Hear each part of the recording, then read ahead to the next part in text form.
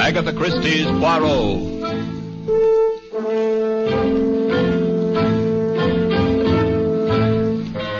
From the thrill-packed pages of Agatha Christie's unforgettable stories of corpses, clues, and crime, Mutual now brings you, complete with bowler hat and magnificent mustache, your favorite detective, Hercule Poirot, in Murder Wears a Mask.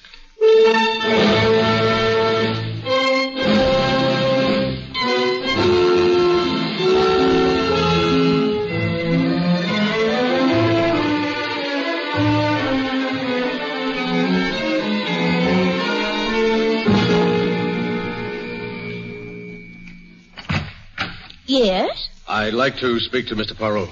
Won't you come in? Your name, please? Richard Fields. Mr. Poirot's busy at the moment. Please sit down. I'll tell him you're here. Thank you. There's some magazines on the table at your left. Mr. Poirot, it's a Mr. Fields. Eh? Well, he can wait. He's a very patient man. He only rang the bell once. Here, Abigail, I want you to taste this sauce now. It's good. Good? Oh, ma foi, Abigail, it is superb. There are only 3 people in the world who know how to prepare this sauce. And you are about to become the 4th. Now, you take 2 tablespoons... Chief, there's someone waiting.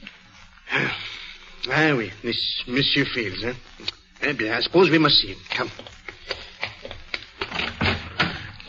Mr. Fields, this is Mr. Poirot. Oh, how do you do? Bonjour, monsieur. Well, it must be an important matter which calls you away from your business at the moment when it is most active. Well, as a matter of fact, I don't recall mentioning my business. But it was not necessary, monsieur. The Journal of Wall Street in your pocket tells me you are a stockbroker. Since it is only now 3 o'clock, it is obvious you left your office shortly before the closing of the exchange. Oh. Now, you would not do this for a minor matter. Oh, you're right. I've come to you on a matter that affects me very deeply. It concerns my daughter's welfare. Uh-huh. You see, Mr. Poirot, she's quite young, not quite 18. And at that, she's rather immature for her age. Yes, monsieur, but let us come to the point, please. I have a sauce cooking, important business waiting for me. Well... Now, what is the young lady's difficulty? She met this ham actor when he went up to her school to address the Dramatic Society. He's still quite distinguished-looking in a dissolute sort of way, and she promptly became infatuated with him. It's partly his reputation, I guess. He's been a matinee idol for 20 years. Well, that seems very normal behavior for a young girl of her age. Yes, but the horrible part of it is that he became equally interested in her. Why, the man's old enough to be her father. Oh, you must have heard of him. His name... Wait, monsieur, please. I should prefer to hear all the facts before you mention any names. I never like to engage in idle gossip. This is no gossip, I assure you. I was up at this man's apartment only an hour ago. He was showing my daughter a necklace he had bought her as a wedding present. Alors, monsieur, he woos her with diamonds. It is not illegal. In this case, Mr. Poirot, it's immoral. She's too young to see through him. Uh-huh. But why do you come to me? I want you to help me break up this affair. Oh, monsieur, The man has led a sordid life. You're an investigator. If you dug around, you could produce proof of some of the things he's done. Proof that even Laura would have to believe. I'm sorry, monsieur. You've come to the wrong person. My talents, such as they are not available for such enterprises. Good day, sir. I can afford to pay you well. Monsieur, no one in the world is rich enough to buy Hercule Poirot. Now, you will excuse me, please. I have important work in the kitchen. All right. I can't force you to do it, but I want you to know that you're leaving me no alternative. Eh? What do you intend to do? Something very simple, Mr. Poirot, and at the same time, very conclusive.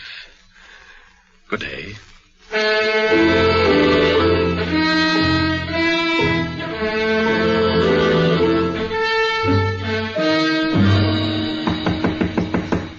Come in. Oh, Hackett, you got here fast. I was worried, Mr. Tremaine. This is the first time you've ever called me back on my day off. I suppose that's a pretty reckless thing to do to a valet these days. No, sir, just startling. Is anything wrong? I'm afraid so. You ever seen this before? Why, yes, sir. It's the jewel case you had out this morning. I gathered it contained a pearl necklace which you bought for Miss Fields. Yes. $10,000 necklace. A wedding present. Yes, sir. Open the box, Hackett. They're very lovely, sir. Are they? Oh, yes, sir. Very lovely. Hackett, you're a liar.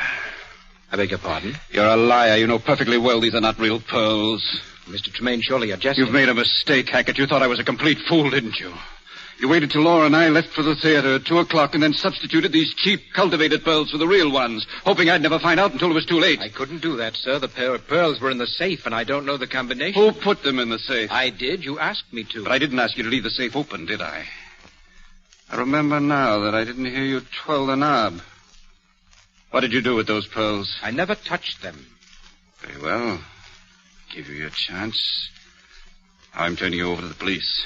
Don't touch that phone, Tremaine. Oh, you cheap, bungling thief posing as a valet.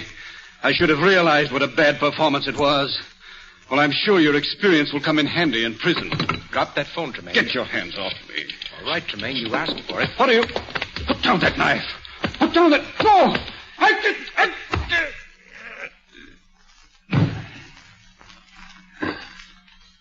Exit. Mr. Tremaine.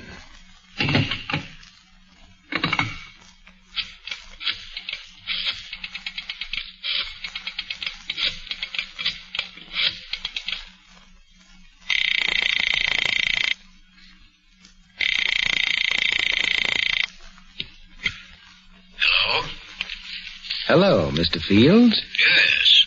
This is Archie Tremaine. Tremaine. Where's Laura? Right here at my place. You filthy swine. I told you this afternoon I wouldn't have her seeing you. Well, I don't see how you can stop her. We're getting married tonight. Married? Yes. We'd like to have your blessing. Why don't you come down? I wouldn't come down. Yes. Yes, maybe I will. Sure. I'll give you my blessing, Tremaine. Wait for me. I'll be down in 20 minutes. Don't worry. I'll be here. And so will the police.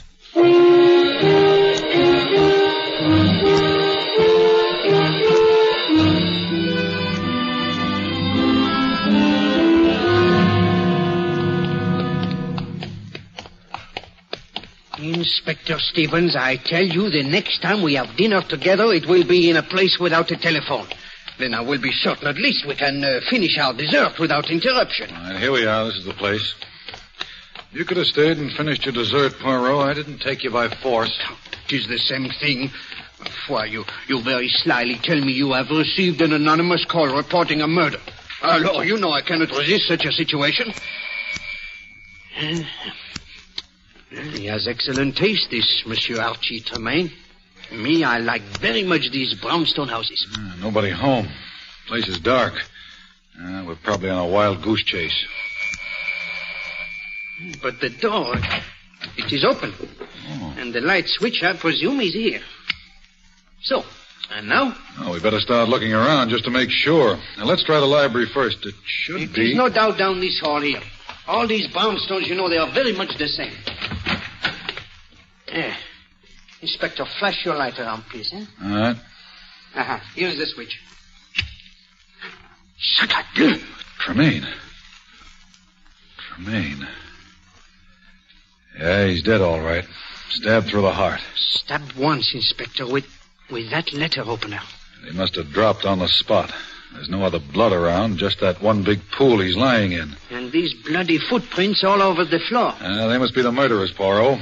He stood over the body to make sure Tremaine was dead and didn't notice that the blood was oozing around his shoes.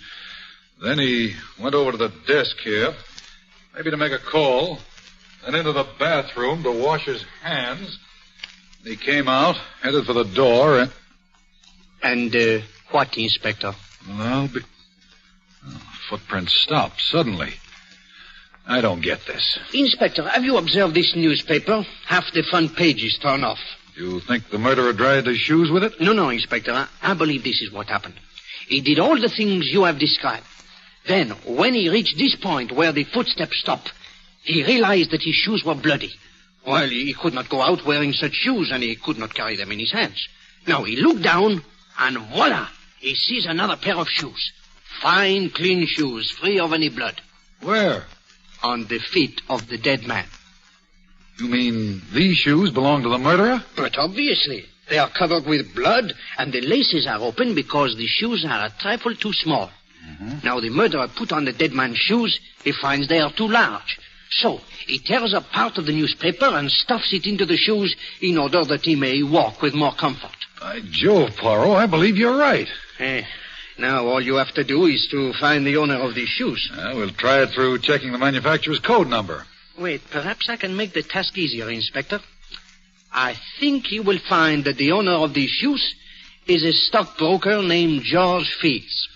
Now, look, Poirot, this is too much. You've been working your little gray cells overtime. How can you... No. I will explain, mon ami. I will explain. You will notice that the heel of the right shoe is worn down considerably more than the left.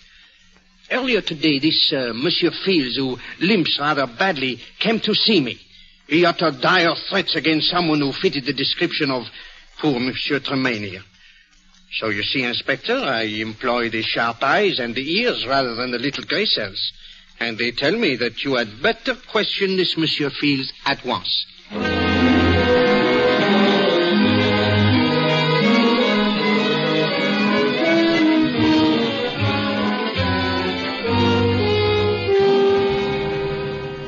Well, Poirot, you were right. We've got Fields here at headquarters under lock and key. He's our man, all right. He was trying to burn Tremaine's shoes when we called on him. You are sure he is the guilty man, eh? Of course. He tried to tell us some cock and bull story about getting a call from Tremaine and finding him dead when he got there. Says he got his shoes all bloody before he saw the body, and then he became panicky and changed them. Just as I thought. But he's the killer, all right. You said yourself he threatened Tremaine. It's an open and shut case. Myself, I always mistrust the open and shut cases. Tell me, what of the anonymous telephone call you received? Well, the way I figure it, Poirot, Fields called us himself, and then he thought maybe he could beat the rap, so he wiped off all his fingerprints, changed shoes with the dead man, and ducked. Oh, a very intelligent reconstruction, Inspector. Very intelligent. Alors, I must return to my office now. If anything new develops... I'll let you know. Good. Bonjour, Inspector.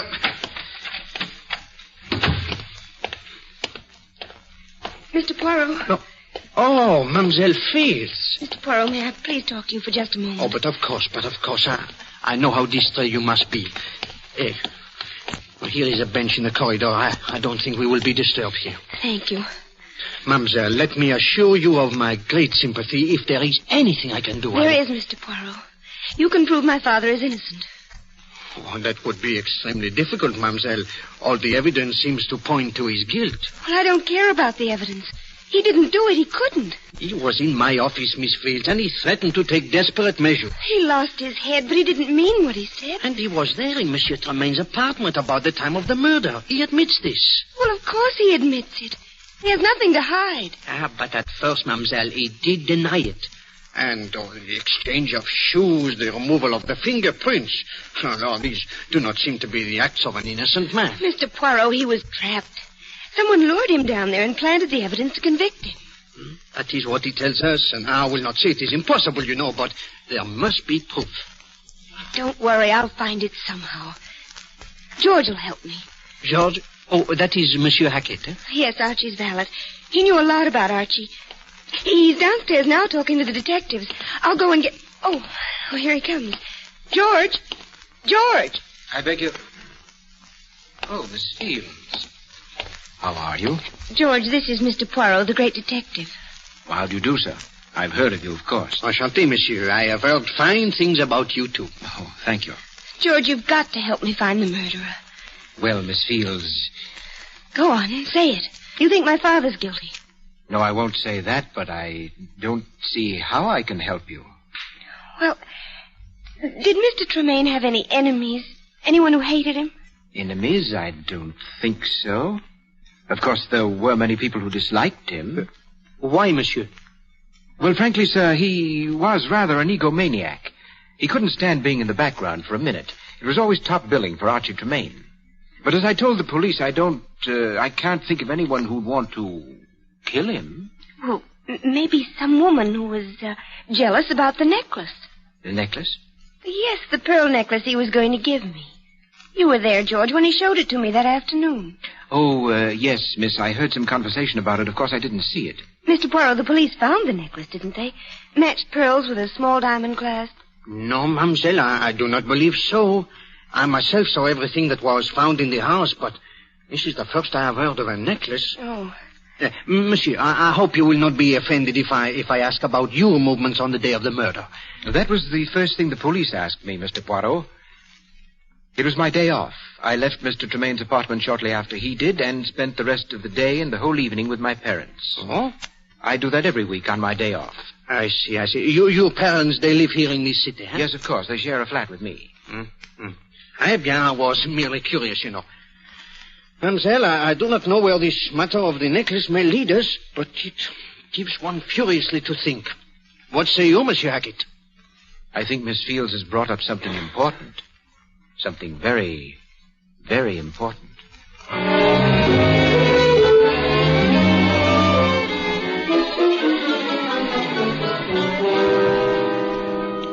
Now listen, you two. You live with me, do you understand? The date was April 5th, Thursday, and I was here all evening. Were you, George? That's interesting. I don't like your tone, Daisy. And I don't like getting the short end of the deal all the time. What? What is this, Peter? Hold up? No, Hackett, I wouldn't say that, but we do all the dirty work as a rule, and you get most of the dough. Well, this time I've done all the dirty work. And you just have to be smart. That little chubby Frenchman or Belgian or whatever he is doesn't look like much, but don't let his accent and that phony-looking mustache fool you. It's going to take great acting to make him believe that you are my parents. And it's going to take a great deal more money to make us try it. We don't want to All right. I'll double your share on this job, but watch yourself. That may be him now. I'll wait in the next room. Just in case. No rough stuff, Hackett. Now, we'll handle it with kid gloves. Yes? Bonjour, madame. My name is Poirot, Hercule Poirot. May I have a few words with you? Well, yes, come in. What is it, Mama? A gentleman, Pa. Man named Peril. Yes, and my secretary, Miss Thatcher. How do you do? Howdy.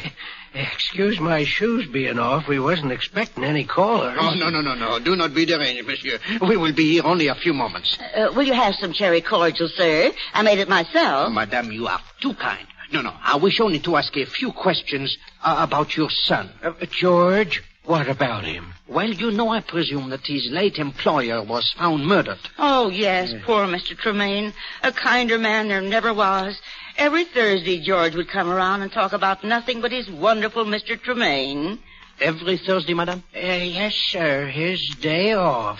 Tell me, on April 5th, the day of the murder, he was here that day too, huh? Why, what do you mean, Mr. Perot? Of course he was here.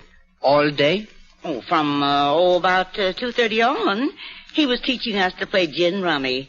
Do you play gin rummy, miss? No, I'm not very good at cards, and I don't drink. Tell me, madame, where is your son now? I believe he's over at Mr. Tremaine's place, straightening things up, you know. I see. Eh bien, you've both been very kind. Oh, must you go so soon? Well, I said it would only be a moment. Come, Abigail. Well, I'm sorry George wasn't home. We'll tell him you were here. Merci bien, madame. Lovely old couple, aren't they? I don't see how their son could do anything wrong. I do not see how he can be their son. What? Did you not observe, Abby, that the kindly old gentleman and his wife, they both have fair hair and blue eyes? Yes. But Monsieur Hackett, his eyes are dark brown. It is impossible, Abigail, for two blonde, blue-eyed parents to have anything but blue-eyed children.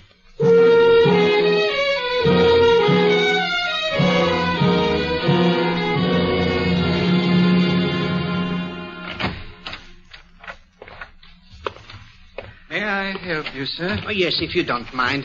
I am interested in a necklace which you recently sold to a Mr. Archie Tremaine. Really?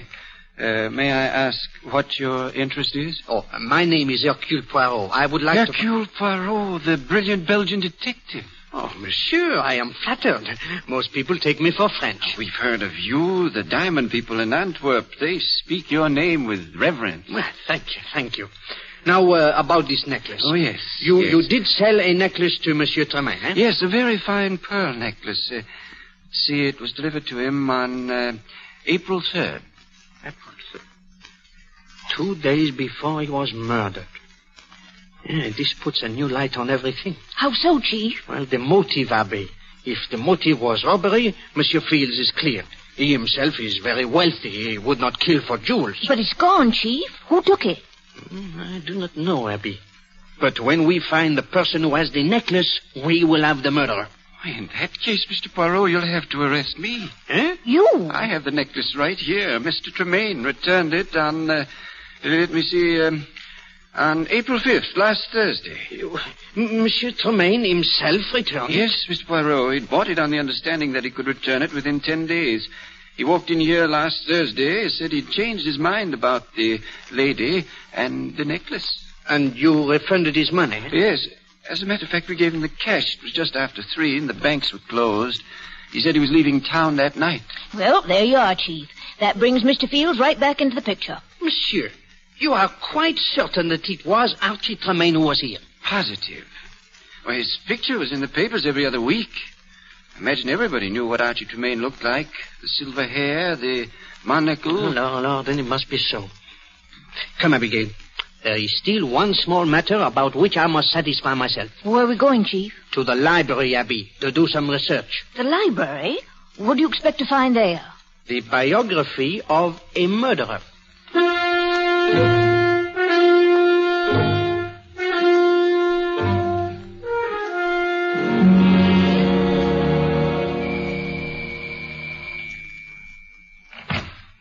Why, Miss Fields, this is a surprise. Hackett, I had to come here to Mr. Tremaine's house. I had to come and see for myself. Is there anything... I'm terribly sorry, miss. I've gone through all of Mr. Tremaine's belongings, and there's not the slightest clue, not the slightest suggestion that anyone else could have killed him. Oh, it's horrible. Horrible. They've indicted him, Hackett. They're going to try my father for murder. Yes, I know. They were about to let him go because of that missing necklace. And then they found out that it had been returned. I can't understand it. I can't believe that Archie returned it. We were going to be married. It was all agreed. Well, miss, your father was so set against it that perhaps... Oh, no, that would have made Archie more stubborn. If I could... Wait. I've just thought of something. What time was that necklace returned? A little after 3, according to the jeweler. At least that's what the papers say. A little after 3? Yes, miss. But that's impossible. Oh, why didn't I think of it sooner? It's impossible, Hackett, because Archie was with me at the theater from 2:30 until 5. He couldn't have been at the jeweler's. You must be mistaken, miss. Oh, no, I'm not. The necklace was returned. Well, then someone else returned it. Someone else returned it and got the money for it. But no one had access to it except Mr. Tremaine. Oh, no one but Mr. Tremaine and you. Me? You, Hackett. You had access to the necklace, and you knew my father had threatened Archie. You're the murderer. Sit very quietly, Miss Fields. I don't want to shoot you unless I have to. You killed him. You stole the pearls, and you framed my father. I'm going to call the police. No, you don't. Tremaine tried that. Now he's dead. No, that won't do either. The door is locked. I locked it as you came in. Get away from me. Get away! I'm sorry, my dear. Now I'll just gag you so that you're not tempted to scream again. There we are. Now...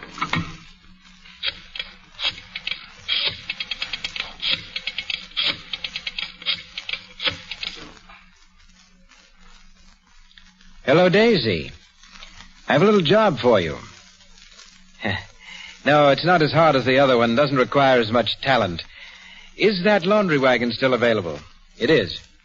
If I have Pete drive it down here to Tremaine's place, I'll have a bundle ready for him.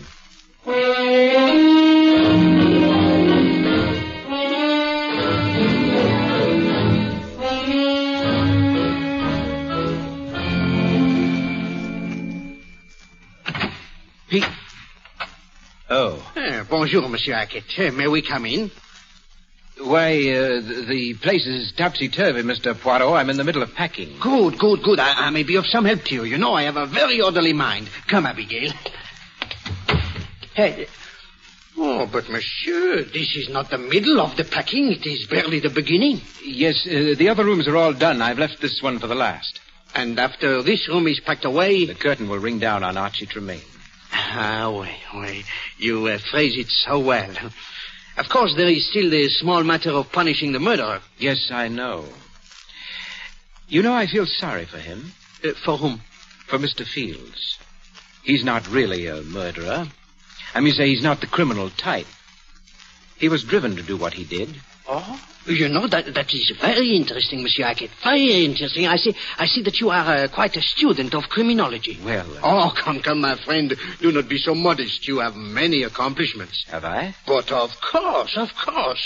For example, I would suggest that you have at one time been an actor. What? Oh, do not leap so, monsieur. Look, you frightened my secretary. She has dropped your glove. Oh, yes, my glove. Well, you startled me, Mr. Poirot. I didn't think that anybody would remember me. I gave up the theater some years ago. Au contraire, monsieur. I do not remember you. I never saw you. But you still use the expressions of the theater. Did you not say, Monsieur Tremaine always wants top billing? You see? Tell me, what was your thought on the stage? Impersonations, n'est-ce pas? I did some impersonations. Why? No, I was merely wondering if your experience as an actor could have something to do with this case. I'm afraid I don't understand. Well, by a strange coincidence, monsieur, this case involves a very clever impersonation. Really? Oh, that's the back door. You're expecting a delivery, eh? No, it must be the laundry wagon. I'm sending out all the soiled stuff. Wait, Monsieur Hackett. I will go with you. You will... What? I will go with you. I have a tremendous interest in this laundry. Why, there's no need for you to go. The bundle is already at the back door. Nevertheless, I should like to see it. You know, I have developed an overwhelming curiosity about the laundry ever since I picked up this glove from the floor. Glove? Oui. One solitary, unaccounted-for lady's glove. It was careless of you, Monsieur Hackett, to leave it lying about. You were much more methodical when you did away with Archie Tremaine. What? You don't know what you're talking about. I assure you, my friend, I know precisely what I'm talking about. You are a thief, Monsieur Hackett. You have been one since you gave up the acting 5 years ago. Ah, yes, monsieur. I looked it up. You have plied your trade by posing as a valet or butler and stealing from your employer when the opportunity presented itself. In this case, the opportunity came on the day you saw the necklace Monsieur Tremaine had bought for Miss Fields. You stole the necklace and went to the jeweler's impersonating Tremaine and received the cash for it. Why, you're mad. Unfortunately, Monsieur Tremaine found you out the very same day. He threatened to call the police. So you killed him. And then a delicious thought occurred to you, monsieur. The thought of implicating an innocent man. So you called the police to tell them of a murder. That was a mistake, monsieur. That was when I started to believe... All right, Poirot. You're clever, but you talk too much. I guess Pete will have 2 more bundles to take with him. Okay, Pete. Pick him up, Hackett. But I thought... Where's Pete? Don't worry. We've got him nice and safe in a patrol wagon. Right where you'll be in just a minute. You see, monsieur? Your goose is boiled.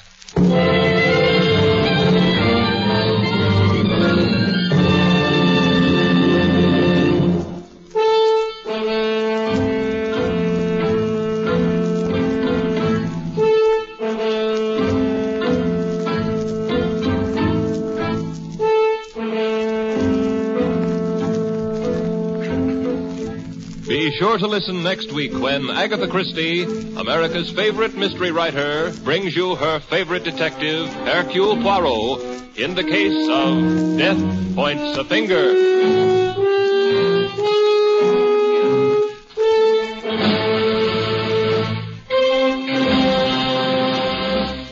Agatha Christie's Poirot is directed by Carl Eastman. This is the Mutual Broadcasting System.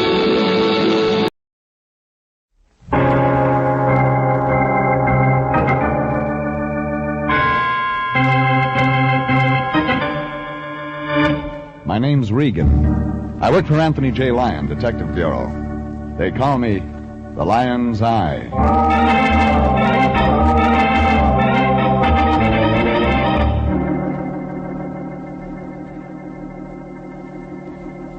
Sunday at 8:30, and CBS brings you Jeff Regan, Investigator, starring Frank Graham as Regan, with Frank Nelson as Anthony J. Lyon.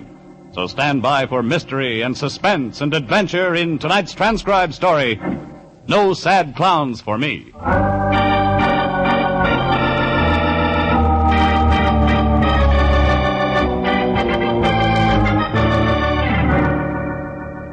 There was a tall clown and a short clown juggling this one, plus a sleek but overaged destroyer named Ruth that wore tights and trained tigers. All parts of a big circus playing a small town of 649 people. And somewhere along the midway, a joker wanted to cut me down to size. 6-foot box size. I wasn't thinking about the circus when I went to the detective bureau Wednesday morning, but my boss was. The lion was up to his knuckles in... Green, my boy. I've just about decided to have our whole office done over in green. Why the sea of $1 bills? A client, my boy, with payment in advance. Those bills look like they've been papered in a rat's nest. They're all in pieces, my boy, but they're good. You'd know. Of course. Notice when I hold this one against this 300-watt light, the paper's made with silk threads. Fitting the torn bills together, they come to $67, Jeffrey. And the client is... See this canvas bag? Bottle top? It's full of nickels, dimes, and quarters, Jeffrey. With the $1 bills, it makes a very nice retainer of $75. For which we do what? Nothing. Now, wait a minute, Fatso. You mean a client walked in here, laid down $75 to hire us to do nothing? Exactly. Duck, there's a curve on this pitch. No, my boy. The whole thing's perfectly legitimate. Our client walked in about an hour ago. Description? Well, he was a tall man, eccentric. Go on. 45 or 50 years old, long, pale, stringy, yellowish hair, like an actor, and oddly dressed. This keeps getting better. Well, he had on a single-breasted pinstripe suit and tennis sneakers, a rope for a belt. Does he fly? What? No. Anyway, Jeffrey, he put the money down. He saw I was worried about the small denominations, and then he said, "It's not brass." Just like that. It's not brass. Circus expression, my boy. Then he leaned right over this desk and said slowly, showing his big teeth, Jeffrey, "When a little old man named Crackley comes in, don't take his case." And you went for that? Of course. We do nothing, no trouble at all. Lion, it could be we're in trouble. Give me our client's name and address and the retainer. I'll take it back. Well, unfortunately... Don't tell me. You didn't get the name and address. Well, you see, my boy, he was in a great hurry. You gave him a receipt for the 75? Oh, of course. Everything very businesslike. That ties us into the case, but good. Now, no matter what happens, we're mixed up in it. You're borrowing trouble. We bought it. Oh, relax, my boy. We gotta get that receipt. Forget it. Just be grateful. Okay, Lion. But if Crackley shows up, be careful. I turned and started for the door. Our new client was a crank. We'd have to be more than careful. But I couldn't dump the trouble into the lion's lap. I slammed the door on my way out. The noise made a little old guy jump. He was standing in the hall just outside our door. It wasn't hard to figure who he was. Crackley? You know my name? Oh, I do now. You're on your way into the Lion Detective Bureau. Yes. I'm Regan. The Lion's Eye? That's what they call me. You're the man I came here to see. You were highly recommended. I'd like to talk to you, Crackley. I know a place they'll let us sit down for 50 cents. I could use a drink. I thought maybe. We went to Dugan's bar. Crackley was a little guy, but smart, almost sharp. He had an outdoor face, tanned with deep wrinkles like closed eyes in his forehead. Like he had a lot on his mind, and he wanted to talk. I'm the owner of a circus, Mr. Regan. Oh, congratulations. Well, you don't understand. I don't know if you can imagine the responsibilities of a circus owner. To his employees, I mean. They're all specialists. And if we were to close up and go out of business, well, there'd be no place for them to go. Except another circus. Oh, circus business has fallen off since the war years, Mr. Regan. I hadn't heard. Business is terrible. Oh, sure. Another drink, gentlemen? No, thanks. No, I don't. Now, why did you come to the Lion Detective Bureau? I want you to find a man named Bliss. Why? Well, Bliss has been investing in my circus. Putting money into a losing proposition? Oh, it's not unusual. People that love the circus, especially wealthy people, enjoy putting their money into things that give them pleasure. Bliss is missing? Oh, yeah, for the last 3 weeks. And the money has stopped coming into the circus? Well, yes, Mr. Regan. When did you last see Bliss? The fact is, I've never seen Bliss. But he puts money into your circus? Through his lawyer. Right now we're playing Bliss's hometown. I'd hope to meet him in person. Yeah. What would you say, Mr. Crackley, if I told you a strange man came into our bureau this morning and paid us not to take your case? Someone's following me? Well, I don't know, but... Yeah. Yeah, Mr. Crackley, someone's following you. Mr. Regan, what are you looking at? You mean, what is it looking at us? Look, where? Stay put, I'll be right back. I ran to the window. The face that had been peering in at us whipped out of sight. A couple of winos in Dugan's door cost me 2 or 3 seconds getting out, and that was enough. When I got to the street, it was empty. The man with the long, stringy, yellowish hair who'd been watching us was gone. I went back into the bar. That's when I got a second surprise. Crackley was gone, too. A quick call to Billboard gave me what I needed. The Crackley Great Combined Circus was playing a town of 650 people. A place called Crossroads in the foothills, about a 2-hour drive from L.A. The crank with the yellow hair on the rope belt was somehow tied up with that Crackley circus. Yellow Hair had the Lion's signed receipt. I had to get it back. So I got into my car and headed for Crossroads. When I got there, funny thing, the town was deserted. But the circus midway was jammed. It looked like Crossroads' whole 649 population was at that circus. Hot dogs, hot puppies, they're delicious, they're nutritious. Step up and get one. How much? Eh? A hot dog, how much? Oh, yeah, hot dog. Hey, you mean you're going to buy one? Why not? Nobody buys nothing in this cheap burg. Business looks pretty good to me. Everybody in town here at the circus. Don't cost them nothing. Oh, no? Old Crackley's putting on a show for nothing. Making it look good for Bliss, his silent partner. The show's papered then. Annie Oakley's for free, huh? Say, you Bliss? And if I am? I ain't said nothing. Yeah. How much for the hot dog? 2 bits. I paid for the hot dog, walked along the midway asking questions wherever I could get an answer. It's like the dog peddler had said. Crackley had papered the house, bought tickets for everyone in town to guarantee business. We weren't supposed to take the case, but the situation was interesting, and I got to wondering about Bliss, how he fitted in. But then I remembered I was here to get our receipt back, so I bypassed the midway, walked around to the performers' tents. No gaudy signs here, no freak shows, palmists or ballet. And I found a woman, or rather, she found me. Regan? Nice to be known. This is my tent, Mr. Regan. Please come in. She was tall, slim. You could spend time watching her. Young, but not too young. Her hair was long and black, almost to the roots. Her face was firm, beautiful, but her eyes had already been there and back. Then we were in her tent, nobody around except the tigers just outside. And she got nearer, and I could see more. Regan. Nice tent. I got a message. Uh-huh. Go home.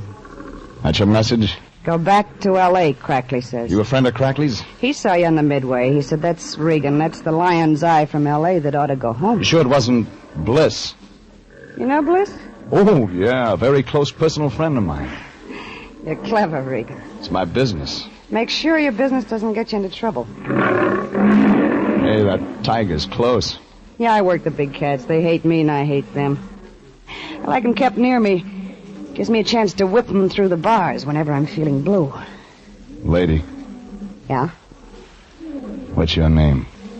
I got a surprise for you, Mr. Regan. I've had lots today. My name's Crackley. You're married to old Crackley, the circus owner? I married his son, Mr. Regan. His son? Yeah, George Crackley. The little runt that's standing in back of you. I turned. George was there, all right. And he was little, maybe 4 feet 10 inches tall, wearing a clown suit. His face was in queer makeup, chalk white, bruised blue. He was supposed to look like a sad clown. And he was. What are you doing around here? Looking for a man. She look like a man? No. You're after my wife, too. You were standing real close. Guys fall in love with me, Regan. My husband's a poor sport about it. Oh, make sure you don't wake up dead, mister. Make sure you don't get dropped on. I'll be real careful. George, if you don't get out of here, Ruth, don't you think it's time you were getting into your costume? The walk-around will begin in 4 or 5 minutes. A tall clown filled the opening to the tent. When he spoke, Ruth began fumbling with the costume. Little George looked like he was going to cry, then walked out of the tent without a word. Ruth followed him.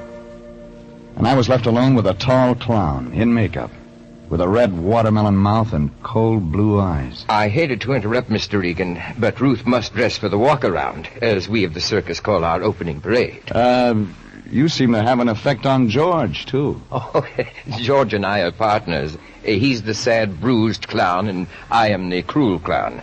I frightened him, mauled him, beat and bruised him with various objects. It amuses people. Naturally. We're all sadists at heart. Maybe you can help me. I'll try. I'm looking for a tall, eccentric man. Wears tennis shoes, rope for a belt. Has long, stringy, yellowish hair, you know him? I said, do you know him? Of course. That would be Mr. Bliss. Where can I find him? As a matter of fact, Mr. Regan, I have a message from Mr. Bliss. He wants to see you. Oh? And who will I say sent me? Just the cruel clown. He'll know who you mean. Where do I meet Bliss? At his home. I'll tell you how to get there. He did. I got into my car and started the drive to his shack. I'd meet him on his own terms at his place.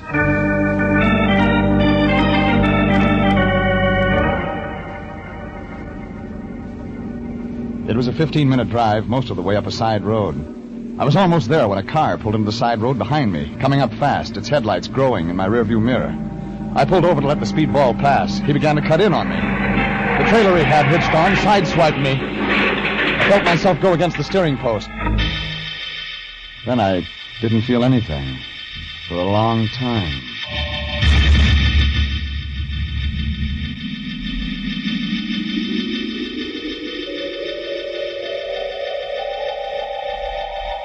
I'd been thrown clear of my car.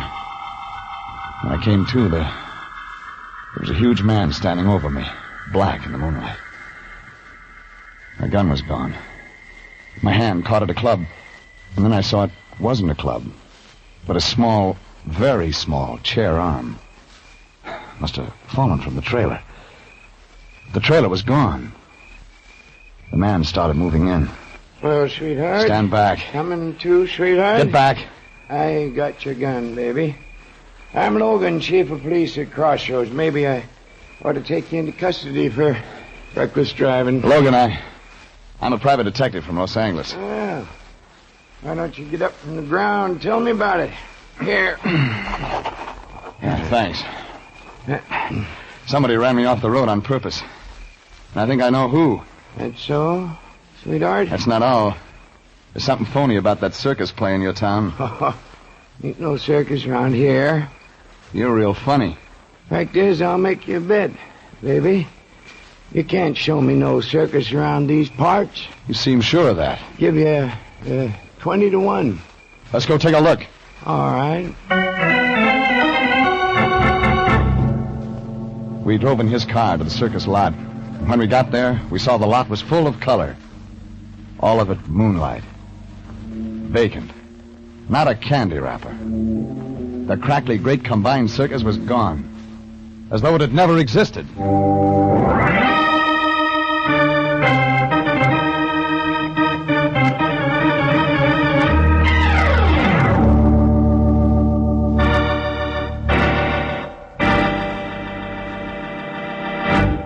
This is CBS, and you are listening to No Sad Clowns for Me, tonight's adventure with Jeff Regan, investigator.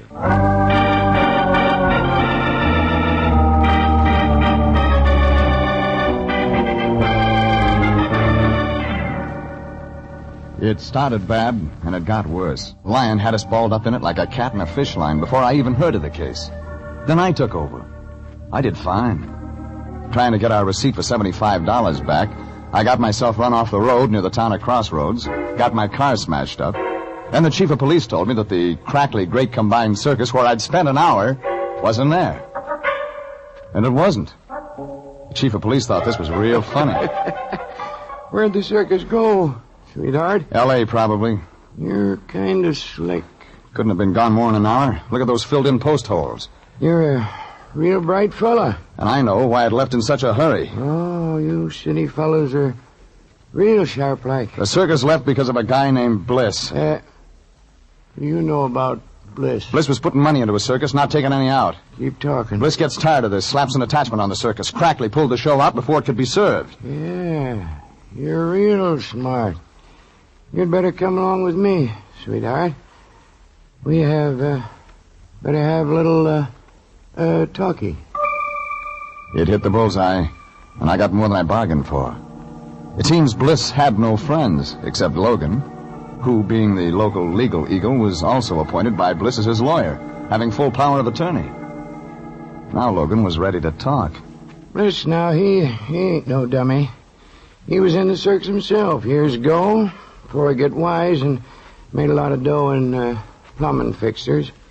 Ain't no money in show business, sweetheart. They tell me. Now, Bliss, he ain't old, but he's kind of funny. All of a sudden, he wants to... invest in a circus. His old love. But he also wants to make some money out of it. Oh, Bliss, he likes money. He married this circus gal years ago. Left her because she was draining away his salary. How much money did Bliss put into the Crackley circus? Well, baby, Bliss bought in deep enough to own, 49% of the show. Bliss isn't getting any money out of his investment, so he slaps an attachment on the show. Crackley gets wind of it, pulls the show out. You were right up to there, sweetheart. Talk, Logan. I got a note from Bliss just this afternoon. Told me to lift the attachment order. It was a real happy note. Where's Bliss now? Honest, baby, I don't know. He's queer. He's just gone. Bliss skipped out on his wife. That can't be his real name. No, I can't tell you much. Promised Bliss I wouldn't, but his name used to be Elmer C. Bickle. You got a phone, Logan? Here you are, baby. But get the charges. I was getting an idea. Another reason for the show's moving. One thing was sure. Bliss was in it up to his ears. It was 2 a.m. now, and I got the Lion at home.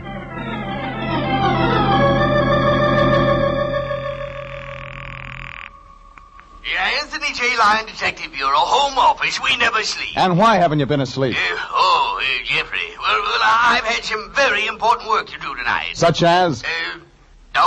Pasting those dollar bills together, if you must know. You're graduating from kindergarten right now, Fatso. Get your car out. At this hour? I'm in Crossroads, California, slaving for the agency, and you can help. What can I do? Get all the stuff you can on a guy named Elmer C. Bickle. Bickle? Bickle. Joined the circus years ago, married somebody, left his wife. Check variety. That'll take all night, Jeffrey. You've got 1 hour. Oh, another thing, Fatso. Check the theatrical hotels, places where show people, circus people put up. Here's what we need. A line on anybody connected with the Crackley Great Combined... I can give you that, sweetheart. What? You what? I know where they probably hold in. Lion, forget that last. But check Bickle. I hung up, and Logan said he'd heard the performers in Crackley Circus usually stayed at the Fossman Hotel in Los Angeles. So I called the Fossman Hotel. Oh, hello. The desk clerk sounded wide awake.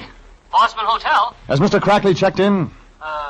Who's asking? Regan, private investigator. Well, we certainly could have used a private investigator this morning. Why? Heavens, the circus came in without telling us. Everybody's so upset. You better make sure they pay in advance. Oh, well, Mr. Crackley paid everything in advance. He has a finest suite of rooms. Huh? But there's such confusion. I just don't know what to do. You wouldn't. Now, about Crackley. Oh, I'll ring. But he's probably asleep anyway.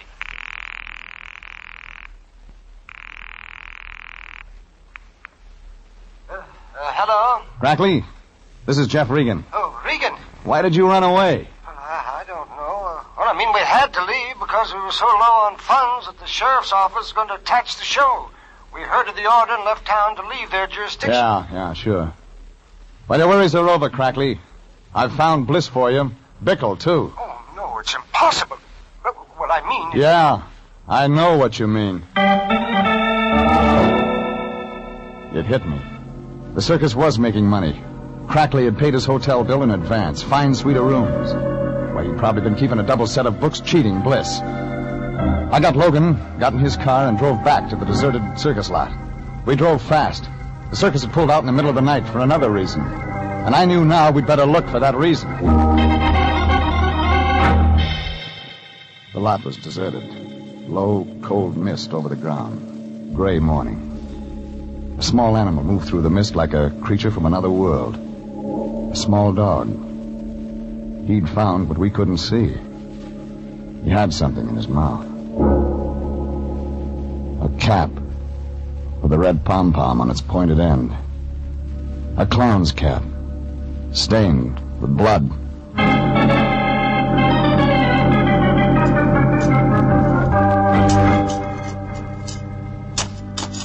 Logan had men digging within minutes. One of the filled post holes seemed larger than the rest. This was it. We found him, Mr. Regan. Yeah. Let me see his face. Yeah. Kind of muddy. Still in makeup. Tall, cruel clown. You know him? Yeah. You too. Pull the skull cap off. Poor Mr. Bickle, alias Bliss. Long, stringy, yellowish hair like an actor. Only he isn't playing at being dead. Come on, Logan. Keys to your car. I've got an appointment at the Fossman Hotel.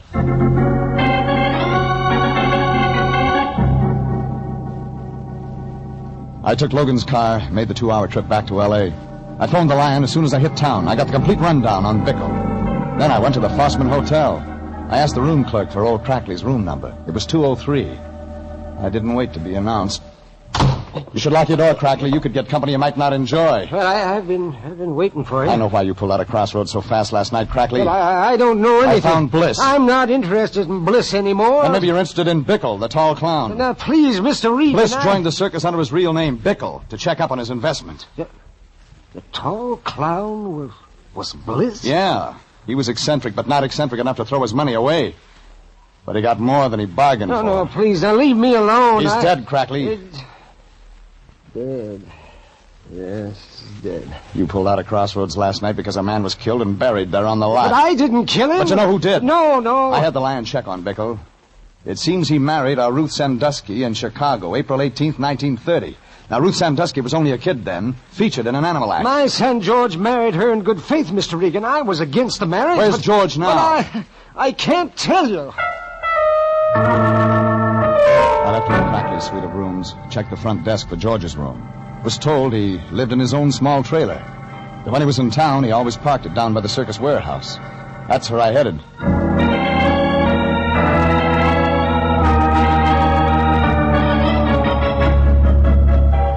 The circus warehouse was down by the tracks. It was a raw wood building that had fallen in on its bones. Most of the circus trucks had unloaded. Things were pretty quiet. I got out of the car, walked around. The rear of the warehouse was parked a small trailer, beat up. The one that had forced me off the highway near Crossroads. Inside, I found Ruth. Ruth Sandusky. Regan. Married Elmer C. Bickle in Chicago, April 18th, 1930. You're a real bright eye. You kind of like being married, don't you, Ruth? So much you get married twice. Girl needs a man. With money. Bickle ran away from me the week we played Chillicothe. The only way I knew he was alive, he used to put crazy ads in the trades every Christmas. You'll be sitting pretty when old man Crackley dies and George inherits the circus. Oh, I try not to think of such things. Bickle joined the circus 3 weeks ago. He recognized you, wanted you again, moved in on George. The thing is, you were still married to Bickle. You'd kind of overlooked getting a divorce, which meant you weren't legally married to George, meaning you had no future claim on the circus. You won't tell George. I'll make it worth your while, Mr. Regan. Trouble is, lady, George saw Bickle, the new clown, moving in on him. And easily, too. You were afraid to hold Bickle off, afraid he might yell bigamy. Real cozy for you, Ruth. Both husbands, clowns in the same act. You better stop talking, Mr. Regan. George had to move out of your tent, sleep in his trailer. He was crazy jealous. That's why he tried to finish me by driving me off the road. He thought I was moving in, too. Stop it while you still got the chance. Bickle said, come back to me or I yelled bigamy, and you killed him. Stop it! Only one thing, lady. You didn't know that Bickle and Bliss were the same man. Bliss? Yeah, the angel. The guy that was pouring all that money into the circus. Bickle was Bliss. I'm still married to him, legally. That's almost right. Yeah. Yes, it was bigamy. What do I want with George now? As the wife of Bliss or whatever he called himself now, I'll inherit all his dough. You killed Bliss. What? Crackly thinks his son did it. George will go to the gas chamber for me. I'm a bigamist, Mr. Regan, so give me 2 years. No, Ruth, no. No, you won't get rid of me that easy. George. I heard what you were Little doing. George, the sad, bruised clown, stood in the doorway of a small trailer. It was like he didn't see me, only Ruth, his almost wife. But he'd heard I thought you plenty. killed him because he was molesting you. Shut up, George. I thought you killed him because you loved me. You stay away from me, George. Ruth ran out of the trailer, followed by George. He slammed the door to hold me back. I got the door open just in time to see little George slip into the circus warehouse. I ran after them, fast. Inside the warehouse, it was dim. There was the sharp smell of circus animals. Little George was flexing his muscles for the first time in his life. I won't let him get you. I'll take you from the gas chamber. A superhuman strength had come into him. He had Ruth by the hair and was forcing her into an animal cage. The tiger was crouched in the corner of the cage, ready to jump. I grabbed both George and Ruth by the hair and pulled them back. I kicked the cage shut.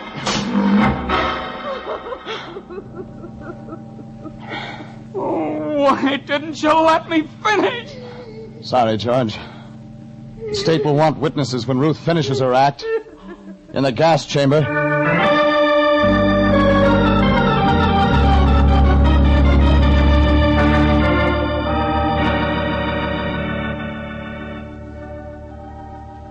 That wound it up. I called Sanducci of homicide. When they came to take Ruth away, I saw little George, the fall guy, standing near his trailer, all alone. 2 hours later, I checked in with the Lion at the office. We're in the money. We're in the money. Still at the paste pot, Lion? Oh, yes, my boy. I've just finished pasting the last bill together. The silk threads match perfectly. Nice, neat job. Oh, Jeffrey, you just don't know how hard I work for our future. Uh-huh. Bank should take these all right. Now, I slaved all night, my boy. The only thing, money doesn't belong to us. Yeah, I think I'll just press the bill so the bank will be sure to... What? Money isn't ours. But, Hey, what do you mean? I got a call from Logan. Says he found your receipt in the Bliss shack. I had to tell him we got the $75 to keep us from taking the case. Oh. So the Bliss estate demands its money back. It's all your fault, Jeffrey. Yeah, I guess maybe. If you hadn't opened Well, your... I guess I'll just have to keep this 100. Yeah. What's that you have? $100 bill. Got 2 more, just like it. Jeffrey. But who... Old Crackley gave it to me. Yeah. He thought his son George had killed Bickle. When we proved it was Ruth, he gave him. Oh, how could I have ever doubted you, Jeffrey? Another thing, Lion. Yes? Meant to tell you, those bills you pasted together? Oh, I worked so hard over them. Well, the bank would have fitted the bills together for you. Yes. Oh, no!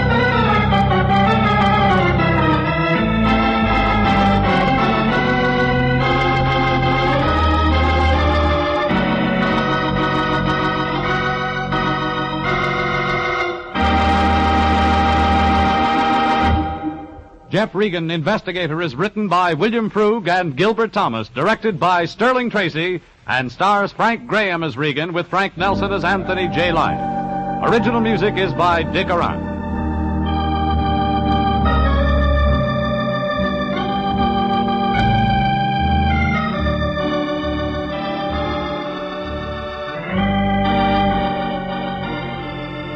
Jeff Regan, Investigator, is transcribed each week at the same time over CBS. Bob Stevenson speaking, and inviting you to be with us again next Sunday at 8:30 for more suspense and mystery and adventure with Jeff Regan, Investigator.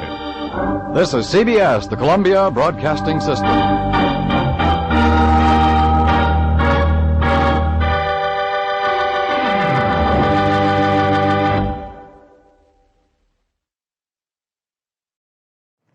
p.m. Eastern Wartime. Your dial is set at 660, WEAF, New York.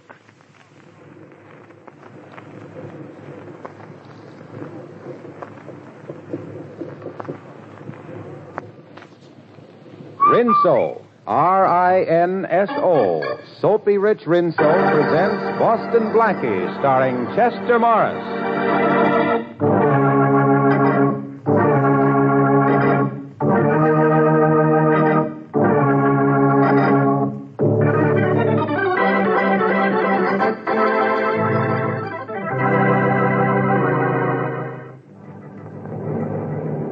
Municipal Tower to Transcontinental Flight 17. Municipal Tower to Transcontinental Flight 17. Over. That's us, Tom. Check it. Check. Transcontinental Flight 17 to Municipal Tower. Flight 17 to Municipal Power. Over. Police instructions. Check and see if you have male passenger occupying seat 24. Passenger occupying seat 24, wanted by police. Over. I'm just checking my list, Joe. Yep, we got a man in 24. I'll tell him. Municipal Tower. We have a man in seat 24. The name he's traveling under is John J. Jones. John J. Jones. Maybe that's his right name, but the police want him. They know him as Boston Blackie.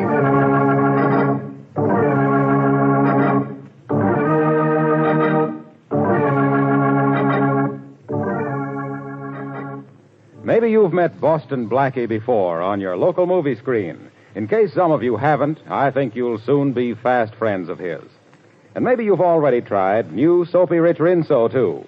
In which case, you don't need me to tell you how good it is. But if you aren't using Rinso now, I can't think of a better time for you to start.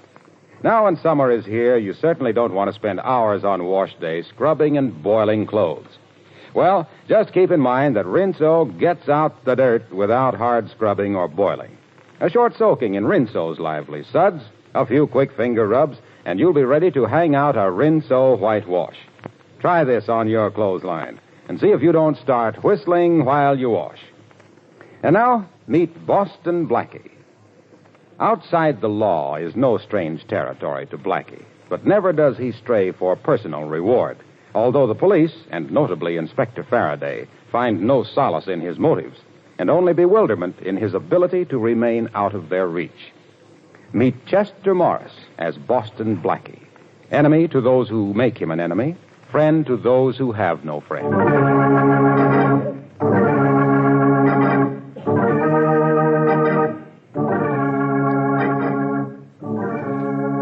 You Chicago police have been very cooperative. Thanks a million. Glad to help you, Inspector Faraday. When we send a man to New York, you can return the favor. Glad to. Anytime, Captain. There's the plane now, Inspector. See it? Blackie has got to be on it. We know he was on the plane when it left Detroit, and it hasn't made any stops. Well, Blackie's liable to get out of anything, anytime. I remember once I had him in 2 sets of handcuffs. And the next minute... No handcuffs. No Blackie. Chances are I couldn't have made the charge stick anyhow. Never have been able to tie anything on him in 6 years. You'll be able to arrest him now, won't you, Inspector? You're sure Blackie's the man, are you, Miss Moray? Oh, of course I'm sure. I was with my grandfather when he was robbed and the money stolen. The thief wore no mask, and I recognized him from the picture of Boston Blackie that was in the paper last year. Oh, I'm sure it was Blackie. Mm-hmm. Why do you keep asking me if I'm sure? I just wanted to be certain, that's all. I've been waiting to get a witness to make a positive identification for a long time. Oh, here comes the plane now. Do you think he'll have the money with him? I can't wait until I get my hands on it. There's lots of money in this world, Miss Moray. What I can't wait to get my hands on is Boston Blackie.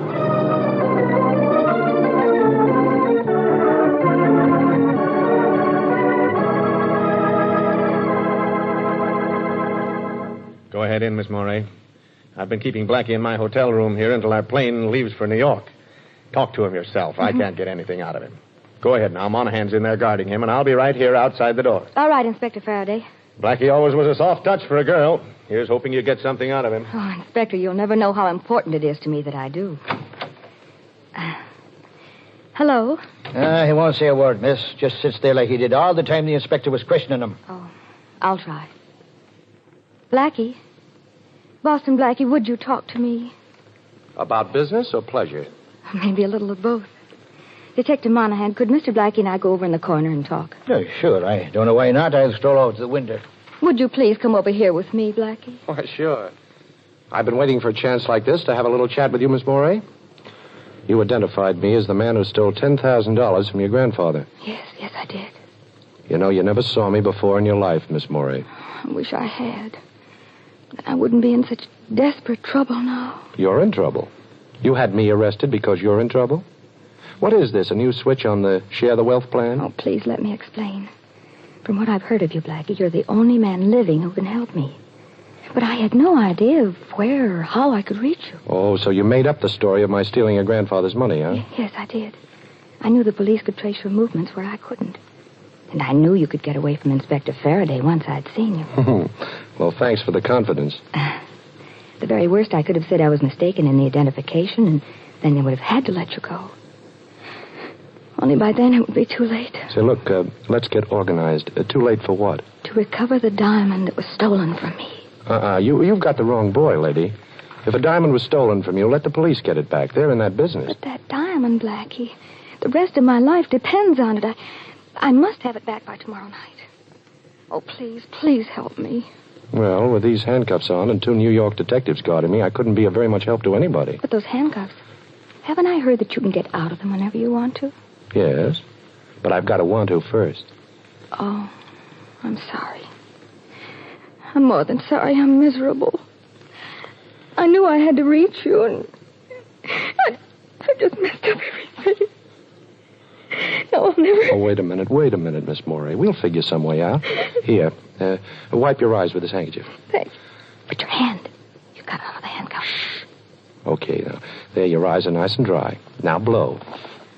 You feel better now? Yes, I do. All right, then. Let me have your bad time story. I don't know how I can laugh. Oh, it's easy. You just open your mouth and close your eyes and think of Inspector Faraday. Never fails. Come on, Miss Morey. Tell me the whole story before Faraday gets restless. Well, I'm engaged to George Atwater. Yes? We're to be married soon, and yesterday he brought me something to look at. The Jonathan diamond. The Jonathan, huh? Oh, that's worth a fortune. Well, George's father has millions. Hey, Miss Beret, you all right over there? Oh, yes, officer, thank you. I won't be a minute now. Blackie, the diamond belonged to George's father. George brought it over to show me, and then he had a little too much to drink, and I thought it safer if he left it with me. He agreed. And sometime during the night, it must have been stolen from my apartment. I get it. If you don't produce the diamond, there'll be a mess. The police don't know anything about the diamond? No. That's why I made up the story about my grandfather and the stolen money. Well, when do you have to produce the Jonathan, Miss Morey? Tomorrow night. George gets back from a trip then. He'll want it, and... Oh, Blackie. Tomorrow night? Well, it doesn't give me much time to work, but I'll try. Call the detective over here. All right, but why? Don't ask questions. Just get him over. All right.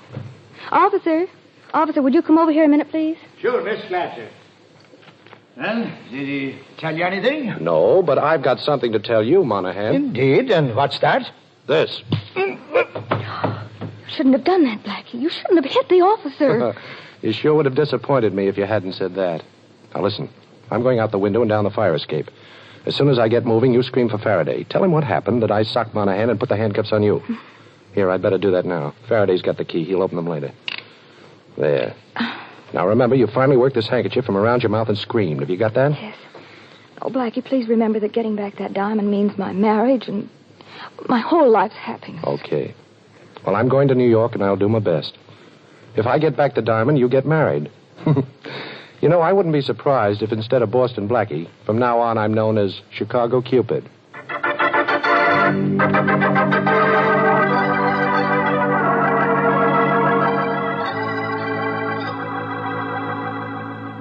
Shorty, listen. When a piece of ice like the Jonathan diamond is lifted, somebody's got to know something about it. Look, Blackie, I've been out all night on it. Nobody knows nothing. All I could pick up was that a fella named Atwater owns it. None of the boys would touch it. That is, except Duke Walton. I'm telling you, it's as hot as a pistol, but Duke's been bragging that he'll grab it one of these days. Yeah? Well, where can I find him? Well, I checked that, too. He's out of town. That's definite. Yeah, he's been gone a week. Now, look, boss, why don't you lay off? Shorty, I promised to get that diamond back. I chartered a plane out of Chicago last night after breaking out of that hotel room. Young Atwater isn't due back in town till tonight, so I still have a little time. I'm going to waste some of it on a visit to the Atwater house. Ain't you a little out of your class up there, Blackie? You know they got an awful lot of dough, those Atwaters. You know something, Shorty? After the way that Morey girl smiled at me in Chicago, I kind of feel like $1 million myself.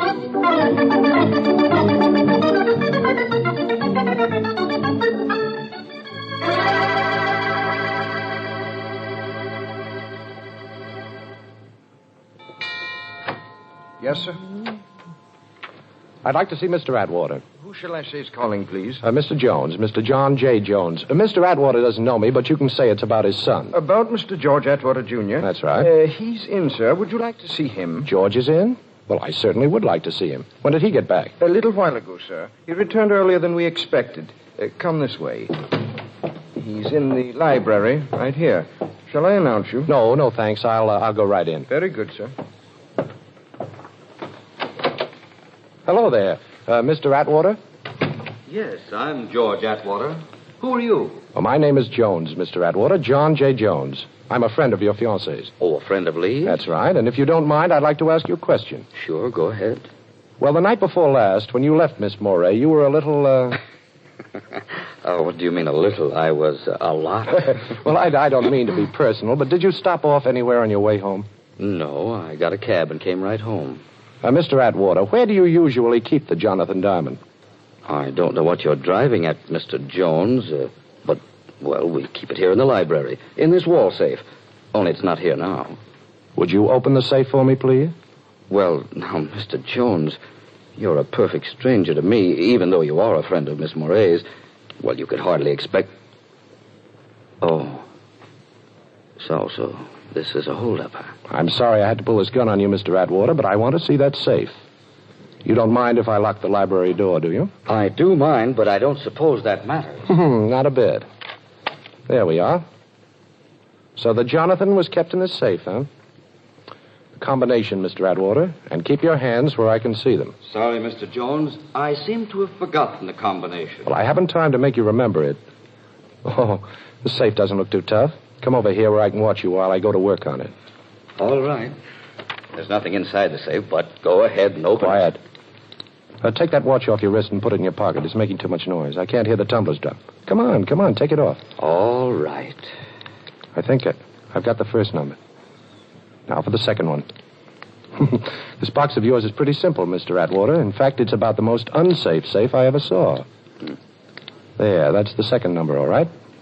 Do you want to be a good boy and tell me the last number? No? Okay, be a bad boy and watch me find it out for myself. There. Now, that ought to do it. I'll try the handle now. Well, made it. My compliments. Save them. Let's take a look in this jewelry box. Oh, so the Jonathan Diamond wasn't in the safe, huh? Well, what's this, then? That's the Jonathan, all right. I meant to leave it at Miss Moray's apartment, but I changed my mind. Open this door! Open it up! Open the door, Mr. Atwater! We're the police. Open up! Faraday, he must have had Shorty watched and trail me here. You don't mind if I close this safe door, do you, Mr. Jones? I want you to be caught with that diamond still in your hand. Well, this seems to be my day for unexpected visitors. Now, keep away from that door, Atwater. You don't scare me. I'm going to open it. I'm coming. I'm going. You'll have to hurry. He's going through the window. Quick. He's got the Jonathan Diamond. He must still be in the garden. I've got 2 men out there. Maybe I can spot him from here. Come on, Monahan. Blackie! Stop! Shoot, we've got him. And he's got the Jonathan Diamond. At last. Boston Blackie caught red-handed.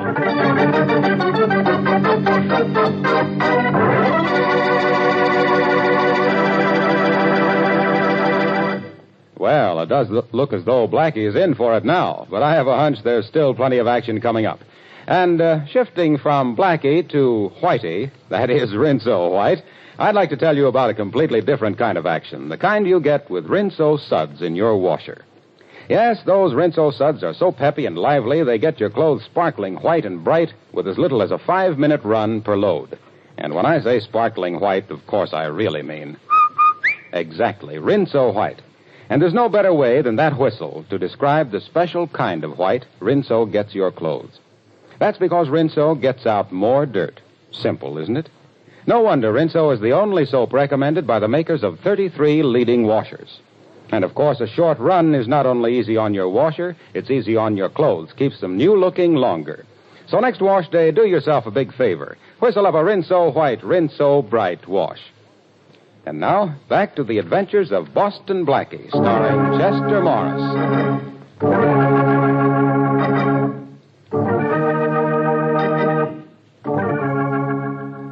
How do you like ourselves, Blackie?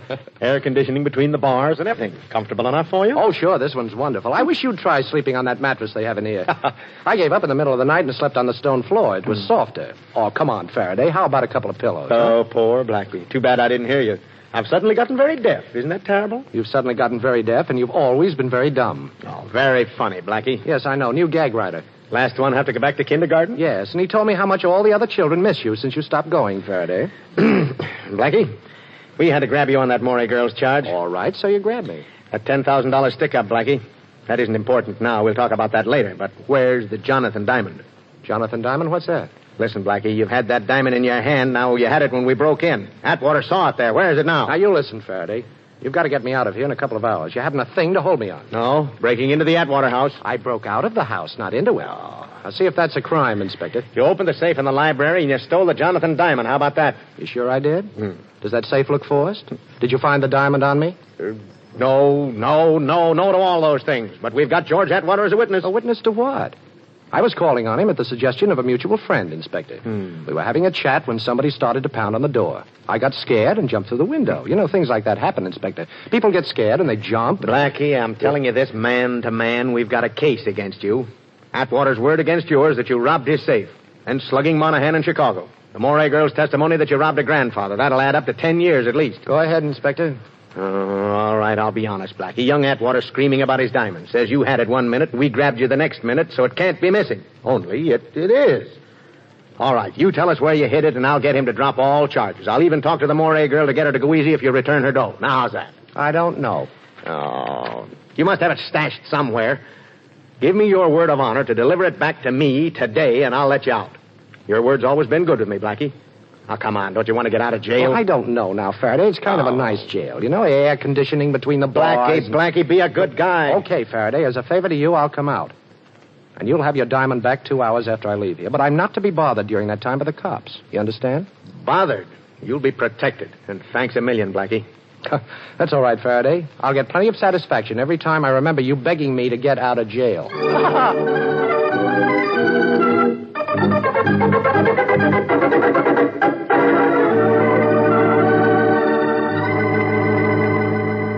Hello? Miss Morey, this is Blackie. Can you talk? Oh, yes, of course. Nobody's here. Did I get the diamond? Well, yes and no, Miss Morey. Nobody ever stole it from your apartment. What? Atwater says he took it with him when he left you the other night. But that's impossible. He didn't. I know he didn't. I even looked at it after he left. Well, Miss Morey, will you meet me by the shrubbery alongside the library window of the Atwater house in exactly a half an hour? Well, all right, but what are we going to do? We're going to rob a safe, Miss Morey, with police protection.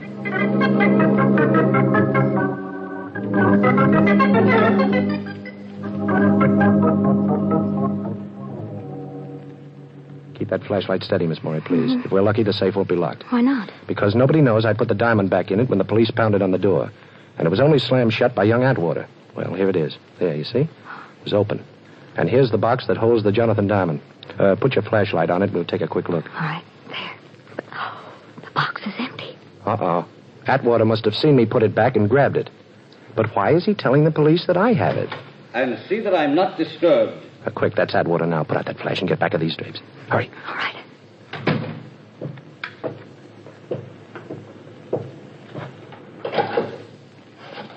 7, 6, 9. What are you doing, Black? I'm counting the clicks in the dial. 7, 3, 4, 2. Got it. Hello. This is George Atwater. I got your message, but why did you call me here after I... Well, I don't care about that. We made a deal. I don't owe you a dime anymore, and you got what you wanted. Well, you have to expect it to be hot for a while. And look, remember this. I'm washed up with you and that crooked roulette wheel of yours. We're all square. And if you call me here again, I'll turn you over to the police. Yes. If I hear of anybody who wants to buy it, I'll let you know. You'll what? Don't be foolish. Who'd believe that? Goodbye.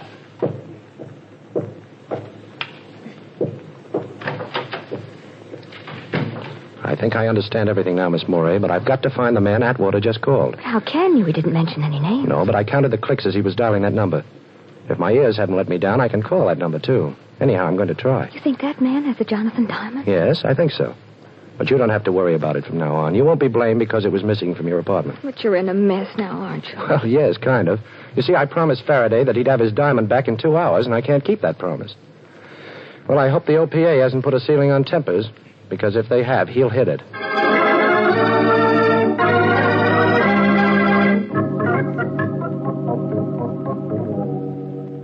Hello? Police headquarters. Inspector Faraday, please. Just a minute.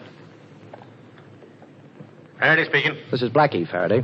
Your time's up, Blackie. Have you got the Jonathan diamond? Well, no, Inspector, I haven't. You're stalling. Now, Blackie, you've crossed me for the last time.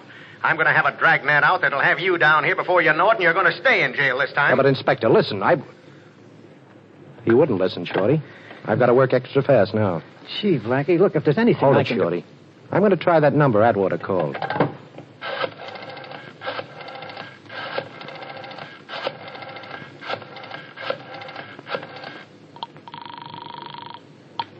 Hello? Hello, Atwater told me to call you. Yeah? Who's this? I've got cash I'd like to trade in for something you've got. Atwater says that... Atwater says, huh? Okay. I'm in an old house, 632 West 100th Street. First door on the right as you come in. Get here fast and we'll talk business. Okay, bye. Worked, eh, Blackie? I don't know. It was a little too easy. Come on, Shorty. We're going up there to get Faraday his diamond. Unless his dragnet gets me first.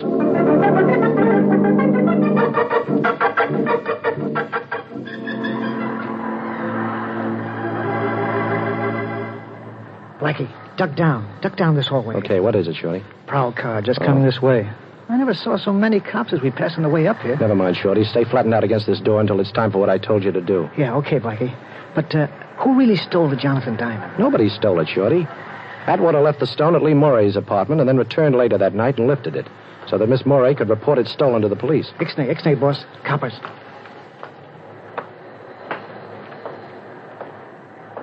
Okay, now.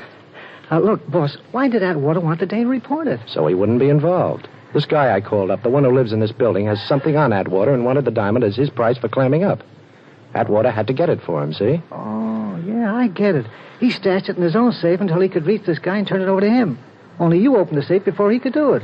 And he had to figure out a new story, huh, boss? Sure. All he had to tell the cops then is that he was afraid that Jonathan wouldn't be safe at the girl's apartment and that he went back in to get it. Oh. I thought it was pretty cute when I put the diamond back in the safe. But Atwater must have seen me. Well, wish me luck, Shorty. And don't forget what I told you to do. Yeah. Okay, boss. Quick. Come on, it's okay now. So long.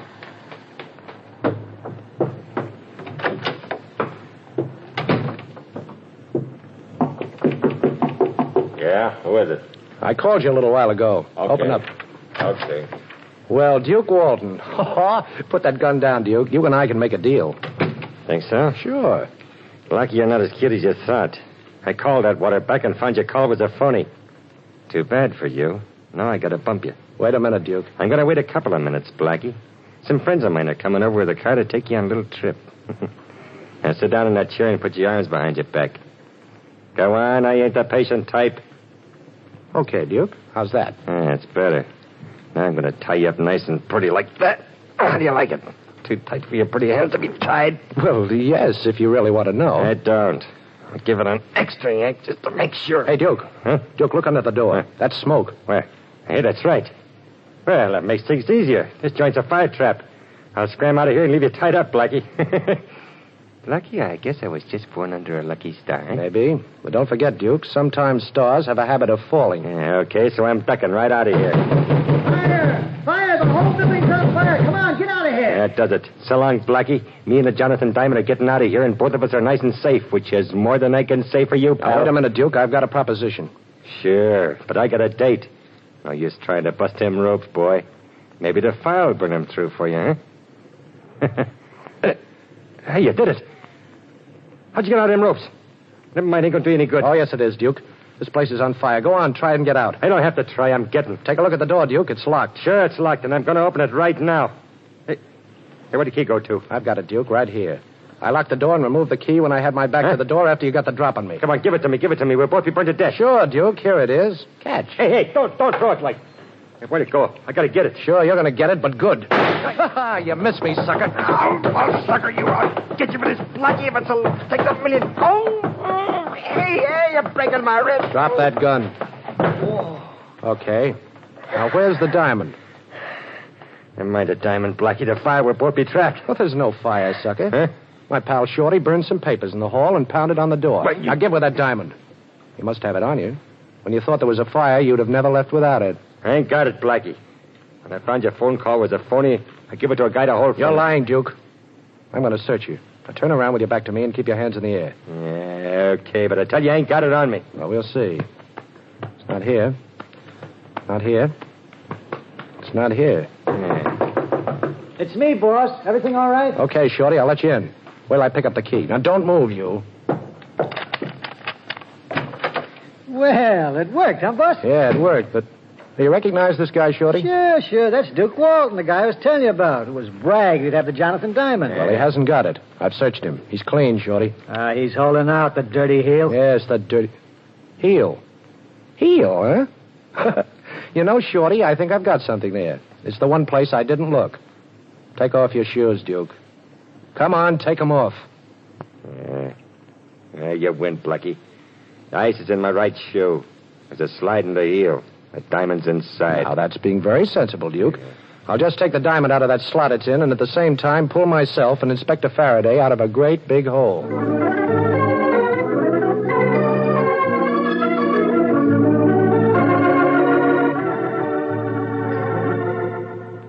Well, it's bargain day, Faraday. You've got your diamond, and I've got Miss Morey. Right, honey? Well, for a while, Blackie. Then I've got to go back home to Wisconsin. Oh, well, can we go now, Inspector? Okay, Blackie. Go ahead, beat it. You're in the clear.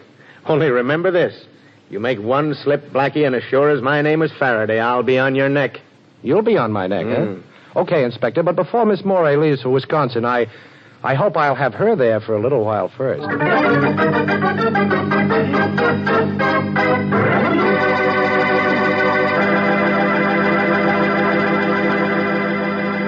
Oh, say, one more thing about Rinso. That same Rinso that's such a big help on wash day. I'd just like to add that it's also a mighty big help 3 times every day at dishwashing time. Even your greasiest roaster is a cinch to wash in those rich Rinso suds. And, of course, Rinso's grand for all the soap and water jobs around the house. Walls, floors, woodwork, windows, tiles. They all come sparkling bright and clean with Rinso on the job. So get Rinso tomorrow for dishwashing, for housework, and for a wash that's...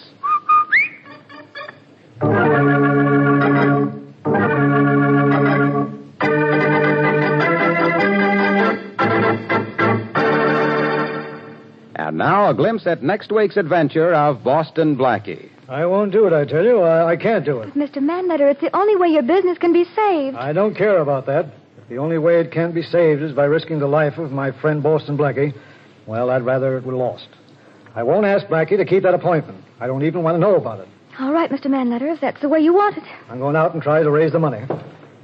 You'll hear from me later, and remember, I don't want Blackie to hear about this. Hello, Mary. Get me Boston Blackie.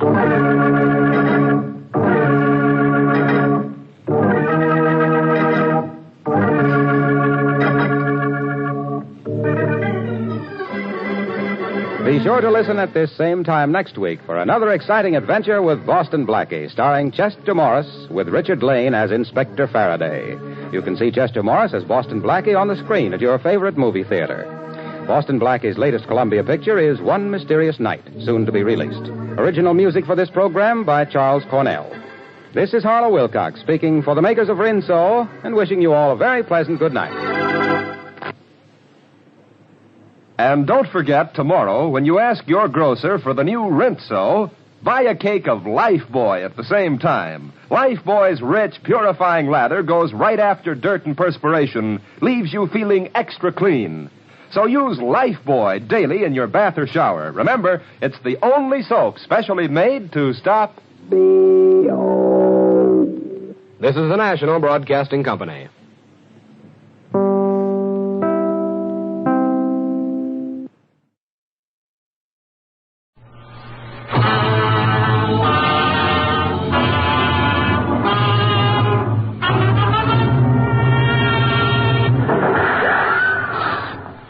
Fourth bullet tore through the flesh on my left shoulder.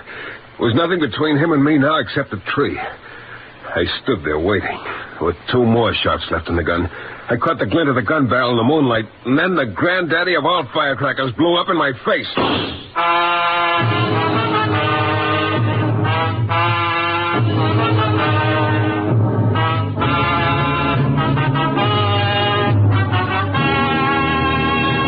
The New Adventures of Michael Shayne, Private Detective. This is your director, Bill Russo, inviting you to listen to Michael Shayne, that reckless, red-headed Irishman back at his old haunts in New Orleans. in another transcribed episode. We call it The Hate That Killed.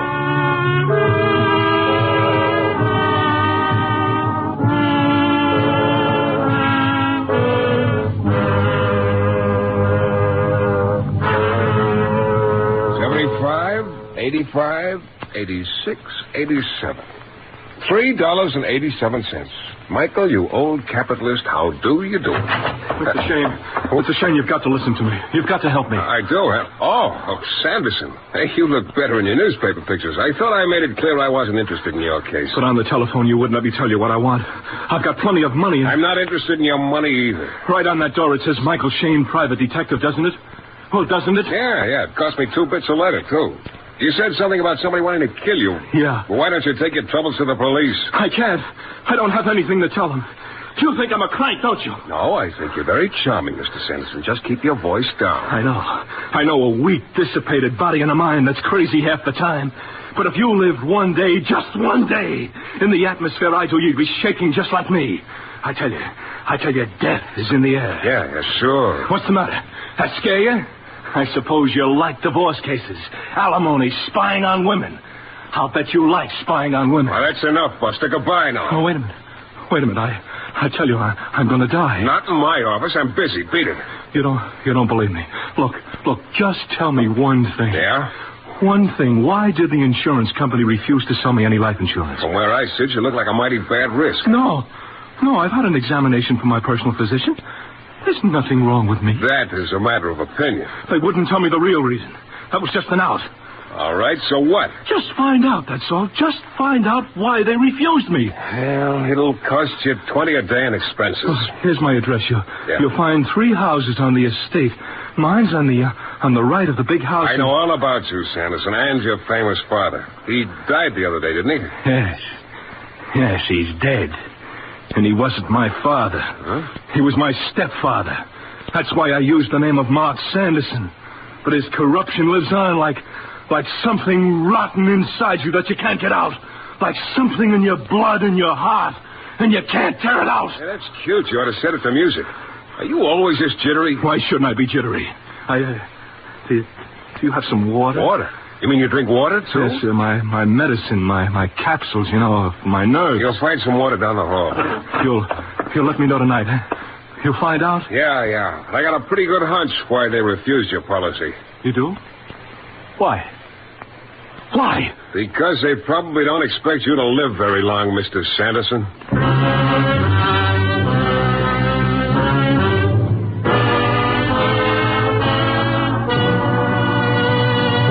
We'll return in a moment to the new adventures of Michael Shayne and The Hate That Killed.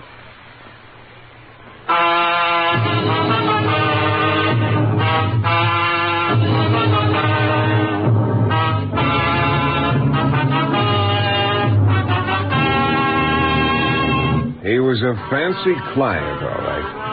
Mark Sanderson, stepson of the late Gregory Lawson. He was still young, maybe 30, but all his stepfather's filthy millions could never make a man out of him or give him anything decent out of life. He sat in my office slobbering with fear, his eyes dull and empty. I don't need clients like that, but the insurance company angle intrigued me. Why had they refused Mark Sanderson's policy?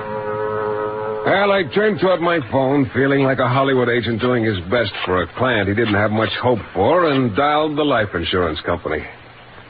I'm sorry, you'll have to speak to Miss Bennett. It was the old chevron. Miss Bennett was maybe the 30th vice president in charge of bathtub accidents. We cannot give out that information, but if you speak to Mr. Forsythe, he's the branch manager. All I had to do was mention Mark Sanderson's name, and there'd be a long pause on the other end, and then... No, sir, we can't discuss our policy with you, Mr. Shayne. The matter is closed. It is entirely within our own discretion whether or not we choose to insure Mr. Sanderson's life or anyone else's. No, I wasn't getting anywhere. Nobody was going to tell me the real reason they'd refused Mark Sanderson life insurance. I got Dave Sizenby on the phone. Dave used to be a private eye and then went to work as a detective for the insurance company. And he said he'd see what he could do. I waited about 10 minutes, and then... Shayne speaking. Mike? Yeah, Dave. It's hush-hush. Hey, what's going on? You're beginning to make me think Sanderson really has something to worry about. I don't know. All I could tell you, Who? Ormsby. OLMSBY. In the Lee Building downtown. That's all? No, one more thing. You didn't get the information from me.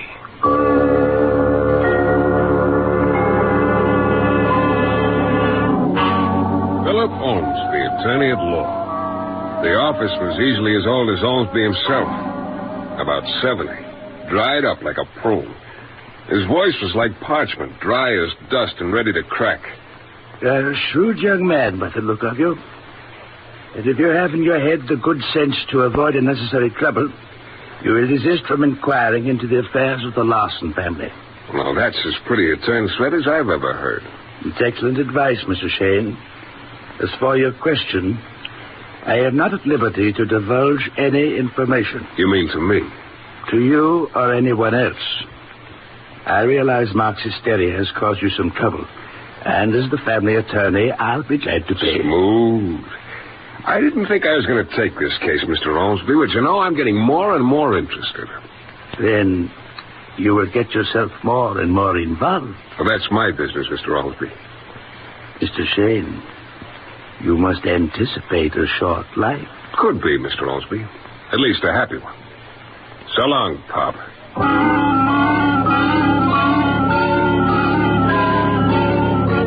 Well, I found out a few things before I went out to the swamps where the old man had dug in after he retreated from the New Orleans reform movement. He'd built a large house for himself, a smaller one for his second wife and stepdaughter, and another for his stepson. He kept his cousin Agatha with him. Seems he separated from his immediate family, kept tight hold on them, but didn't want them too close. He'd finally died 2 days ago after a long illness. I went down there to his little kingdom in the swamp and got a funny feeling. A little chill, even though it was a warm night. Little rolling wisps of fog. Night sounds that had a death knell in them. There were lights on downstairs in the old man's house, but I headed for young Mark Sanderson's place. It was dark, and I thought I'd mosey around the house to the back when somebody was playing hide and seek with me. Okay, take it easy. Who is it? Just a friend, pal. A word to the wise thing. All right, I'm listening. You're not wanted around here. Who doesn't want me? Nobody.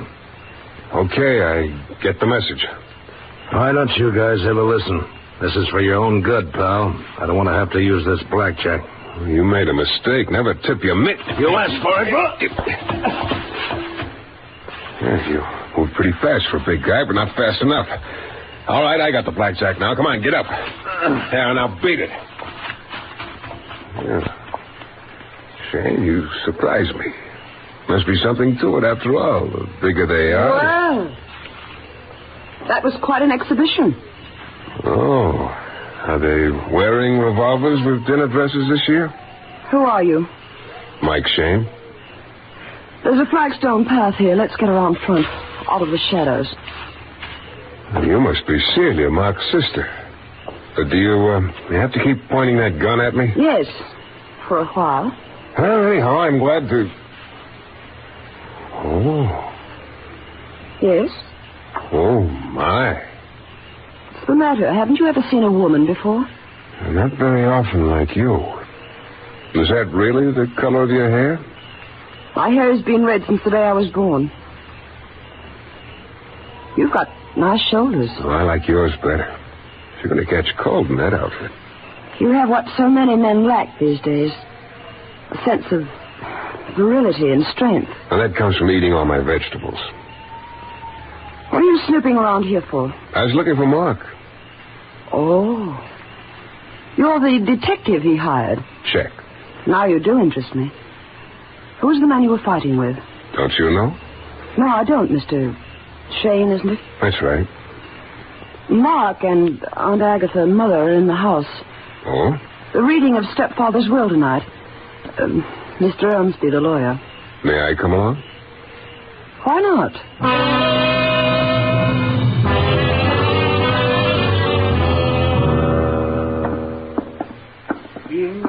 Don't go in. They've already started. So what? I want to hear that will. Who's in there? They all are. I don't want to interrupt. I'll open the door a little. Yeah. Quite a gathering. Yes. Mother, I hereby Aunt Agatha, give Mom. Hold it, I'll listen. all my property, real and personal, owned by me at the time of my death, to that person from among my 4 heirs who outlives all others. Whether it be my cousin Agatha, my stepdaughter Celia, my dissolute stepson Mark, or my neglectful wife Margaret. Why do we do something like that all These the time? goods shall be bequeathed, therefore, only after the death of my last heir but one. And in the event my inheritor cannot by law inherit, then these goods shall pass to Philip Ormsby or his heirs and assigns. That's it. Let's go, Mr. Shane. Okay. Oh, we waited for you, Miss Celia. We didn't know where you were. Thank you, Mr. Olmsted. Mr. Shane, did you hear that? Did you hear? There's your answer, Mark. That's the reason your insurance was refused. Yes, he couldn't stop hating. It's so obvious, isn't it? Dear father wants us to kill one another off. Mother. Poor mother. He couldn't leave you alone, could he? Even after he died. Oh, my mother, Mr. Shane. Mrs. Larson. And my Aunt Agatha, father's cousin. Yeah, apparently, Cousin Agatha was bored by the proceedings. Oh, and Agatha's always taking catnaps. Agatha, wake up. Mark, stop shaking her. Oh, she doesn't want to wake up. Aunt Agatha? She's not moving. She's not breathing. For a very good reason. Your Aunt Agatha's taken her last catnap. She's dead.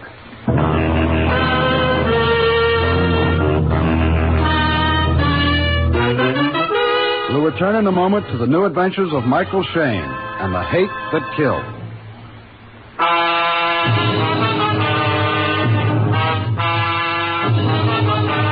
I didn't want to take the case in the first place, but it was the insurance angle that got me. Why was Mark Sanderson's insurance refused? I couldn't get any information from the insurance company. I couldn't get it from the lawyer Ormsby either. But then I found out what it was all about. The insurance company must have got wind of the terms of the old man's will. And what a will. Old Gregory Larson's wife and Mark and Celia and his cousin Agatha, all of them were heirs in a sort of 10 Little Indians routine. All his money to go to the last one to stay alive or to lawyer Ormsby. Now, the old man wanted them to kill each other off. It was that simple. I wanted a few words with my client, Mark, and I waited while Sergeant Lavery went through his routine with him and then decided to bust it up. I want protection. I'm a taxpayer. I don't care what you have to do. Put me in jail if you want to. Now, I slow demand down, protection. Sanderson. You'll blow a gasket. Where do you fit in here, Shane? Well, like I told you, Sergeant, this is my client. I suppose now you're convinced someone is going to try to kill me, Shane? I had a talk with your sister, Celia, Mark. You didn't tell me you lived here a few days before your stepfather died. Celia and I came here just before he died. But it didn't mean anything. You heard his will. Yeah. Sergeant. What? Why don't you lock him up? Maybe jail is the safest place for him. Okay. Speak to Denton inside. Yes, I will. All right, Shane. Your client's taken care of. You can go home now. No, I think I'll stick around, Sergeant. Why? You think there's going to be more killings? Well, now, Sergeant, don't you?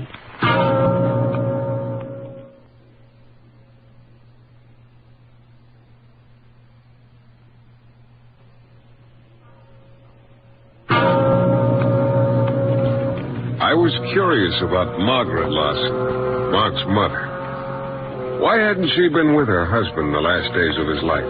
Why had he called Mark and Celia, not her? The more time I spent in this atmosphere of death and hate, the more jittery I got. Margaret Larson was sitting in her living room.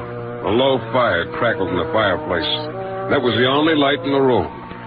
She sat erect in an old, creaky rocking chair by the fire, a light glinting on her dark brown eyes that were just a little too bright. When will it stop, Mr. Shane? As long as I can remember, it's been like this. The fear, the hate. Yeah. I don't remember anything else. It's never been normal. His hatred touched all of us. That horrible, sick man inside his house. Never going outside. But you felt him all the time. You once thought enough of him to marry you. That was my mistake. He hated you more than the others. Yes. Mr. Shane. Yes? How did Agatha die? He was poisoned. What kind of poison? We don't know yet. What about Celia and Mark? What's going to happen to them? Mark, by his own request, is in jail or on his way. Jail? Yeah, he said he wanted protection. Oh. And Celia, she's the kind who can take care of herself. Hey, look, I'm getting the willies or something. Can't we have some more light in here? What's the matter? Mr. Shayne. Yeah, what? In all the years I've spent in this swampland, I've seemed to develop an extra sense. What are you trying to say? There's someone in this room. I don't hear anything. You weren't supposed to. What? Oh, the sucker for a left hook. My pal with a warning. Don't move, pal. Don't even blink your eyes. I got a gun. And I'm not getting too close to you. Come back for a rematch? I better answer the phone. You better not. You. Yes. Answer it. Hello? Yes, Sergeant. This is Mrs. Larson. Oh, no. Thank you, Sergeant. What is it, Mrs. Larson? Mark. Isn't it funny? I can hardly feel anything. It's Mark. Poison? Yes. The same as Agatha. Where? In his car. He stopped to take a drink. There was poison in it. The same poison that killed Agatha. All right, Shane. This is all very touching. Come on, let's go. No, wait, just a minute. Let's go. Getting out of this place is giving me the creeps. Mrs. Larson, tell Celia about Mark. She's in danger. Tell her... That's just so you'll know it's loaded, Shane. I'm sorry to spoil your rug, lady. Well, Shane, I won't aim at the rug next time. He was smart. He kept me at arm's length. The way he handled me, you'd think I had the plague. He was so calm and so careful, I began to worry. Give me the nervous guys. Give me the guys who think they're tough. I can take care of myself with them. But this bird knew exactly what he was going to do. He acted like a trapper who'd caught a wildcat and was measuring him for the kill. We went down the hall and out the rear door. If I was going to do anything, it better be pretty quick. It had turned cold, and the damp fog clung to my clothes, got into my nostrils. I took a little path that led into the swamp. Funny, I kept worrying about Celia, about protecting her, not about myself. It was all screwy, sort of detached, almost a dream sequence. Things were happening too fast, and I couldn't stop them. All right, how much farther into this swamp, laddie? We're here. Okay. Go stand up against that tree over there. Here? Right there. It was a big, fat old cypress tree, and I loved it. He thought it was going to be like an execution without a blindfold, but you can tell about these punks. You can tell when their finger itches. Before he lifted his sights, I was around on the other side, and his bullets tore chest high into the big, fat tree trunk. Maybe your feet are showing, Shane. I got plenty of time. I got nothing but time.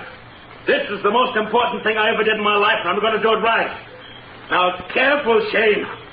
I'm starting to come around. Oh, it was going to be a dilly. I ducked my head out and pulled it back in. If I counted right, that made 4 and 1 in the house. 5. It was starting to edge around. It cut like a knife through the meat on my shoulder.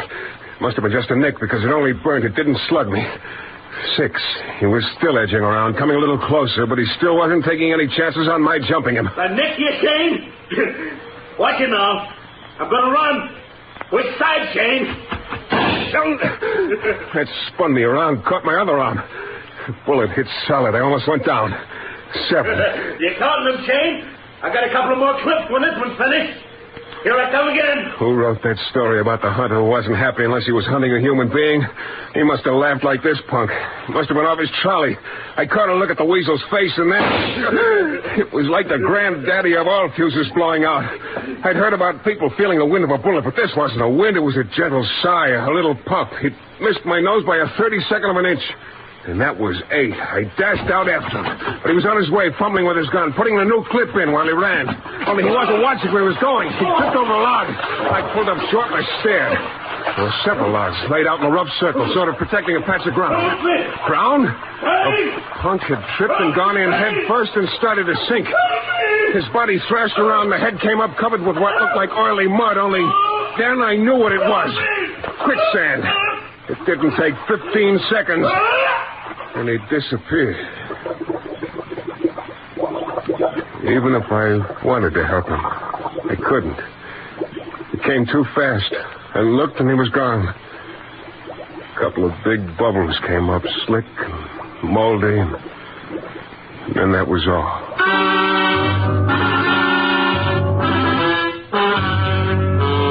On the way back out to the house, my mind was wrestling with angles and worrying about Celia so hard I almost forgot I had a slug in my shoulder. I could see a light on the second floor of Mrs. Larson's house. I prayed that meant Celia was still alive. I ran to the front door and began pounding.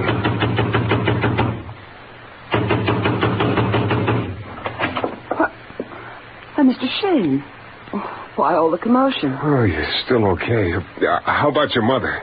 She's fast asleep in her bed. Come on in. Yeah.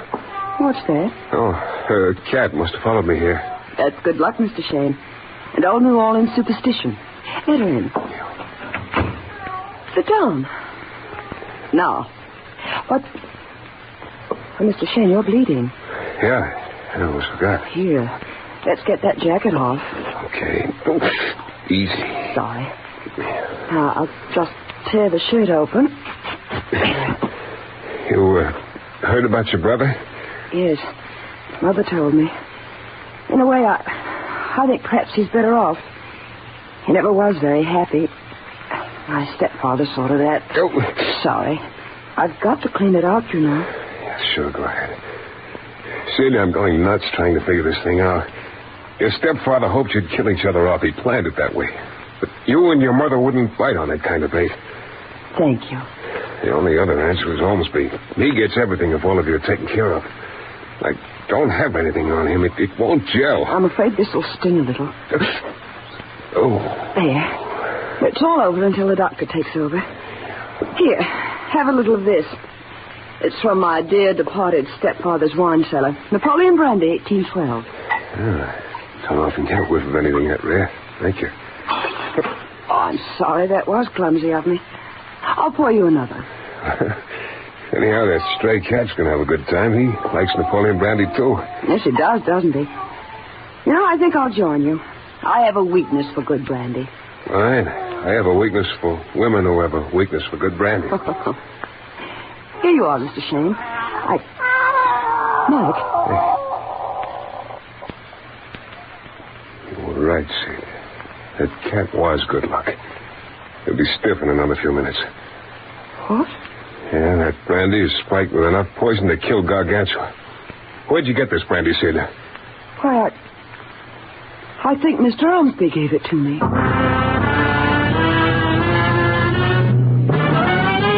We'll be back in a moment with Mike Shayne and the thrilling climax to our story.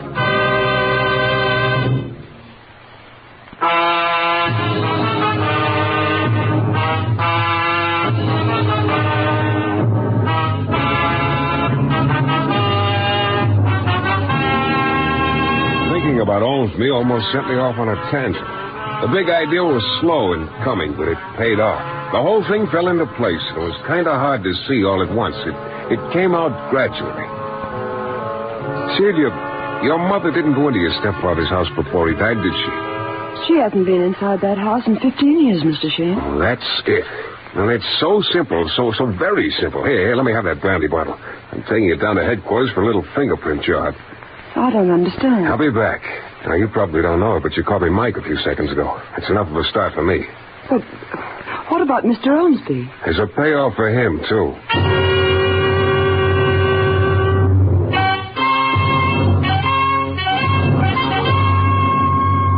It's hard to believe, Shayne. There's no other explanation, Sergeant. Ormsby was the only one who knew the exact terms of the will. He'd get everything if the family were all out of the way. Yeah, he had a good idea what would happen. And he decided to wait it out. That's why he hired that character to get rid of me. Yeah, that makes sense. Ormsby didn't want anybody to get in the way of the natural course of events. Yeah, an old man hates so much he can't let it die with him. He wasn't satisfied until he'd fixed it so his rotten touch reached out from the grave. It's still hard to believe, but you can't argue with fingerprints.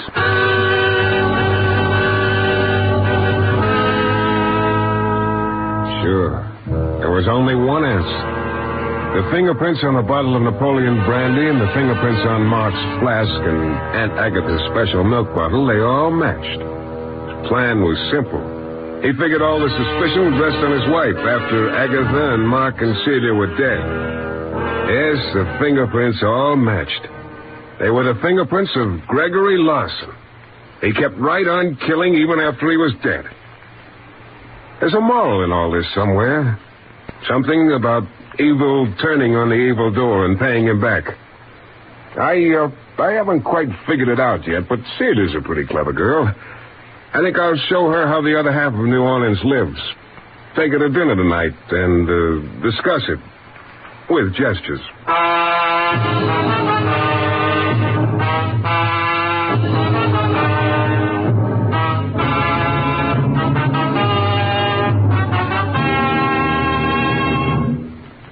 Director Bill Russo again.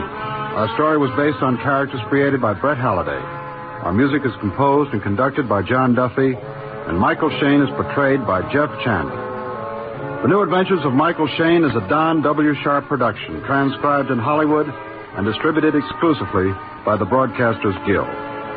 Next week, you'll hear Michael Shayne in another thrilling adventure.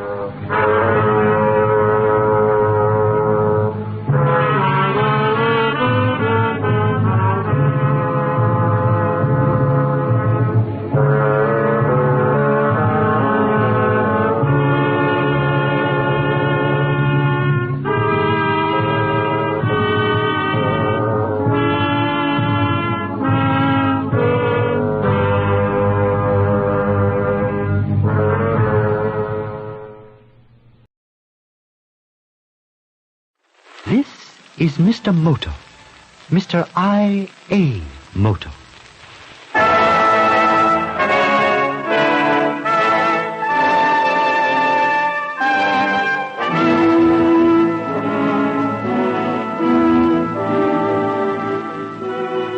NBC presents the world's greatest international secret agent, Mr. I.A. Moto. The popular Japanese character created by Pulitzer Prize winner John P. Marquand. Coupling his firm belief in the principles of freedom with his acute ability to perceive an enemy, Mr. Moto wages a ruthless war against all men who would secretly extinguish the light of liberty with the foul breath of tyranny. Tonight's story, a thrilling tale of escape, starring Mr. Moto. Mr. I.A. Moto.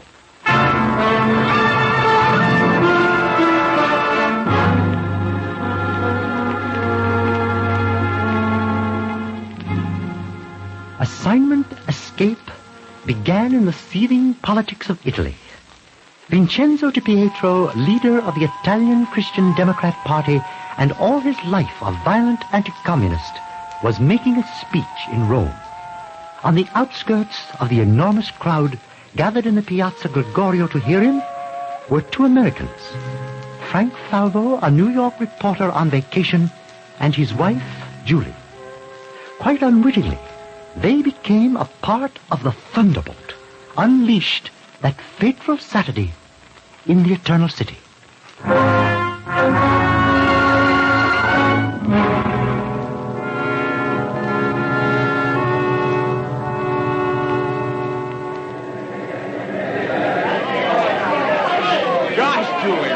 Crowd.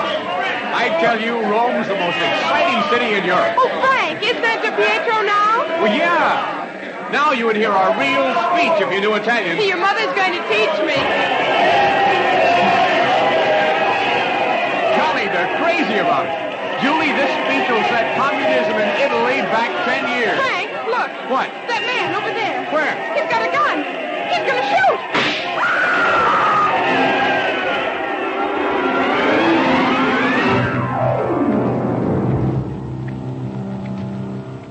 Assassination. The bullet ricocheted and echoed through every capital in the world. Just as statesmen everywhere recalled with terror the murder of the Archduke Francis Ferdinand in 1914, which exploded World War I, so it was with this. 2 days later, an already alarmed Washington became electrified. an intelligence agent attached to our embassy in Rome wired the fantastic news that a New York newspaperman named Frank Falvo had not only disappeared, but had been accused of the Di Pietro assassination by the Italian pro-communist press.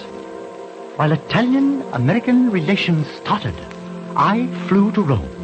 18 hours later, I was in the Hotel Quirinale with Frank Falvo's wife, Julie. Mr. Moto, they've kidnapped Frank, and they've come right out and said he killed Di Pietro. Mr. Moto, what's going on? What does this thing mean? I am afraid, Mrs. Falvo, that it means a great deal. And these policemen, they knock at the door and force their way in and search the room. This morning they found the gun, the one that killed Di Pietro. A gun? In Frank's suitcase. One of them must have put it there when I wasn't watching. Have you anything with which I could identify your husband? One snapshot. I just got it back this morning from the developing place. The police took everything else. Passports, everything. May I have the snapshot? That's it on the dresser. Oh, yes. It's not very good. He didn't know I was taking it, and he had his arm raised. Yes, I see. He was pointing at the top of the statue in St. Peter's Square. Mr. Moto, I'm not used to this sort of thing. I can't stand it. Tell me exactly what happened last Saturday. It happened so quickly. After the shot, 3 men stepped out of nowhere. Yes? 2 of them grabbed Frank and forced him into a car. The other one held his hand over my mouth until the car got away. The whole thing's completely insane. Why would they pick on Frank? Why did you come to Rome, Mrs. Falvo? Why does anybody come to Rome? We wanted to see it, and we wanted to visit Frank's mother. His mother? Frank was born in Rome. Oh. His father sent him to America to school when he was 18. Frank liked the States and stayed there. Took out his papers and got his citizenship. He hadn't seen his mother since. I see. Mrs. Falvo, are you religious? Well, I suppose so. As religious as anybody these days. Then I suggest you pray. God has often proved mankind's most powerful ally.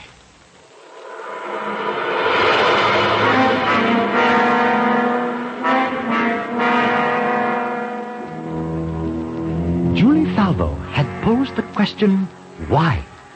Why would an American sports writer be made the scapegoat in an assassination plot riddled with Italian politics?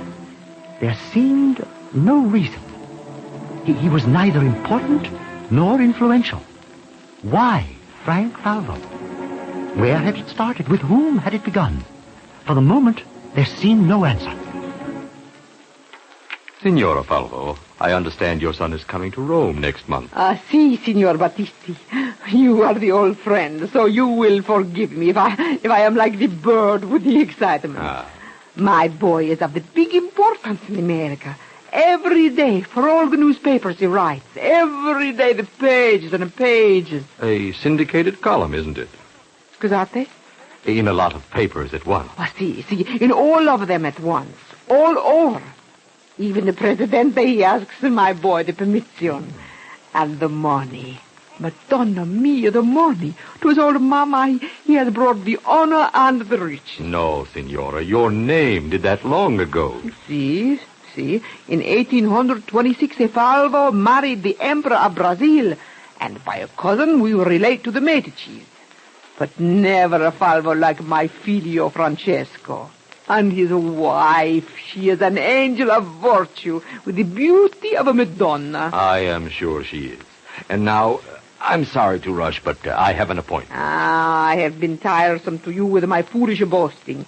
But my boy makes his old mama to weep with the pride. It has been very interesting and most pleasant. Will you excuse me? Oh, but of course. Marco! If you will forgive me, Signor Battisti, my feet, they are not so young. Marco will show you out. Of course. Don't apologize. And thank you for receiving me. Signora? Signor Battisti is leaving, Marco. Grazie, Signor, for coming. It was an honor. I have the party for my boy Frank. You will come, Signor, yes? Oh, I'd be delighted. Goodbye. Thank you, Marco. Marco. Si, Signor? The Falvo boy will do perfectly. Oh, I'm going to tell you he's perfect. I'm going to tell you before. The old lady doesn't suspect you? She's the old fool. She's a know-nothing. Related to the Medicis. Old Roman family. Ardent Christian Democrats. The boy is an American citizen and coming to Rome. It's perfect. Absolutely perfect.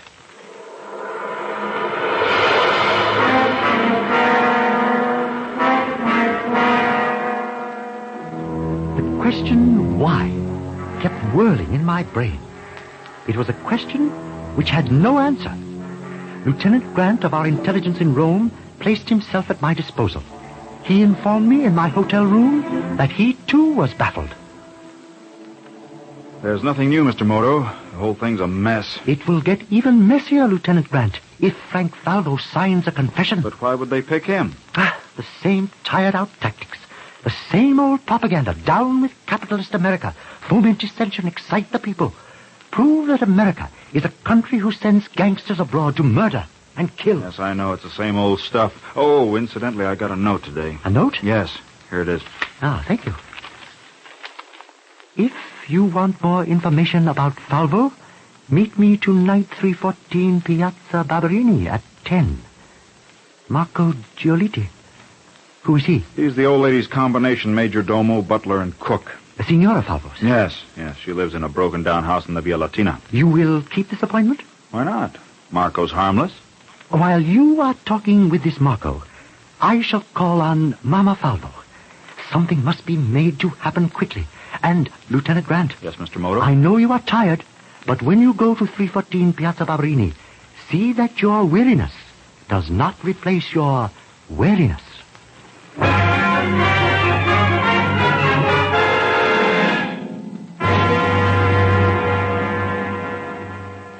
Marco, it's after 10. Where is he? Senor Battisti, the Lieutenant Grant will come, I know. If we don't get a confession from Falvo in 2 days, it will embarrass me. The Di Pietro murder is already off the front pages. This whole thing was my idea. I wish it to work. No, that is him. You stay here, and don't panic. I've done this sort of thing before.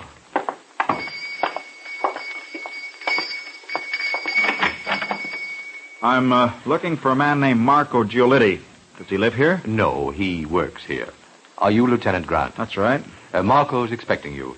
Won't you come in? Thanks. Hey, this is quite a place. What's Marco doing? Holding down 2 jobs at once? He must have plenty of... A gun? What is this? Oh! Marco, come here quickly. Don't stand there gawking at him. You've seen dead men before. Take his body to the catacombs. And cut off Falvo's food while you're at it. Si, senor. And tomorrow, we will deal with Mr. Moto. Senor Falvo will tell him to leave town tonight. Maybe he's go. Because an old woman asks him to? No, Marco. There are better ways. But he's a dangerous man. So am I.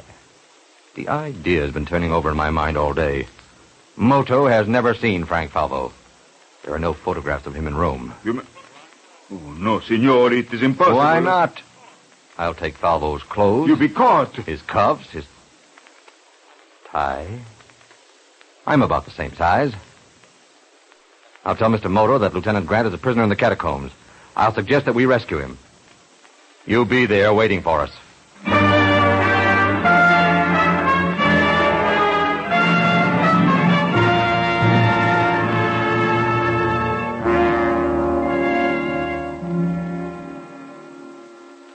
Signor Moto, you must leave Rome. Signora Falvo, someone ordered you to say that, didn't they?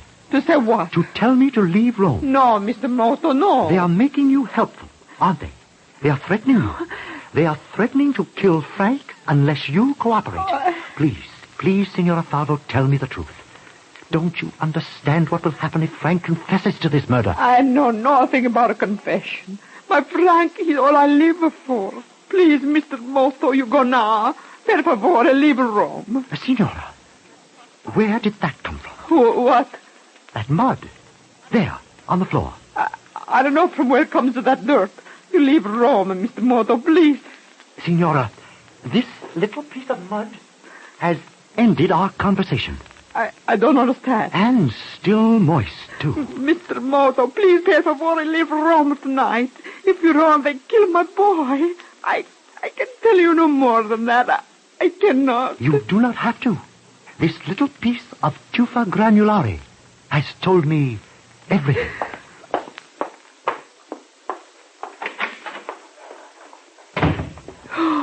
Oh, Madonna mia, have mercy. They will kill him. Oh, Madonna. Si, senora. They will. Marco, tell me, where's my boy? What did he say about the dirt? Marco, how you get home so quick? How? You say you have an appointment in the Piazza Barberini at 10. Now it's only 11. How you get home so quick? Huh? Medicis. Emperor of Brazil. Yeah. With that face of a pig. You say one word and... you are dead. You and your boy. Dead.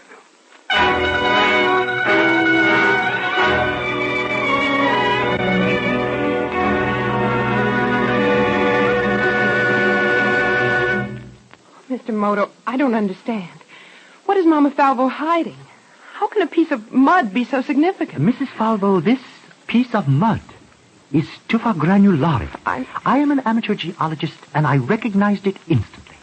It is a rather rare type of clay, found only at certain depths. What do you mean? Come, Mrs. Falvo, surely you've guessed. The catacombs. The catacombs of Rome. The catacombs? They were excavated centuries ago, when pagan Rome persecuted the followers of Christ. You think Frank... I think he is a prisoner somewhere in the catacombs. Mr. Moto. I found this in his mother's house. When I picked it up, it was still quite moist. Somewhere near her house, there is an entrance to the catacombs. But I thought all the entrances were guarded. All the known entrances. Mr. Moto, can't we call in the police? Can't we get 20 or 30 men and simply march in and... No, I have a better plan. Frank's mother will certainly tell whoever it is she is afraid of that I was in her house. She will tell the men who are threatening her that I found the tufa granulare. But... unless I am very, very mistaken, they will realize I am on the verge of discovering where Frank is hidden. I believe that in the morning, they will get in touch with me. Mr. Moto, please, find Frank for me.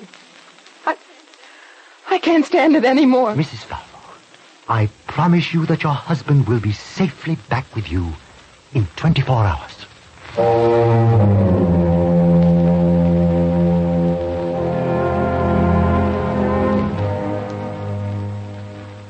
There are many miles of catacombs beneath the Eternal City.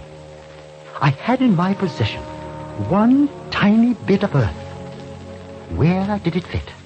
I prayed to my ancestors for guidance along the paths trod by the early Christian martyrs when they fought for their faith against the pagan might of the Caesars. In the morning, I tried Lieutenant Grant's hotel, but he did not answer. At noon, I telephoned the American embassy. He was not there either. I began to get apprehensive. And then, at 3 o'clock, a knock on my door. One moment, Lieutenant Grant. Oh, Mr. Moto, I'm Frank Falvo. Let me in quickly. Frank Falvo? Let me in. They're following me. I didn't think I'd make it. You are Mr. Falvo. I don't know what to say. They got Grant. They're holding him prisoner in the catacombs near my mother's house. Grant? Yes. They faked an appointment with him last night at 10 in the Piazza Barberini. Yes, that is true. If we hurry, we can rescue him. He's not guarded. No? They're out looking for me. It's more important to them that Grant is. I've got taxi waiting downstairs. Hurry, Mr. Moto. We haven't a moment to lose.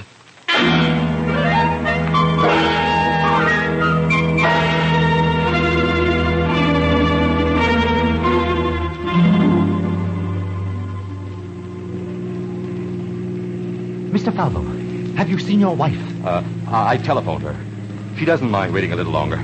We've got to get to Grant first. I tell you, it's a nightmare. There are rats down there, millions of them. You can hear them gnawing. It's wet and dank and horrible. Stop here, driver. I was sure of it. Close to your mother's house. Yes. An entrance to the catacomb through an abandoned well. They've been using my mother's house as a base of operations. It's all right. I've got the fare. Here, driver. Grazie, signore. Wait till he gets away.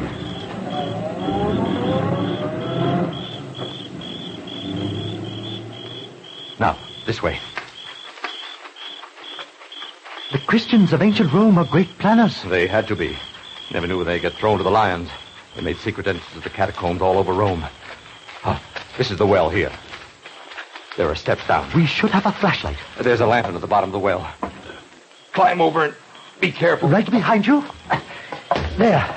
Steps are wet.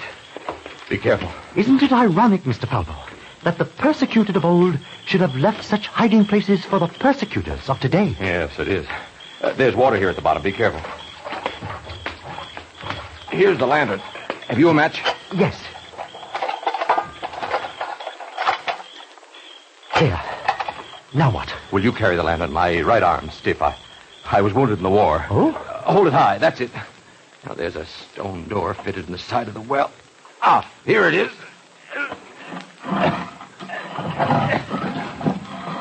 There. Go ahead, Mr. Moto. All right? Yes. Now, I'll close this door. Someone might look over the top of the well and see it.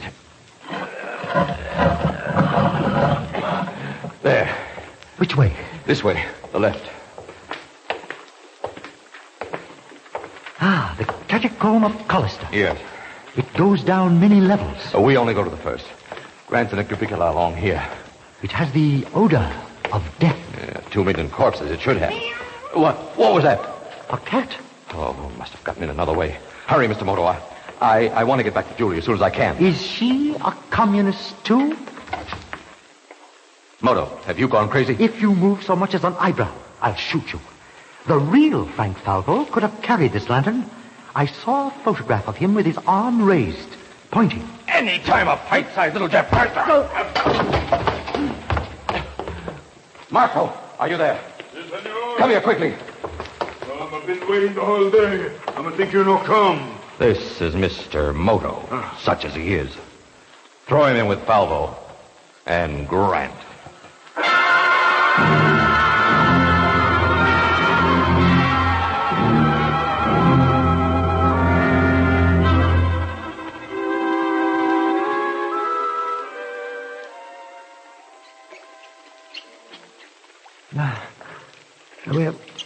Where is this? What happened? You're Moto, aren't you? And you are the real Frank Falvo. Yes. What is that hideous noise? Rats. Thousands and thousands of them. I've kept the candle lighted so they'd stay away from his body. Whose body? He's right behind you. Lieutenant Grant. They brought him in last night. Pulled that coffin halfway out of its niche and stuffed him in it. There's no way out? None. You're sure? It's hopeless. Oh, I am afraid I have been very, very stupid. The whole world's stupid. We ignore these people. We do not ignore them. Putting them in jail for 5 years is ignoring them. They ought to be shot. Please, hysteria will not help. Well, it's easy for you to talk. I've been in here for God knows how long, and those rats. Get away! Get away! Please, Frank.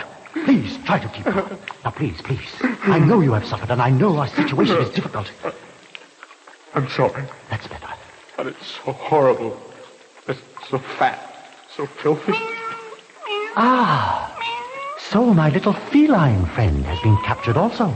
It slipped past when they threw you in here. Here, Kitty. Kitty, come here. Come. How'd it work in the rats? There's enough of them around. Unfortunately, the cat is hungry. Hungry? What do you mean? That's why it's not interested in the rats. What are you talking about? Cats eat rats? No, Frank, they do not. Since when? It is a popular misconception. Cats will not eat either mice or rats. Oh, this is no place to argue about it, but you're wrong. I agree that it is no place to argue, but I am not wrong.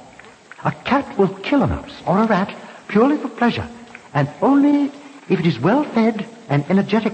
Now look, Moto, every grocery store owner in America will tell you that a cat will... Kill mice, yes, not eat them. A cat has to be half mad and completely wild to eat a mouse or a rat. Now, let us think quietly. Blow out the candle. We may need it later.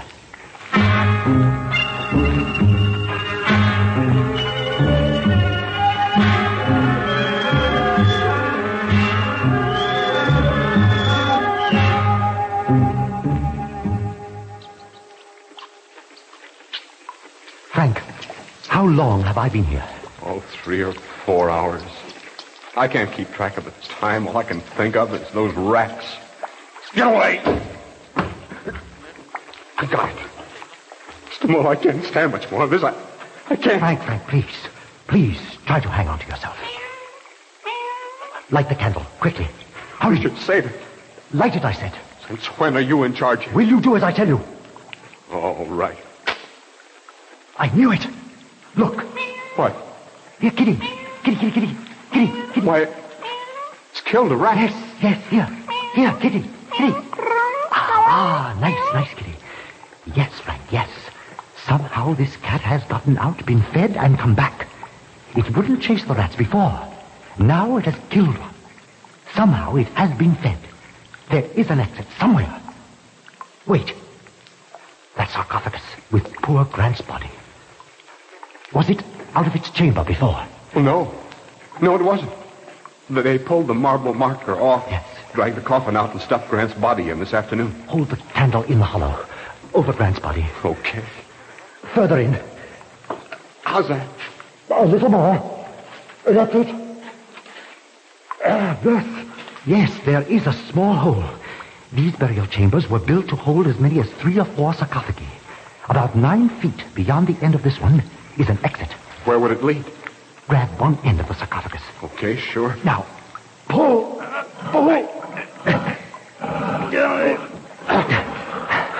Weighs it ton? Yes.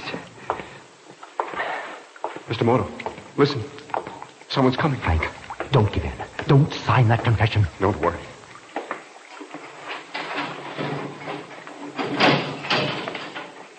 Well, my 2 favorite prisoners. A tasty will get you for this.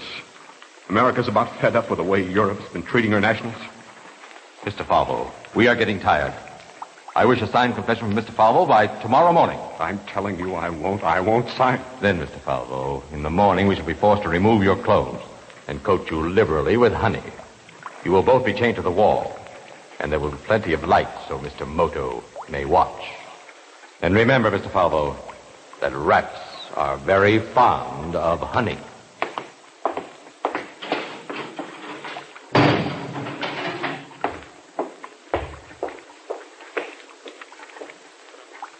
Moto, they'll do it. The sarcophagus, quickly. They will. They're monsters. You pull, I'll push. Now. It's moving. Yes. A little more. It's coming. Frank, watch out. The whole thing's crumbling. Watch out.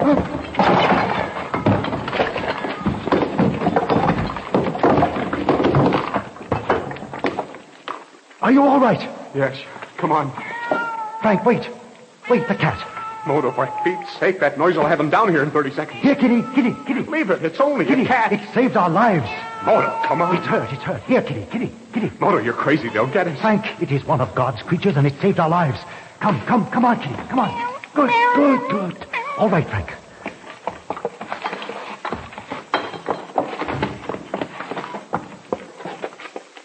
We've broken through to one of the galleries. Now, which way? Which way should we go? There. To the left. Daylight. That is how the cat got in. Listen. They're coming back. Keep perfectly still. Don't move. Press yourself against the wall. Let's make a dash for it. Keep still. Blow out that candle. Please, my little friend. You have saved us once. You can save us again by keeping quiet. Marco, you are a fool. There are always rocks collapsing in the catacombs. What is that? What is what? Let me hear something. Well, then let's go to the cell and make sure they're still there. I've never heard anybody so much fun about 2 rocks caving in.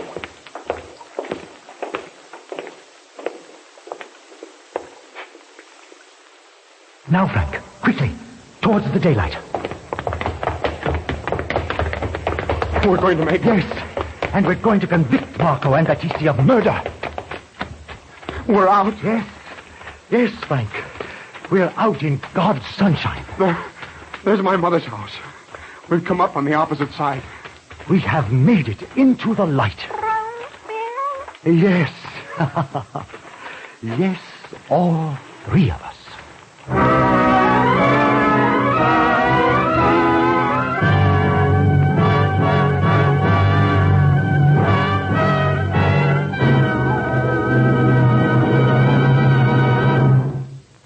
You have just heard Mr. I.A. Moto, the world's greatest international secret agent in a story of escape. James Monks starred as Mr. Moto. The script was written by Jim Haynes, directed by Harry W. Junkin, and produced by Carol Irwin. The cast included Joyce Gordon, Adelaide Klein, Joe Helgeson, Ralph Camargo, Merrill E. Joels, and Brad Barker.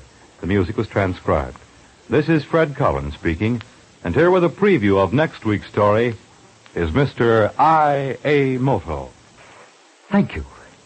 Next week, the story of a sacred band of gold. A story of mystery and intrigue concerning a Burmese religious relic known as the Wheel of Life. And now, may the tender arms of sleep enfold you as gently as the moonlight creeps from flower to sleeping flower.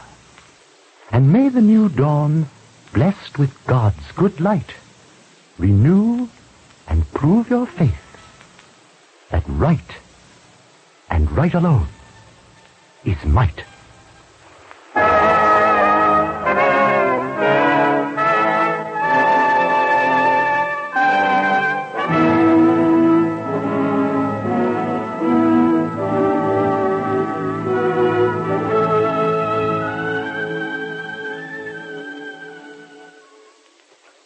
It's the Silver Jubilee on NBC. Tomorrow morning, start the day off right by hearing the best in radio entertainment over NBC. First, there's Tommy Bartlett and his interviews on Welcome Travelers. Then, Fun and Prizes with Walter O'Keefe and Double or Nothing. Next, Bud Collier is on hand to ask you to break the bank. And later, Jack Birch brings you songs and human interest stories. Now, Phil Baker invites you to join the $64 question next on NBC.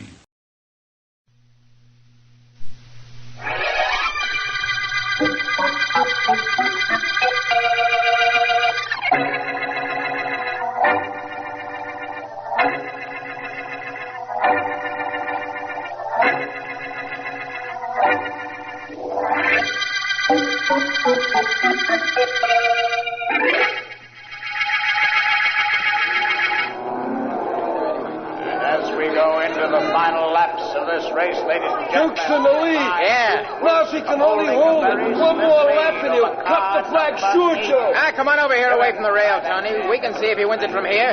Even if he does, I'll still take him when I get my own crate. I never saw a grease monkey yet who didn't want to be a racing driver. Except me. Yeah. Me, I'm happy. I don't crack up. I don't go through no fences. I'm happy. I fix a tire. Sure, beat him sure. gas, but I'm just a mechanic, and I know it. Look, I'm not trying to run your life, Tony. You're happy here in the pit. Okay, so you're happy.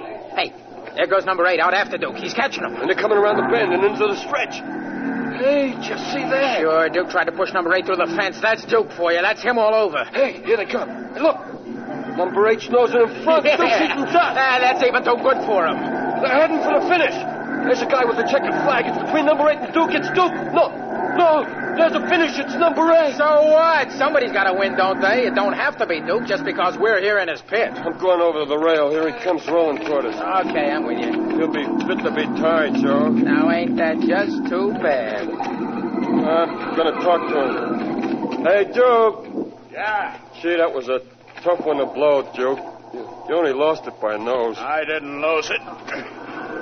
It was lost for me. What do you mean, Duke? What do you mean? Yeah, Duke, what do you mean? Which one of you guys checked my tires before the race started? Joe here did. That's right. One of them blew on me halfway through the race. Yeah, I know. We put the new one on, didn't we? Tony and me practically broke a track record for speed, too. Oh, you changed it fast enough, but number 8 didn't have any tire changes. That's the reason he got up there in front of me. Gee, Duke, that could happen to anybody. A tire blows, boom. It happens all the time. Sure, but it's generally an accident. Sorry if my checkup on the tires wasn't right, Duke. They tested okay. Sorry if that made you lose a race. You want to be a racing driver, don't you, Joe? Yeah. Figure you can drive for old man Roberts someday, too, don't you? Huh? Yeah, I do. What about it? You know what's liable to happen when a tire blows when you're going around a turn beating 100 miles an hour? I said I was sorry I'd made you lose a race, didn't I? I'm not talking about losing the race. I could have cracked up, gone through a fence. You cost me the race, all right, but you almost cost me my life. It's all right to be ambitious, Joe, but don't overdo it.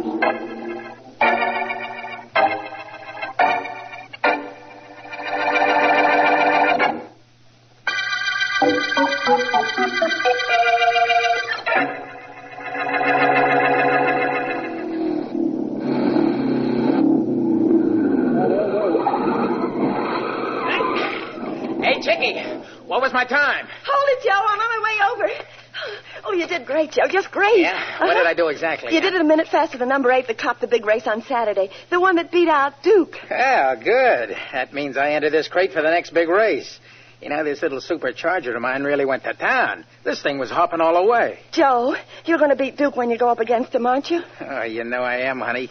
I've been mechanic for that guy for a year. I know him inside out. I'm going to beat him all right.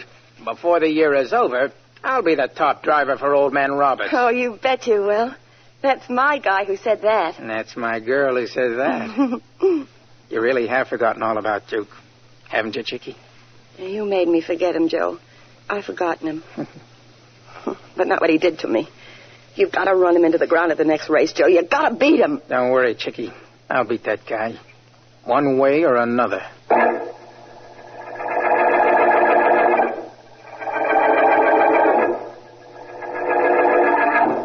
I knock with 9 points.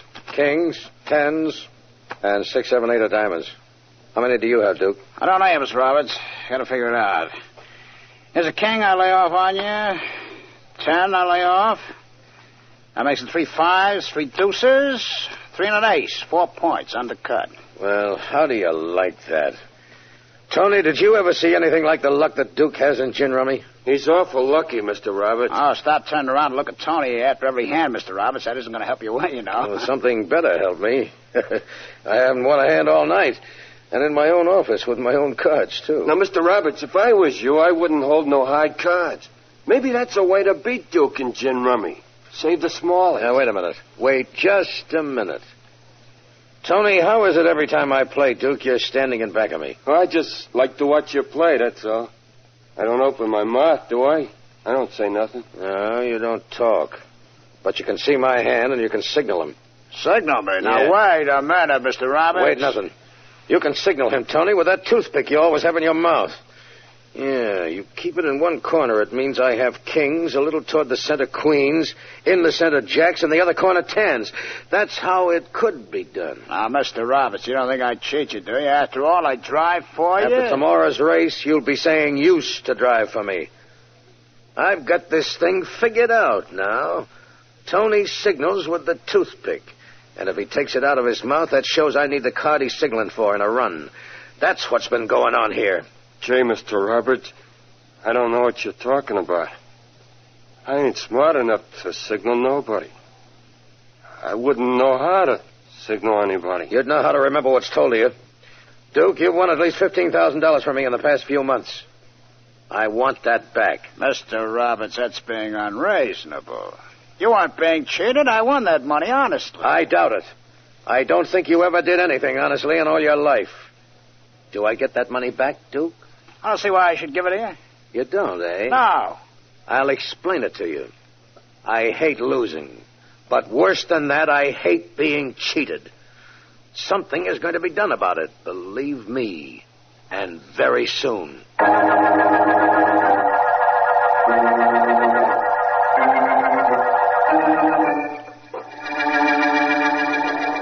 Ever been to one of these auto races, Markham? No, never, Vance. I've seen the standard motor car races, but never these midget jobs. Does you good to get away from your office once in a while. You're too conscientious a district attorney. You never have any fun. Look who's talking. If I were on a case at the moment, I wouldn't be here, but neither would you, Vance. Well, concentrate, Markham, because there's the story. They're off. The first sprint of the day, ladies and gentlemen. Making the first turn, it's number 6, 8, 7, and 12, with the rest of the cars bunched in back. They're heading into the first stretch now with the leaders still in the same position. Number 3, driven by young Joe That's Turner, my boy. starting to come up. Wide of the pack, and number 7, that's Duke Wilson's, keeping him on the bank and preventing him from getting up top speed. Wilson is crowding number 3 to the rail, and 3 drops back. Here they come past our broadcasting booth. And number 6 is giving way to the speed of it's number 4. Number 4 is coming up from nowhere on the near turn, and he's leading all the cars with number 7 in back of him now, and number 3 laying back in third position, waiting an opportunity of getting between them. There they go, hub to hub, making the turn and coming around at top speed. Here comes number 3 making his bid. Number 7, that's Wilson, tries to pound him off. Wilson's tugging at the steering wheel. He can't seem to straighten it out. There he goes! Through the fence! He's turned over. The Poor officials fellow. are running over to the Wilson Nasty car. accident, wasn't it, Vance? It was nasty, all right, Markham. But I'm not so sure it was an accident.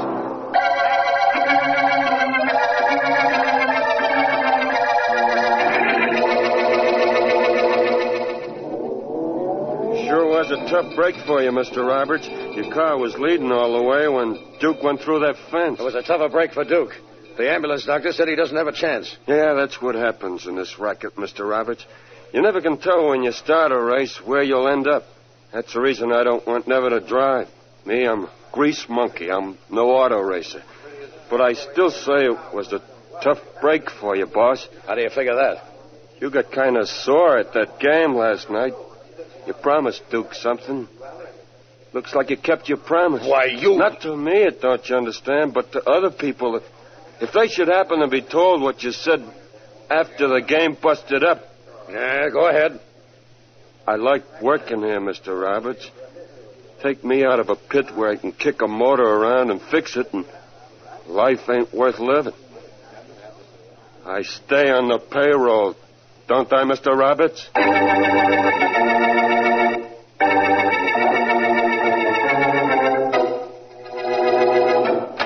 Hello, Mr. Roberts. Who are you and what are you doing in my office? My name is Vance, PHILO Vance, and I've been waiting in your office for you. I'd like to talk to you. About what? Well, originally it was because Duke Wilson, who was killed at the racetrack this afternoon, drove one of your cars. And I suspected it might not have been an accident that caused his steering wheel to go haywire. Yeah, go on. Police investigations showed that the steering mechanism had been almost severed, so that a yank at the steering wheel would throw the car out of control. I didn't know that. As I said, that was the original point in my coming to see you. Oh.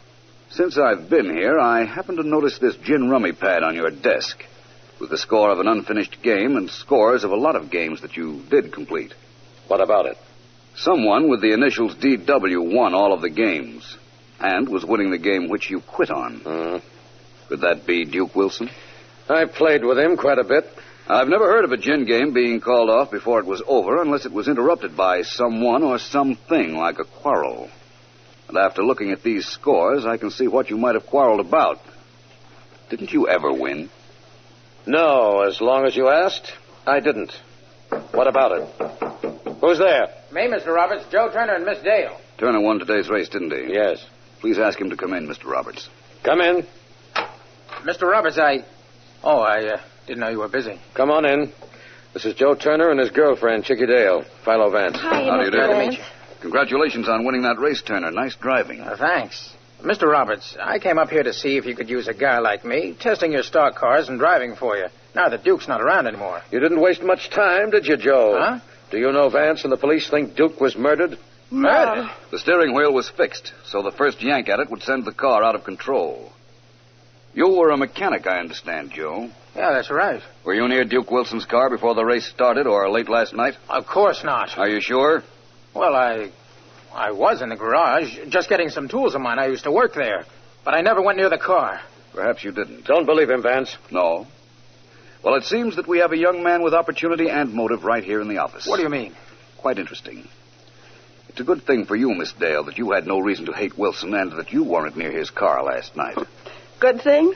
It's a bad thing. I used to go with Duke, only he threw me over. And I was in the garage last night. I went there with Joe, only I was walking around while he got his tools. So nobody can say I didn't fix Duke Wilson's wagon either.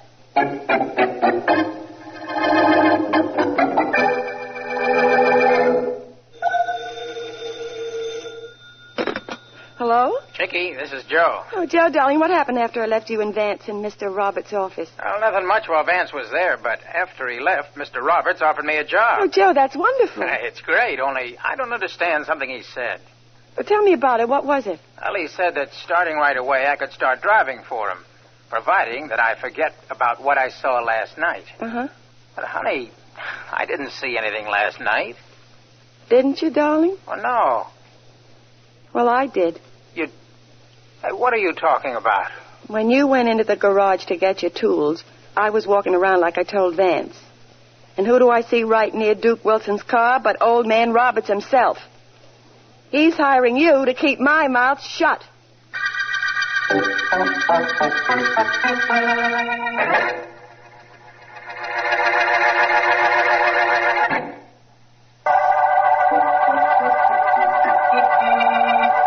This is District Attorney Markham. The motor murder case opened when Duke Wilson was killed while driving his racing car. Later, the steering wheel was found to have been tampered with. Vance has discovered that Wilson won a lot of money from George Roberts, car manufacturer, and also that he had made enemies of Joe Turner, recently a mechanic but now a racing driver, and Turner's girl, Chickie Dale. Vance has told me that he's on the way to a private garage to see Tony, Duke's mechanic, and he should be there about now. Can you hear me under there, Tony? Sure, Mr. Vance, I can hear you. I can hear you good. I gotta get this private bus fixed for a friend of mine, or I'd come out from under this car and talk to you. Go ahead, I can listen, okay? Tony, you were Duke's mechanic. Did you want to be a driver? Who, me? Nah, not me. I'm a guy who likes what I'm doing. Were you and Duke friendly? Yeah, in a way. I was with him last night, Vance. Where was that? Old man Roberts' office. Wait a minute, I'll slide out. Oh, I sure am a mess, ain't I? Well, that's what overalls were made for, isn't it? Yeah, it sure is. Well, listen, like I was saying, I was in Roberts' office, and there was a gin rummy game going on between the old man and Duke. And it wound up... in an argument because Duke won so consistently. Who told you that? Roberts? No, he carefully refrained from going into that subject, but I gathered he believed Duke was cheating. You gathered? Brother, he really told Duke off, but good. Tony, do me a favor, will you? Sure. What do you want? There's a telephone pay station right over in the corner. Here are 3 nickels. Wait till I wipe my hands here. What do you want me to call? 3 people. Chickie Dale, Joe Turner, and Mr. Roberts. Okay. What do I say when I get them? Tell them who you are, and tell them you know something they wouldn't want you to talk about. Then tell them you are leaving town for a day or so, and we'll call them when you get back. Okay? Right. Here we go.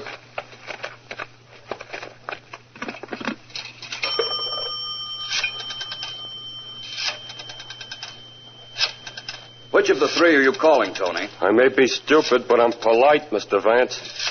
I'm calling the ladies first.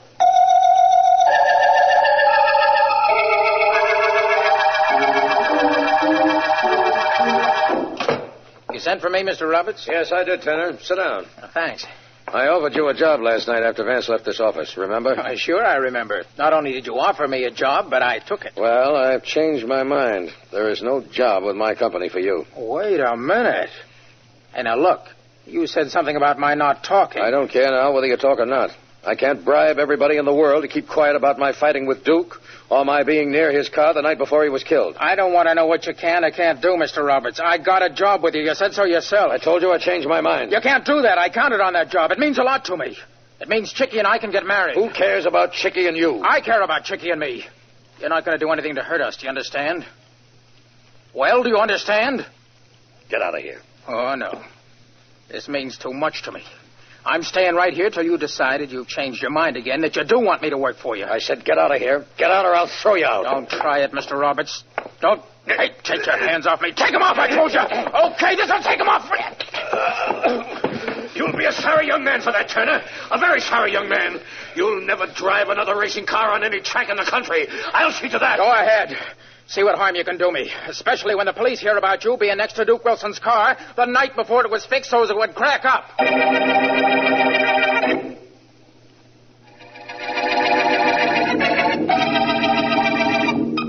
I don't understand exactly why Vance wanted me to see him here, Miss Dale. I hope you don't mind our using this apartment for a meeting place. I don't mind anything. I've got worries. Really? Tell me about them. Spill to the DA? Not me, Markham. Not while I can think the answers out myself. Oh, that must be Vance now. Well, I've got something to tell him if it is. And I'll soon find out whether it is or not.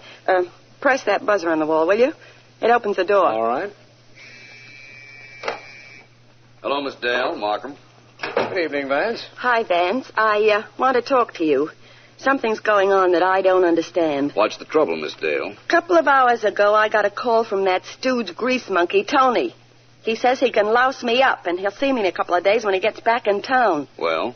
Well, that call came only 15 minutes after I get one from some guy who don't give his name, but says that if I'm a smart girl, I didn't see anything around the garage the night before Duke Wilson got killed. It does sound rather involved, doesn't it, Vance? A little.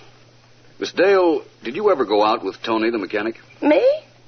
I should say not. I used to go with Duke Wilson. I know that. How about Mr. Roberts? I just want a point covered. Did he ever try to take you out? Him? He's old enough to be my father. Look, I never went with anybody except Duke and Joe. I never went with anybody else. Nobody else ever tried to date me, call me, or write me, ever. Satisfy you? I'm satisfied. Well, how about you, Vance? Oh, I'm satisfied. I'm satisfied that now I know who murdered Duke Wilson.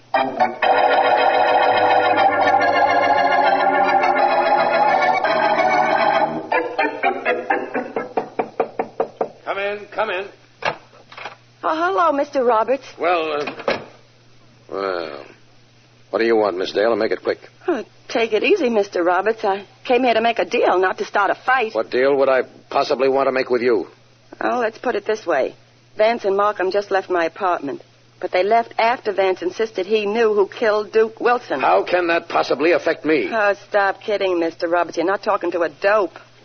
I've been around, which isn't important, but I was around the garage the night Duke's car was gimmicked, and that is important. I went through all that with your boyfriend, Joe Turner. Yeah, he told me. Look, Mr. Roberts, Vance maybe knows who fooled around with that steering wheel, but he can't prove anything because he wasn't there the night before Duke went through the fence, but I was. Somebody else was there, too, apparently. Somebody who called me up and threatened me. Tony. That was a gag, a trick of Vance's. He tried it on me, too. Mr. Roberts, Joe Turner's got to have that job if I'm going to keep my mouth closed. You'll keep it closed. You've got nothing to say except that you saw me in the garage. That could be enough. You won't say that to anybody, Miss Dale. You won't tell it to a soul. Because what I was doing there had nothing to do with Duke Wilson's death. But it might look as if it did. So you'll keep your mouth closed, Miss Dale. You'll keep it closed or I'll close it for you.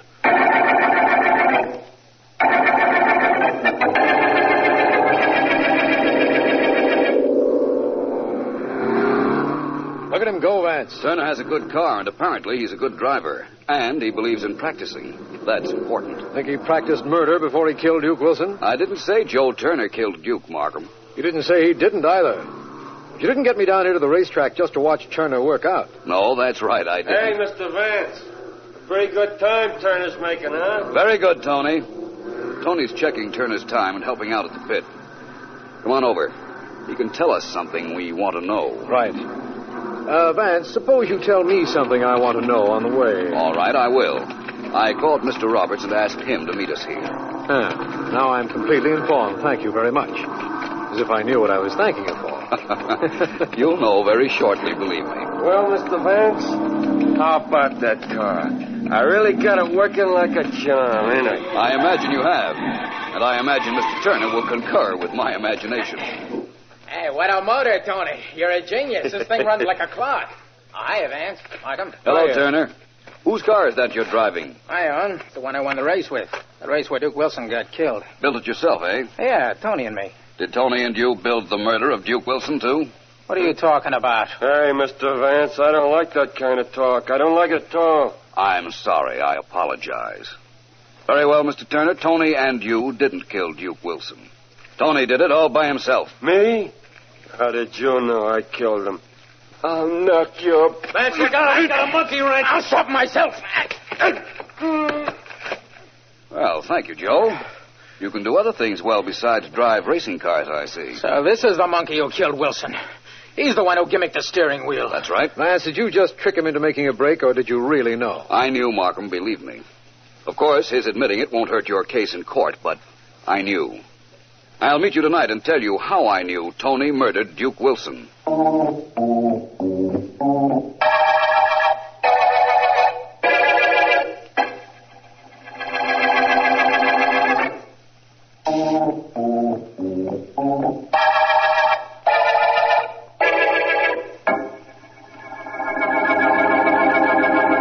It was really very simple, Markham. The only complicated part of this case was that there were 4 suspects. That's quite a few. It most certainly is, especially when 3 of them had motives like Turner, Miss Jael, and Roberts. And it turned out the 4th was the killer. Why did Tony want Wilson dead, Vance? Apparently because he was Wilson's partner when they both were cheating Mr. Roberts at gin rummy, and apparently Wilson wouldn't split with him. Reasonable. Especially in view of the fact that he knew Roberts and Turner hated Wilson and that he'd never be suspected. What made you think it was he? I didn't think. I knew. Remember, Markham, when we were in Miss Dale's apartment, she said she had received 2 phone calls. One from Tony, and one a quarter hour before that from somebody who threatened her if she told what she'd seen in the garage the night before Wilson was killed. Oh, yes, I remember that. Well, there's no question in my mind but that the first call came from the real murderer who knew Miss Dale was at the garage that night and thought she might have seen something. The second call did come from Tony, and he made it at my request. Well, who made the first call? Tony, only I didn't know anything about that one. All I did know was that he dialed Miss Dale's number without having to look it up in the phone book when I asked him to get her on the phone. Oh, which means that he'd called the number before. Very shortly before. Yes. After Miss Dale told me he'd never called her previously, never had tried to date her, then I knew that the only way he could have known her phone number was if he'd just called it. And if he had called it, he was the murderer. Well, you certainly call that, Vance. Congratulations. Thank you. And you know something? I never suspected Tony, not once. Not even in the beginning. The beginning isn't important, Markham. What is important is that this is the end of the Motor murder case.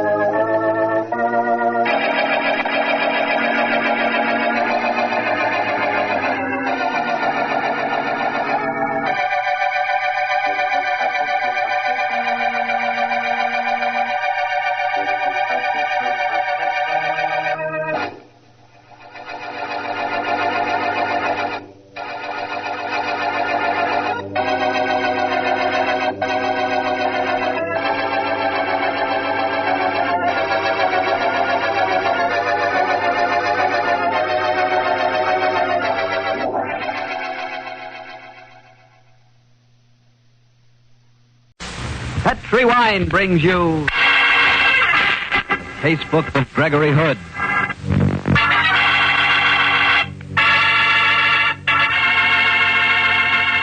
Tonight, the Petrie family, the family that took time to bring you into the story of the Derringer Society. Another exciting story from the Casebook of Gregory Hood. And right now, I'd like to talk about those few minutes you have while you're waiting for dinner every evening. That's the perfect time for a glass of Petrie California Sherry. It's the best beginning a good meal ever had. You really feel like you're enjoying the good things of life when you take time for a glass of Petrie Sherry. Hold that glass of sherry to the light. Look at it. It's a beautiful dark amber. Yes, and Petrie Sherry is clear and fragrant, the way a good wine should be. Now taste it. Ah, you've got something. That Petrie Sherry has a real heart-of-the-grape flavor. And look, if you like your sherry dry, you know, not sweet, Petrie makes a fine dry sherry. It's called Petrie Pale Dry. And if you don't know yet which you prefer, the regular sherry or the dry, why not try both? Don't buy one, buy 2. But just be sure you always buy Petrie.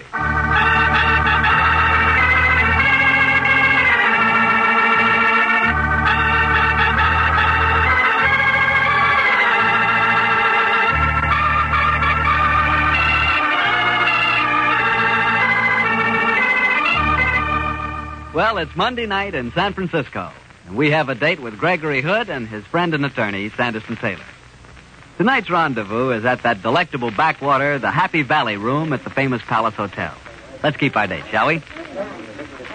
Harry Bartell, how are you? Hello, Gregory. Evening, Mr. Taylor. Good evening, Harry. We just ordered a glass of sherry. You'll join us, of course. Thanks, Greg. Be very nice. Make that 3 sherries, Carl. Yes, Mr. Hood. Well, gentlemen, which stories have you selected from the casebook for tonight's episode? A quite remarkable case that we filed under the heading of the Derringer Society. Well, it sounds exciting, but what is the Derringer Society? Well, surely you remember those wonderful early semi-scientific yarns about Dr. Derringer, don't you? Yes, I do, Greg, now that you mention it. Sort of Jules Verne stories, weren't they? Yes, and if you reread them, Harry, you'll realize that they predict just about everything from rockets to the atomic bomb. You're both members of the Derringer Society, I take it. Oh, certainly. In fact, Gregory is the president. Greg, I'm always learning something new about you. Oh, I've been a Derringer fan for a great many years, Harry, so it was only natural that I rounded up a few old cronies here who were equally interested and formed a society. We meet from time to time in a private room in Solaris, in Maiden Lane. On the particular occasion I'm talking about, the evening started out very quietly with an excellent dinner, fine wine, and lots of good talk about the famous Dr. Derringer. And then I rose to introduce the guest of honor.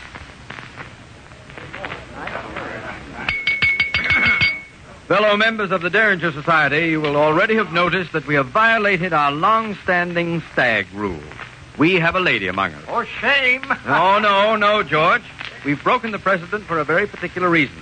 I don't have to remind any of you that the fabulous Dr. Derringer, that great spade-bearded scientific giant, was especially devoted to the tricks played by time. Well, our guest tonight is Miss Julia Hayes. She claims to perform exactly the sort of time travel prophecy that the great Derringer foretold.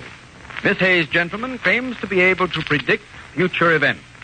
Dr. Barton, our psychiatrist member, has been examining Miss Hayes today, and I shall ask him to introduce her. Thank you, Mr. President. Fellow members, I must preface my remarks by stating that if I appear to speak of our guest in a slightly clinical manner, I do so with her full permission. Am I right, Miss Hayes? Yes, Dr. Barton, you may say anything you wish. Thank you, Miss Hayes. Gentlemen, this afternoon I spent some 2 hours examining our guest. And by all known psychological tests, she is simply normal, perhaps a trifle below average mentality. But her record has already established the fact that she can often predict future events with surprising accuracy, quite above the laws of chance. And now, gentlemen, Miss Hayes will be quite willing to answer any question. Yes, Sandy Taylor, I think yours was the first hand. Miss Hayes, may I ask you any outstanding events that you predicted in the past? On May the 4th, 1937, I predicted that 2 days later the German airship Hindenburg would be destroyed. I predicted the death of both Mussolini and his son-in-law Canciano. I was right as to both date and time. I am seldom wrong. Miss Hayes, how do you explain your unusual ability? I cannot explain it. It is beyond my understanding. It is a gift. When I let my mind go blank, I can see into the future. Miss Hayes, can you tell me what horse is going to win the second race at Arlington tomorrow? Mr. Chester, Miss Hayes is our guest. Oh, sorry, Hood. I beg your pardon, Miss Hayes. I was just being facetious. Let me ask you a serious question. Are you able to see into the future at will? Yes. If I make my mind a blank, I can usually see into the immediate future. Would you consider making a prediction for us now? I will try. I can promise nothing, but I will try. Monday. It is Monday at 8:15. I see the future, but not far ahead. This same night, 3 hours from now, at 11:15 tonight, I see a small man, a bald man with glasses. His name is Chester. Now, look, Miss Hayes, the joke's a joke. Quiet, Mr. Chester. Don't spoil it. She's still talking. Tonight, Mr. Chester, at exactly 11:15, you will be murdered.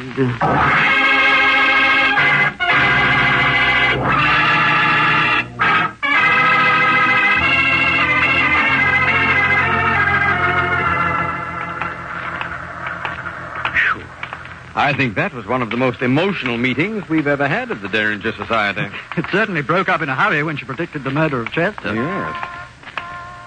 What do you make of that woman, Gregory? Well, it's hard to say. Time travel into the future is all very well in the Derringer stories. Otherwise, I don't care for it too much. Life's complicated enough in a straight line these days. Mr. Hood, Sandy Taylor, wait for me. It's Alfred Chester. He's chasing us on the double. He really must be scared. Well, I'm glad I caught you fellas before you left. What's wrong, Mr. Chester? Are you taking that prediction seriously? Well, it sounded to me more like a threat than a prediction. My reason tells me it's foolish to take the thing seriously, and yet, well, after all, I did make that stupid remark about the horse races. She's a weird woman. She may have some odd powers that we know nothing about. What do you fellas think I ought to do? Get the police, perhaps? No, I think it'd be a little hard to convince them that you were in danger. Yes. It's 11:15 now. Would you like me to come home with you until after her 11:15 deadline has passed? Oh, no, Hood. I won't bother you. I'm probably being extremely stupid.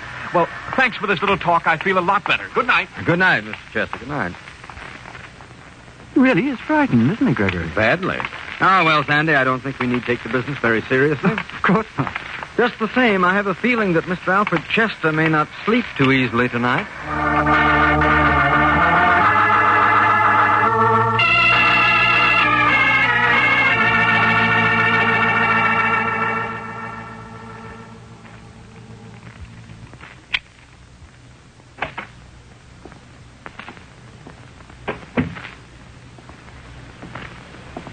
Alfred? Is that you, Alfred, dear? Yes, dear, it's me. Are you in bed? Yes, I've been reading. How was the meeting? I'll hang up my things and come and tell you about it. It was rather a peculiar evening. There was a woman there who claimed to be able to see into the future. Oh, what rubbish. I know, but the funny thing was she... Oh, well, but that's nonsense. What's the time, Alice? It's exactly 11:15. 11:15, then I'm safe. I need... Alfred, what happened?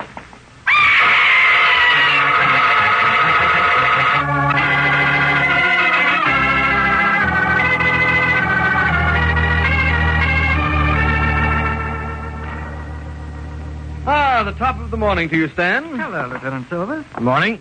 What brings you to my office this early in the morning, Stan? Could we interest you in a small Ming vase for Mrs. Silvers? Oh, we have a nice line in Inca headdresses. You'd look rather fetching in one. Greg, I'm here on business. You saw Alfred Chester last night, didn't you? Sure, we both did. Why? Well, late last night, he was murdered. He was... What time, Stan? His wife says it was exactly 11:15. Great God. Then the prediction came true.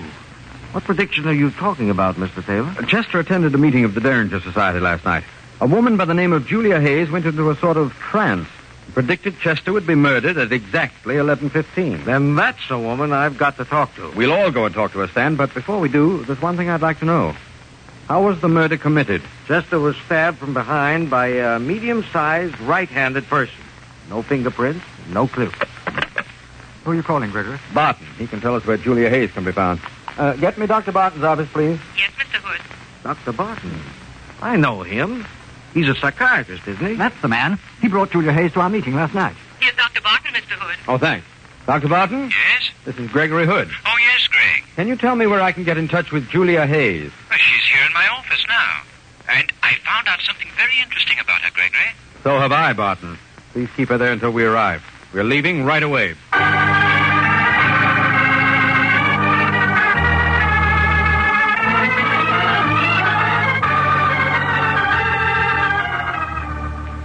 I've been examining Miss Hayes again this morning, gentlemen, and I've uncovered a very interesting fact. Miss Hayes was left-handed in her childhood, but she's been forcibly trained into right-handedness since. It's a situation that is often has unpredictable psychological results, though I'll confess, never precisely like hers. She is extraordinary, isn't she, Barton? Lieutenant Silvers will tell you just how extraordinary. Dr. Barton, Alfred Chester was murdered last night. Murdered by a right-handed person. What? And her prediction came true to the exact minute. He died at 11:15. He did? I don't know what to say. One thing I can assure you, gentlemen, Miss Hayes did not commit the crime herself. How do you know? Because I brought her back here after the meeting last night. I was working with her until 12:30. Where's Miss Hayes now? In the other room. You want to talk to her? Yes, Dr. Barton, I certainly do. I'll call her in. Come in, please, Miss Hayes. Yes, Doctor. These gentlemen want to ask you a few questions. What questions? I understand you predicted the murder of Mr. Alfred Chester last night. Yes. It happened, of course. Yes. I knew it would. How do you account for the fact that you predicted it 3 hours before it happened? I cannot account for it. It is a gift that I cannot explain. I can see things in the immediate future. I can tell you what is to happen today before the day is out. I can tell you... My mind is blanking out again. What can you tell us, Miss Hayes? I see a large man, a red-faced man. His name is Felton. That's George Felton, another member of the Derringer Society. What do you see, Miss Hayes? He will die tonight. He, too, will be murdered. The heck he will. This is one murder that isn't going to take place.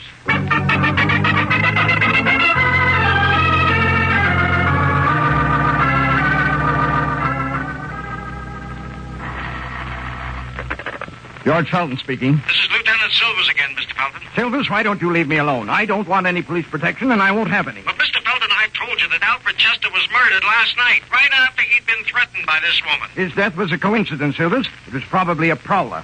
But I'm not easily scared, and I don't believe in supernatural powers, even though I am a member of the Derringer Society. I wish you'd let me come over, Mr. Felton. We don't like to take any chances. Now, look here, Silvers. It's nearly midnight. My wife and I are going to bed. Don't you worry about us. If anyone murders me during the night, I'll get in touch with you first thing in the morning. Who was that, darling? Oh, Lieutenant Silvers again. Still worrying about that threat on your life. Yes, that's the 5th time he's called me today. Darling, he must take it seriously, even if you don't. Don't you think Oh, now, perhaps don't worry your pretty head about it, Cynthia. You run along to bed, dear. I'll lock up. I suppose you know best, George. Don't be long. Oh.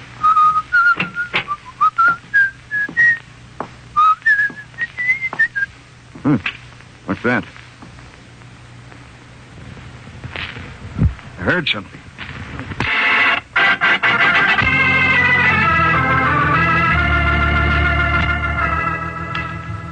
Gregory, I blame myself for Mr. Felton's murder last night. You did your best, Stan? Yes, Lieutenant. After all, you tried to force him to take protection, but he wouldn't hear of it. I know, but I do blame myself.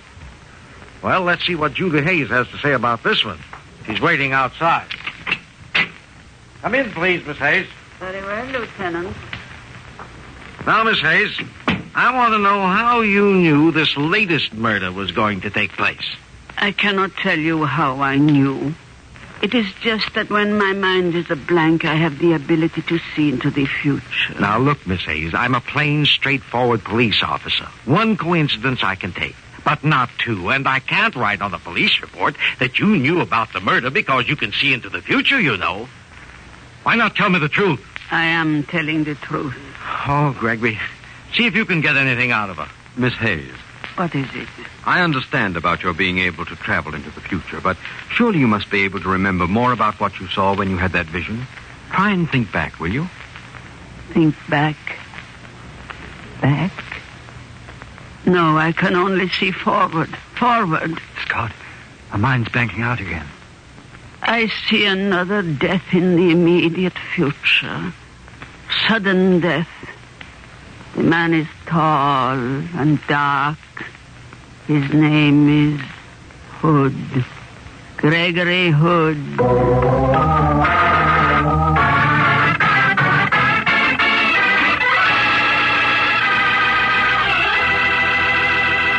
You'll hear the rest of Gregory Hood's story in just a second, so I'll tell you quickly about a wine I know you'll like. That wine is Petri California Muscatel. Petri Muscatel is really marvelous. In fact, I'm willing to bet you like everything about it. Petri Muscatel is good just to look at, the color of sheer gold. And say, if you've ever tasted plump, luscious Muscat grapes at their sun-ripened best, well, then you know what to expect when you taste Petri Muscatel. Petri Muscatel brings you that same wonderful Muscat flavor. And you'll like Petri Muscatel after dinner, by itself, or served with fruit, for instance, peaches, or with cake. Just be sure it's Petri. Petri Muscatel, because Petri wine is always good wine. Well, Gregory, so yours was the third murder to be predicted. Considering the first two had taken place according to schedule, you must have felt a little nervous. For the first 24 hours, I was a trifle sensitive to sudden sounds, Harry. But when 48 hours had passed without anything happening, I began to feel rather let down. Let down? should have thought you'd have been grateful. Gregory has an ingrained sense of melodrama, Harry. I think he felt cheated because the spotlight was on him and he didn't have a scene to play. Exactly, Sandy. As my old father used to say, if you're fortunate enough to hit the headlines, for heaven's sake, make the most of it. But how could I? The other two killings had followed right on the heels of the prophecies. Now, mine had been predicted, and nothing happened at all. It was rather humiliating. Well, that's one way of looking at it. In any case, I'm sure you didn't just sit down and wait for someone to try to kill you. Oh, no, Harry. As soon as Julia Hayes uttered her dire threat, Lieutenant Silvers and I went into action. We questioned everyone and checked alibis till we were as black in the face as a couple of end men. But after 3 days of this, we had progressed exactly nowhere. On the night of the 4th day, I remember, Sandy and I sat in my apartment discussing the whole business. Gregory, while you and Lieutenant Silvers have been doing the legwork, I've been doing some serious thinking. Splendid, Sandy. What conclusions did you arrive at? I think there's only one answer to this case. And that answer is? Dr. Barton's a psychiatrist. Julia Hayes is slightly subnormal. I wouldn't mind giving you odds that he hypnotized her into performing the 2 murders. She'd be an easy hypnotic victim. I'd thought of that possibility. Have you figured out his motive? No, but I'll skip that for the moment. One thing we do know. He had the opportunity. He was the only person who was alone with the woman for any length of time between her arrival in San Francisco and her first prophecy at our meeting. Very true. And I think I could provide your missing motive, Sandy. We've checked on Dr. Barton thoroughly. The wife of George Felton, the second man murdered, was a patient of Barton's. She was also a beautiful woman, no doubt is now a very rich one. I've gleaned rumors that her relationship with Barton was a little more cozy than that which usually exists between doctor and patient. In that case, how would you account for the first murder, the stabbing of Alfred Chester? Well, that could have been a blind, to establish a pattern and conceal the motive. Well, if that were the case, your death would be necessary also. True. Darn it, Sandy, this is all supposition. We haven't a real lead to follow. There's one thing I will settle, though. Who are you calling? Dr. Howell is staying at the Fairmont. He's probably the greatest psychiatrist in the country. Dr. Eustace Howell, please. Well, what can he settle? Whether Julia Hayes could have been hypnotized into committing murder. Excuse me. Dr. Howell, this is Gregory Hood. I'm fine, thanks. Yes, I'd like to. In the meanwhile, do you mind if I pick your brains? Yes, here's my problem. Is it possible to hypnotize an individual to commit a criminal act against his will? Thanks, I thought so. I'm much obliged to you. I'll call you in a day or two. Goodbye. Can't be done, huh? No. He says the answer is an unqualified no. Well, I'm going to accelerate my own murder. Tell me what flowers you like first. I'm very fond of Transvaal daisies, Sandy, but don't worry about my funeral. Yes. Lieutenant Silvers, please. 2 can play at this game, Sandy. Oh, Stan? This is Greg Hood. No more leads, but I have got a brainwave. Pick up Julia Hayes and bring her up to the apartment as soon as you can. Yes, we'll be waiting for you.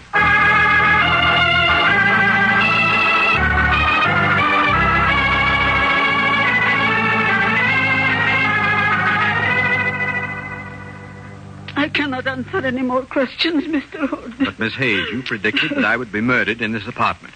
Doesn't this setting ring a responsive chord in your memory?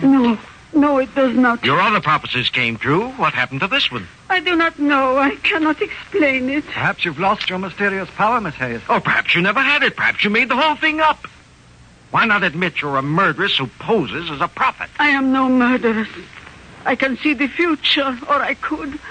Something has happened to me. You never could see the future, and you never will. But I'll tell you your future, Miss Hayes, if you don't tell us the truth. You'll end up in the gas chamber, and I don't have to be a clairvoyant to know that. Stop talking like that. Leave me alone. I won't stay here. Come back. No, Stan. Let her go. I'll tail her, though, Greg. Good idea. She's upset. She might show her hand. I'll be back later. Well, we're still no nearer the solution, Gregory. I don't know. I swear there's still hypnotism in it somewhere. I have a hunch that Julia Hayes isn't conscious of it. That alibi of hers for the first killing might be a true one at that.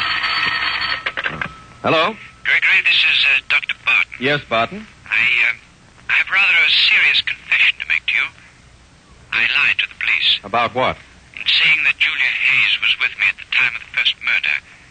She wasn't. Why did you lie? Well, the woman seemed such a unique psychiatric study, I wanted to complete my examination before the police nabbed her. Now I've finished my research with her. You can tell the police they can pick her up. Tell them yourself, Barton, and I wish you the worst of luck in explaining it to them. There's a man that danced at his father's wedding. What did he say, Gregory? He dynamited Julia Hayes' alibi for the first murder. But in doing so, I'm pretty certain he's put the finger on himself. Dr. Howell, please. Sandy, I think we're on the right track at last. I certainly hope so. Dr. Howell, this is Greg Hood again. I want just one more piece of information, please. Can a post-hypnotic suggestion include persuading the patient that he was never hypnotized at all? It can? Thank you, Doctor. I'm immensely obliged to you. There's our answer, Sandy. When Barton demolished the woman's alibi, he also demolished his own. Then he did hypnotize her? Sure. Then he planted the apparent prophecies in her mind. After she'd made them public, he committed the murders himself. I get it. And he thought that when he scuttled Julia Hayes' alibi, we'd think she'd try to make her own predictions come true. That's it, Sandy. Fortunately for us, he's outsmarted himself and walked into his own trap. We've got him. Who's that? Is that you, Stan? What? Who turned off the light? Oh, no, you don't. Gregory! Gregory, where are you? What's happening? Trying to get at the light switch. Look out, Sandy. He's got a knife. Strike a match. Okay, Gregory. Hey, Gregory. Why are the lights off? What's going on? Watch out, Stan. The killer's here. He's got a knife. She's got a knife. It's Julia Hayes. She got away from me, but I trailed her back here. But it can't be. Oh, here's the light switch. It is Julia Hayes, Gregory. You've got your cold, Miss Hayes. Knife's in your hand and all. Well, what have you got to say for yourself? I'm sorry I did not kill you, Mr. Hood. Well, that's very friendly of you, Miss Hayes, but I'm completely confused. Oh, so am I, Gregory. You just finished proving to me that she couldn't be the killer. Well, I don't know what more evidence you want, Greg. The knife's in her hand, and she admits she wished she'd killed you. Yes, I admit it. You all made fun of me. You did not believe in my gift. If you had died, then all my predictions would have come true. But I am no murderess. Of course you aren't, Miss Hayes. What are you talking about, Gregory? But don't you see? She's holding the knife in her left hand. There's the answer. Come on, Lieutenant. Let's go over and see Dr. Barton as fast as a squad car can get us there.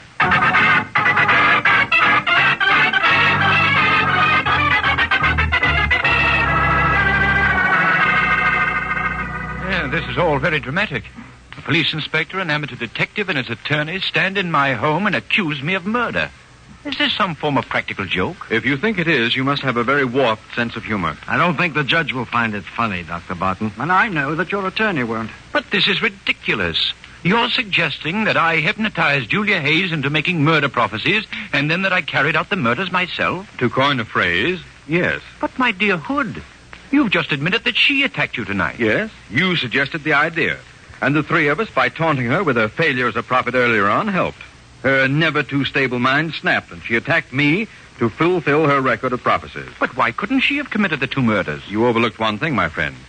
You didn't know that under strong emotion, she reverts to her childhood left-handedness. She attacked me tonight with her left hand. The murders were committed by a right-handed person. Want to argue any more? I'd like to know what you think my motive was, Hood. Oh, that's easy. Mrs. Felton, the widow of your second victim, broke down half an hour ago and spilled quite a few beans. She did? I mean, yes, she did. So, Cynthia's been talking. Better come with me, Doctor. Very well, Lieutenant. I should prefer not to talk anymore till I've seen my attorney.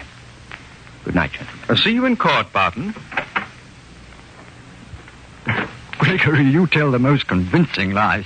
That story about Mrs. Felton talking, how can you do it? Oh, it takes years of training.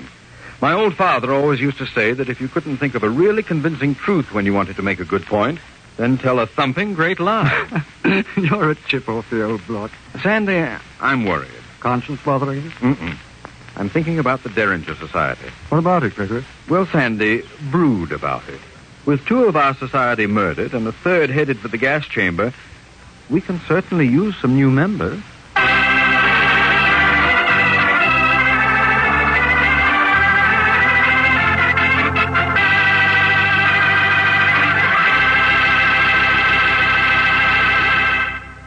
Greg, that was an exciting story. How do you get mixed up in these things? Harry, I guess I'm just around when they happen. But why is it I'm never around? Well, Harry, maybe you're just the kind of person nothing ever happens to. Lucky you. You mean poor me? I bet if I were a member of the Derringer Society, things would start happening to me. Oh, I don't know. But before you can become a member, you must be able to contribute something to the society. Have you a scientific mind? I'm a genius with a tinker toy. Oh, no. Know anything about psychiatry? No. Hypnotism? No. Precognition? Don't even know what it means. Well, in that event, Harry, what in the world could you possibly contribute to the Derringer Society? A case of Petri wine? I should have known. They'll love me, Greg, because Petri wine is such good wine. Well, it's just got to be. With the Petri family, the growing of perfect sun-ripened grapes, and the art of turning those grapes into fragrant, delicious wine is a heritage.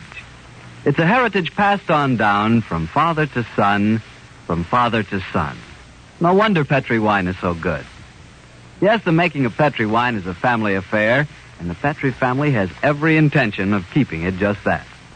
So you know the name Petri on a bottle of wine is more than a trademark. It's the personal assurance of the Petri family that Petri wine is and always will be good wine. Well, Gregory, which adventure out of the casebook are you planning to tell us next week? Next Monday, Harry, I'm going to tell of a weird adventure that Sandy and I had in Mexico City some months ago.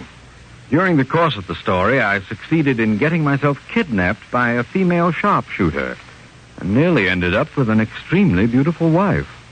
I'll see you next Monday, Harry.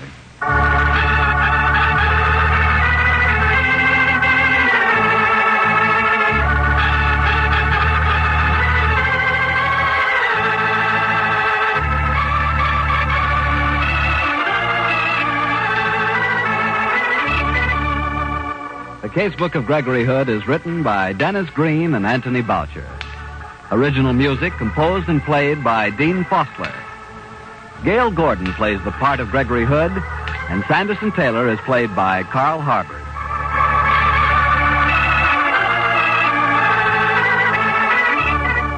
The Petri Wine Company of San Francisco, California, invites you to tune in again next week, same time, same station.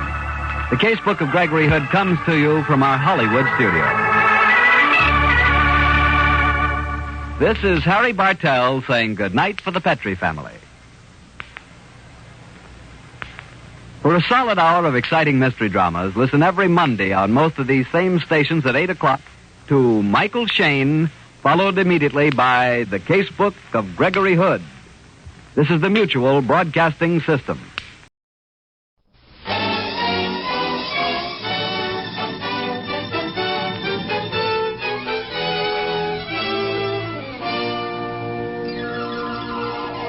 The F.W. Fitch Company, makers of those fine Fitch products, presents Dick Powell as Private Investigator Richard Rogue in Rogue's Gallery.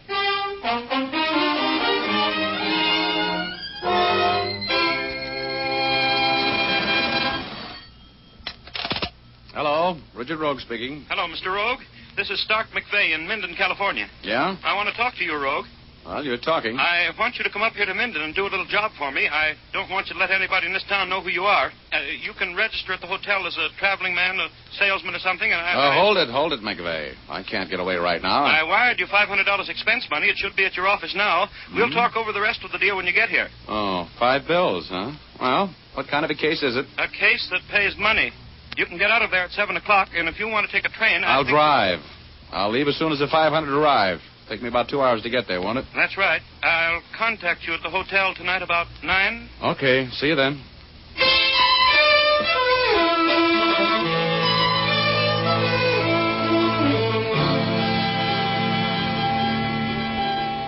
Hey, boy, get me a paper, will you, please?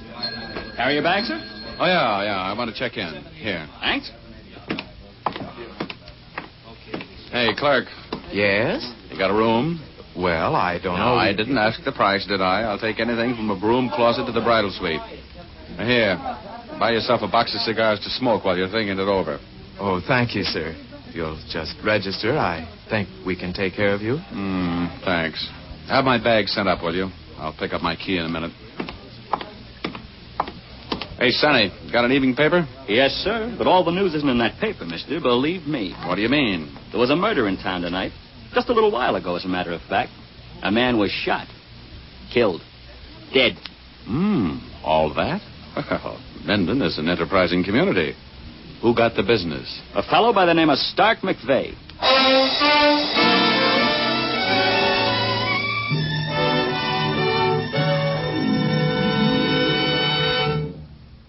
We'll return to our story in just a moment, but first here's Jim Doyle to give you some smooth talk on a smooth subject. Yes, smooth is the word for it, Dick.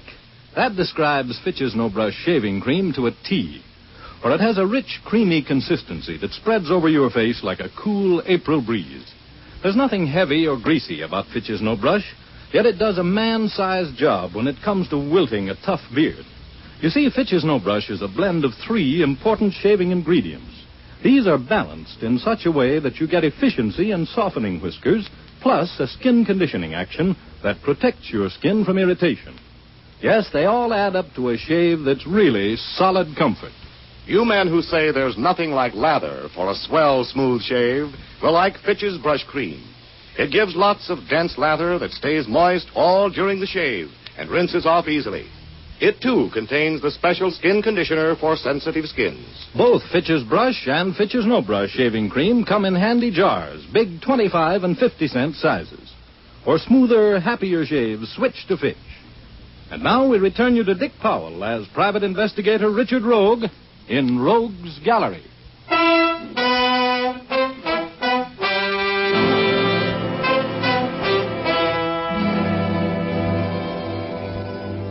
Well, this case looked like it was officially over before it started. The man I was working for had just been killed. I found that out while I was registering in Menden's only hotel with running water. A bellboy gave me the news, and while I was just standing there with my mouth hanging open, a big, beefy guy eased up to me and said, "You're Richard Rogue, aren't you?" "Oh, my name's Richard." "Yeah, I know you're Rogue. I've seen your picture in the paper too often to be mistaken. I want to talk to you." "Why?" "Because I'm chief of police in this town." Well, you just want to have a social talk, huh?" "Yeah, about a murder." "Come on, Rogue, let's retire to the bar and play questions and answers." "What about?" "About what you're doing in town, among other things. Come on, get moving, big shot."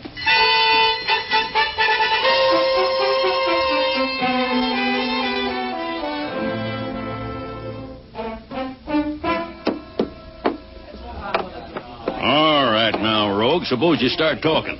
What are you doing in Minden under the name of Richard? "Hey, bartender, you put too much sugar in this old-fashioned." "Oh, so you think I like to hear myself talk? I said, what are you doing here?" "I'm on a vacation." "Does a man named Stark McVeigh always finance your vacations?" McVeigh. Yes, well, the name sounds familiar. "I'll bet it does. He had a call in for you all day down at the city. He reached you at the Hunt Bar Room a little before 5 o'clock, and he wired you $500 to your office this afternoon." Maybe that's why his name sounds familiar. Well, could be that. Well, what was it that made McVeigh think he'd need you $500 worth, Rogue? He didn't say. Who was McVeigh, anyway? I never met the guy. Never heard of him till he called me. You think I'll believe that? How do I know what you believe? I'm telling you the truth. That's all I can be sure of. And what's the idea of the pressure? You got ambitions to hang McVeigh's murder on me? Uh-huh. You know he's been murdered. How did you know that? Well, the bellboy told me. Who did it, Rogue? Who was McVeigh afraid of? I don't know anything about the guy. I didn't murder him. I hardly ever murder strangers. And now, thanks for the drink, and so long. Wait a minute. You leaving town, Rogue? I don't think so, no. I like the climate here. It's so peaceful. Well, don't you leave without seeing me, or you'll come back with your hands cuffed behind you, lying down. Oh, well, if there's anything I love, it's a clever conversationalist. Huh? Now, I'll make a rule, egghead. Don't put any of your rural gumshoes on my tail if you like them personally. I don't like to be shadowed.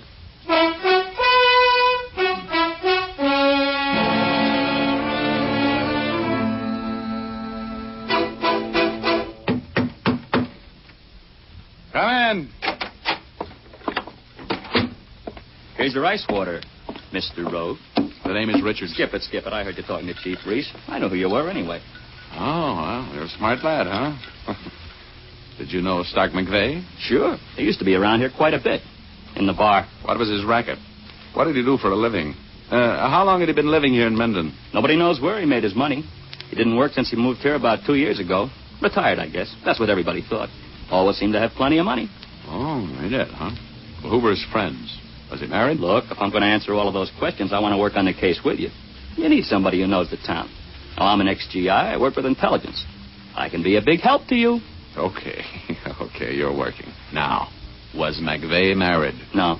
Didn't run around with women much either. I mean, here. Some blonde came down to see him once in a while. Drove a Cadillac convertible. Looked like a movie star. Did McVeigh make many trips? Was he out of town much? He traveled quite a bit. Did he have any enemies in town? Nobody knew him well enough to hate him. He was a kind of a stranger, Mr. Rogue. Nobody got to know him very well. You live alone? Yeah. He had a woman come in a couple of times a week to clean up. That's all. Good. Well, who do you think killed him? I don't know. Mm-hmm. Any suspicious-looking characters been seen around town lately? Not that I know of. But they could have been here without me knowing it. Okay. Hey, what's your name? Buzz Walters? What time are you off duty? About an hour, 9 o'clock. Good, I'll see you then. In the lobby, right? Yeah. What are you going to do now? Oh, I'm going out to the house, McVeigh's house, and take a look around. You know where it is? I'll find it. See you at 9.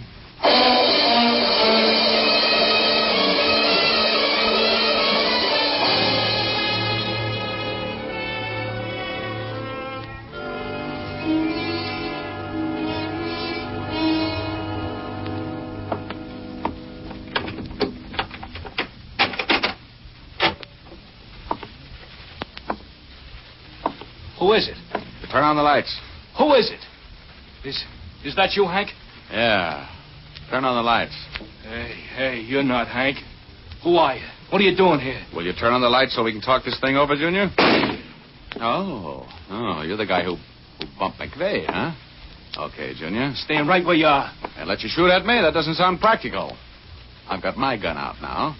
How about taking another shot so I can spot you? Who are you? The law? Oh! Okay, Junior. Throw that gun away. Don't shoot anymore. You hit me. Let me hear that gun hit the wall. Throw it. Okay. Now, maybe we can talk. Keep your hands down to your sides. Look, I'm shot. I'm bleeding. You gotta do something for me. Later. First, Junior, you're going to answer some questions. Hey. Did I startle you? Huh? Just hold that pose. Who is this guy, Shorty? I don't know. He came in here and I thought it was you. I took a shot at him but he got me. Yeah, I see. Well? You better get somebody to take care of your friend here. He's got a bad chest wound. Don't let that worry you.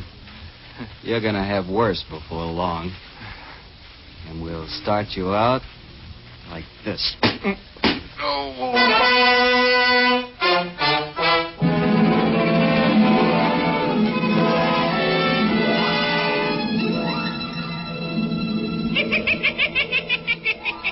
Hiya, Rogie. Welcome home. Oh, hello, Igor. How's everything on Cloud 8? Oh, it's fine. Say, Rogie, I missed you last week. Oh, yeah. I had the flu. Yeah, didn't Dennis O'Keefe come up to see you? Nah, not that Irishman. He doesn't use his head the way you do, Rogie. Say, who did it this time? I don't know. But I'm going to get him.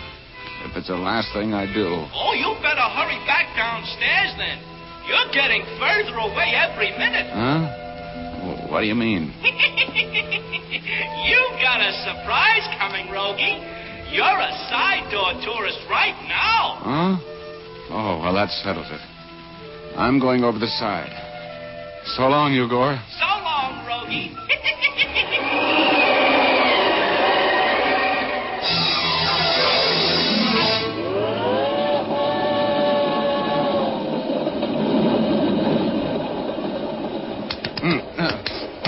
Come on, fella. Come out of it. Huh?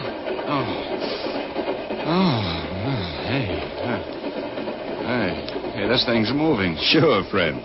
It's okay. You're in a freight car. A freight car? Well, it seems somebody wrapped you over the skull and threw you in here. Who? I don't know.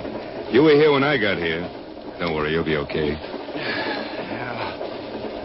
Well, thanks for the first aid. Where are we? Well, about 10 miles out of Minden. This red ball got a hot box and was held up. We're on the big grade going into the mountains. Thanks. Hey, what do you got around my head?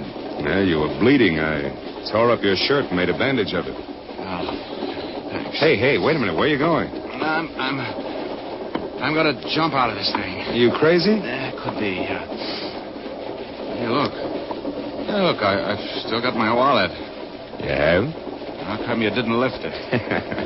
I didn't think of it. You're an honest man. Here, here's a 20. Thanks. Okay. Well, here goes nothing. So long.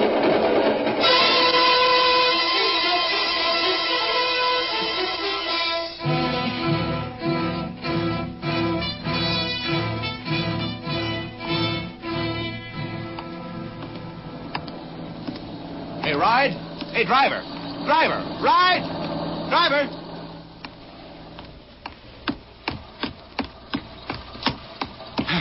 You going into Minden? Yeah. What happened to you? Well, I was knocked out and robbed and left on the road. I got to get back to Minden to report it to the cops. Okay, buddy. I wouldn't leave anybody out. But I got a revolver here, and don't try any funny stuff. Oh, me? Oh, I don't want to try anything. I just want to get back to Minden. I'll take you into Minden. Get in. Thanks.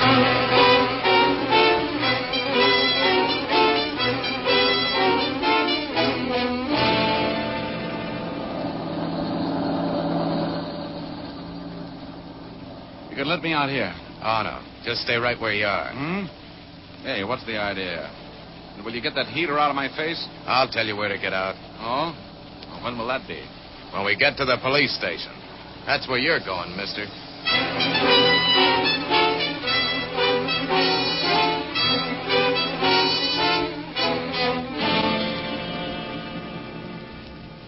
So I brought him in here to the police station, Chief. He looks suspicious to me. Yeah, nice work, Mr. Pollard. We'll take care of him, thanks. I hope I did the right thing. Yeah, you sure did. Thanks for the ride, Mr. Pollard. Goodbye. You just go right ahead, Pollard. I'll see you later. Oh, Chief. Huh? There's no reward, is there? No. So long. Oh. So long. Well, I see you're back, Rogue. I told you you'd get in trouble nosing around this town. Now, you gonna talk? Well, I haven't much to say, Reese. I went out to McVeigh's house. The door was open. I walked in. Some guy took a shot at me. I shot back. Got him, and while I was trying to find out what it was all about, another guy sneaked up behind me and bent a rod over my head. I woke up in a freight train 10 miles out of town. This Pollard gave me a ride in, and that's the end of the story.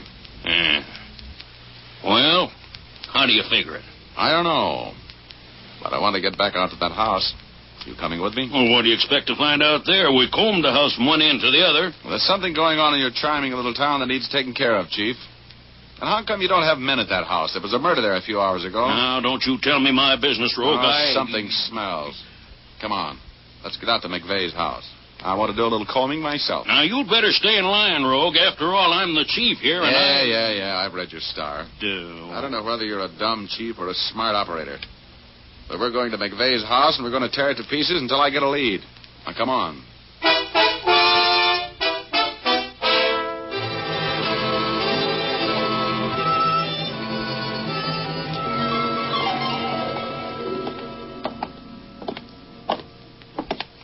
I'll try the door. Don't knock, it may be open. Okay. Well, close the door. All right. No, the lights don't work. The main switch must be pulled. We'll get by with this flashlight. Come on, let's take a look around. Hey. You see where that lamp is on the floor over there? Yeah. Well, the guy who was shooting at me was lying right by the side of it after I got him. Oh. Look, there's blood on the floor. You see it? What was that? Oh, it should have come from that closet. Somebody's in there. Well, come on out. Come on out, or I'll shoot that door so full of holes we can pull you out through them. Okay, I'll come out. Well, hello, Buzz. Welcome to the party. What are you doing here? Well, Mr. Rogue told me he was coming out here, and he was supposed to be back to meet me in the lobby at 9 o'clock. He didn't come back, so I decided I'd run out here and look for him. You got here a little late, Buzz. Oh, no, I didn't. Well, I was a little late to do you any good, but I saw plenty. I saw them walking around here. Wait a minute. What do you mean, them? 2 men and a girl. The blonde girl that used to come here to see Mr. McVeigh. Oh, you mean she was here? Yep. I hid outside of the window and watched them. They were carrying stuff up from the basement. That is, the girl and this man were, and putting it in the car. Buzz, did you hear them talk? Did the girl mention his name? No, she just called him sweetheart or honey or something like that. There was something funny about the other guy. What? He never did come out. The other two came out, got into that Cadillac convertible, and drove away about 10 minutes ago. Well, then there must still be a man in the house. Yep, he'd been shot. He had trouble getting around. Must have been the guy I shot. I've been looking for him. Well, why didn't you call me? I was working for Mr. Rogue. I know he'd be here. Oh, good boy, Buzz. Now, come on, let's shake this house down. If that thug is in here, we better find him before he finds us.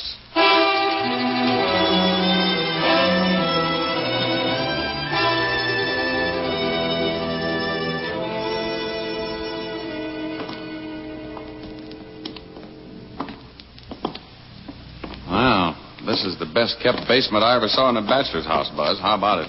It's sure clean. Hey, look. There are a few muddy footsteps going this way. They're going both ways, Mr. Rogue. Yeah, right over here and then back out. That's funny. They walk right up to this blank wall and then back again. Maybe the stuff they were carrying out of the basement was stacked up against the wall. I doubt it. Hey, there's nobody up here. Shook down every room, every closet up here. There's nobody. Well, we're even. There's nobody down here either. I tell you, that guy they called Shorty never came out of the house. I was watching and I know he didn't. Hey, you're imagining things, kid. People don't just disappear. If he was here, we could see him now, couldn't we? If we could find him. I've got an idea. Yeah? Oh, there must be a hidden door or something in this wall here someplace. Oh, now, wait a minute, Rogue. Okay. So I've been reading too many comic books, but I'm making my guess, and I'm going to see if I'm right. You see these footprints coming over here and going back again? Yeah. That's what it is. Maybe there's a loose tile in the wall or something. Yeah. Listen now. There it is, Reese. You die hard. You hear that? It's hollow in there. Now, come on. Let's figure this thing out.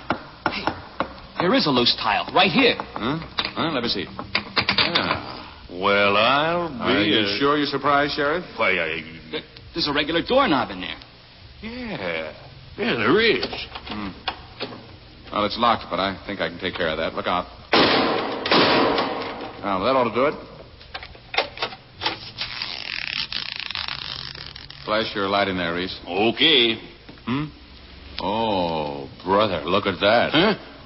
Hey, he's dead.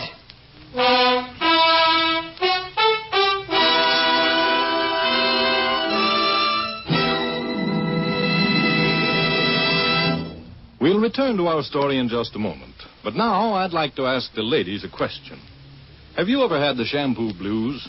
The shampoo blues, of course, is that dejected feeling you get when your hair becomes dry and unmanageable after a shampoo. If that's been your experience, then here's a way to beat those blues. Try Fitch's saponified coconut oil shampoo. Use this clear golden liquid shampoo as often as you like. It will never leave your hair dry or difficult to manage. That's because Fitch's saponified shampoo is made from pure natural oils. Just a little makes oceans of cleansing lather. Rinses out easily, too, for Fitch's saponified shampoo contains its own patented rinsing agent. It leaves your hair soft, lustrous, and easy to manage even right after you shampoo it. Yes, you can always use Fitch's saponified shampoo with complete confidence and freedom from the shampoo blues. So use it regularly. Buy an economical bottle at your drug or toilet goods counter, or ask for a professional application at your beauty shop.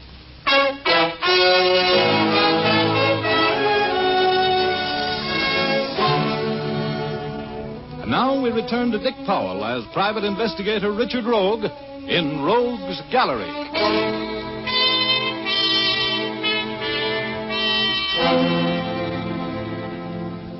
Well, you could have knocked me down with an atom bomb when we opened that secret door in the basement of McVeigh's house and saw what was inside. It was an air-conditioned room with fluorescent lighting and strictly occupational furniture. And sitting at the table in the swivel chair was the body of the man named Shorty. Buzz, the bellboy, said. Hey, he's dead. Yeah, they let him have one. Right through the temple. Good Lord. 2 murders in one day in Minden. That'll put the place on the map, won't it? I wonder why they killed him. Well, it looks pretty simple to me.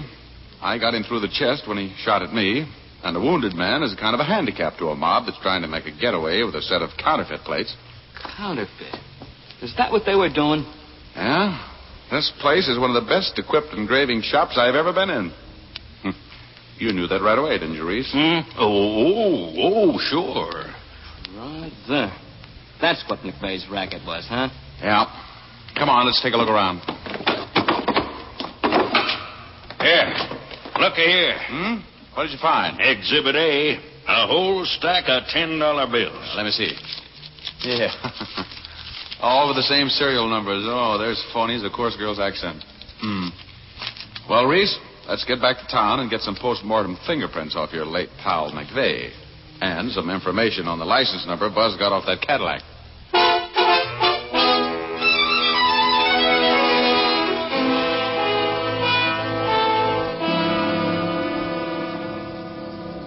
Do you think we'll get him, Mr. Rogue? Oh, we're a lead pipe cinch, Buzz. You know, if you hadn't been sharp enough to jot down that license number, we'd have been out of luck. Even Reese can trace that. Yeah, think it could use a guy like me. Regular, Mr. Rogue? Oh, well, I'm sorry, kid. I'm a lone wolf. But you'll make some dough out of this case.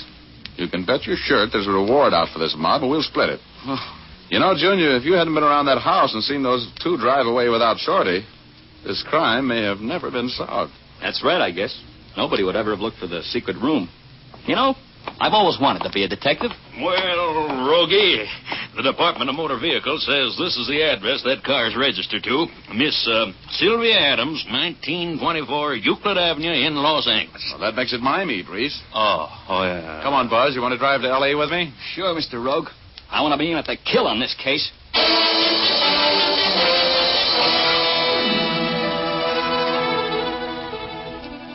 Well, this is the house. Oh. Miss Sylvia Adams, 1924 Euclid Avenue. What are we going to do? Well, first you go see if the car's in the garage while I take a look around. Okay. Hey, Buzz. Come here. Wait a minute. Yeah? Hey, look in that window out there. Mm-hmm. That man. He's the one who knocked me out. Oh, is that the man and the blonde woman you saw leaving McVeigh's house? Yep. That's them. Looks like they're having a beef. That's good. Buzz, we're going to do a little listening. Oh, how you going to get in? Back door. Come on. But it's probably locked. Yeah, could be. But if I haven't a skeleton key on my chain that'll open that door, I'm going to get a new locksmith. Now, quiet. Come on.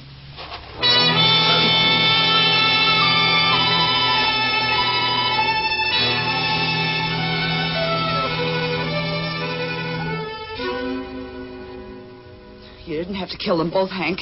You're a trigger-happy fool. Will you stop harping on that? They're dead. That's all there is to it. We're rid of them, and we got the counterfeit plates. We got no more troubles, baby. From now on, it's you and me. It is? What do you mean? Just that I don't have to put up with you anymore either. One word out of me and the cops will put you under the jail, Hank. That's what they do with killers, you know? I don't like you. I never did like you. But you're going to keep me in money and minks and everything I want as long as I live. Killer. That may not be long, you little double-crossing. Hank, put that gun away. Hank, no. So you were going to double-cross me? Hank, no. So all that sweet talk was just an act? No. Well, here's my act, baby. Next one, dot your eye, Hank. Drop the gun. Pick it up, Buzz. Yeah. Who are you? Well, now, that's not very flattering. I'm Richard Rogue. But we'll talk about that later, lovely. Right now, get up against that wall, both of you. Start singing and make the lyrics cover a couple of murders. Come on, sing!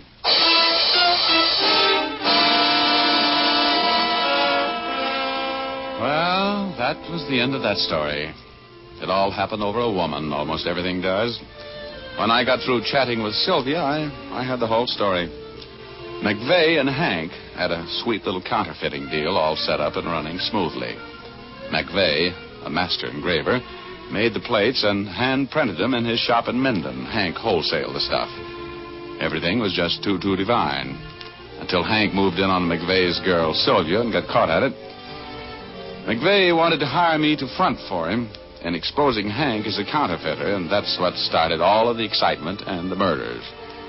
We found the counterfeiting plate in Sylvia's Cadillac, and I collected $5,000 reward for cracking the case. I split it with Buzz. He was a happy kid. Yes, well, as I've always said, cherchez la femme, to coin a phrase.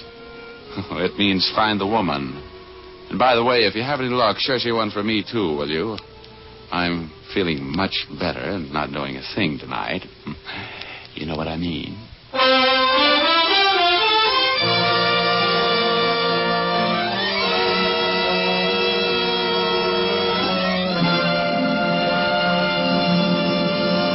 This is Dick Powell. Powell again, ladies and gentlemen. Hope you enjoyed our story tonight. Ray Buffum wrote it.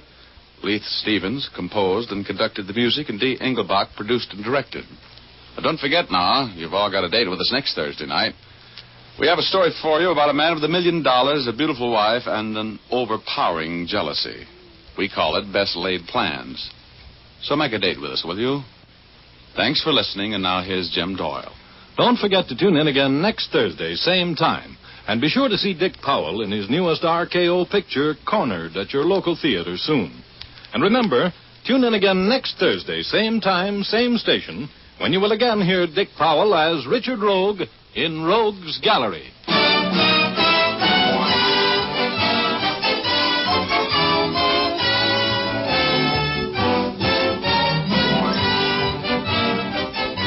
Remember, if dandruff is your problem, ask for Fitch's Dandruff Remover Shampoo. It's the only shampoo made whose guarantee to remove dandruff is backed by one of the world's largest insurance firms. No other shampoo can make this statement.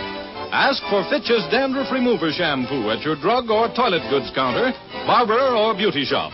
Fitch is spelled F-I-T-C-H.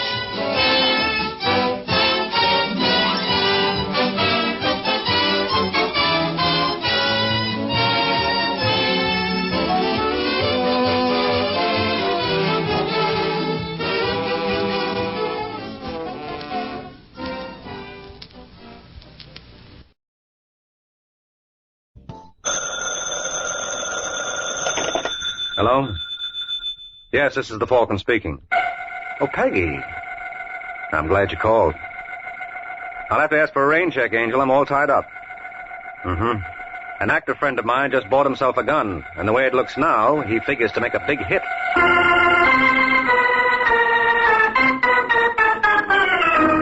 The Adventures of the Falcon, starring Les Damon. Now join him on the air when the Falcon solves... The Case of the Disappearing Doll.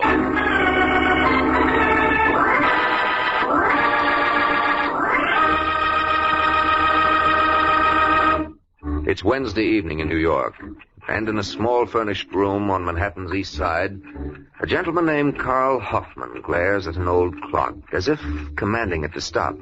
And when it continues to ignore Mr. Hoffman's wishes, he hauls off and makes known his displeasure. Hey, take it easy, Carl. Don't tell me to take it easy, Sheppy. You went and busted the clock. That's not all I'm going to bust either. Where's Janet? Give her a chance, Carl. She'll show. When? She was due here an hour ago. Well, maybe she got tied up with that jerk Harry Jensen. That's still no excuse. I told her a dozen... Get that. Yeah, I'll get it. Just a second. Hello, Sheppy. Oh, you're just in time, Janet. What's the matter? Carl, he's blowing his top. Don't worry about it. It'll do him good. That you, Janet? Yeah. Where the devil have you been? Working. You were due here at 8. There were what they call extenuating circumstances. You out with Harry Jensen? Uh-huh. How'd you make out? Well, he's loosening up a little. But? He still wouldn't kick through with the information. Well, that's a nice how do you do. Well, if you think you can do better... Maybe I All can. right, take it easy, Carl. You too, Janet. Where does he get off? Bawling me out. How long have I had to work on Harry? Look, we know it's only been a week, but time is getting short. Vince Dario will be here tomorrow. Who? Vince Dario. Carl's bringing him in from Toledo for this. Why? Because he's the best man in the business, that's why. And Yeah. Vince isn't the kind of a guy who'll hang around if we can't promise him action. Well, I'm doing everything I can. Yeah, sure she is, Carl. Now, why don't you two just kiss and make up? No. All right, I'm sorry, Janet. Forget it, honey. Come here, baby. Don't mind me, folks. Grab yourself a walk, Shep. Come on, fellas, break it up, huh? We got work to do. He's right, sweetheart. When do you think you'll have something to report from that Harry Jensen character? Well, they wanted to see me late at night. Well, maybe tonight's the night. Maybe. How about it, Janet? You know, I think if you got him good and plastered, he might start talking. That's never been a problem with Harry. The tough thing is to make him quit. We'll get him started in the right direction, baby. And when he stops, we'll be on Easy Street.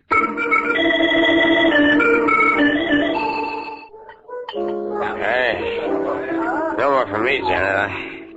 I had enough. Aw, don't be such a sissy, Who's Harry. a sissy? You are. Yeah? Now, let me show you something. Give me that bottle. Now, Harry, do you think you should? Watch.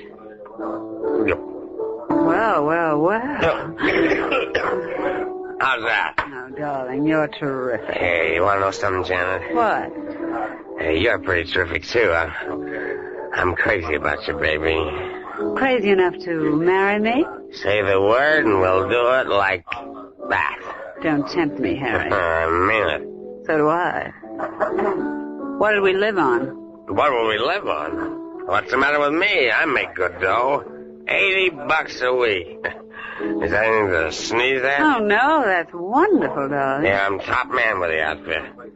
Who do you think makes all the important deliveries? Who? Me, that's who. Go on. Don't believe me, huh? Ever hear of the McGill Company? Yeah? Well, they got a payroll of $80,000 a week, and I'm the guy who brings it to them. When? Huh? When do you bring it to them? Oh, I'm sorry, honey, but we're not supposed to tell. And you claim you love me. I do, Then sweetheart. tell me when you're going to deliver the McGill payroll. Now, what difference does that make? Think I could marry a man who didn't trust me? Say, Janet. What? Well, ain't it kind of stuffy in here? No. I feel awful warm. You know, I bet I could go to sleep. Don't you pass out on me. Oh, don't, Janet. I'm nuts about... Harry. Harry. The McGill payroll. When do you deliver it? Yeah. Friday at 2.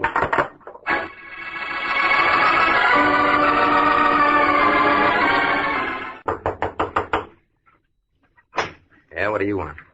Looking for Carl Hoffman. Well, who are you? All right, Sheppy, let him in. Hiya, Vince. Hello, Hoffman. Sheppy, Vince Dario. Glad to know you. Thanks. When'd you get in, Vince? About 20 minutes ago. You couldn't have timed it better. Got something hot? Mm-hmm. Sheppy, hear of the McGill Company? The people who make all those plumbing fixtures? That's right. Don't tell me you're figuring on knocking them off. That's what I'm figuring on. I wish you would have told me that in your letter. Why? Because I wouldn't have wasted my time coming to New York. Let him go, Carl. Shut up, Sheppy. Now, before you make up your mind, Vince, maybe you ought to hear the deal. There's no deal where you have to walk into a plant like McGill's. We don't have to walk in. We grab on the outside. Come again? The messenger who delivers the payroll is a character named Harry Jensen. We know to the minute what time he'll get to the factory. Now, you interested? I'm still here. They're tearing up the street in front of the place, so he has to park his bus a block away. Now, he'll come down Remsen Street. That's where you and I take over. Sheppy will be covering the street with a Thompson from a vacant room across the way. Sounds all right. It gets better as it goes along. Now, we give the dough to Janet. Wait a second. Who's Janet? A girlfriend of mine. I don't like it, Hoffman. What's the matter now? I don't like any caper where a babe is involved. You don't know this, babe. How do you think we found out when they're going to deliver the payroll? She's a real stylish kid. What's her last name? Halsey. Wait till you meet her. I'd like to very much. It's all up to you, Vince. What do you say? We got the time, the place, and a girl. What more can a fella ask?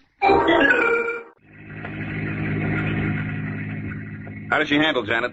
All right, I guess. You guess. Well, I never did like driving in this kind of weather. Don't be silly, baby. It's going to make things a lot easier all around, right, Vince? Sure, the rain will keep him off the streets. Whoa, sweetheart. Wait a minute. Right here will be fine.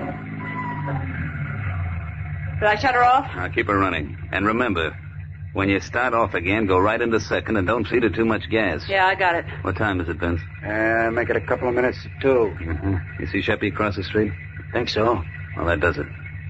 Are you sure you know what to do, Janet? Yeah, as soon as I get the bag, I head straight for my apartment. That's right. Don't hang around no matter what. We'll all be over to your place by 9 to divvy up. Supposing you aren't. Don't give it a thought, sweetheart. It'll take more than... What? Is that our friend, Harry? Where? On the corner. Yeah, that's him. All right, Vince. Here's where we go to work. Lots of luck, honey. Thanks, baby. Give me a cigarette. Yeah. Where's that lighter you're so proud of? Oh, what do you know? It works. Here he comes.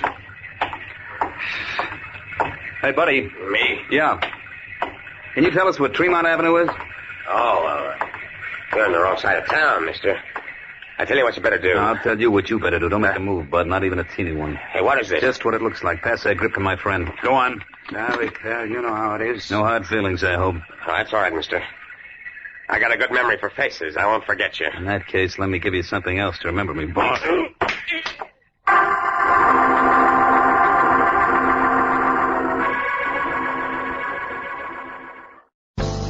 Let's pause for a moment. Les Damon returns as the Falcon right after these messages. Dimension X. George Burns and Gracie Allen. Hopalong Cassidy. Edgar Bergen. The Shadow. John and Blanche Bickerson. The Whistler. Choose from among thousands of downloadable old-time radio shows and spoken word titles at MediaBay.com. The best voice on the net. Yeah. And now, let's return to Les Damon as the Falcon in the case of the disappearing doll.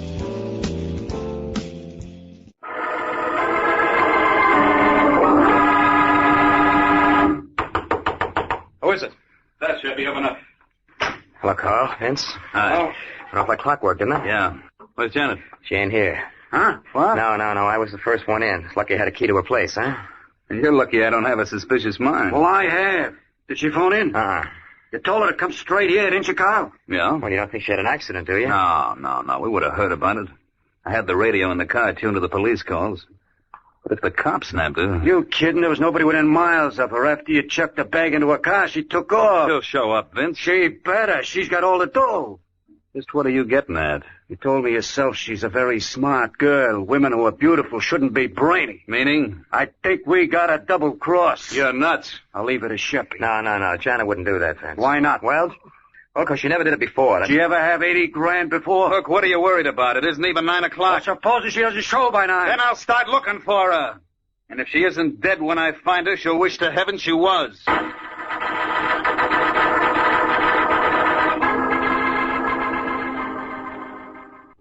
Hey, you guys got a butt? I'm fresh out. There's a pack in my coat pocket, Sheppy. Thanks.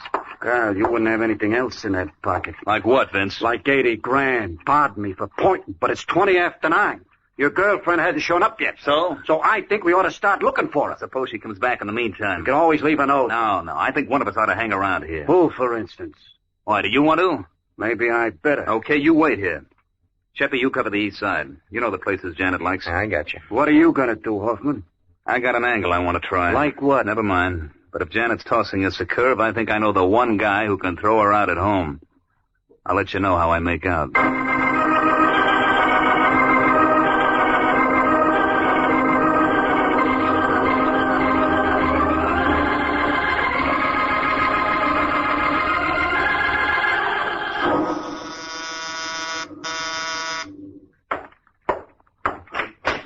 Yeah?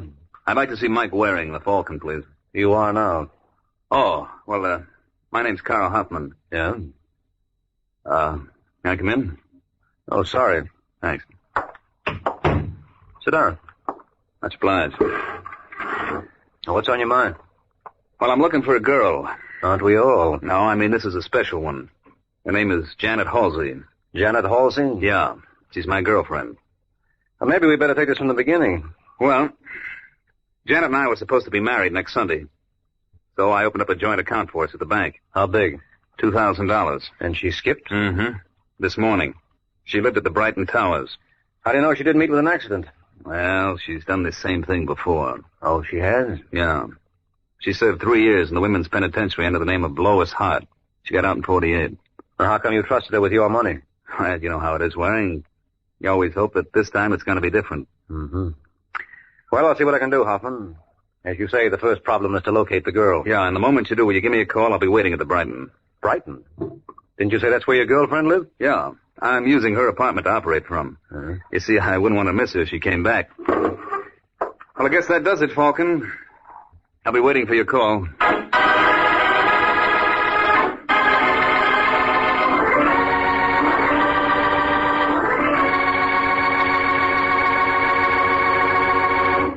An hour has passed since Carl Hoffman recruited Mike Waring in his search for Janet Halsey. And now as we find Mike, he is making a tour of some of the shadier spots on New York's 3rd Avenue.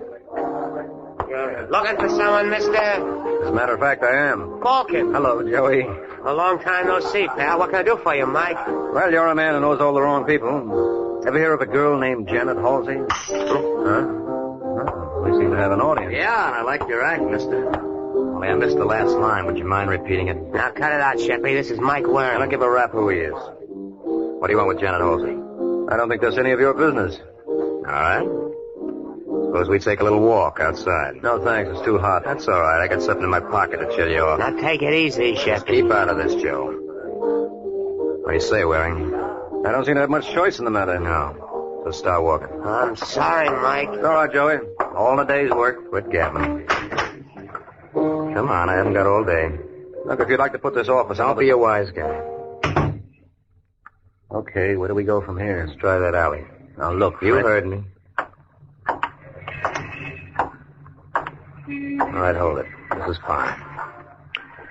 Now, let's pick up where we left off. What do you want with Janet? It's a long story, Sheppy. It's okay. You're not going anywhere. Oh, it might surprise you. Let go. Get that hand out of your pocket. Let go or I'll what? All right, punk, on your feet. Let me alone. I said on your feet. Why are you so interested in Janet Halsey? Maybe I'm looking for her, too. Maybe, and then again, maybe you know where she is. No. Where can I find her? I got no idea. Well, get one. Let me go. Come on, Shep, you can keep this up all night. Have you been to the Brighton Towers? No, but someone else has, and she wasn't there. Well, you might try the Riverdale. Apartment 4E. Well, thanks a lot, fella. You've been a great help. Let's do it again sometime.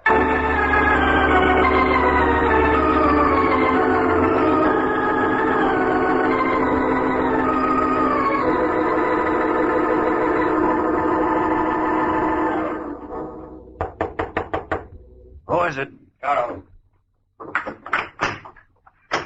Where's Sheppy, Vince? Out looking. Did he phone in? No, I guess he had nothing to report. How did you make out? Not so hot. I guess that leaves me up the well-known creek. What are you griping about? We're all in the same boat. Yeah, but I didn't bring Janet into the act. You did, Hoffman. Okay, and I'll find her. I don't see you making any progress. Maybe not, but I hired somebody who will. Who? A fellow named Mike Waring. A private dick? That's right. What's the idea? You going off your trolley? Relax, will you, Vince? I gave him a song and dance about wanting to find Janet. This guy Waring has plenty of contact. Well, I don't like it. And you're the boy who was belly aching that I wasn't doing anything. You didn't have to go that far. No, how far would you go for 80 grand? Yeah, I guess you're right. Thanks. That must be Sheppy. I'll take it. Yeah, what do you want? Beg your pardon, I must have the wrong number. Wait a minute, is that you, Janet? Hello. Hello. What's the trouble? I think that was Janet. You're imagining things. Don't tell me. I'd recognize her voice anywhere. What made her call and then hang up? You know something, Vince? That's just what I was wondering. I'll be back in an hour.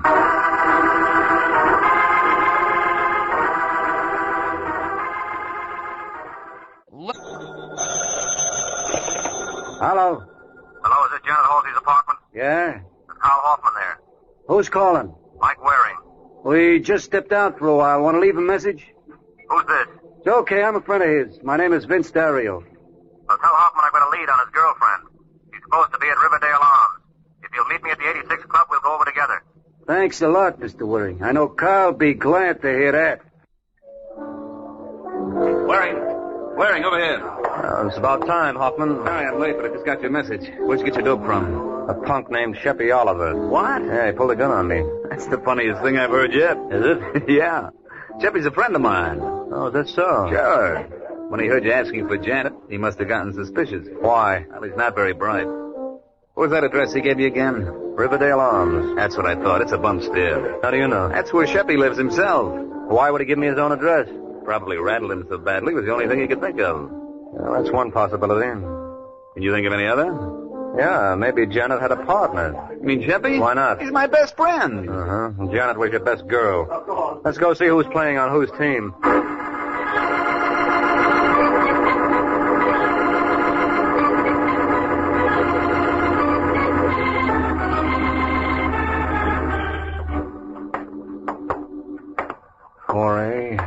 The last one down the hall, Waring.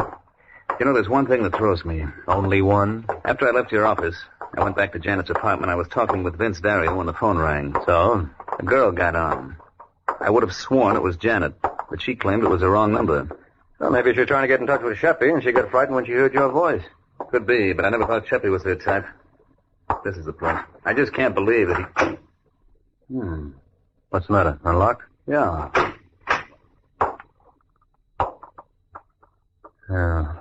Just as I figured.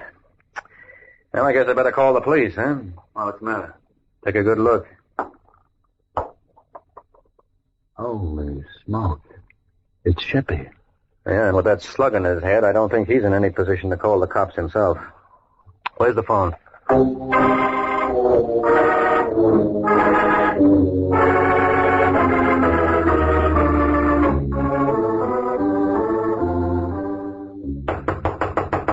Come on, Vince, open up. What took you so long? I was busy. Who's your friend? Oh, that's right. You boys haven't met. Mike, this is Vince Dario. How do you do? Hi. How did that lead pan out? Not too bad. You find Janet there? No, we found Sheppy. I don't get it. He was murdered. Murdered? By who, Janet? That's one way to look at it. Still any other? Yeah, I suppose Janet was working with a man. You mean Sheppy? I don't see it. That's just what I said. Look, Carl, suppose we forget the whole thing. What do you mean? We gambled and lost. Oh, you surprised me, Vince. A couple hours ago, you were bawling me out for not doing anything. Now you're willing to write the whole thing off. There's no use crying over spilt milk. Sure. With 80 grand in your pocket, you can always buy yourself another quart. Oh? You say something, Waring? Just oh. Look, Carl, you've been hinting at something all along. What is it? I think you know where Janet is. You're crazy. I was a sucker not to see it before. Don't be a fool, Carl. Can't you see what Janet's doing? She murdered Sheppy. Now she's turning us against each other. Well, somebody put her up to it, and I got a feeling that she... Quit it, you drunken! Cut it out, Hoffman. None of this, Mike. Where is she, Vince? Come on, Hoffman, break it up. Mike, let go. I said break it up. Okay. Dario. What was the idea, Hoffman? I don't like double crosses. Get the keys out of his pocket. What for? I got a hunch Janet is holed up in his apartment, and I'm going to play it to the hilt.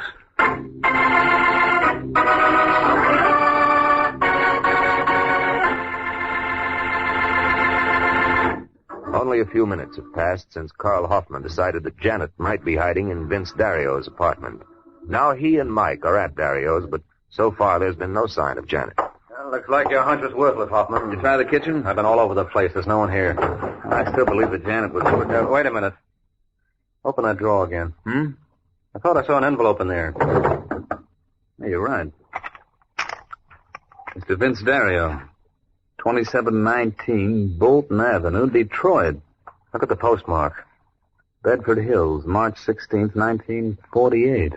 Now look at the return address on the other side. Janet Halsey, State Penitentiary for Women. Uh-huh. You get it? And I was right. Vince knew Janet all along. Well, you could build up a convincing case on the face of it. Yeah, but where is she now? Well, can't you think of somewhere she might go? Oh, we've covered every possible hideout. No, we haven't. There's one place you're forgetting, Hoffman. Whose? Yours. What are you talking about? You're the man who put Janet up to this. You planned to double-cross your ma from the beginning. Yeah? Yeah, and I thought you did pretty well. You murdered Sheppy and framed Vince Dario, and that only left Janet to be taken care of. What about you? I don't think you're man enough. That just goes to... What's the matter, Hoffman? You lose something?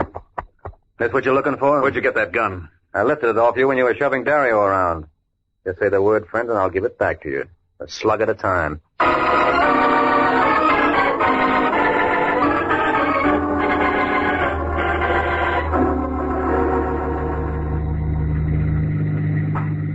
Well, what happened after that, Mike? You know the rest, Janet. As soon as the police picked up Carl, I went to his apartment. And picked me up. And not a bad day's work at that. Thanks. No, I'm talking about the little bag you had with you containing 80 grand belonging to the McGill Company. Oh. Now, what gets me is how you people knew exactly what time the payroll was to be delivered. Oh, I had inside information. From the boy who delivered it? How did you guess? It figured. What did you do? Use your feminine wiles? It didn't take much. He wanted to prove what a great, big man he was. Mm-hmm. Well, you have that effect on the opposite sex. Do I? Yeah, it's just too bad you had all your work for nothing. Yeah, I guess when you come down to it, I was pretty lucky at that. You sure were, Angel. There's no doubt that with Sheppy and Vince Dario disposed of, you were next on Carl's list. Dirty double-crosser. No. There's no reason to be angry. After all, you were in on 99% of the plot. He just neglected to tell you the big finish he planned for you. Oh, incidentally, when you called your apartment and got Hoffman on the phone, why did you pretend it was the wrong number? We had it arranged. When Carl picked up the phone and said, yes, what do you want, I knew he wasn't alone, and that was my cue to hang up. Pretty cute. That was the second way he convinced Dario he was acting above board. What was the first, Mike? Hiring me. He had to go through with the motions of trying to find you, and what would make him look more innocent than hiring a private detective? I still don't see what proved to you he was guilty. Well, the return address on the envelope I found in Dario's room gave your name as Janet Halsey. And Carl told me when you were up at the Women's Pen, you served time under the name of Lois Hart. So obviously the letter was a frame. And Carl was the only one who could have planted it. That's right. You know, you're pretty wonderful, honey. I mean, Mr. Waring. Oh, I don't mind you getting affectionate. After all, we're going to be seeing lots of each other, Janet. Are we? Mm-hmm. Whoop. Almost past our destination. Is this where you live? What's the matter with you, Janet? Don't you recognize the building? It's police headquarters. That's right. Why, you no good double cross. Now. What are you complaining about, Angel? I promised you we'd be seeing a lot of each other. Can I help it if for the next 10 years it'll have to be through bars?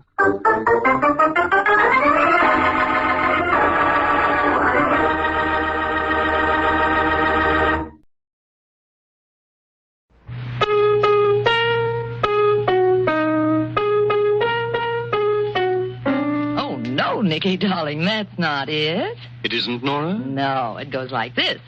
33 fine brews blended into one great beer.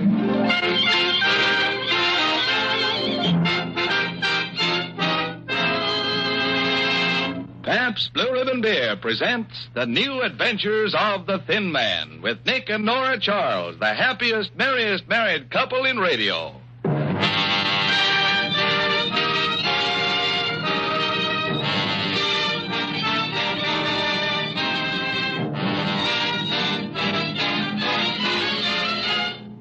Tonight and every Tuesday night at this same time, that international favorite Pabst Blue Ribbon Beer proudly presents the finest in summertime entertainment.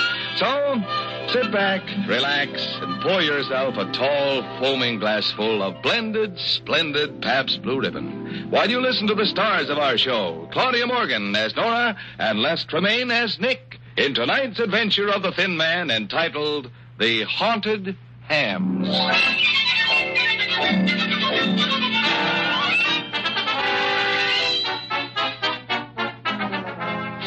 Every once in a while, a man's wife gets the idea that her husband needs a change.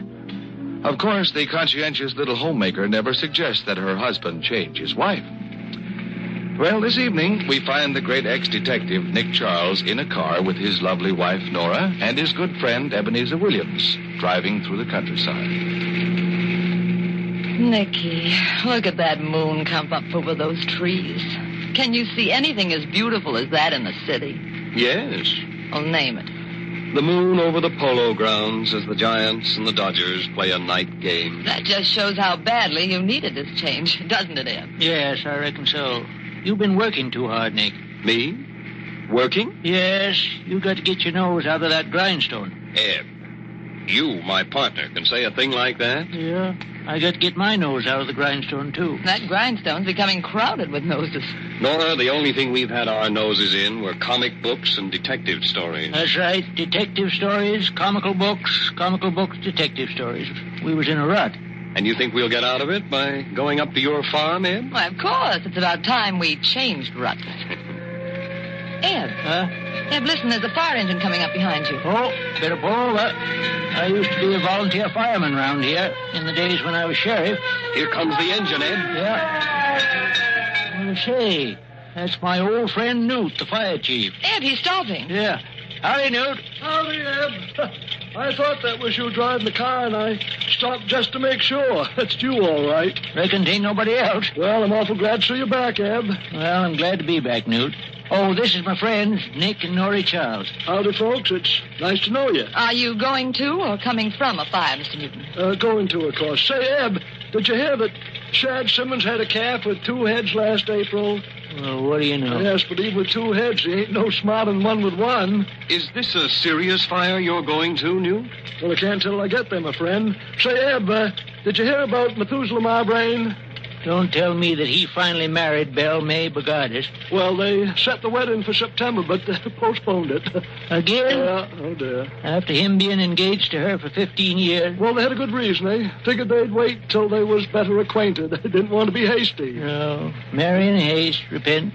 And lose, yes. Whose fire are you going to, Newt? Well, I'm awful glad you remind me of that, Eb, now. Silas Salem's, he's got a fire tonight. Would you like to come along and help? Well, yes, I reckon so. Well, just let me get there first. That's all I request. It makes a better impression on the taxpayers. Well, it was a pleasant chat, Eb. I'll see you at the fire. Yeah, I hope you fellas won't put it out before we get there, Newt. Oh, have no fear, Eb. We'll wait for you. All aboard, boys! Let out roar!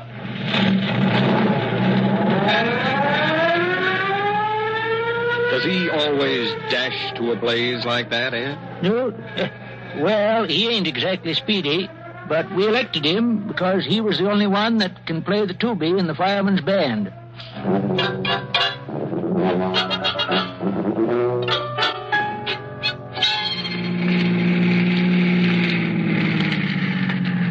Look, Nick, there's the fire. Yes, and it ain't Silas's house burning tall. It's just his old barn. Well, come on, Ed. Maybe we can rescue some of his livestock. Hurry up, Nora. I am, Nick, but you needn't be so anxious. Oh, now, don't ruin my fun, baby. Ever since I retired from being a detective, I've been dying to rescue something, even if it's a cow. Hi, Newt. Oh, hi there, Eb. Howdy, folks. How's she burning, Newt? Well, burning pretty good for a barn, Eb. Have you got all the animals out of the barn yet? Oh, yeah, sure, yes. Had some awful queer-looking animals in there, though. What kind? Well, what you might call the city kind. Dogs? Well, that depends on your point of view. I heard them saying they'd been treated like dogs. Oh, well, they're people. That depends on your point of view, too. They're actors, real honest-goodness live actors. Where's Silas? Oh, he went back to farmhouse. He said he's got the barn insured, so there ain't nothing to worry about. He's been stabling them live actors because he says there's some kind of summer stock. Oh, you mean they're a summer stock company. Where is that fire chief? Where is he hiding? That must be he over there, Master. Looking for me, Bob? I certainly am. I am the director and producer of this company. I am Grednoisky. Well, I'm Newton. Pleased to meet you, Mr. What'd you say your first name was? You couldn't pronounce it. Just call me Grednoisky. Listen, our teether's burning. I'm very glad to meet you, Mr. G. This here's my friend, Eb Williams. Hey, Mr. G. Hello, Master Fire Chief. Aren't you going? Mr. G, I'd like you to meet my friends here, Nick and Norrie Charles. How do you do? I'm doing terrible, thank you. Please, about that fire. Ain't you going to introduce us to your lady friend, Mr. G? This is Myra Mannix Arrangenu. Now, please. Pleased to meet you, Miss Mannix. Cheers, greetings, salutations, and all that sort of rot. Oh, are you British? No, but we're putting on a jolly old British play, you know. Mr. Newton, old boy, aren't you going to do something about our theater? It's getting a bit overheated, you know. What theater? The barn. We made it into a theater. It's burning. Aren't you going to do anything about that fire? Well, we're watching it, ain't we? Watching it? You're supposed to put it out. He's kind of excitable, ain't he, Eb? Yes. Well, theatrical people, they got more nerves and voices than any other kind, you know. But the barn will burn to the ground. Don't you want to put it out? Why, of course not. Some of my boys might get hurt in a blaze like that. Besides, you can't put it out. Why not? Nature, my boy, nature. Too much fire and not enough water. But it sure looks awful pretty, don't it? Look at it. Pretty? I'm going wacky, but. Well, excuse me, folks. I'd better see to my boys. They're getting awful close to that fire. Don't you think so, Eb? Yes, they might get a blister. Oh, dear. Say, now, look, Eb, you stay here for a little while. You can see none of them actor people interferes with the blaze. And if it begins to spread, you call me. Yeah, sure. You going back to town, Newt? Oh, yes, I think I should. There might be some other fires for us to look at. Oh, Nick, he's leaving. Yes. Well, they sure look dashing in those firemen's uniforms. Say, Eb, how does the siren sound? Great, Newt. Sounds just like an opera star. Oh, that's good. It's a brand new one. Well, give her the gun, Willis.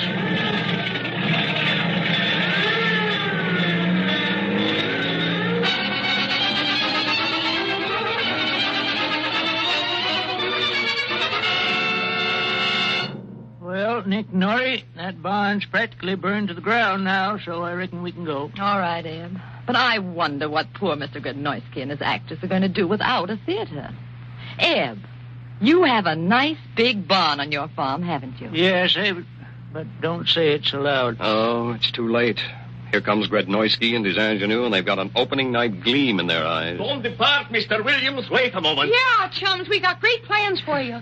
Silas Salem says you've got a nice large barn. You great, big, mature Gary Cooper man, you. Oh, I'm only human. And such character in his face, like a ripe Gregory pick. Where do you keep your barn and how much do you want for it? Well, I don't know, folks. No, I wouldn't consider renting it. Not unless my business partner here says I should. Oh, Nicky Wicky.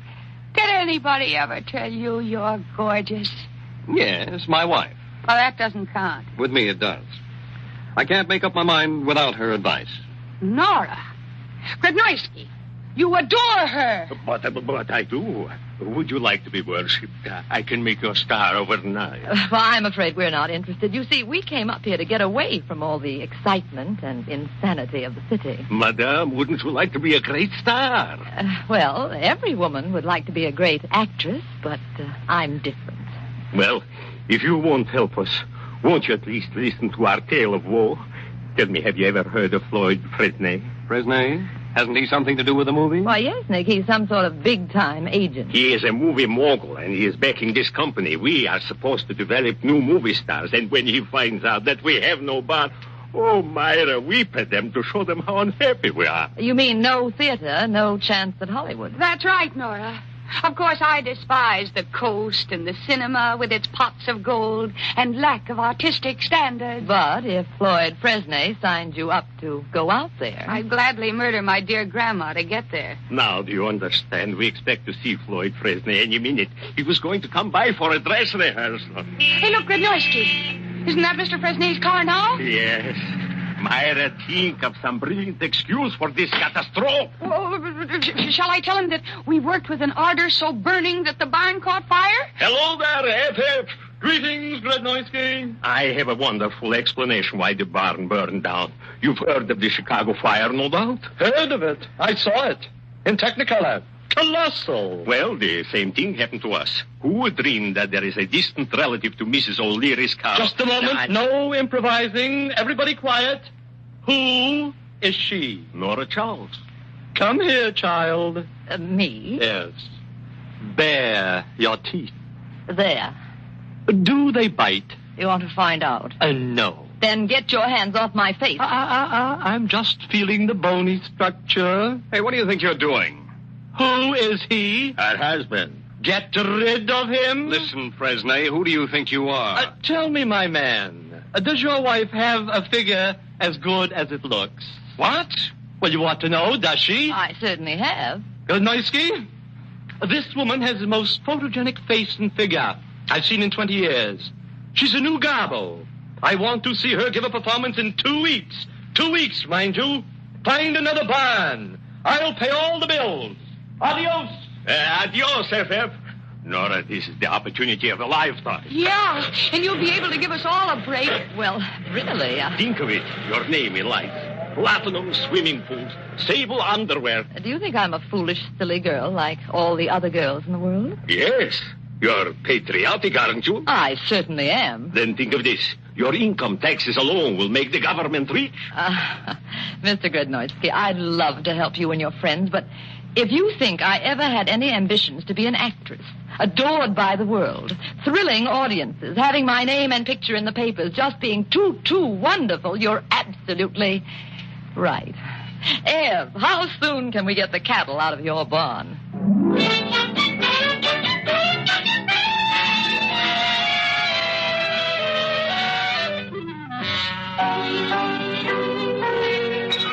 You are listening to the new adventures of the Thin Man, presented for your summertime entertainment by the makers of that international favorite, Pabst Blue Ribbon Beer.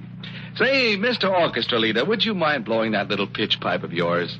Thank you. Now, again, please. And again. That's right. No matter how many times you sound that same note, it's always exactly alike. Just as every bottle, every glass, every taste of Pabst Blue Ribbon Beer is always exactly alike, no matter where or when you buy it. The reason for that fresh, clean, sparkling taste, that perfect uniformity, goes back to the little tune Nicky was strumming on the piano at the beginning of this program. 33 fine brews blended into one great beer. Just think, every glass, every drop of Pabst Blue Ribbon Beer contains never less than 33 fine brews. So be sure there's plenty of blended, splendid Pabst Blue Ribbon cooling in your refrigerator, ready to serve to those unexpected guests when they drop in on a summer evening.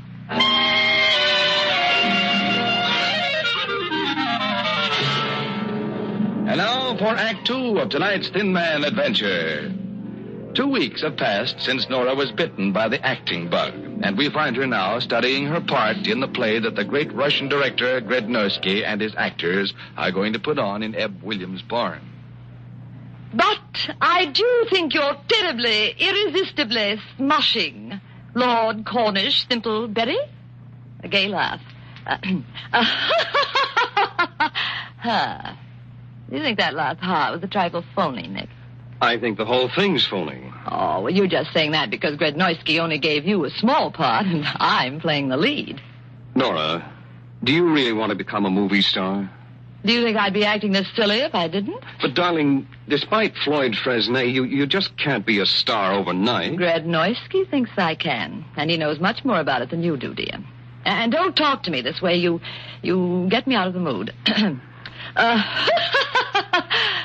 How's that? Sounds like a coloratura soprano gargling with Drano. Nicky, how dare you say a thing like that to me? We're opening tonight. Now, Nora, don't get temperamental again. Well, I've got to be temperamental. Every star's temperamental. And I'm furious with you. Give me something to smash. Here. I collected some old glasses that Ebb doesn't need. He says they're good for smashing. Thank you. That's better. Now... But I do think you're terribly, irresistibly smushing, Lord Cornish Thimpleberry. Gay laugh. Oh, dear. Nicky, don't you want me to be a movie star? Well, darling, frankly, no. Why not? Why, I hardly ever see you anymore. Well, naturally, my career, you know. But, baby, you dragged me up here to take care of me. I'm being neglected. You know what happens to neglected wives. Well, you're not a wife, you're a husband. Don't you know anything, Nicky? Well, you know what happens to neglected husbands. The same thing as happens to neglected wives. Oh, don't be silly, dear. Will you stop that laughing, please? Nicky, behave yourself or I'll get temperamental again. Now, listen, baby, I don't think you should go on with this. I knew it. You're jealous because I've got a career. Okay.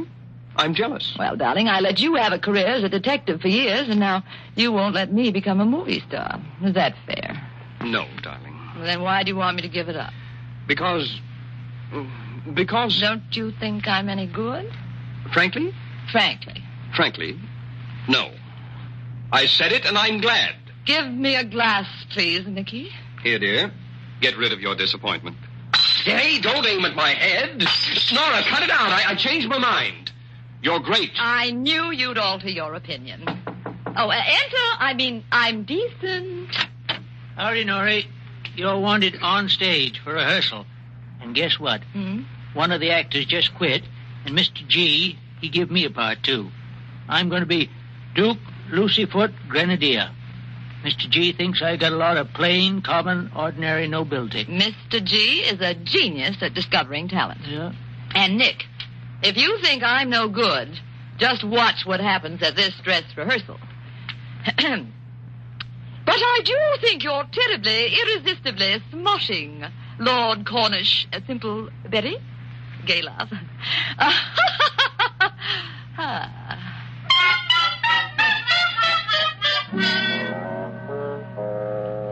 All right, Nora, we will take the big jealousy scene between you and Myra. Now remember, Nikolaus is your latest flame who doesn't burn hot enough.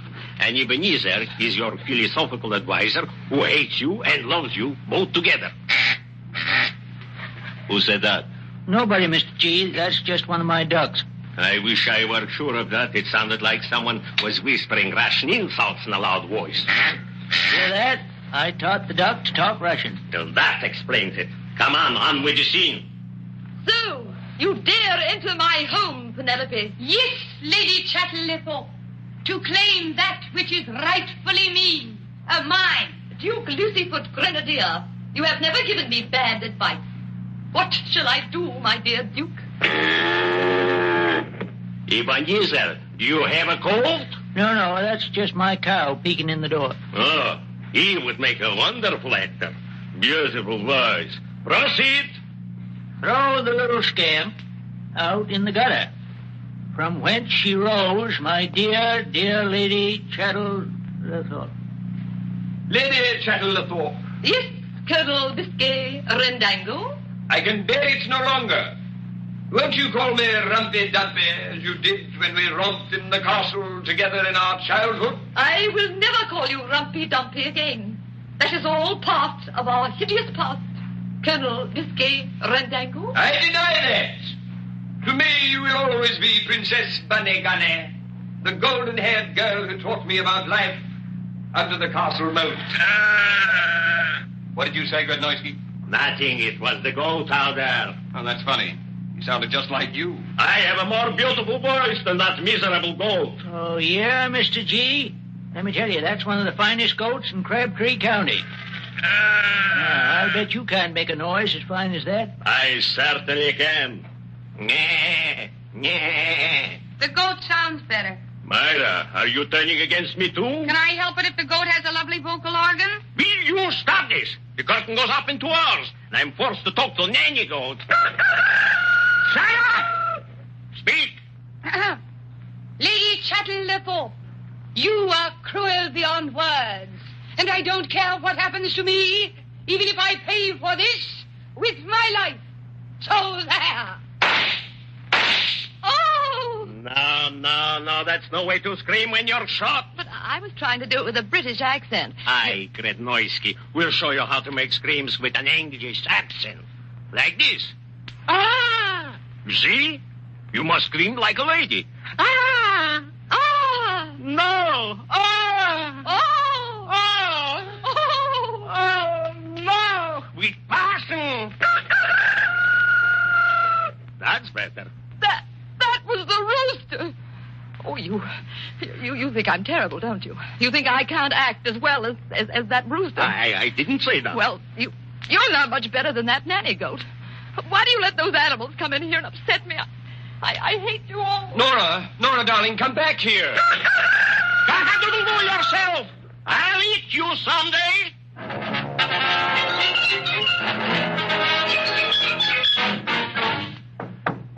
Nora, darling, let me into your dressing room. Please, baby. I've got to talk to you. Nicky, hasn't she come out of there yet? No, Myra. I've been trying to get in ever since she ran out of the dress rehearsal, but she won't open the door. When's the curtain? In just a few minutes, and the people are coming in now. Floyd Fresnay is out there. Throw the little scamp out into the gutter from whence she rose, dear. Dear Lady Chatterlethorpe. Business. Hi, Nick. How's Norrie? She still won't talk to me. Eb, if she won't let me see her, I won't be able to go on either. Well, me too. I can't go on with these nervous upsets. How can they expect me to give a performance? You got nerves, too? Yes, I have. I never had them till I become an actor, though. Oh, how can she face those people with no confidence in herself? And I helped destroy her confidence. Nora, darling, open the door. Hey, look, she's turning the handle. The door's opening. Good evening, fellow players. If you wish to see me, enter. Nora, darling. I just want you to know, Nicholas, that despite your cruel and heartless discouragement, I shall give a performance that will make people's hair stand up. And no one will ever know that I'll be acting with an aching, breaking heart. You will, Norrie? I will, Ebenezer. Oh, gee. You're a great trooper, Nora. Thank you, my little dear. And, Nicky, sit on that chair. Okay, but why? So that I can get on your lap. Like this. Myra, what's the idea? Yes, this is indeed unusual behavior, even for an ingenue. I'm doing it so that he can spank me easier. Nora, it was I who ruined all your rehearsals. I put food near the theater to make the animals come in the barn. I did it to ruin your career. Oh, professional jealousy. And I greased the outside of your dressing room hoping that you'd break your leg. Oh, I've been awful. Because I studied your part, and I wanted to play it and go to Hollywood and live in a mink-lined swimming pool. Now spank me, Nicky. It will be a pleasure. Thank you. You don't have to enjoy it that much, Nick. 2 minutes and the curtain goes up, Norrie. The house is sold out. Good luck. Well, Norrie, we all want you to go out there and show them people what you can do. There are people out there? Real, live people? Hundreds of them. Oh, Nick, catch me. I think I'm dying. Well, Nora, I'm encumbered. I got her. Oh, thank you, Eb. Myra, thank heavens you told me you know my part. For heaven's sake, go out there and play it. What? My dear child, I am going to sacrifice my career for yours. Anyone who wants to live in a mink-lined swimming pool as much as you do deserves to. Yippee! Give me your costumes, Nora. I gotta change. I'll send you a free autograph from Hollywood. Oh! What happened, Myra? Did you break your little neck? No, I slipped on the grease I put there to break your leg. Nora, darling, I think this is wonderful of you. What made you do it? I'll tell you after the show, but that's all part of our hideous past, Colonel Biscay Randango.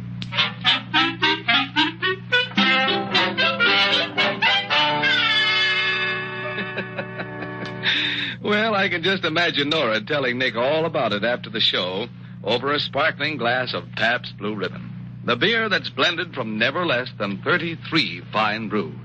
There's nothing quite so refreshing on a hot summer night as a cold bottle of Pabst Blue Ribbon and a bowl of salty pretzels, or a plate of crackers spread with some nippy cheddar cheese. You know, not only Nicky and Nora, but many stars of the radio, the stage, and movies enjoy Pabst Blue Ribbon beer in their homes. For instance, Gregory Peck, after a busy day on the studio set, likes to head for his icebox and a tall, foaming glass of Pabst Blue Ribbon. Wherever you go, from Hollywood to Honolulu, from Philadelphia to the Philippines, this famous beer is an international favorite. The beer that gives you 33 fine brews in every glass, every time. Taste it. Compare it. See why millions have settled down to blended, splendid Pabst Blue Ribbon beer.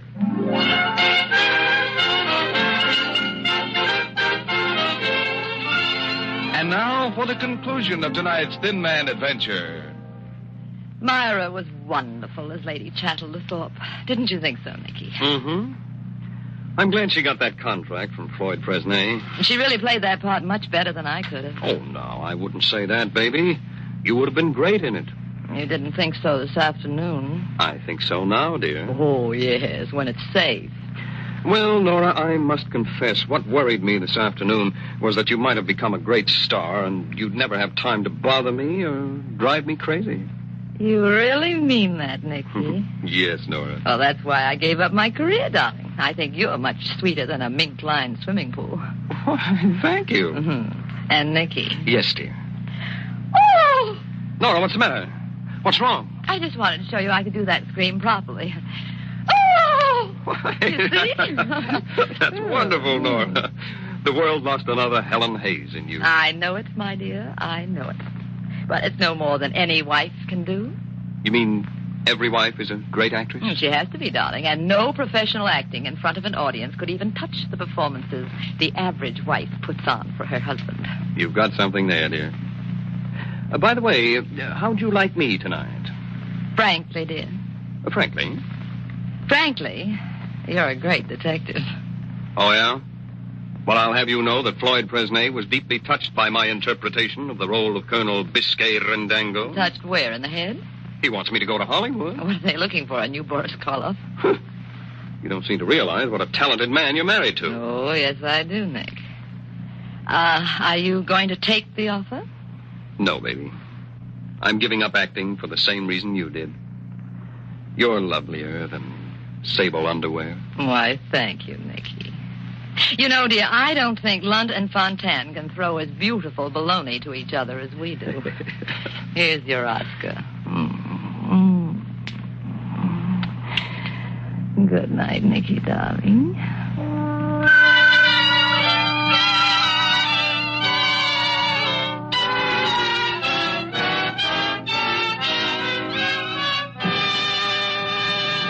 Be sure to listen next Tuesday night when Pabst Blue Ribbon Beer brings you another happy, merry Thin Man adventure starring Les Tremaine and Claudia Morgan. Next week, the adventure of the multiple marriage, where Nick and Nora acquire a daughter and discover that it's easier to stay married than to marry someone else. The Adventures of the Thin Man is brought to you by the Pabst Brewing Company of Milwaukee, Wisconsin, Newark, New Jersey, and Peoria, Illinois. And this is Ed Hurley saying good night with the best wishes of Pabst Blue Ribbon dealers from coast to coast. Friends, every half hour, 3 people are stricken with tuberculosis. Yes, that's the deadly menace of TB. 1 victim every 10 minutes. 50,000 victims each year. The lives lost through tuberculosis can be saved. The disease is curable. To stop contagion, those ill with TB must be found and treated. The sooner TB is detected, the quicker and easier the cure. Protect your health and your family's health. Have your chest X-rayed today.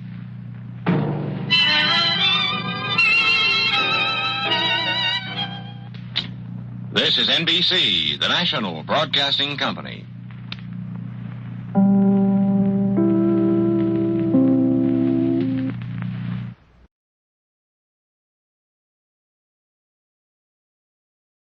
Wrigley's Spearmint Chewing Gum, the refreshing, delicious treat that gives you chewing enjoyment, presents for your listening enjoyment Edmund O'Brien as Johnny Dollar. George Donnelly, Swanson Industrial, Johnny. Afraid we're having engine trouble. Come again? We got a substantial policy on the BELO-HORIZONTE Railroad in Brazil, both equipment and personnel. It's only a small road, but our losses in the past few months have been extensive. What happened? 4 locomotives piled up in 2 months, 20 dead. We got a pair of conflicting reports. Looks like either insurance fraud or murder. With my luck, George, it's probably both.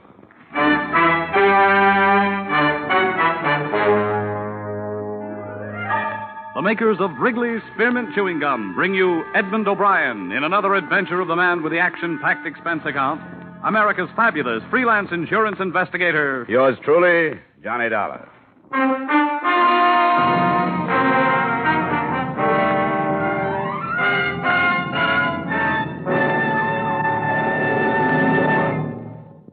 To make every day more enjoyable, treat yourself often to refreshing, delicious Wrigley's Spearmint Chewing Gum. Here's a taste treat you can enjoy indoors, outdoors, at work, or at play. The cool, long-lasting mint flavor refreshes you. The smooth, steady chewing helps keep you fresh and alert. Adds enjoyment to whatever you're doing. Wrigley's Spearmint Chewing Gum. Healthful, refreshing, delicious.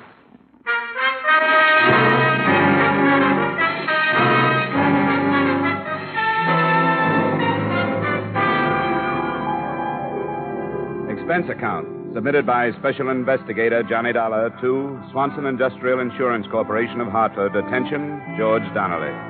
The following is an accounting of my expenditures during investigation of the BELO-HORIZONTE Railroad matter. Expense account item 1, $500.38, transportation Hartford to New York to Rio de Janeiro. I found the executive offices of the railroad, all right. Avenue Graca Arana, 392. But I didn't find the president, Mr. Benjamin J. Hulley. Reason? They'd taken him to the hospital that afternoon. A nurse at the Santa Maria told me that Benjamin Hulley had left strict orders that the minute I came in, I should be admitted to his room. I found him propped up in a bed. There was the smell of alcohol and boiled milk. Ulcers. Peptic or duodenal, we don't know. Nobody knows. The end product of acid indigestion. Insurance? You'll have ulcers, too. Probably. It starts with heartburn, then the gnawing pain before meals, then all of a sudden you've got them. The disease of the businessman. Hey, maybe we'd better postpone our talk for a while. Now, what's the difference whether I think about it or talk about it? This way, get it out of my system. Otherwise, it eats at me. Consider yourself a treatment. Well, we'll cut it short. I can give you a condensed version. 4 locomotives, 20 dead. But what am I giving you this for? You've got reports. 2 of them. One said accidental. The other said equipment had been tampered with. Ridiculous. Accidental. How could it possibly be accidental? 4 in 2 months. Easy, Mr. 4 Hulley, in 2 now, months. Easy. Listen to the facts. One engine caved in a wooden trestle over the Rio dos Varas. A trestle that had held up for almost a half-century. 2 dead. Only cabin tender, luckily. Could have been a freight. Another derailed at Bom Despacho. 2 more collided off a siding a few miles west of the port of Vittorio. Accidental, my foot. Who sent you the accidental report? Myers, Henry Myers, foreman of the roundhouse at BELO-HORIZONTE. That stupid, moronic, idiotic, blundering fool? You're going to pop something carrying on like this, Mr. Hulley. If you don't calm down, I'm going to get kicked out of here. Don't treat me like a baby. I know what I'm doing. Now, I meant to write a personal letter to Mr. Donnelly thanking him for the checks. They were prompt, very prompt. Your company's to be complimented. We'd rather be informed. Just what kind of a railroad do you run, Mr. Holly? Manganese. Nothing but manganese. A little bauxite, but not enough to cover the bottom of a gondola car. Manganese is our load. And if you ask me, that's the trouble right there. Where? Peter Yaradan. Who's Peter Yaradan? He's beyond description, Mr. Dollar.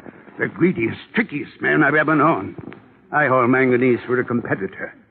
At first, he tried to buy me out. I wouldn't sell. Then he used other methods. He spread vicious rumors about BELO-HORIZONTE Railroad stock being worthless. It almost ruined me. How about the crashes? Isn't there any evidence that someone tampered with the machinery? No, none. Whatever proof might have existed would have been destroyed in the crash. Which is exactly why I suspect Yaradan. Why, with this railroad in his hands, he'd control the entire market down here. Well, I think I've taken up enough of your time, Mr. Holly. Mr. Dollar, I'm an old man. I've worked very hard. I started as an engineer with this railroad 25 years ago. Worked myself up to the presidency. Whatever this road is, I've made it. I'd be everlastingly grateful if you'd put Yaradan just where he belongs, behind bars. My job is investigation, not prosecution, Mr. Holly. Take my word, Mr. Dollar, it's Yaradan. Well, before I go any further, I'd like to talk to this Myers, the foreman in BELO-HORIZONTE. Yes, very wise. It's about 400 miles north. I'll have a car and driver waiting for you in the morning.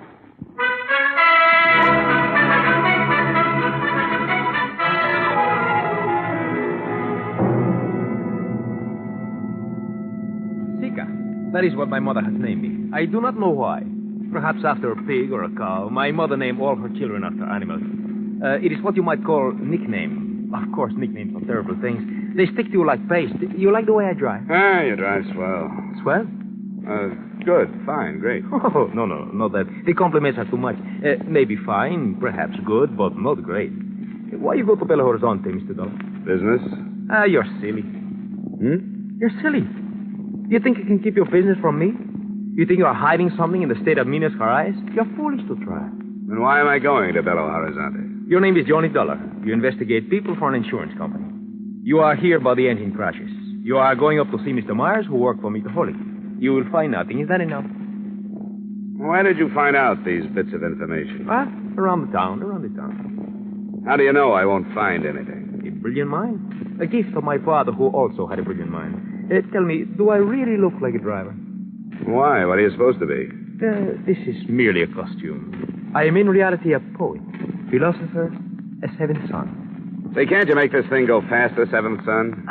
Americans. Through the mountains faster. You are crazy. That is why you make so much money, and that is why Americans have ulcers.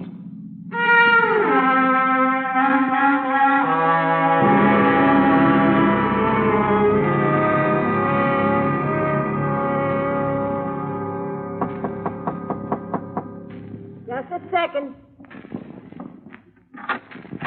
Yeah? My name is Dollar, Mrs. Myers. Yeah? From Hartford, Connecticut, insurance investigator. I'd like to talk to your husband, if I may. He ain't here. When do you expect him? I don't know. Is it about the wreck? That's right.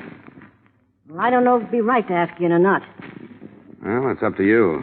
I'm not from the police, you know. I suppose it'd be all right. Thanks. He's shaving. Oh, I got plenty of time. Saturday Evening Post just coming from the States, if you'd like to see it. Oh, fine, thanks. And there's caramels on the table. Never touched the stuff. I'd like you to know, Mr. Dollar. Yeah. Well, I'd like you to know Henry don't know a thing about this business. I just wanted to ask him some questions about the accident report he sent into our office. He wrote what he seen, and that was all he wrote. I wouldn't be concerned, Mrs. Myers. And no matter what anybody says, Henry had no more to do with the busted pins in them rods than the man on the moon. He checked before it went out of the yard, and he checked just before... Uh-oh. Said enough. Get into the kitchen. I didn't say nothing to him. Go on. I didn't say a thing. She talks a lot. Dollar, did you say? That's right.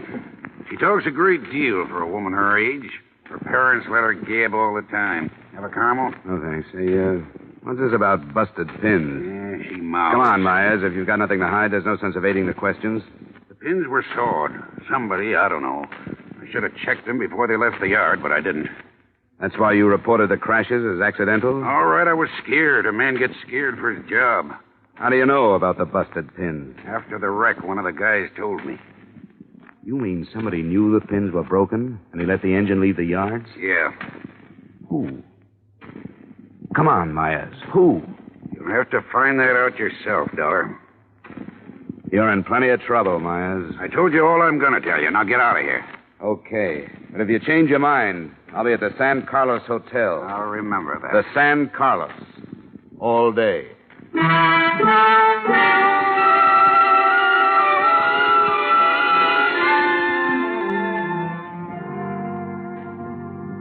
If you sit here in your room all day, Mr. Dollar, you do not have the benefit of the sunshine which plays so gently upon the soil. I'm waiting for a call, Seeker. Are you certain you would not like another game of Monopoly? No, you won. Yes, company, you are dull. Sorry. If it were not orders, I would go back home. Yeah? If I insulted you, would you fight with me? Oh, too tired. Even if I call you a coward and a thief? Names will never hurt me. Well, if I... Johnny Dollar. This is Henry Myers, Dollar. Be over here in 5 minutes. I'll give you the stuff you want. Don't move, I'll be there. You want Myers? He feels talkative. Come on, let's go.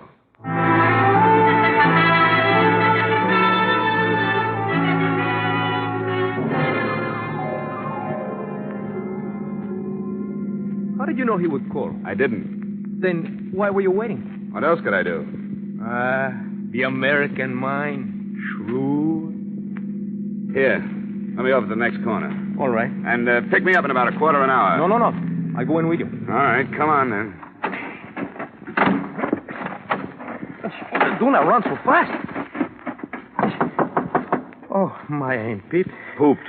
Poop, Pete. No answer. Look on the floor. Myers. Looks like somebody had an earlier appointment. He's still breathing. Myers. Who did it, Myers? Vita. Go to Vita. He's dead. What is Bervita? Don't look at me, Seeker. I don't speak the language. Somebody's coming. It's Mrs. Myers. Come on, Seeker. Oh, hello. What you been doing? Talking to Henry? Don't go in there, Mrs. Myers. Why not? I get poison oak or something? It's my house. Don't, Mrs. Myers. It's your husband. What's the matter with him? He's dead. What? Somebody shot him. Let me in there. Mrs. Myers, please. Henry, I knew they'd do it. I knew they'd get him. I knew it. I knew they'd get him. Mrs. Myers. I knew they'd get him. Mrs. Myers. Who, Mrs. Myers? Who would get him? Yaradan. Wish I'd never heard the name. Yaradan.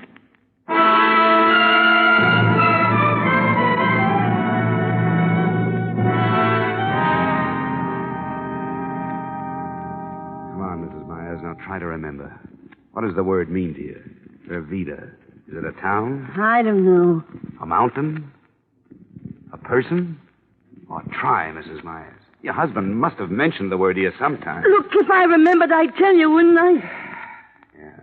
Well, the police probably seek a call about half an hour ago. Come in. Mr. Taylor? Wrong house, Bud. Oh, permit me to refer to my pad. Oh, D-O-L-L-A-R. Dollar? That's right. Oh, good. I was sent to pick you up. Oh, really? By whom? No trouble. I am properly armed.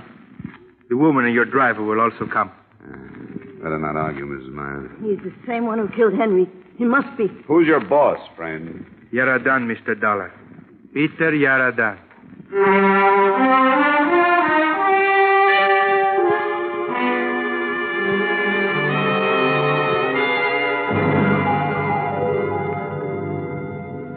Go in now, Mr. Dollar. How do you do, Mr. Dollar? Mr. Yaradan? Correct. Be seated, please. I will send my man for something cool. No, thanks, but I'm not going to be here long.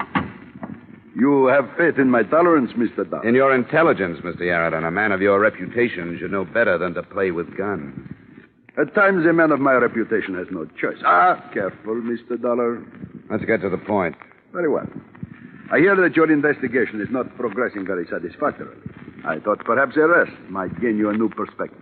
I doubt it. Tell me, how is dear Mr. Hutt? He's not so good. Oh, shame. He tells so many tales that are untrue. He is lucky to be dying of natural causes. Something I hope I should be spared. Just keep piling up that manganese, Mr. Yarradon, and you won't have to worry. Is Mr. Holly telling that silly story again? If you mean the one about your wrecking locomotives and spreading false financial rumors, yes. Oh, you don't really believe that nonsense, do you? I'm not paid to believe anything, Mr. Yarradon. I'm like an old hound. I just follow my nose. That is not very complimentary. You can take it for what it's worth. I like you, Dollar. Business-minded, dogged, courage to the point of bravado. You would not consider taking a position with me at, let us say, 3 times your present annual income, would you? Funny way to offer a man a job, Yarradon. With one finger on the trigger. Well, I would prefer to keep our relationship on this plane until I find out your position. I'm afraid we wouldn't get along, Yarradon. You are probably right. And it is such a shame, Mr. Dollar. You could have gotten so much more per hour while you were still alive.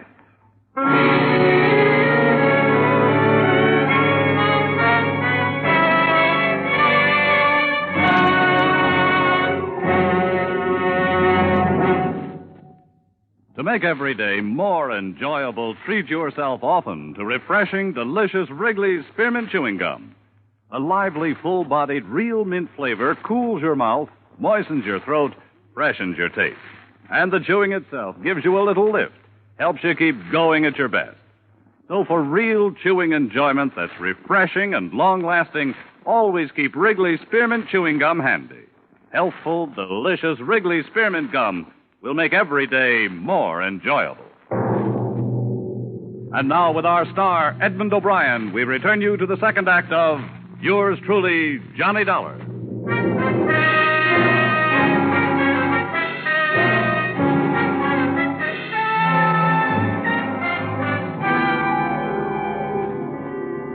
Yarradon smiled, but this was his living room. He wouldn't do it here. In that small moment of silence, I tried to see everything within my field of vision without taking my eyes from Yarradon's face. There was the blur of something metal to my right, something that curved toward the ceiling, something a few inches from my hand. I reached out and pushed it over on top of him. The floor lamp landed on his chest, and the shot went wild. I threw my arms in front of my face and jumped out a latticed window. I landed about 10 feet down in Yarradon's rock garden, right in the middle of a clump of stubby cactus. I ran out through the open gate, and I didn't stop running until I found myself at the San Carlos Hotel. Expense account item 2, 3, 4, 5, and 6, $30.59 miscellany to tie up the loose ends. For example, telegrams, one to Hully, wishing him better health and asking him for a definition of the word Vervida. 2 more to the police of Bam Despacho and Victoria, requesting reports on the crashes. Another to the company in Hartford, gently hinting at foul play. I wrote a full report of my findings, including names, left it with the notary public at the hotel, and ambled casually back to the large house of Peter Yarradon.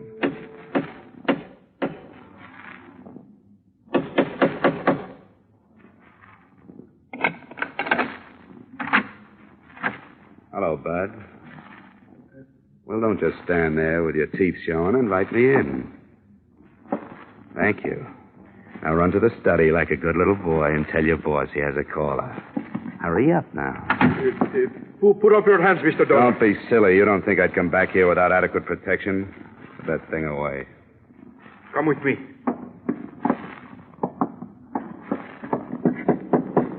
Come in. Mr. Yarradon, it is Mr. Dollar. I'm back. Couldn't leave without getting an apology, Yarradon. This is a surprise seeing you again. All right, Flash, you can go. But, Mr. Yarradon, last time... It is all right. I will be perfectly safe. Yes, sir. I will be at the door. You made a brilliant exit, Mr. Dollar. However, it is a shame I frightened you with my innocent conversation. Fear comes in handy sometimes, Yarraton. It saved my skin a couple of times lately. You have contacted the police? Not about you. You have come alone? Alone. You have a remarkable mind, fellow. You think I can allow you to leave this house? Not only leave this house, mister, but leave with some information. Remarkable. I filed a full report, complete with names, places, and time of day. If I'm not back to get that report in 2 hours, it goes to the police department. And just where did you file this report, Mr. Dollar? That's the little secret right there. I am holding 2 friends of yours, you know. I know. I would exchange their lives for the report. I'm sick of your offers, Yarraton. You're going to release Mrs. Myers and Seeker, and you're going to tell me all about the word Bervita. How I wish I had a man like you working for me. Bervita, Yarraton. Of course, Bervita. But what you are really asking is, did I have any part in the railroad matter? You can answer that one, too. The answer is no. You don't believe me. Go on. The BELO-HORIZONTE Railroad has been on the verge of bankruptcy for 2 years. But Mr. Benjamin Hulley is a very stubborn man. I have offered to buy him out 1,000 times. And he'd rather sell to the devil. I think he would. You see, the manganese fields in the Minas Gerais are owned by a competitor of mine. A small competitor, but a competitor. These fields are very valuable. At the rate of their present exploitation, however, they make little profit. Small operation. Exactly. If I had the fields, I could make them pay, and pay very well. If I owned the railroad, I could boost the freight rates, force my competitor out of business, and take over the fields. But Hulley refuses to sell, even at a large profit. And the crashes? They should be obvious, especially to you, an insurance man. The railroad is failing. So he is scuttling his equipment and getting the insurance money. And Bervita? If I could get to him, I would have all the information I need to put Hulley where he belongs. Okay, Aaron. I sense something of disbelief in your tone. There are other possibilities. Oh? Right now, I'll keep them to myself. Dollar, I will give you $10,000 not to deliver your report. I'm glad you made that offer, Yarraton. That tells me a lot. Tells you what? That you've been giving me a nice mixture of fact and fancy. Now bring Seeker and Mrs. Myers down here. We're going back to the hotel.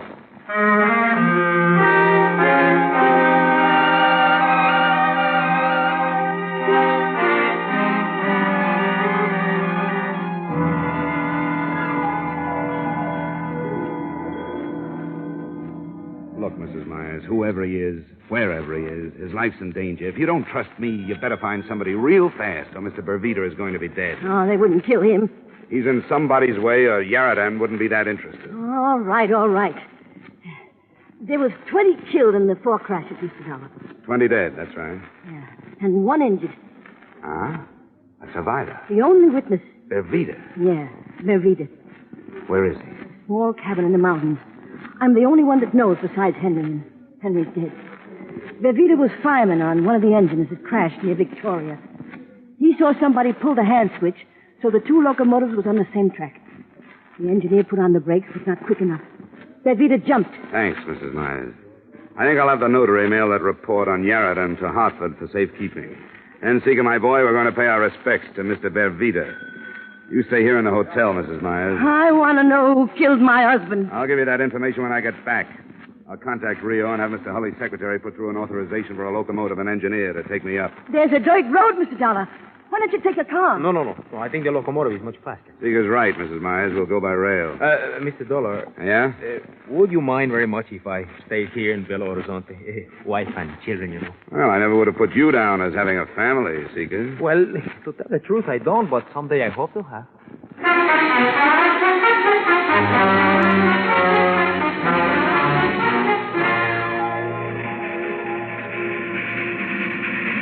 Should be around the next curve.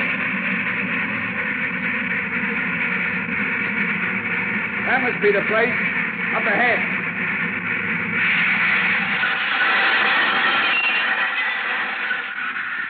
I won't be long. Keep the meter running.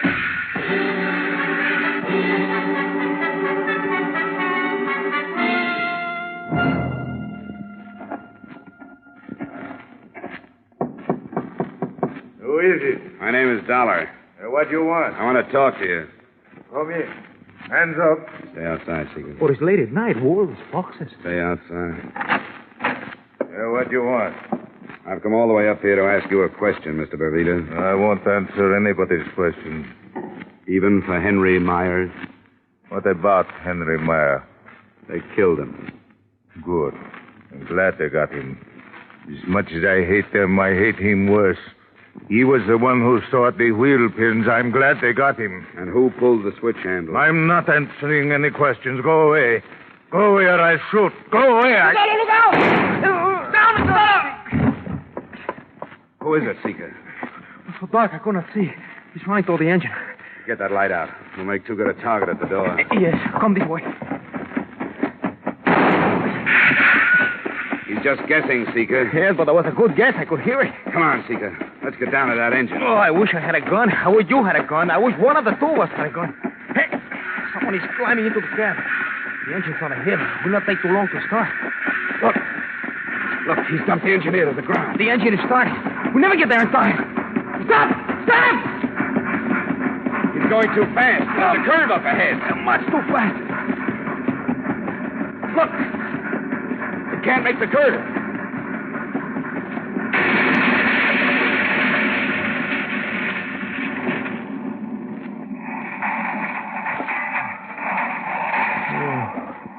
There is.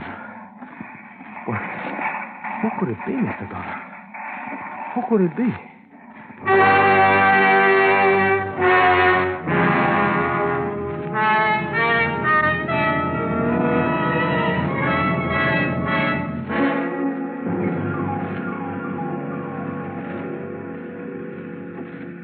There is nothing left of it, Mr. Dollar. Nothing but twisted pipe. Look out. Don't touch it, Seeker. Most of it's still at boiling point. There is no sign of anyone. Yeah, but there was someone in that cab. Must be a trace of them somewhere around here. Come on, let's keep looking. But the boiler exploded. You think there was any part of a man in this bunch who wrecked you crazy, Mr. Dollar? Look there. You find something?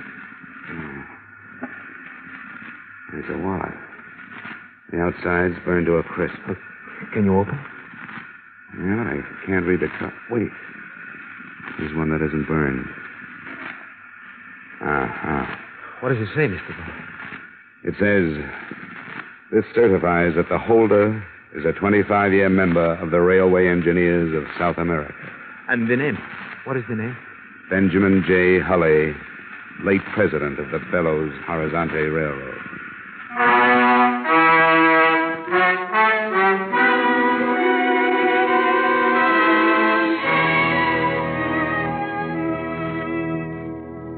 Here's the way it added up. Hulley had come by car. We found it just off the dirt road a mile down from Vervita's shack. The murder of Henry Myers remains an unsolved case. Police assume someone in the employ of Benjamin Hulley pulled the trigger, but I guess they'll never know for sure. Due to my report and public resentment against him, Yarradan was forced to leave the country. The BELO-HORIZONTE Railroad is now in receivership, but it's still hauling manganese from the interior. I might say this was one case that had me stumped right up to train time. Expense account item 7, same as item 1, $500.38. Transportation to New York and Hartford. Expense account total, $1,492.54. Yours truly, Johnny Dollar.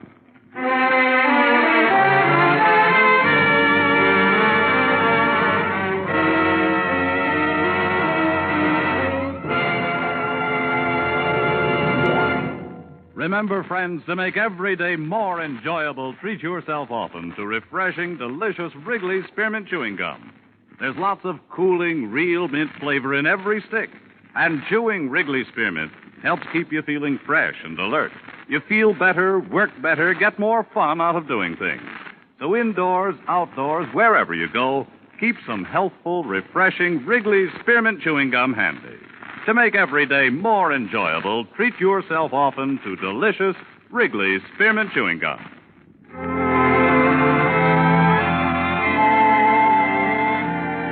Yours truly, Johnny Dollar, brought to you by Wrigley's Spearmint Gum, stars Edmund O'Brien in the title role and is written by Gil Dowd and David Ellis with music composed and conducted by Leith Stevens. Edmund O'Brien can soon be seen starring in the Columbia Pictures production 711 Ocean Drive. Featured in tonight's cast were Bob Griffin, Francis X. Bushman, Anthony Barrett, Martha Wentworth, Joe Duvall, Jack Crucian, and Ted DeCorsia. Yours truly, Johnny Dollar, is produced and directed by Jaime Del Valle.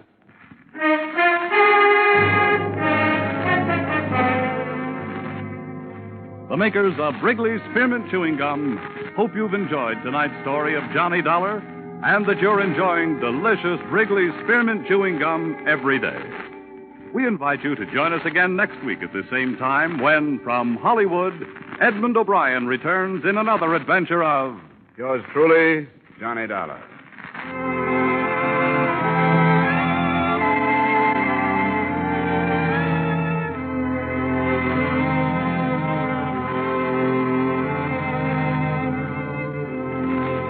Bob Stevenson speaking.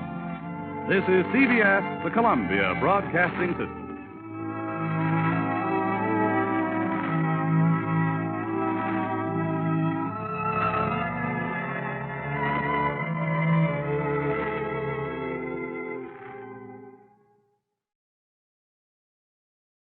Anything else, Miss Rogers? Here's something, Mr. Kegg. A note from the alumni secretary at the university. He suggests you come visit a few days.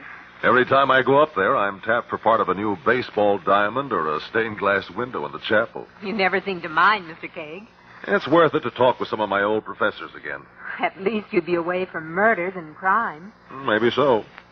I can't think of any reason why a killer would pick a town that small or a campus that quiet. But you never know. You never know when you may be called upon to testify to an act of violence in which you have become involved quite innocently. Even now, somewhere in that small town, perhaps at the college, there may be a crime in the making. Oh, will that phone ever stop ringing so we can get on with this? Dr. Allenby. No, I have no comment. I told you newspaper people before I have nothing further to say about my discovery. No, I told you I have nothing to say. Goodbye. Hello. Is this the desk? Mrs. Crow, if anyone else calls, tell them I've left the faculty club. I can't be reached. Thank you. Now, back to my speech, Barlow. I was summarizing, I believe. Let's start the recording. You have just compared Kalara Temple with other important discoveries when I stopped the machine. These recordings on tape are certainly perfect. And my discovery of Kalara Temple will at last prove my theory. Namely, that the Mayan people came from the Orient through what we now know as Alaska, down the Pacific coast into Mexico and Yucatan. Further, and equally important, our findings will disprove much of the error, invention, and deliberate fantasy created by that prolific author of Journey to the Hidden Valley and The Golden Serpent. I am sure you can all identify the master of misinformation to whom I refer. That was a very pointed barb at Mr. Weimer. That was my intention, Barlow. Weimer's a fraud. A disgrace to anthropology. Yes. Why doesn't the machine go on? The tape is still running. The pause is when you stopped for a glass of water. Oh, yes, so I did. I didn't lose their attention either. You can't blame them. As you said, the greatest discovery since King Tut's tomb was opened in 1922. By now, I am sure you are wondering about my future plans for excavation. I will lead an expedition to the interior of Yucatan as soon as possible. We will return with a golden treasure that will beggar the dreams of Spanish conquistadors. Thank you for your attention.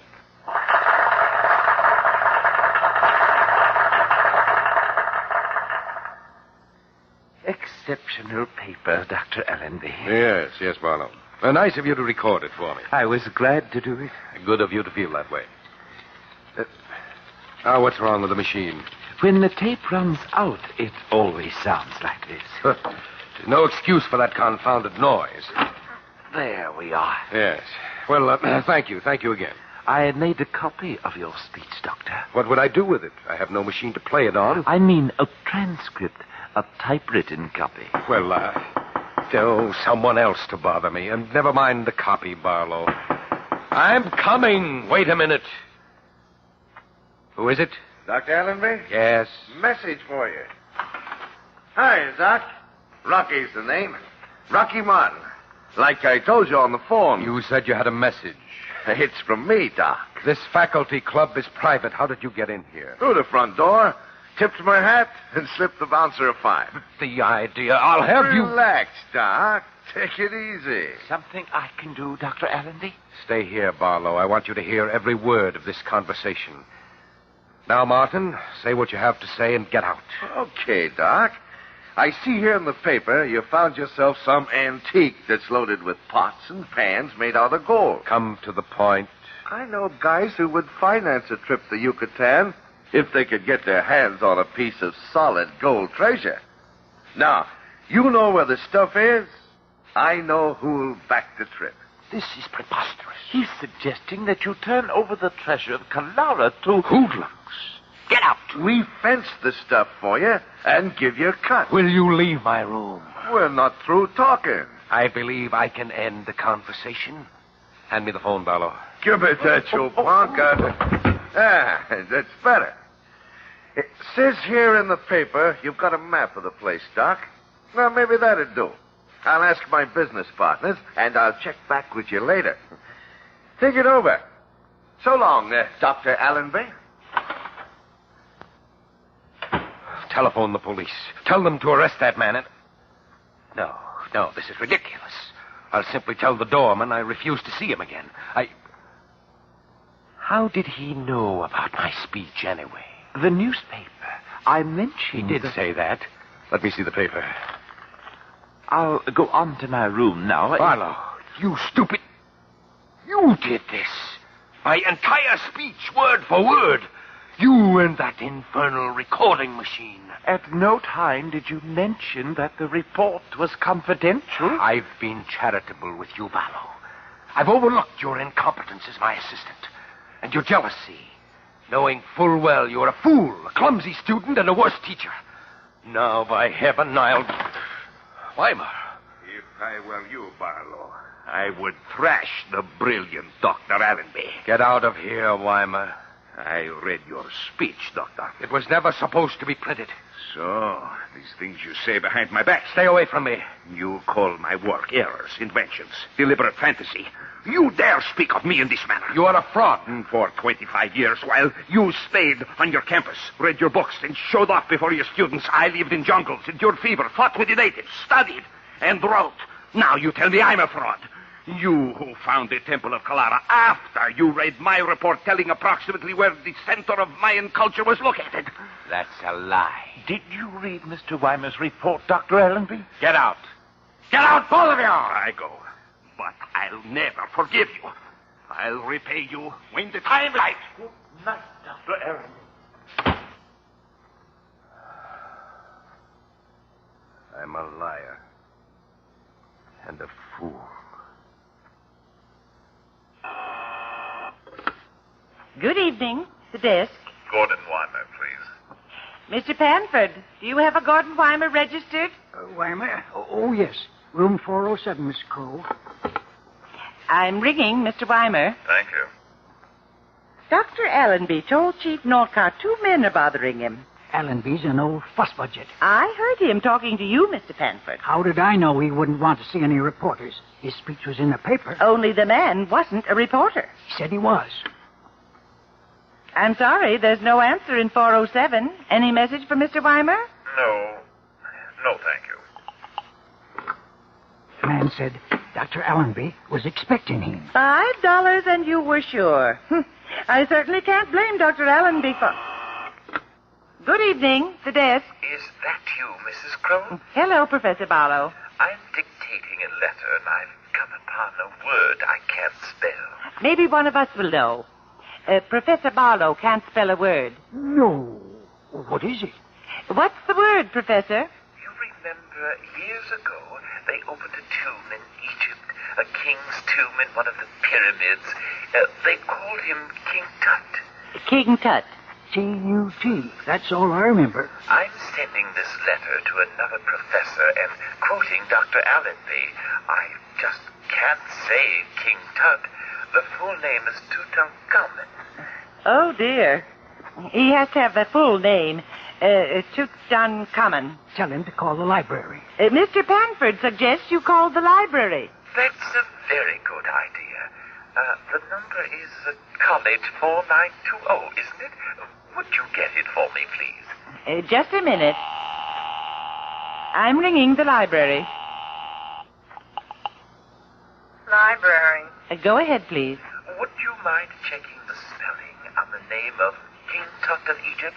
It's pronounced Tutankhamun. Oh, we're about ready to close. Almost 10 o'clock. I would appreciate it.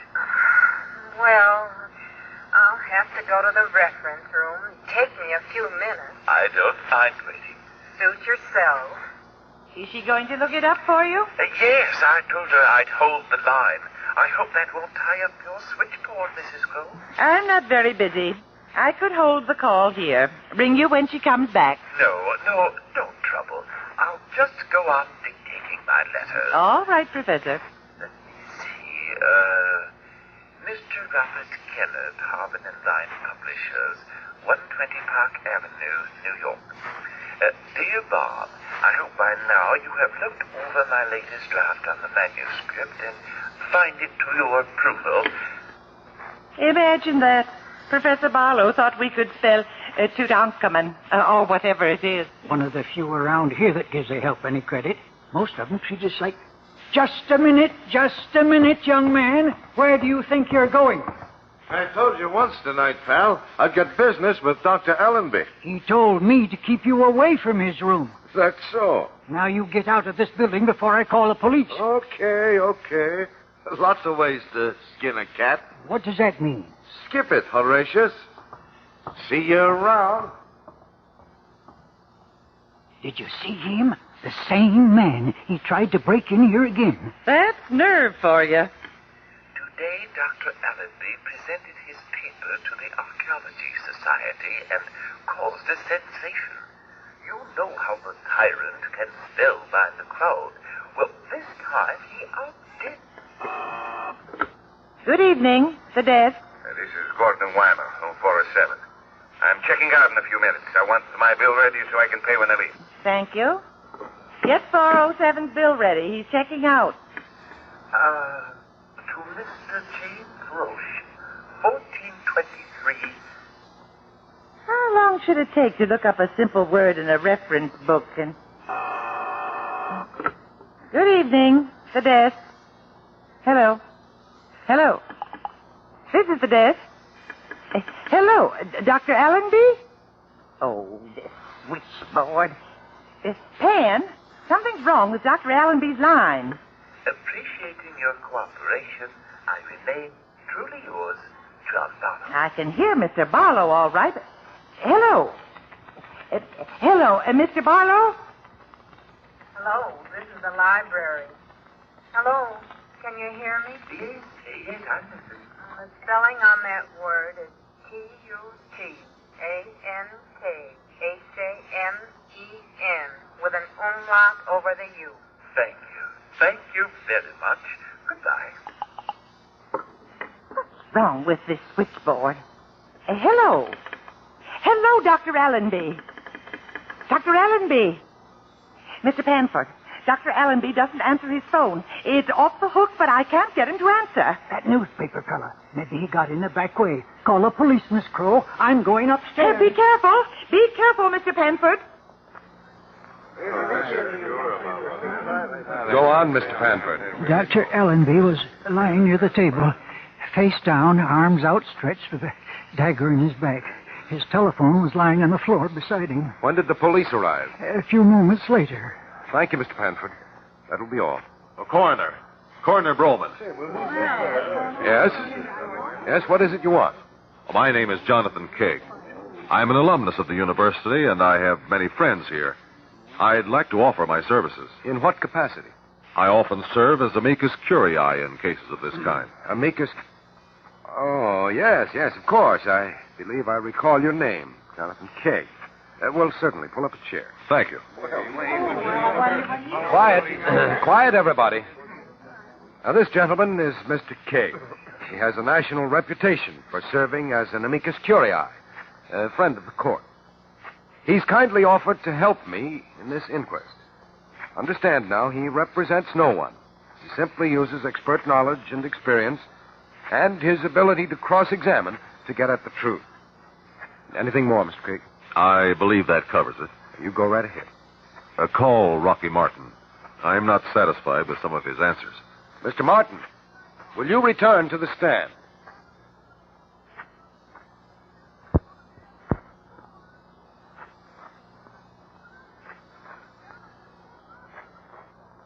Will you tell us again what you did after you were ordered to leave the faculty club? The first time or the second time?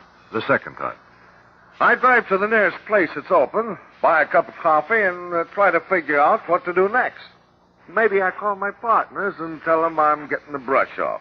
Maybe I forget the whole thing. Can you prove you were in a cafe at the time Dr. Allenby was killed? One of the girls on the counter might remember me. I gave her a little routine. She says, get lost. We'll check on that. Now, will you tell us why you came to the campus to see Dr. Allenby? I stopped in town for a hamburger. I see in the paper about a professor who knows where to lay hands on buried treasure.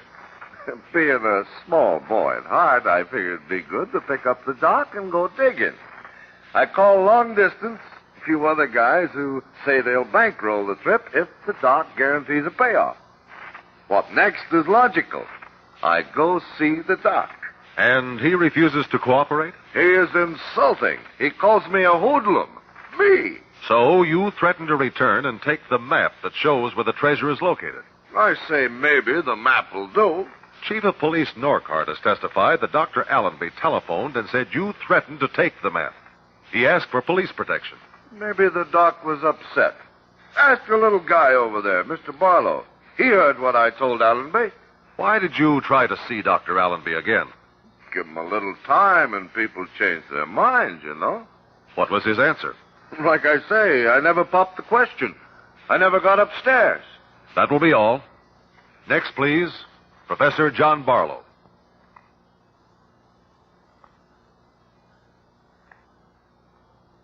Professor Barlow, Mr. Martin says you were present when he talked to Dr. Allenby. I was. What happened at that meeting?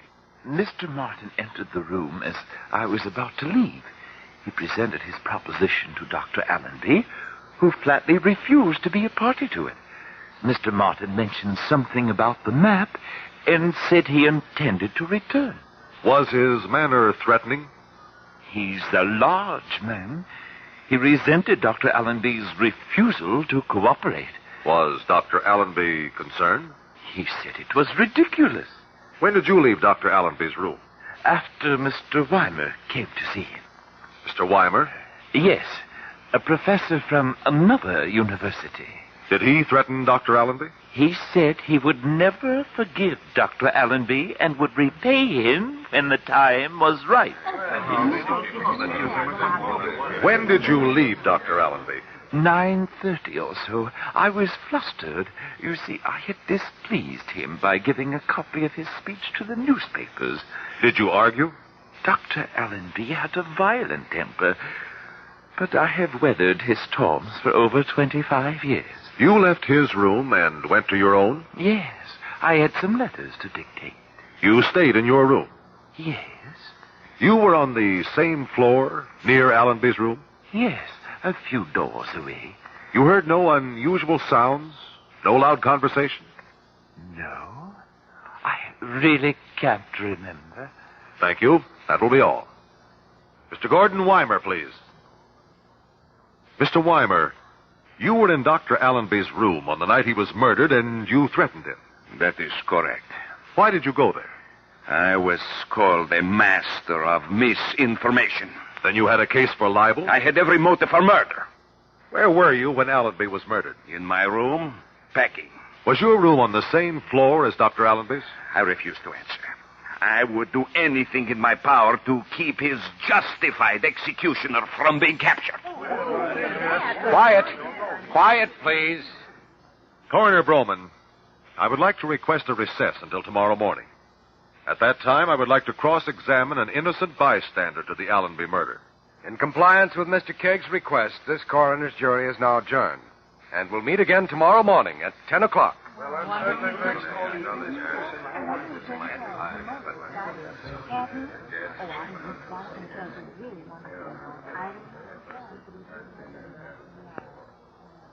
Do you recognize the three men seated directly in front of you? I do. There's Professor Barlow. And the next, his name is Martin. Rocky Martin, I believe. And that's Mr. Weimer.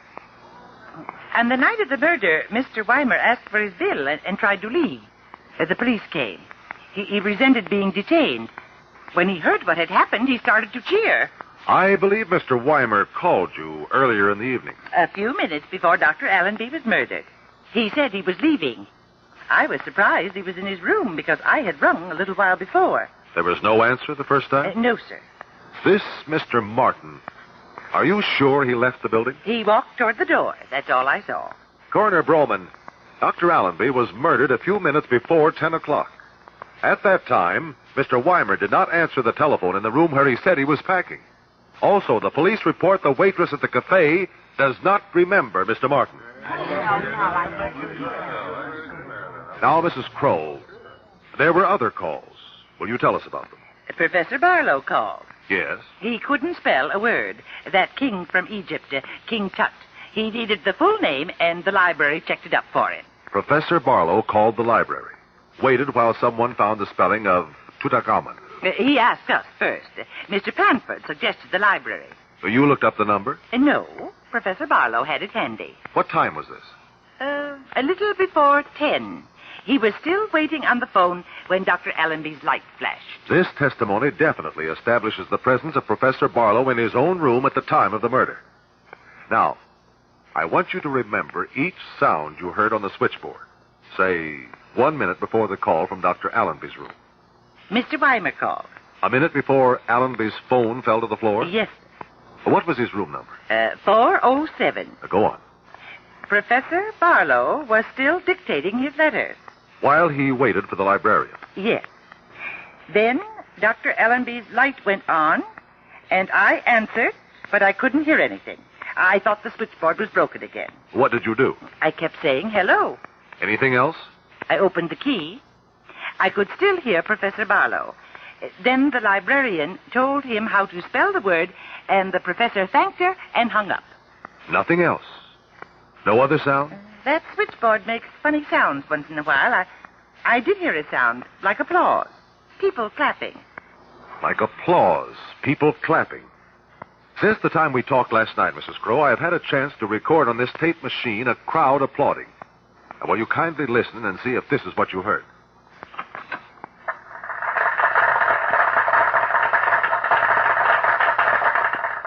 No, that's not right. It was lighter. Further away. I don't exactly know how to tell it to you. What's that? Well, nothing to be alarmed about. The tape has run off this roll. The end is flapping against the machine. No, don't turn it off. That's it. That's what I heard. Thank you, Mrs. Crow. That will be all. Mr. Barlow, you have a tape machine? I dictate all my letters. As Mrs. Crow told you, I was doing my letters while I was waiting for the librarian. I'm glad you finally remember your call to the library, Professor Barlow. Yes, of course. Now that it was mentioned, Coroner Broman, the testimony of our innocent bystander, Lottie Crow, can be interpreted in only one way. Professor John Barlow killed his friend, Dr. Allenby. A man of your standing should be careful about accusing people, Mr. Cagg. Dr. Allenby and I were hated enemies, mostly because he never noticed you. I was his assistant. And had taken his abuse for 25 years. You saw two other men who might be blamed for his death. You did what you've wanted to do for a long, long time. I was in my room. It was very simple. You needed 3 minutes to walk down the hall, pick up a dagger Dr. Allenby kept on his desk, and kill him and return. You knew Mrs. Crow and Mr. Panford would be flattered and remember that you asked for a spelling. You knew the library would take at least 3 minutes to find the answer. Mr. Panford suggested the library. Professor Barlow had the phone number at his elbow. He would have had the idea himself if Mr. Panford were not resourceful. I see nothing to deny. You have no proof. You knew every switchboard operator checks long calls to see if the parties are still talking. And so you were heard talking, dictating letters. tape recorded hours before. But I could hear him. You heard the tape recorder, Mrs. Crow, while Professor Barlow was down the hall murdering his friend. He didn't get back in time. There was an unexpected struggle. Dr. Allenby's telephone fell to the floor. Barlow hurried, but the tape had run out and was flapping against the machine. He picked up his telephone, talked to the librarian, and hung up. I deny it. How do you spell Tutankhamun? T-U-T-A-N-K-H-A-M. With an umlaut over the U. That is right, Professor. And you learned that spelling years ago. No archaeologist or anthropologist in the world would miss it. I hated him. He would claim my word. He said I was stupid, not even a good teacher. Coroner Broman, I recommend that you instruct this jury to find that William Allenby died at the hands of his assistant in the anthropology department, Professor John Barlow. An anthropologist who couldn't spell King Tut's full name. Was that what got you on the track, Mr. Keg? Well, if you remember, that fact was not mentioned until Mrs. Crow took the witness stand. That's right. The tip-off was Professor Barlow. He said he was the murdered man's friend. He was anxious to help find the killer. No trace of hate. And yet he admitted he had weathered 25 years of Dr. Allenby's storms. If anyone is persecuted and held down long enough, hate builds and someday it flares out. I still think King Tut had something to do with it. Professor Barlow should have remembered the curses of death found in the tomb of Tutankhamun. He might have asked the library how to spell a different word. Good night. After all, what would you do if your husband thought romancing in the moonlight with you wasn't as much fun as solving a murder mystery?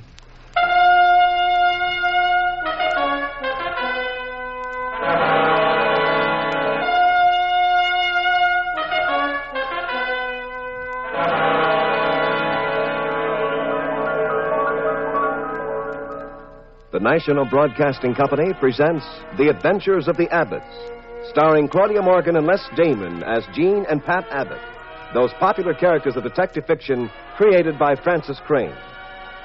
NBC invites you to join Pat and Jean each week at this time for another recorded adventure in romance and crime. Now here is Jean Abbott to set the stage for tonight's puzzle in murder.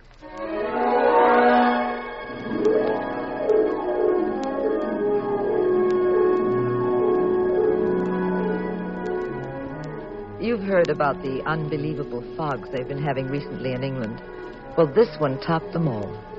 Pat had been working on a case in a remote town in Scotland. And now we were flying back to London to pick up the transoceanic plane and return to the States.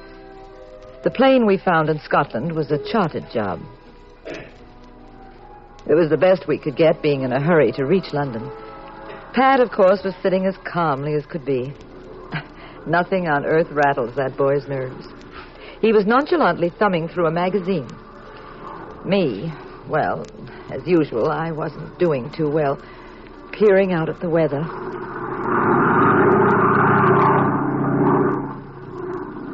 Pat? You want to play Scrabble? Nope. Oh, be sociable, Pat. You should say I'd be delighted to play Scrabble, especially with you, Mrs. Abbott, the world's champion player. I found a set, Pat. Now I'll get a pencil and paper and we'll play. Let's see, I have a pencil. Oh.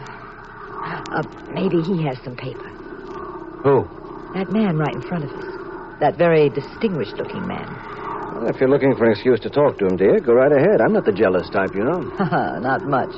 If he talked to me for more than 60 seconds, you'd pick him up like you were back out west with a newborn calf. Toss him out of the plane. I would not. Now, go on. Ask him for the paper. Okay. I beg your pardon. Yes? We wanted to play a game, and we haven't any paper. Have you? Oh, surely. I have a pad right here in my briefcase.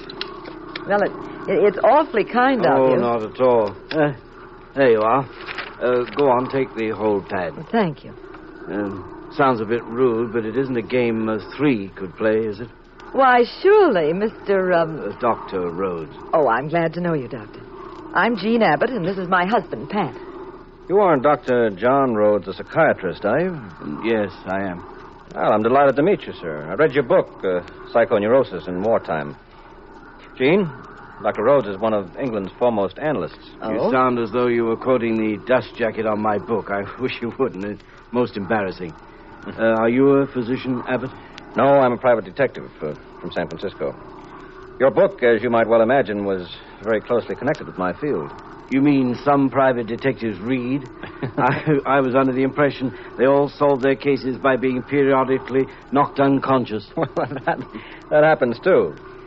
But criminal psychology is also helpful at times. Your theory about us is very much like our theory about you. And what is that? That all psychiatrists begin a case by fluoroscoping the patient's wallet.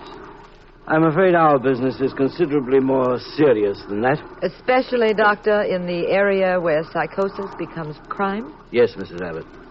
You know, our most widespread problem medically today is not heart disease or cancer, devastating as they are. By statistics, it's mental illness. Hundreds of thousands of persons lie in hospital beds today because they are emotionally ill. Still more are at home or wandering the streets. Wandering the streets, contemplating murder, eh, Doctor? Occasionally. Does becoming absorbed in the criminal mind sometimes make you, well... Wonder about myself? Of course. I simply like to think my more evil impulses are reasonably controlled, though. So controlled you could never commit homicide? No, I'm susceptible too. But we are admitting an entire area in this discussion. The area of fanaticism. The lunatic who believes he must have power in the form of admirers, followers, who believes he has a special mission on Earth, even though it means bloodshed. Which gets me to my present trip. Might we ask what that is, Dr. Rhodes? The British government is sending me to Kensington Downs to a hospital there. There are some very perplexing cases in that hospital. Cases of fanaticism. Pat, I'm going to... Excuse me, Pat. Pat, something's wrong. The pilot isn't cutting that motor. It's missing. Yes, I know. I hear it. It's all right. It'll pick up again. Pat! Pat, the light! Steady, Mrs. Abbott. If anything were really wrong, the pilot would warn us. Just stay in your seat, Jean. Don't fidget and don't become hysterical. We can always make a belly like that. We aren't over water. We're somewhere near London. He'll find a place to set us down. This whole section is pockmarked with airports. Fasten your safety belts. Fasten your safety belts. Pat, we're going to crash. Now, easy, darling. Get that belt tight. Yes. There you are. Pat, we'll be killed. We'll be killed. Now, don't lose your head, Jean. Oh, we're going to die. Pat, we're going to be killed. No, we're not. Now, darling, steady. Steady now. Steady.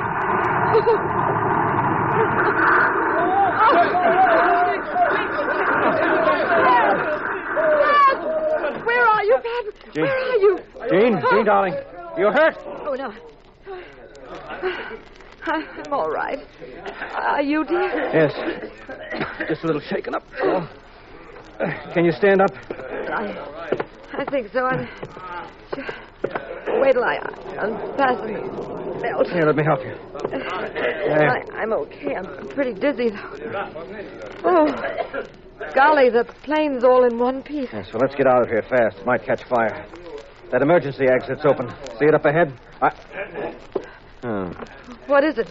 Where are you? I can't see you. Over here. Dr. Rhodes. Was he hurt? He's out. Cold. Oh, Pat, there's the pilot outside. He'll help. In here. There's someone hurt in here. All right. Take it easy. I have a flashlight. Oh, please, my eyes. Shine it this way. That's it. That chap got it bad, didn't he? Oh, his head. Well, I sent someone for an ambulance. They'll fix him up. I don't think so. Why not? He's dead. He is. Oh, no. Too bad that confounded motor had to blow like that. Well, you two come on out. We'll take care of him. Watch your step, Jean. That's it. Gosh. Dark and cold out here. Ooh. What is this, a swamp? No, we're about 80 miles from London. There's a hospital down the road. I sent there for help. I'll be back. Have to see about the other passengers. Ooh. So cold. Can you see anything, Pat? It's so foggy. No, not much. Darling, we should get down on our knees and thank God for that pilot. I never thought we'd walk away from this landing. Uh-huh. What are you doing? Get away from that motor. It's broken. It's liable to explode or something. Uh-huh. Pat, will you listen to me? Yeah, huh? Fine thing. A man nearly gets killed in an airplane crash, and what's he do? Calmly strolls around examining motors. Of all the coke... Jean, that motor is in awfully good shape. It just doesn't make any sense to go... Good shape? Yes. Looks like nothing's wrong with it at all. Oh, but Yes, darling... I know. We had a crash landing. It's a puzzle, huh? Yes, and when you've got the answer to that, you might try telling me how Dr. Rhodes got killed. Well, he was killed in the crash. He was tied into his seat with a safety belt. He didn't bounce around any more than we did. We're well, but the doctor's head is bashed in. Skull is cracked wide open. You wanted to play games, Jean. All right. Get a pencil and paper and figure that out.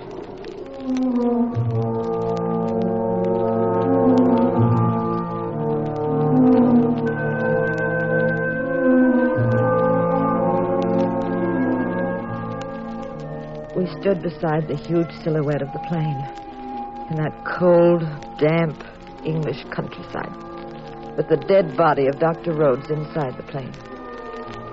Spotlights swept the ground from police cars. Ambulances roared about. White-coated interns like ghosts flitted past us.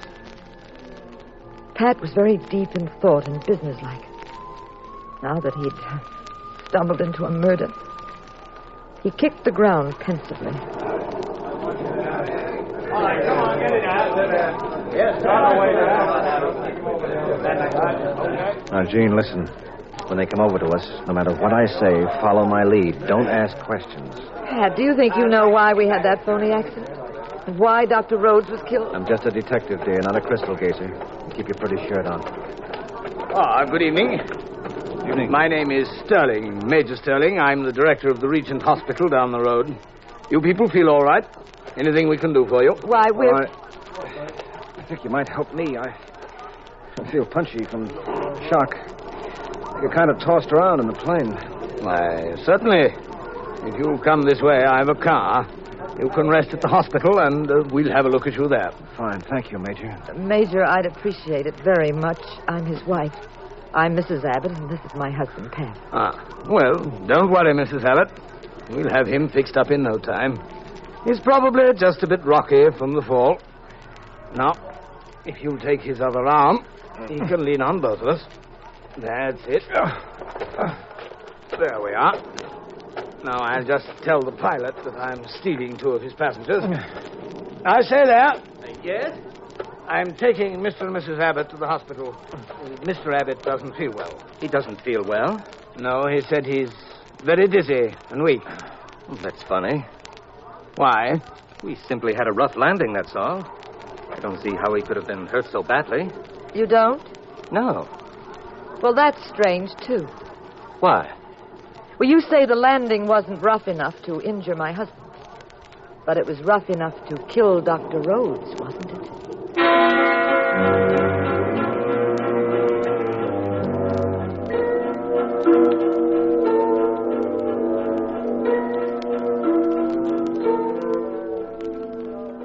As soon as I saw the hospital, I realized it was some sort of military establishment.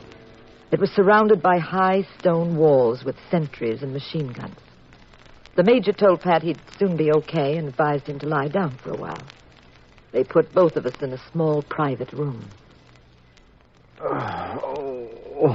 You can stop groaning now, Pat. We're alone. Didn't I do a terrific piece of acting? Marvelous, darling. Pat, you know you haven't kissed me for ages. After all, we might have been killed. You know something? Maybe I should have been an actor instead of a detective. Just imagine. Radio City Music Hall presents Ava Gardner and Pat Abbott. I was talking about a much more fascinating subject. Now, let's see. What role would I play? Maybe I'd be... Huh? What'd you say? What were you talking about? Kissing, remember? Oh. It's lots of fun. Very popular nowadays. Oh, Gene, now stay away from me. I'm supposed to be sick. What if somebody walks in? Oh, they'll get a good practical lesson in the art of kissing from two highly qualified experts. No, Gene, I'm supposed... Close your eyes, dear. Lie back. You're supposed to be sick. And I'm Dr. Abbott, who's about to give you something that's a sure cure for chills, fever. Well, maybe not fever. You ready? Oh, Doctor. Yes? Oh, your fever's worse. Better give you another treatment. Excuse me. Sorry to break in on you like this. I'm Vic Williams. The Major sent me. I'm an intern. What is it, Vic? He said for you to drink the stuff in this glass. It's a sedative. Oh, thanks, Vic. Hi. You don't mind my saying so. That was quite a clinch you two were in. Young love's a wonderful thing. What? Yes, sure is, Vic. Now, if you'll just run along... you should see me and my girlfriend. Like two lovebirds we are. I haven't seen her in a fortnight. Been stuck here at the hospital. Can't even talk to her. The phone lines are down, you know, on account of the storm. I shan't be able to call her for a couple of days. She must be pining away no end. Yes, I'm sure she is, Vic. Now, if you've nothing else to tell us... You're from the States, aren't you? That's right. Married? Yes. Now, look, if you'll just... where are you from in the States? San Francisco. They just brought in that corpse from the plane, Dr. Rhodes. He looked like a real top line there in the morgue. Sort of friendly-like. Did you know him? We just met him on the plane. Hey, how'd the accident happen? I mean, were you two just sitting there? Look, Vic, suppose we ask you some questions. All right, I'll go ahead. What is this hospital? It's called British Military Hospital, T-17, Kensington Downs. Well, what sort of men are here? Veterans of World War II? Yes, ma'am. And others, the weird ones. You mean mental cases? Well, some of them are legitimately that, ma'am. The others... Yes, what about the others? Oh, you know, the British government's mixed up with plenty of fanatics in the Near East. We're always having trouble with them. They got some chaps here from the Mediterranean Society. Oh, what in the world is that? Wild-eyed blokes, I call them. Professional assassins. Stage riots in the Near East, kill people, usually for money, although they claim some other fancy reasons. A lot of them are homicidal maniacs. Some of them are narcotic addicts. British Army rounds them up now and then, pulls them out of the area, ships them here for a cure. The cure work? I often wonder. Lots of the Mediterranean League in this hospital? You know, it's quite a three-ring circus with those boys and the kind they attract. What kind do they attract? Deportees, ex-Nazis, neo-fascists, the lunatic fringe. There's a lot of ex-Nazis who've turned up in the League. Let's come in. Everything all right, Mr. Abbott? Oh, fine, Major. Thank you. Well, you try to get some rest and take that sedative. It'll calm your nerves. If you want anything at all, just tell Vic. Thank you. We haven't any caviar or champagne, though. Much as I'd like to give it to you. I'll see you in the morning. I'm getting on myself. I know you two want to be alone. How long have you been married? A few years. San Francisco, huh? What business are you in, Mr. Abbott? Oh, I make a fortune, Vic. I dunk donuts for nearsighted millionaires. Now, look. I know. I'm going. Oh, by the way, after I go, bolt the door. Why? This is a hospital for lunatics, man. You remember? During the nights, they get hopped up. They start running around. They're pleasant dreams. Oh, lovely place. Lovely. Pat, what are you doing? I'm going for a stroll. Here? Now? What did you think I pretended to be sick for? I want to see what makes this hospital tick. Or wouldn't you rather lock the door and make believe we're back in Scotland on that moor in the moonlight? You made quite a fancy Heathcliff back on that moor, Pat, darling. Right now, I'm more interested in who bounced Dr. Rhodes on the coconut and why. I'll see you around, Mrs. Abbott. Not on your life. If you prowl, I prowl. If you think for one moment you're going without me, I'll scream. No, all right. Shh. Come on. There are no lights out here. Follow me. Tiptoe. Pat, look. A light's shining under that door. Yes, I see it. Oh, come on. Easy. Yeah. Easy.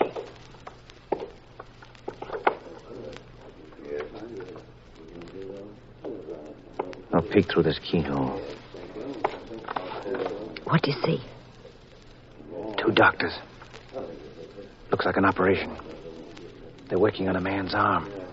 Oh, what are they doing? One of them has a tattoo mark on his arm. Looks to me like the doctor is taking off the tattoo. Oh, is that all? It's enough. More than enough. Come on, Jean. We're going to find the Major. But, darling, thousands of men have tattoos. Not those men, and not for that purpose. Now, come on, let's go. Hurry.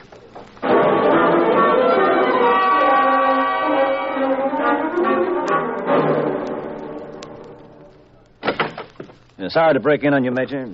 Oh, what's wrong, Mr. Abbott? Do you know what's happening to some of your prisoner patients? What?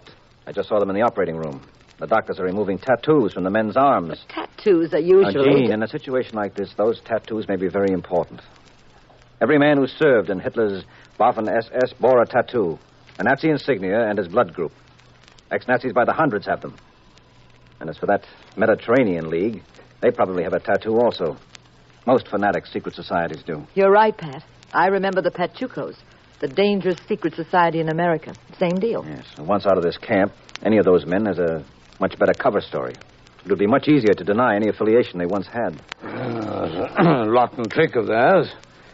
Well, I'm grateful to you, Mr. Abbott. I'll telephone our headquarters in London, and I'll double the guard.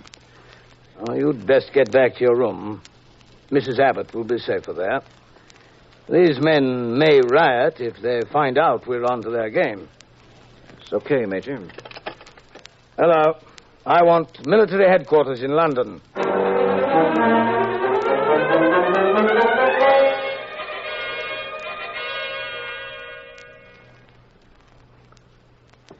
Here's our door, Pat.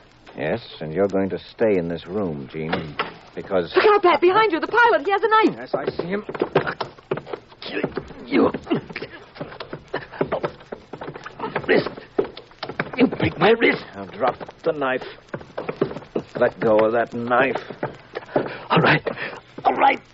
My wrist. I'll let go of your wrist after we finish playing a little quiz game. All the double-crossing. You faked that crash, didn't you? Didn't you? Yes. You turned out the lights, left the controls, ran back, and in the excitement, you hit Rhodes over the head. Simple, wasn't it? Especially when the plane's supposed to be out of control, anyway. Then you went up front, did a few wing-overs and a sloppy landing. They'd say the doctor died in the accident. Very neat way to commit murder. Now, why did you do it? Why did you do it? You break my arm. I got paid £2,000. All right. You're going to stay here a while. Come on, Jean, let's get out. I lock him in. Here's the key, Pat. Get a doctor. My arm. Yeah, that does it. He'll stay there now. Come on, let's find the Major. Well, Mr. Abbott. Oh, it's Vic. I heard cries. I thought you were sick. What are you running about for? Come with me, Vic. I'm going to the Major. We're all in for a little entertainment. Your Nazi guests are acting up. Huh? Well, what are you now? Major? More trouble, Mr. Abbott? Yes. The pilot of our plane was waiting for me in my room. With a knife. I had to knock him out. He's confessed he murdered Dr. Rhodes. It was a fake accident. What? He walked? I'll give you the details later. But I haven't picked up by your men. Oh, yes, I certainly will. No, I just telephoned headquarters. There's an investigating squad on the way here now. Well, it's about time. You know, Major, you're quite a remarkable man. Taking all this in stride. Telephoning London. Well, it's all part of my job, Mr. Abbott. No, I think you deserve special mention for an extraordinary job. Telephoning London, and the telephone doesn't work. What was that? Pat. Yes, it's amazing. You say you call London for help. But Vic here told me a few minutes ago that the lines were down on account of the storm. He wouldn't be able to telephone his girlfriend for the next 2 days. How did you manage it, Major? Is magic also one of your accomplishments? You've been asking unpleasant questions all evening, Mr. Abbott. I think I've had about enough. Careful, Pat. He has a gun behind the desk. I can see it from here. Vic? Yes, Major? We'll have to get rid of Abbott. Quickly, too. I wouldn't try any childish tricks, Mr. Abbott, or I shall be forced to kill your wife. Surprised me. This chap was trying to come up the works. You suspect Abbott at all, Major? Yes, I did, Vic. Since he first presented himself at the hospital. It was obvious there wasn't anything wrong with him. I allowed him to come in, though, basing my tactics on the old saying, give a man enough rope.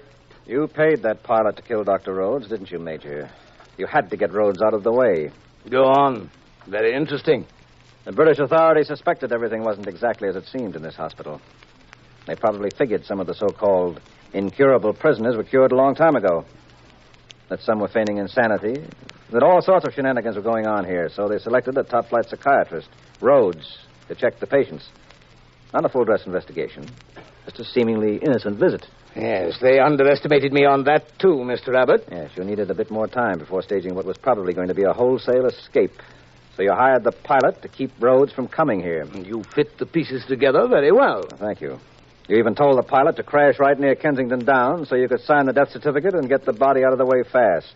Who paid you, Major? No one. I helped them because I believe in the cause. My father was British, but my mother, Mr. Abbott, was an Asiatic. I was raised in the Near East, and raised in a tradition that loathes the British Empire and the Western world in its entirety. My father left my mother. I grew up as a poverty-stricken gamin in the filth of the worst of Cairo. This Mediterranean League you wish to destroy is my fondest hope. Even though it's really a hopeless cause, Major. Is it, Mrs. Abbott? Or does it burn within us with a high, dead white flame? Mr. Abbott, you will drink the contents of this glass. It's an overdose of a sedative I offered you before. It will be fatal almost instantly. A most regrettable accident. Happens occasionally in a hospital. Oh, Pat. Take the glass, Mr. Abbott. In your hands. That's it. Now drink it. I said drink it. Oh, my... I'll take that gun. Oh. You know, for an apparently intelligent man, Major, it's quite a foolish error to hand someone a full glass of medicine and stand close to him so he could easily throw it in your eyes. A childish trick, as you warned me about before. Vic, try reaching London now. You work for MI5, don't you, British intelligence? Yes. You are a smart bloke. I've been investigating this hospital for some time now. Well, Vic, the least you could have done I'm was... sorry, Mrs. Abbott. Obviously, I couldn't tell you anything. I had to let you both sweat a bit. I had no other choice. I'll call London and report this. I'll see you later, Mrs. Abbott. Get moving, Major. Bye, Vic. I hope you'll get to talk to your girlfriend soon, Vic. Oh, I will. Love conquers all, you know. Get going, Major.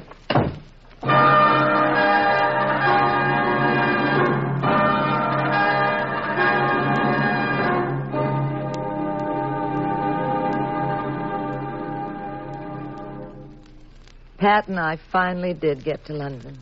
We caught the clipper, and as we flew over the Atlantic toward home...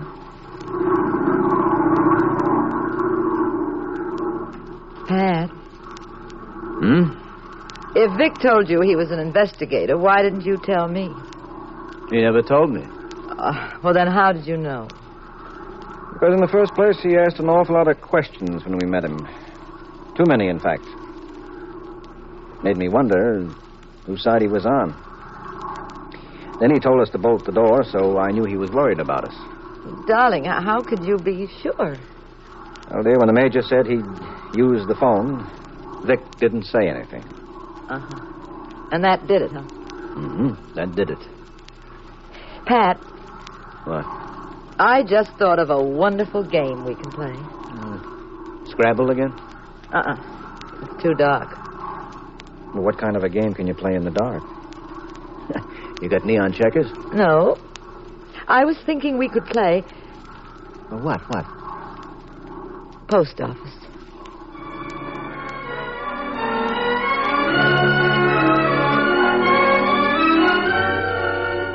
Footnote to the story of the dead white flame.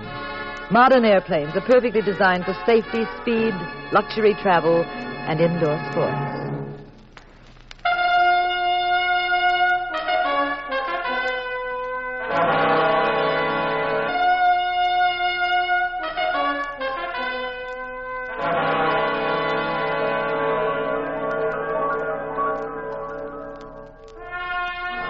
The National Broadcasting Company has presented The Adventures of the Abbotts, starring Claudia Morgan and Les Damon, as those popular personalities of detective fiction, Pat and Jean Abbott, created by Francis Crane. Tonight's cast included Everett Sloane, Burford Hampton, and William Lally. The Adventures of the Abbotts was written by Howard Merrill. Original music composed and conducted by Dewey Bergman. Produced by Ted Lloyd and Bernard L. Schubert. Directed and recorded by Harry Frazee. Next week, same time, same station. Another exciting adventure in crime with Pat and Jean in The Adventures of the Abbotts.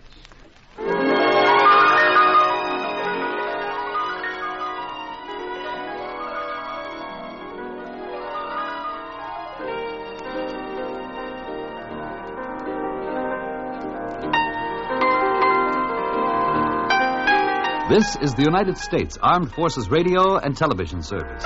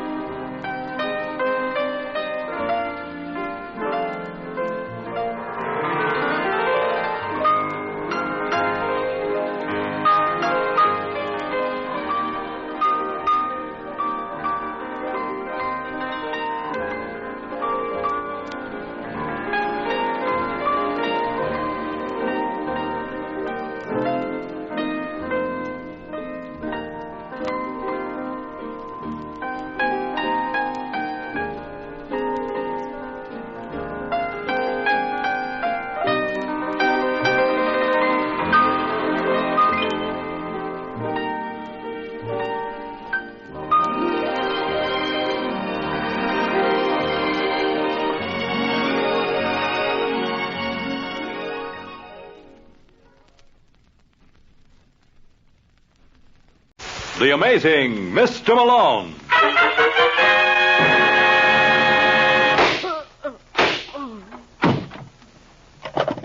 Operator? Operator! Get me the office of John J. Malone. The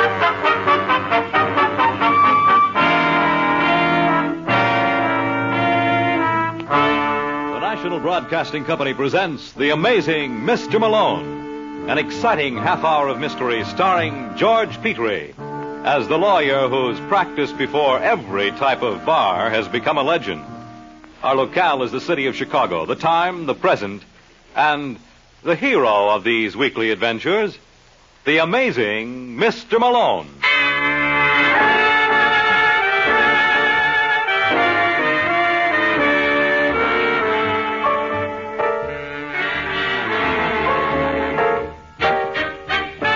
Malone's the name, John J. Malone, attorney and counselor at law. Tonight, in our study of the cliche, let's take a gander at hard work never killed anyone. You can never prove that by Danny Braden. Danny is the dark-haired boy in the small furnished apartment on Chicago's South Side. Danny is what is known in the trade as a solitary drinker, and he's just made an amazing discovery. Your liquor goes a lot further that way. Danny. What the devil do you want, Thelma? I don't want to nag you, darling. You're certainly giving a darn good imitation. I only meant... What's the matter? You deaf? See who that is. Sure, darling. Just a minute, I'm coming. Yes? I'm looking for a Danny Braden. What do you want with him? I'm an old buddy of his from L.A. Just tell him it's Jack Bucktel. Well, what are you doing here? Oh, hiya, Danny. Good to see you. What do you want, Bucktel? Now, is that any way to talk? Your little girl here would think you weren't glad to see me. She'd be right. That's gratitude for you. And to think the minute I stepped off that bus, I made tracks right over here. Shouldn't have bothered. There was no bother at all. How you doing, Danny? Swell. You don't look it. Well, you know me, Buck. I never believed in being ostentatious. Can you use $100,000? Are you kidding? Darling. Shut up. What? Where can we talk? What's the matter with this? Two things. One, you haven't invited me in. What's the other? Her. They're both no problems. All right, Thelma, go take yourself a walk. No. You're going to get mixed up in something. Don't you understand English? Oh. I make it a nice long walk, like from here to Evanston. Well? All right, Danny. Better call me before you come home. I like a girl who can mind. Sit down. Thanks. You, said something about $100,000? Oh, not so fast, Danny boy. There are one or two things we got to iron out first. Such as? I got to be protected. Okay.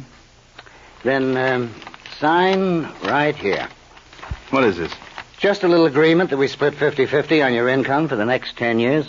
You think I'd be stupid enough to sign this? Why? What do you got to lose? Well, if I went to work, you... You wouldn't do a thing like that. Don't be so smart. Let's not kid each other, Danny. I know you from a way back. You got no more intention of doing an honest day's work than I have. Now, if you want to sign that agreement, okay. If you don't, that's all right, too. Give me a pen. Mm-hmm. Here you are. Daniel M. Braden. How's that? Oh, it's fine. Now, what's the deal? You remember a little girl you were married to named Gloria Mason? This your idea of a gag? How long has it been since she got killed in that fire? What are you, a comic? Just humor me for a couple of minutes, will you? Well, 6 years ago. As I recall, they never did find her body. Nothing left to find. Just some silver bridge work. I bet you can afford platinum now. What are you babbling about? She's alive, Danny. You're nuts. She started that fire herself. What? Why? Get away from you? What kind of crack is that? I tell you, Gloria's right here in town. Only she calls herself Glenda. Glenda? Yeah. That isn't all she changed. She doesn't have that red hair anymore. And she's married. Married? Uh-huh. To a fella named Phil Stacy. Phil? The Stacy that owns the Belmont Casino? Uh-huh. I understand she's nuts about him. You must be out of your mind. Well, there's one way to convince yourself. Go up and see. And while you're at it, you might ask her for a couple of bucks. You know, so you can afford a cab back. I'm sure she wouldn't want her husband to walk.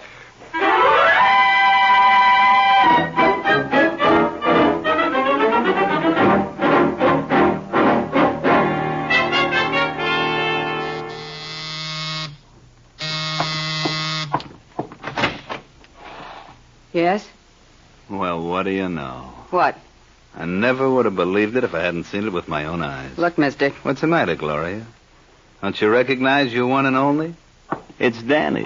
If you don't get out of here... What'll you do, scream? Yes. I'll go right ahead. Phil! Phil! Of course, we both know he isn't home. I made sure of that. Now, look, mister. I don't know who you are. Oh, now, Gloria.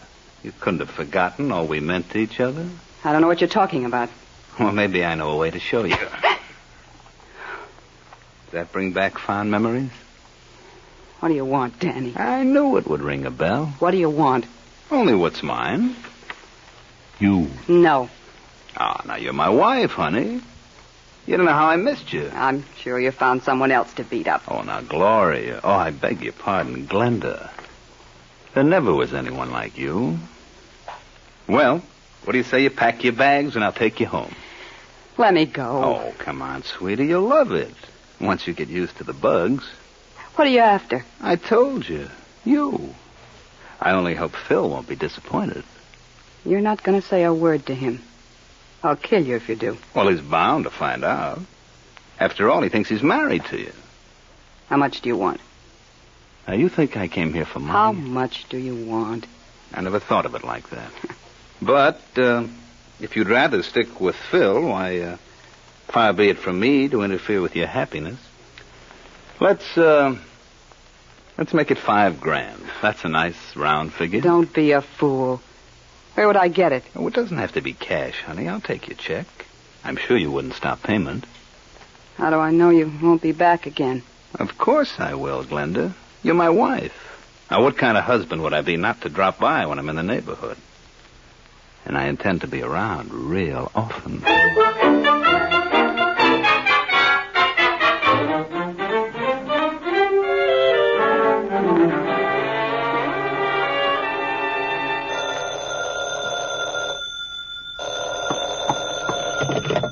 Hello. Oh, Thelma. How goes the battle? Who is this? Jack Buxell. Is Danny around? Just a second. It's for you, Danny. Who is it? Mr. Bucktel. Hello. Hiya, Danny. Fine. How'd you make out? How'd I make out? I understand you were up to see Mrs. Stacy this afternoon. Where do you understand that from? Oh, I got ways and means at my disposal. How did we do? We didn't do. I don't get you, Danny. Very simple, Buck. This isn't the right dame. Listen, friend. Well, I ought to know. I was married to her. Look, boy, don't try to hop me around. Never entered my mind. Sorry it worked out this way, Buck. But maybe we can get together on something else sometime. Give me a call if you get any ideas.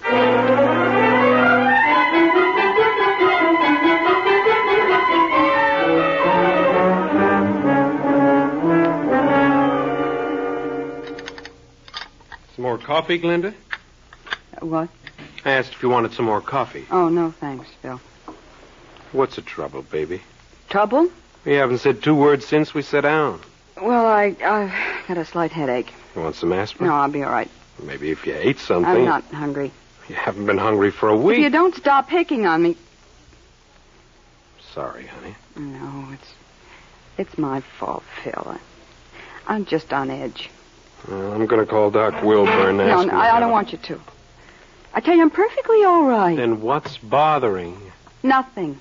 Absolutely nothing. I swear. Look, Glenda. I promised when we got married I'd never ask any questions. I know that, Phil, and I appreciate it. But if something's worrying you and you want to tell Papa, he'll always be ready to listen. Remember that.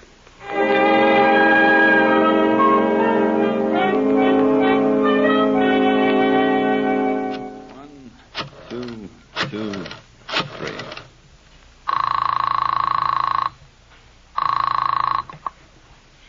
Hello? Hello, Doris. This is Danny Braden. Oh, hiya, Danny. My missus there? Huh, what? Thelma. No, she ain't. Oh. I just got in to find a note saying she's gone over to see you. Well, she left here 10 minutes ago. I think she had an appointment with John J. Malone. Who? You know, that lawyer fella. What does she want with Malone? Well, I don't know, Danny. Oh, gee. I shouldn't have told you. You won't say nothing. Don't you worry, Doris. I won't breathe it to us. Danny!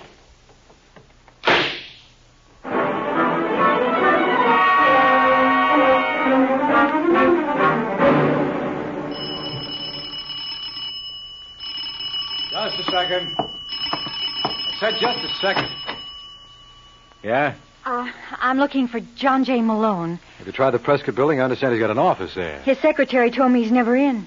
Oh. And then she said if it was real important, I could find him here. She's just a great big blabbermouth, ain't she? Uh-huh. Skip it. Come on in, Mrs. Braden. Thelma Braden. Sit down. Well... You don't have to worry. I won't bite. I left my uppers in my other head. What? I don't try to figure it out. It's not worth it. What's your problem? Problem? There must be an echo in here. Well, I'm sorry, Mr. Malone. It's just that I'm nervous. Why? Well, I've never done anything like this before. Danny would kill me if he knew. Danny, I take it as your husband. Yes. Want a divorce? Oh, no. Then what is it? Well, you see, I married Danny 3 years ago after his first wife died in a fire. Well? Well, just for the sake of argument, suppose she didn't die. Suppose she was still alive. Well, then she's still his wife. It doesn't matter. Oh, don't stop on my account, Malone. Didn't your mother ever teach you to knock, Lieutenant? She also taught me not to be noisy. Sit down, Lieutenant. Thanks, I will. Look, Brooks, I happen to be very busy. And you're going to be a lot busier before the day is over. Pay no attention to him, Thelma. I'm afraid she's going to have to. I'm with the police, Mrs. Braden. What? How did you know her name was Braden? Oh, you'd be surprised what I know about her. She's 31, blonde, and recently widowed. Widowed? All right, Sidney, what are you getting at? Her husband was murdered an hour ago. No. Yes. You're lying. You're making this all up. Ah, you know better. Are you accusing her? Uh-huh. Oh, no. Oh, I wouldn't worry, Thelma. Didn't they tell you Malone was amazing? Why, with him on your side, all you can possibly lose is your life. Ain't that a comforting thought?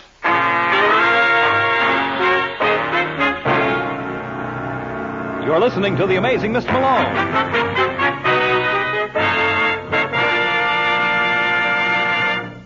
It's the Silver Jubilee on NBC. East and West meet as Mr. Moto moves swiftly against those who would corrupt and destroy freedom-loving people everywhere. On the national front, Martin Caine, Private Eye, will find himself involved in plenty of action as he becomes involved in whirlwind adventures beginning July 1st. Mr. Moto and Martin Caine, 2 invitations to suspense, intrigue, and mystery over your favorite NBC station. And now, back to the amazing Mr. Malone.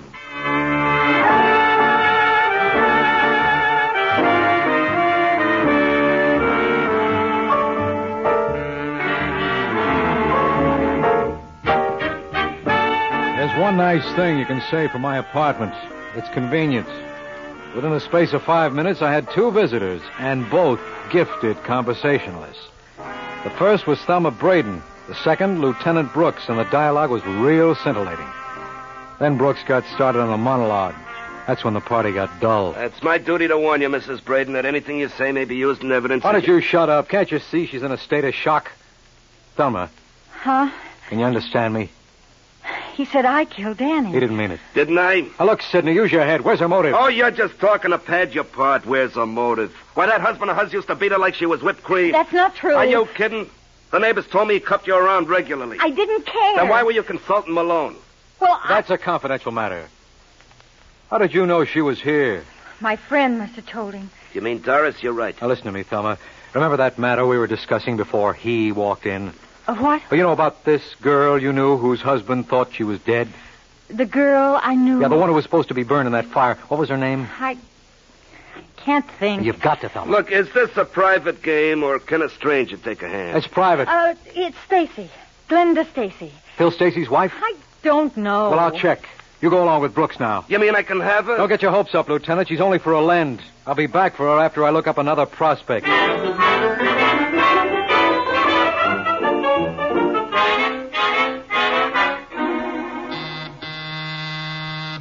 Come in.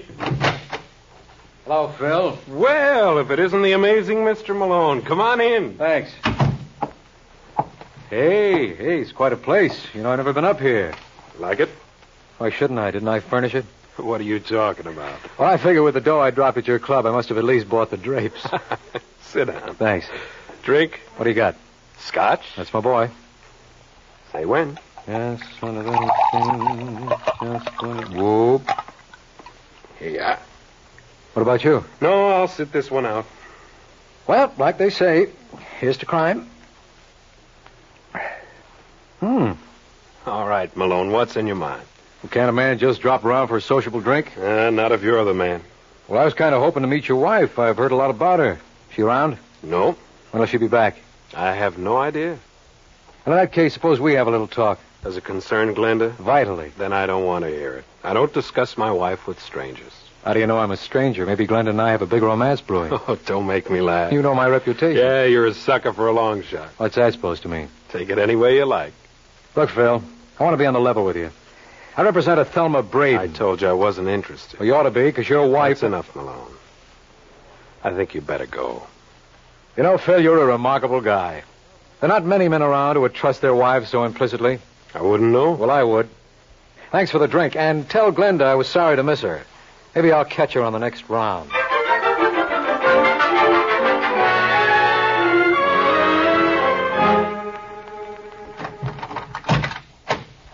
That you, Glenda? Yes, Bill? Look here. Let me help you with those packages. Oh, thanks, darling. How do you feel? Oh, much better. Good. Would you like a drink? I'd love it. You sit down right over here and Pop will take care of it. Did you bring the evening papers? Oh, I forgot. Oh, it doesn't matter. All the news is bad. Which reminds me, John J. Malone was up to see you this afternoon. Who? You know, a lawyer. But he's representing Thelma. What did he want? I didn't give him a chance to say. Hey, don't you want your drink? What did he say, Phil? I told you I wouldn't listen to him, but I will to you. I don't understand. Look, baby, you know our deal.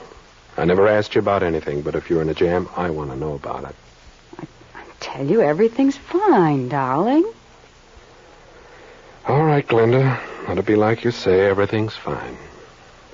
And Malone or no Malone, Papa's going to keep it that way.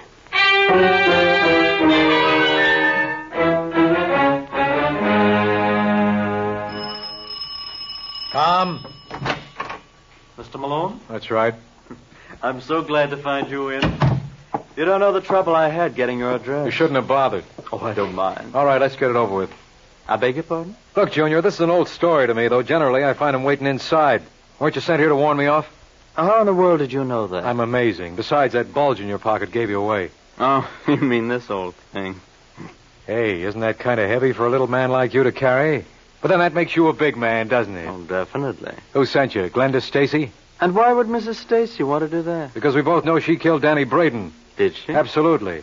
She was legally married to Braden, and he was probably shaking her down. Oh, so she took the obvious way out. See my point? Well, isn't there something you're overlooking? You're right. Pardon? I'd completely forgotten about her husband. Did Phil send you? Oh, why should he? Well, by his own admission... Oh, I wouldn't, if I were you. I was just trying to get a cigarette. That's where you can smoke mine. No nicotine. Thanks. Mm-hmm. Now, you were saying? Oh, yeah. Phil would do anything in the world for his wife. Would he? Yeah, well, that's what he claimed, and I see no... Wait a minute. Now, don't tell me you thought of something else. Yes, indeed. Danny must have just recently found out Glenda was living. Would you believe I have no idea what you're talking about? Oh, it doesn't matter. I was just thinking out loud. You mind? No, not at all. Well, the way I see it, Danny must have learned about Glenda in the past few weeks. Otherwise, this whole affair would have been precipitated a long time ago. Now, how did Danny find out? May I offer a suggestion? Please do. Maybe he saw her on the street. No, that's too convenient. There has to be another party who supplied the information. Does he? That's the only way it adds up. Now, who could have tipped off Danny that Glenda was alive? I have no idea. Well, thanks anyway, friend. You've been real sweet to let me run on like this. Oh! What's the matter, kid? Can't you take it down there? Yeah, I know. I ought to be ashamed for hitting anyone smaller than myself, but you don't think a bully like me would hit anyone bigger.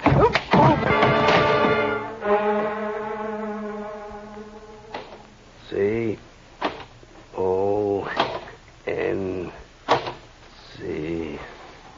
Hey, Sussman, how do you spell consensus? Don't tell him, Hank. You know stool pigeon. Oh, no. Make for the hills, man. That man's here again. Look, you idiot, I want to talk to you. No speaker to English. I'm not kidding, Lieutenant. I got the whole thing figured out. When haven't you? I'm serious. Thelma Braden didn't kill her husband. Well, naturally you'd say that. Naturally, and I've just been with the boy who can prove it. Well, why didn't you bring him with you? He was in no condition to travel. He had a gun, and I saw no point in letting him use it. Coward.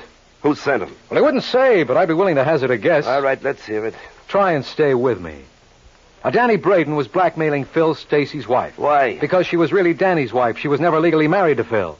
Now, this couldn't possibly be as confusing as you make it sound. Well, if you think it's rough, wait till you hear the rest. Danny thought she was dead. Recently, he learned she was alive. Now, that information had to come from someone. Who was it? Well, you tell me. I'm the schlemiel, remember? Okay. It came from the same guy who sent that punk junior grade around to knock me off. And who's that? Phil Stacy. Are you out of your mind? Well, who'd be in a better position to know all about Glenda's background? Well, why would Phil want to blackmail his own wife? That's what I keep telling you. She's not his wife. All right, why'd he want to blackmail Glenda? He's in the chips. Where do you suppose that bankroll came from originally?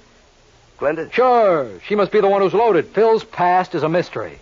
And when Glenda left Danny, she must have waltzed off with all of Danny's dough. This assumes he had money at one time. Yeah. Now, let's see if I understand you. It's your theory Phil was blackmailing Glenda through Danny. Hooray, you caught on. Yeah. Well, I'll have to give you credit, Malone. You were right on one count. The information that Glenda was alive did come through a third party, only it wasn't Phil Stacy. It came from a fella named Jack Bucktel. But if Phil wasn't the one who supplied the information... Then you were wrong on count two. Yeah, but don't feel too badly. You were 50% right, and for you, that's a 49% improvement. Keep it up, Counselor. You're doing fine.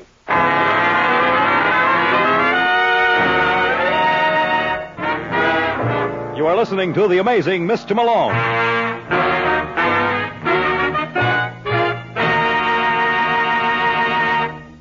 It's the Silver Jubilee on NBC. They say there's a thin line between the real and the unreal. A place where time stands still. A land of silent mystery. We bring you excursions into the unknown. Journeys into the future and through the shadow-filled corridors of the minds of men on Dimension X, a program designed to bring you the unusual. Tom Conway brings us back to reality as the debonair gentleman adventurer Simon Templar, who finds suspense and mystery awaiting him as the Saint. And here's another program note. Be sure to hear Martin Caine, Private Eye, beginning on this station July 1st, and featuring the well-known screen star Lloyd Nolan. Dimension X, The Saint, and Martin Caine, 3 top programs designed for your summer entertainment over NBC, where the chimes are. And now, back to the amazing Mr. Malone.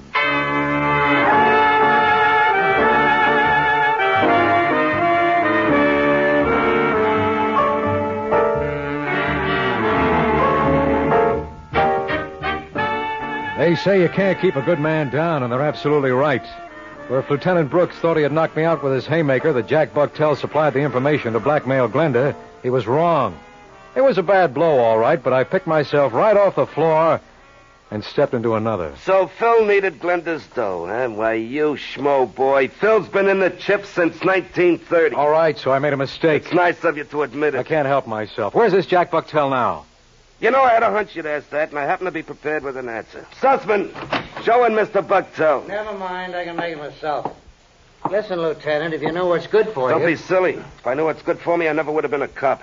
This is John J. Malone. So act impressed. He's a big man. Sit down, Bucktel. I want to talk to you. I got nothing to say. Lieutenant, could you leave us alone for a couple of minutes? Well, you think it's safe? He outweighs you by 40 pounds. Yeah, on second thought, maybe you better stick around. Now, listen, Bucktel. How much did Danny give you? What do you mean, how much did he give me? Of the money he blackmailed from Glenda. No, he didn't get a dime from her. So he held out on you? No, he didn't. You just admitted there was no split? That's because there was nothing to split. He told me Glenda wasn't the right girl. But you knew better. I knew nothing of the kind. And when you learned Danny double-crossed you, you killed him. No. You went to his apartment and you shot him in the back. Oh, you're crazy. All right, Brooks. What are you waiting for? Did you hear him confess? No. Well, he practically admitted... I didn't hear him. You just haven't been reading between the lines. And all the reading you've done must have strained your eyes.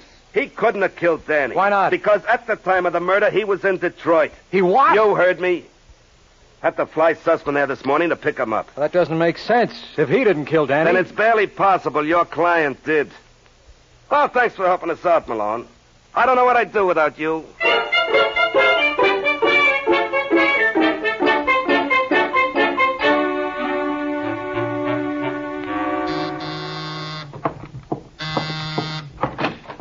Yes. I bet you're Glenda Stacy. I beg your pardon? My name's John J. Malone. Didn't your husband tell you I was around earlier today? No, he didn't. Well, I was. Unfortunately, I missed you. Well, what can I do for you, Mr. Malone? Well, you can invite me in. I think that'd be a mistake. Oh, hi, Phil. I didn't see you. It's pretty obvious. What do you want, Malone? Well, I just dropped by to apologize. Apologize? Yeah. Can I come in? All right. Thanks. This lovely place you have here, Glenda. Glenda? Well, I feel I know you so well. After all, I've heard so much about you. All right, Malone, what do you want? You were much more hospitable this afternoon. You invited me to have a drink, remember? What do you want? I guess I'll have to buy my own. I don't know where the money's going to come from. Gee, get to the point. Well, as I started to tell you, I represent a Thelma Braden. I think you better leave us alone, Glenda. No, I want to hear this. I don't blame you, lover. It's pretty good yarn. You see, Thelma was married to a boy named Danny. You don't have to go into that. We read it in all the papers. Not all, Phil. You see, Thelma wasn't really married to him. Legally, he was still Glenda's husband. What? That's a lie. You should have told him, lover. Look, Malone, what are you trying to hand me? You folks have nothing to worry about. With Danny dead, there's nothing to prevent you from getting remarried. I don't like those kind of jokes. It's no joke, Phil. But I did do you an injustice.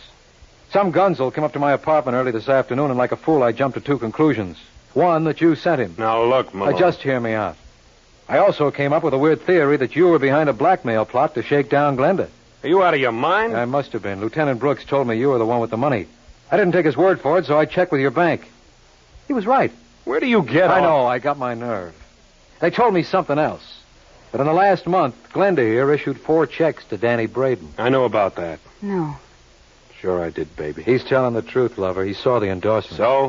So, being the kind of man you are, naturally, it took steps. And all of them in the direction of Danny Braden's apartment. No. Then later you sent that punk around to scare me off when you thought I was going to hang Danny's murder on Glenda. Are you trying to say I killed him? I thought I did. Why, you know... Lieutenant! He wants to slug me. I wish I hadn't come in so fast. Go on. You're too big a ham to miss a cue. Now fool the public and act like a policeman.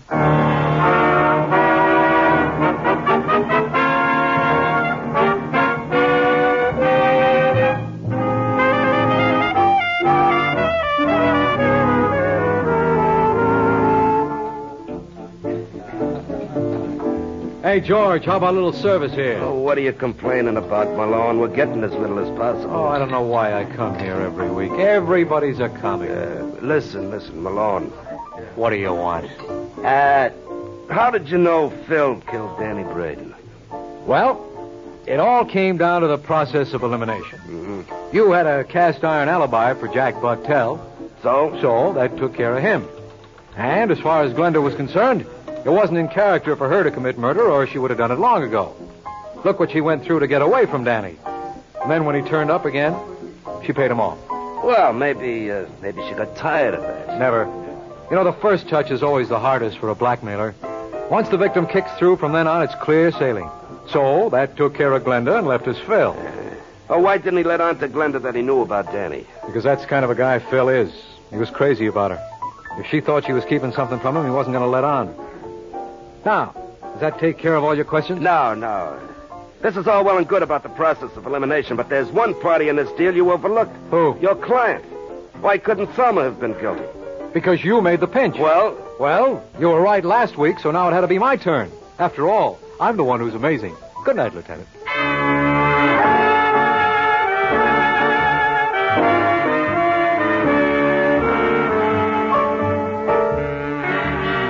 Ever hear the story of a man who came up with an interesting theory about life?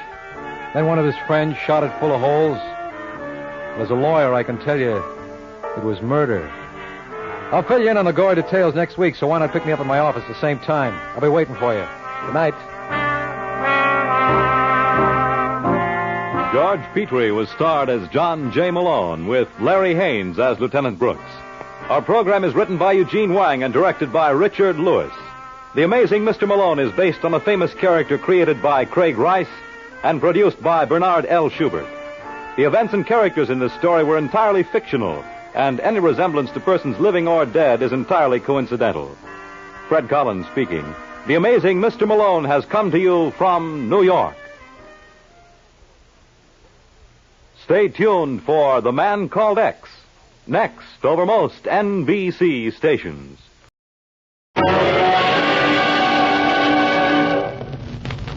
There he goes into that drugstore. He's stepping on the scales. Weight 239 pounds. Fortune, danger. Who is it? The Fat Man.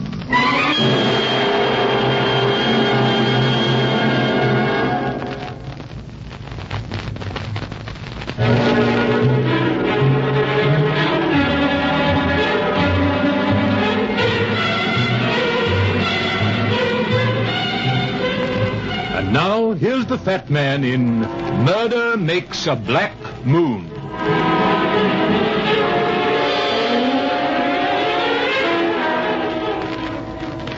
There are a lot of places in the Midwest like Boone City. 20 to 30,000 people, one or two good industries, and a country club set. I don't as a rule take jobs so far away from home, but the letter had been pleading, almost frantic. Please, Mr. Runyon, please come at once.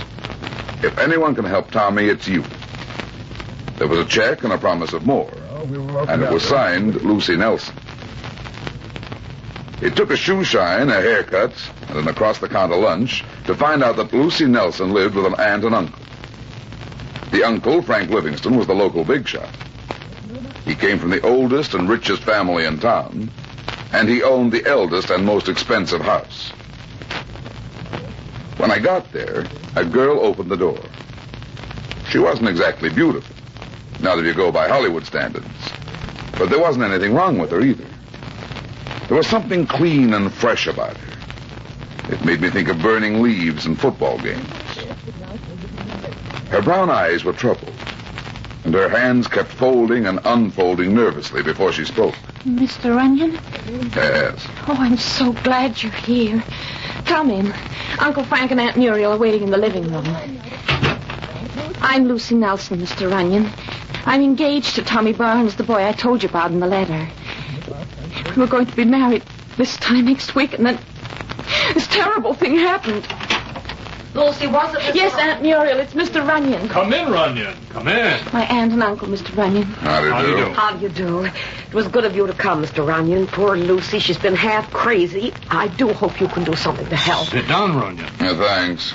It was a long trip for you. I hope it won't be a waste of your time, but as Mrs. Livingston says, if there's any possible chance, we don't want to overlook it. I know Tommy is innocent, Mr. Runyon. He just couldn't murder anybody. That's why I insisted on writing to you. You didn't say much in your letter, Miss Nelson. Tell me about this girl who was murdered. I think you said she was an actress. Not exactly an actress. She was in the chorus, a showgirl. I didn't know her. In fact, I'd never even seen her, and I didn't know she was in Boone City until she was found murdered in a hotel room. Hey, when was that? It was just 6 days ago. A maid found her body in room 755 at the Boone house. That's the biggest hotel in town. How was she killed? She was shot. Anybody hear the gun? No. The police say it must have happened late at night. This boy, Tommy Barnes, why was he arrested? It's a terrible part. They didn't actually have any evidence, but, well, you see, Tommy'd known her. Her name was Angela Keene. Was she a native of Boone City? No. Tommy met her in New York and fell in love with her. At the time, he wrote me that our engagement was off. Later, he came home to Boone City and got a job. Seemed to have forgotten all about her. I see. Maybe you think I'm crazy, Mr. Runyon, but I loved him. So I took him back, and we decided to get married. And this horrible thing happened. Didn't Tommy have an alibi? No, Mr. Runyon. And to make it worse, the police proved that Angela telephoned Tommy. They also proved that he met her during the afternoon before she was killed. Did he deny meeting the girl? No. He said she called him to say hello and asked him to come down and have a drink for old time's sake. He said he left her at 5:45 and didn't see her again.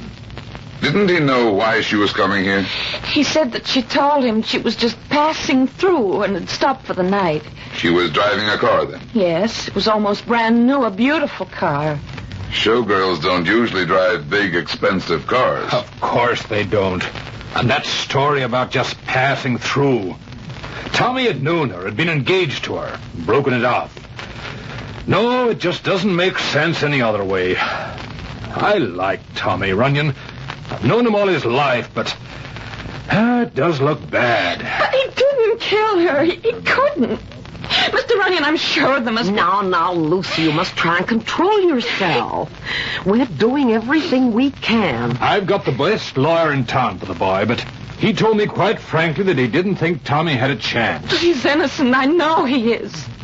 Oh, Mr. Runyon, you can help, can't you? I'll do the best I can, but from what I've heard so far, it looks like the boy's in a tough spot. However, I'll get to work on it. And in case you want me, I'll be at the same hotel the murder occurred in. The Boone House.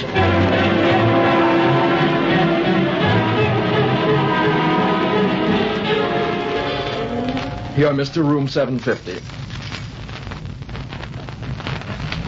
Oh, it's unlocked. Guess the maid's inside. Yeah. Hi, Mom. Hello, Joey. Just put the bag over there. You didn't come home last night, Joey. Where were you? Forget it. My mom's a maid here. She thinks I'm still a kid. He's only 19. Joey, why didn't Don't pay no attention to her. Listen, Mom, this man's not interested in your troubles. Oh, I'm sorry. I just wanted... Here you are, son. Thanks. If you need anything, just call for Joey. I'll remember.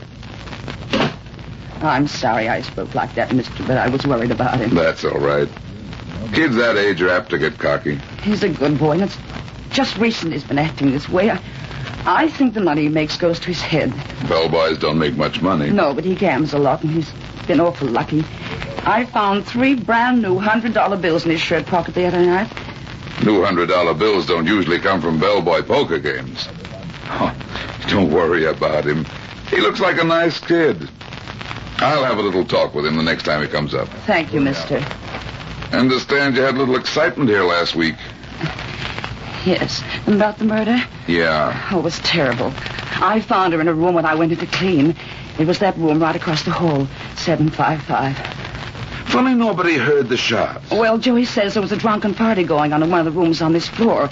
They were making an awful lot of noise. Joey was on duty that night. Yes. The police did a lot of questioning, but nobody heard a thing. Anyway, they got the man that did it.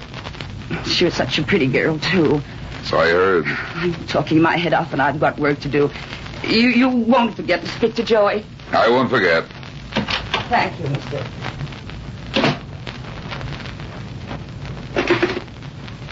Hello. This is Mr. Runyon in room 750. There's a bellboy down there named Joey. Will you send him up here right away?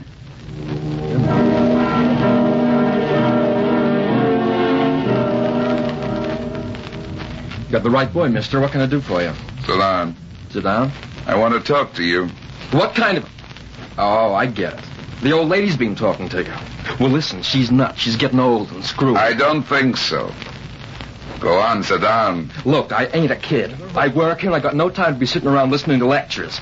If you want something, speak up or else I'm leaving. I want something, all right. I want to know where you got the money. What money? The brand new $100 bills. Well, she told you that.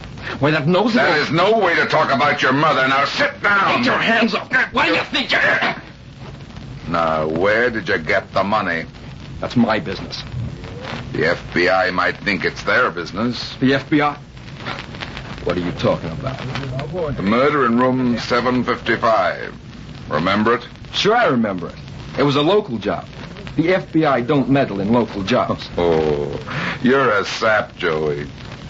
The girl came from New York, didn't she? Yeah, but... New York's not in this state, is it? You mean that makes it federal? What do you think? Look, I'm trying to give you a break. Now, where did you get the money? I won it. Gambling. You didn't win that money gambling. Joey, don't you know that bills are numbered? Listen, you a G-man? I told you I'm trying to give you a break. The FBI doesn't think you killed the girl. Me kill her? Of course I didn't. Well, I caught the guy, Tommy Barnes. The FBI doesn't think he killed her either. They do think somebody was paid off with new bills to keep quiet. Somebody who saw something. Nobody saw nothing. Nobody heard nothing. I think you did, Joey. No, I tell you, I didn't hear nothing. But you saw something. But it wasn't anything. It couldn't have been. Who paid you off, Joey? Look, I don't know where the dough came from. It was in the pocket of my uniform, and there was a note with it. What did the note say? Well, it just said you didn't see anybody the night of October 1st. That was the night the dame was killed. But you did see somebody. Listen, you gotta help me, mister. I mean, if the FBI... Well, it couldn't have nothing to do with the killing because, well, they got the goods on that guy, Tommy Barnes. Look, I think whoever it was just didn't want to get mixed up in it. Let me worry about that. What did you see? Well, it must have been about 2 a.m. There was a party going on in one of the rooms on this floor. I brought out some liquor. Just as I got out of the elevator, I seen somebody running down the hall and through the door to the stairs. Did you recognize who it was? No, I couldn't see nothing but the back. What did he look like? Well, I couldn't tell much. But it wasn't a man. It was a woman.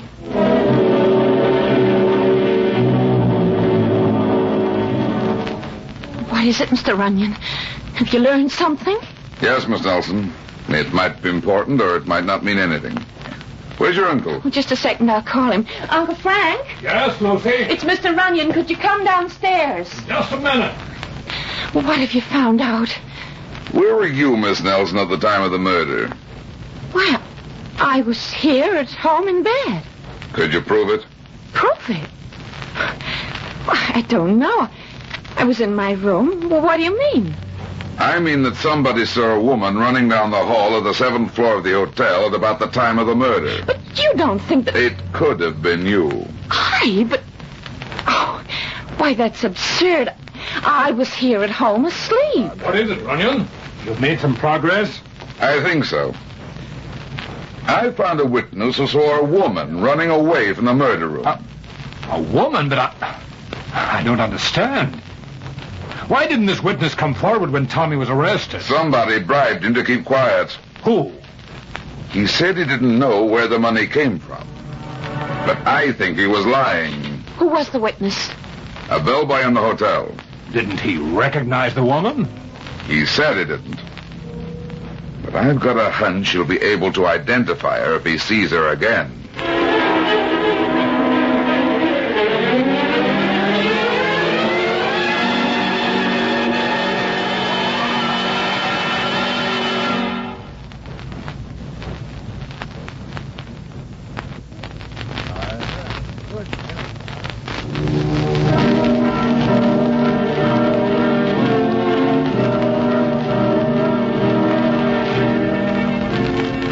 After midnight when I got back to the hotel. On the way to my room, I stopped in front of 755, the room where Angela Keene had been murdered. I stood there a minute listening.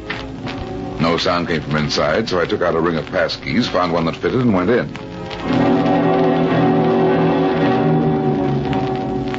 An ordinary hotel room of the better class type. 2 single beds, a dresser, closet, and modern bathroom. There was nothing to show that a murder had been committed, unless you wanted to call the brand new carpet significant. I ran my finger along the top of the dresser and came away with a thin layer of dust on it. The room hadn't been cleaned in several days, probably not since the day after the murder when the new rug had been put in. Something might have been overlooked. I dropped to my knees to look under the dresser, and then I heard the doorknob turning. The light switch was across the room, and my gun was in my suitcase in room 750. I got slowly to my feet as the door swung open. A man stood in the doorway. He was medium in height, but slim. His eyes were slits under the low brim of his hat. He closed the door with his feet and came slowly towards me, moving on the balls of his feet like a boxer. In his right hand was an Army .45. Looking for something, fat man? Uh-huh. A murderer. All the murderers in this town are in jail. I don't think so. This isn't a healthy climate for thinking. I'm giving you a break, fat man. Who hired you? A client. Okay, play it wise, Flatfoot. You're fooling with dynamite. Meaning you? If I were you, I wouldn't stay long enough to find out. No kidding. And what if I do? I don't think you will, but just in case.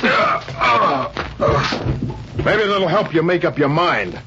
Next time it won't be a fist, it'll be the gun. There's a train leaving for New York at 10 o'clock in the morning.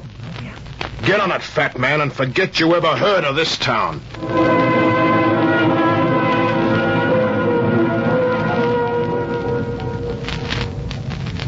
I had a visitor last night. A visitor? Somebody with a gun and a good left hook. Drive to number 410 Foster Street. But this man last night, did he... A tough boy.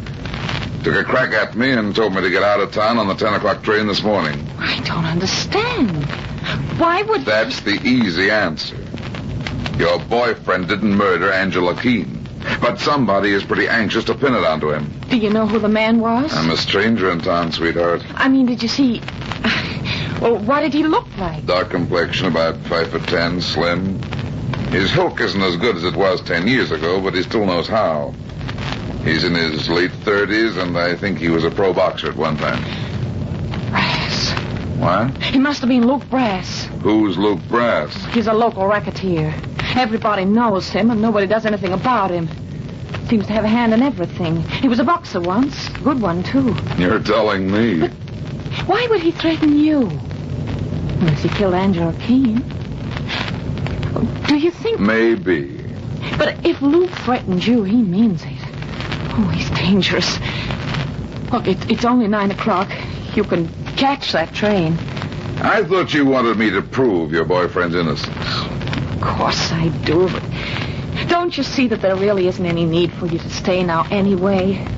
When Uncle Livingston told me this morning that the FBI was interested, I felt that they would clear it up. I see. Just the same, Miss Nelson, I think I'll stay. Is this Foster Street? Yes. Where are we going? To call on a bellboy named Joey. I want to see if he can identify the woman he saw running down the hotel hall the night Angela Keene was murdered.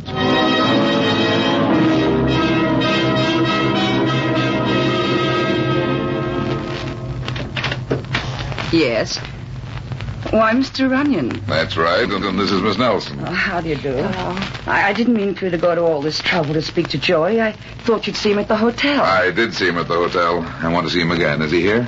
Why, yes, but he's asleep. I'm afraid I'll have to ask you to wake Joey up. But he gets mad if I disturb him. Then I'll wake him. What's wrong? Joey hasn't done anything, has he? I mean... Ah, don't you worry. Just show me where his room is. It's the last one on the left at the end of the hall. Come on, Miss Nelson. You tell him I warned you he was sleeping. I don't... I'll tell him. Mr. Runyon, I'm frightened. Luke Brass meant what he said about that train. Look, why don't you... First, let's talk to Joey. Here's his room. Joey.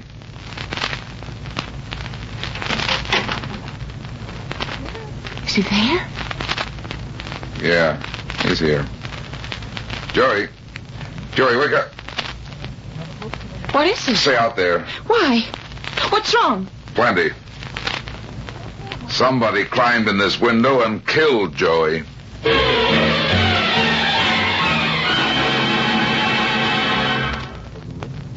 You should have taken that train, Mr. Runyon. It's too late now. But the police, you could have asked them for protection. You could have told them that you were threatened. I know what I'm doing. The police don't think there's any connection between the bellboy's murder and the murdered girl Angela Keene.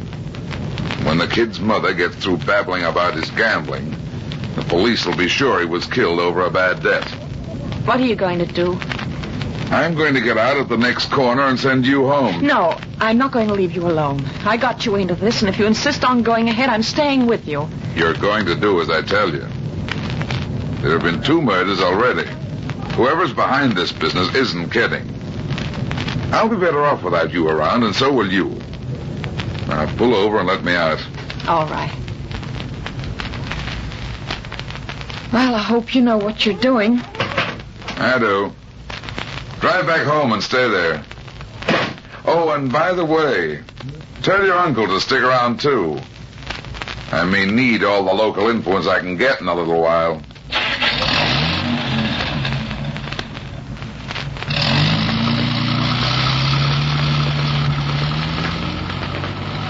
Keep walking straight towards that car, fat man, the one with the open door. Hello, Brad. You're driving, fat man. Get in. Suppose I don't feel like riding. This is a gun in my pocket, Runyon.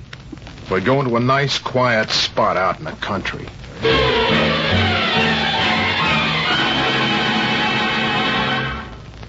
Now keep your hands behind your back and walk down towards the creek. This is a sucker play, Brass. Yeah, and you're the sucker. I gave you a break, fat man. You should have gotten on that train. I haven't forgotten what you gave me. Did you kill that bellboy? You want to know too much, fat man. Can I help it if I'm inquisitive? That's a big mistake in this town. Who killed the chorus girl, Brass? Who are you covering for? It's not the Nelson girl, is it? Okay, that's far enough. Turn around. I didn't think it was the girl. You're a sap, Brass. Don't you see what he's doing? He? Sure, don't you get it? What are you talking about? He's gonna make you the fall guy. Not this, baby. That's why you're taking the long count. Nobody's throwing me to the FBI. Oh, I told you were a sap, Brass. That's a gag. The FBI isn't interested in this business. You're lying. Use your head. The girl was from out of the States. So what? That's not a federal offense, is it? Yeah, but... Don't you see now why he told you the FBI was in it? He knew you'd kill the bellboy and me. Then he could throw you to the cops for everything. Wait a minute. How do I know you're not lying? Let's go see him. Yeah, let's go see him. Maybe that's a good idea. Maybe if he's that kind of a rat, it'll... Why, you... A little judo, Brass. Nice gun, Brass. I'll keep it to replace the one of mine you threw away back there. Listen, Runyon, give me a break. I gave you one. Sure, I'll give you a break. The boss lied to me about the FBI. He didn't know he was lying. What do you mean? That's how I knew he was behind it. I told the bellboy that stuff about the FBI. The boy got scared and told Livingston. He paid off the bellboy, didn't he? Yeah. Livingston got scared, too. If he'd used his head, he'd have known the FBI wouldn't be interested. So he got you to kill the boy. He must have had something on you. It was an old bank job that the federal boys were still interested in. He's been holding it over me for years. I knew that if the FBI came prowling around about this other business, they might stumble on something, so I did what he wanted. The FBI was never interested in the murder of Angela Keene. When Livingston told his niece this morning that the FBI were in it, I knew he must have talked to the bellboy. You said you'd give me a break, Runyon. Yeah, I'm putting this gun in my pocket. What are you talking about? I don't like to get hit without hitting back. Okay, fat man. Maybe you're the one who's a sap after all. No, just a sucker for a left hook when I'm not expecting it. You're telling me? You're good, Luke. You're fast. But you haven't got the steam anymore. How's this? You like that one? That's the 239 pounds. Why don't you say something, Luke? I'll say something, you beat me. Not that way. This way, Luke. You've got a tough jaw, Luke. I'll bet you were pretty good 10 years ago. Now, come on, baby. We're going to take another ride. This time to the police station.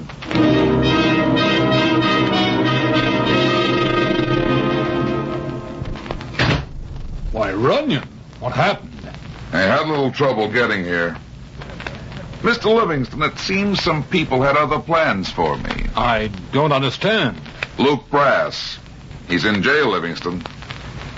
It's all over, so you can stop acting. You killed Angela Keene, and I'm taking you in, too. No, Runyon, that's not true. I didn't kill her. Quit kidding. When you thought the FBI was coming, you forced Brass to kill the bellboy. Yes, but there wasn't any FBI. I made that up to make the boy talk. No, Let's go. No, wait, Runyon. I'll tell you the truth. Come in here. Don't try any funny stuff. No. Listen, Runyon. I didn't kill Angela. My wife, Muriel, killed her. Your wife? It's the truth, I swear it. You've got to believe me. It was I who paid off the bellboy, but I didn't kill anyone. Don't you see? The boy saw Muriel, my wife, that night. She was the woman? Yes. You see, I'd known Angela in New York. I never intended it to be serious, but, well, she had other ideas. She held it over my head, and I gave her a lot of money. And then finally a week ago, she came to town. She called the house and talked to Muriel. I didn't even know she was in town until they found her dead. Muriel had told her she'd meet her and give her money to go away. Instead, Muriel killed her. She told me after they found Angela. She said a bellboy had seen her leaving. I had to protect her. With my position in town, I couldn't afford such a scandal. But you could afford to let an innocent boy go to the chair. No, I wouldn't have let that happen. It's a good story, Livingston, but I don't think it's the truth. I think... Oh, yes, it's the truth, all right, Mr. Runyon. Muriel, put down that gun. You must be out of your mind. No, Frank, I've just come to my senses. I heard everything you said. So it was only your position you were worried about. No, Muriel, no. Don't you see? I see what a fool I was and what a no-good... Muriel, listen. Don't move, either of you. And I thought I loved you. I'd kill that girl for you. I thought you would protect me. You better give me that gun, Mrs. Livingston. She's crazy, Runyon. She's out of her mind. Muriel, put down that gun. Oh, no, Frank. No, Muriel. Don't. Please, Don't you move, Mr. Runyon. Muriel. That's all right, Lucy. I've just finished a very bad job. But Uncle Frank... Is he dead, Mr. Runyon? You didn't need a second shot. Here, Mr. Runyon, take the gun. Well, I'm ready. The police will want to see me, won't they? Yes, I think they will. I'm afraid I'll have to take you too, Miss Nelson. I've done nothing. Why would the police want me? The police don't want you. But somebody else does. Don't you want to be there when they let Tommy Barnes out of jail?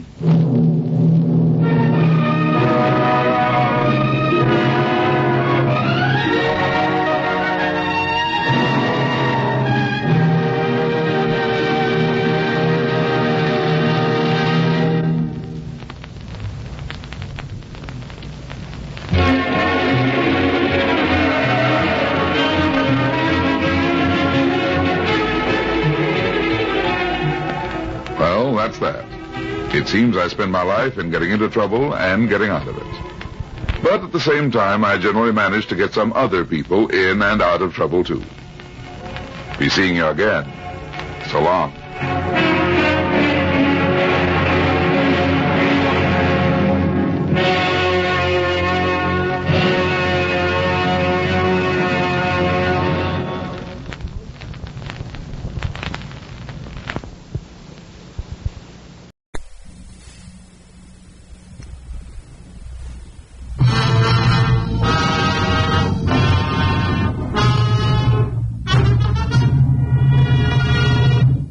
Fists were coming at me from both sides now.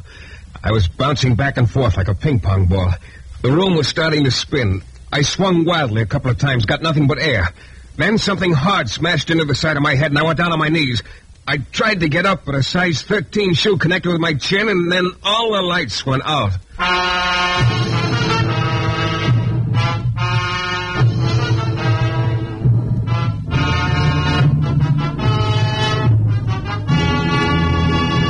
The New Adventures of Michael Shayne, Private Detective. Michael Shayne, reckless, red-headed Irishman, is back again in his old haunts in New Orleans. This is your director, Bill Russo, inviting you to listen to another transcribed episode, which we call The Case of the Deadly Doe.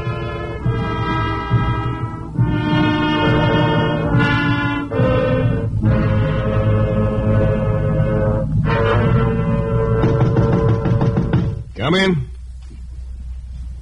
Come in. Must be hard to hear. What's the matter, didn't you? Huh? Okay.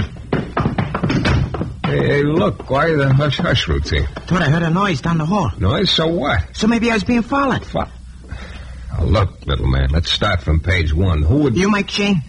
Yeah, who are you? They call me Wichita. Who's they? Skip it.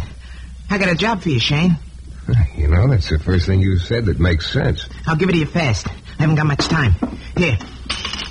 What's that, the key to the city? The key to a baggage locker down at the Canal Street station. You'll find a little black suitcase in it. Take it to this address on Bienville Street in the French Quarter. It's an empty room. Leave the suitcase in the room and come back here. Well, go on. What else? That's all. You mean all I do is pick up a suitcase and take it to an empty room in the quarter? You catch on quick. There's a chance you might be followed. If so, shake them at the depot, huh? I'll wait here in your office and pay you when you come back. That sounds simple enough. It is. So simple, I'm wondering what the hook is. There's no hook. And why you don't pick up the bag yourself. Look, Shayne, I got $50 waiting for you. Does that answer all your questions? Yeah, I guess it does. $50 just for doing what you said, huh? $50. But it's worth it to me, Shayne. Believe me. I left Wichita sitting in my desk chair and went down to the Canal Street station. He was right. I was followed for a while, but I didn't get a decent look at the guy. Anyway, I shook him before I got to the depot. I looked up locker number 1245, the number on the key. Suitcase was in it, all right. A small one. Bienville Street, where I was supposed to leave the suitcase, was only a couple of blocks away, so I walked. I hadn't been in the French Quarter for about a month, but it hadn't changed. It never changed. I could hear one of the last chimney sweeps in existence giving his pitch. Pretty soon I spotted him carrying a bunch of straw on a rope, looking very dignified and very dirty. I was in front of a grocery store now, and almost at the address Wichita had given me. I stopped and looked around again to make sure I'd shaken the guy who'd been tailing me. Then all of a sudden there was something hurtling down through the air at me. I dove for the street just in time. It's a tin bucket tied to a rope. Another custom in the quarter. I looked up. Sure enough, on a third-story balcony was a worried housewife. Please excuse me, sir. I didn't see you. I wanted to go, sir. Okay, what did you want? There's buckets of soap powder. Okay. Joe, the lady wants some soap powder. And Joe came bustling out of his store and plunked a box of soap powder in the bucket, which the woman hauled up to her balcony. Efficiency. Well, the rest of the trip was uneventful. I found the room. It was empty. I left the suitcase there and went back to my office. Well, Wichita, it's just about the easiest 50 He was still sitting in my chair, his head over to one side. There was a split-lipped grin on his battered face. Wichita had been beat up. It must have been quite a beating, because he was very dead. In a moment, we'll return to the new adventures of Mike Shayne and the case of the deadly doe.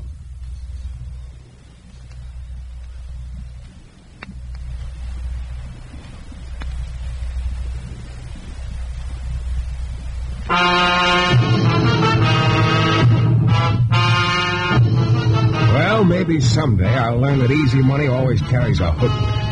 The easy money in this case was the $50 a little character named Wichita offered me to go down to the depot, pick up a small suitcase, and leave it in an empty room in the quarter.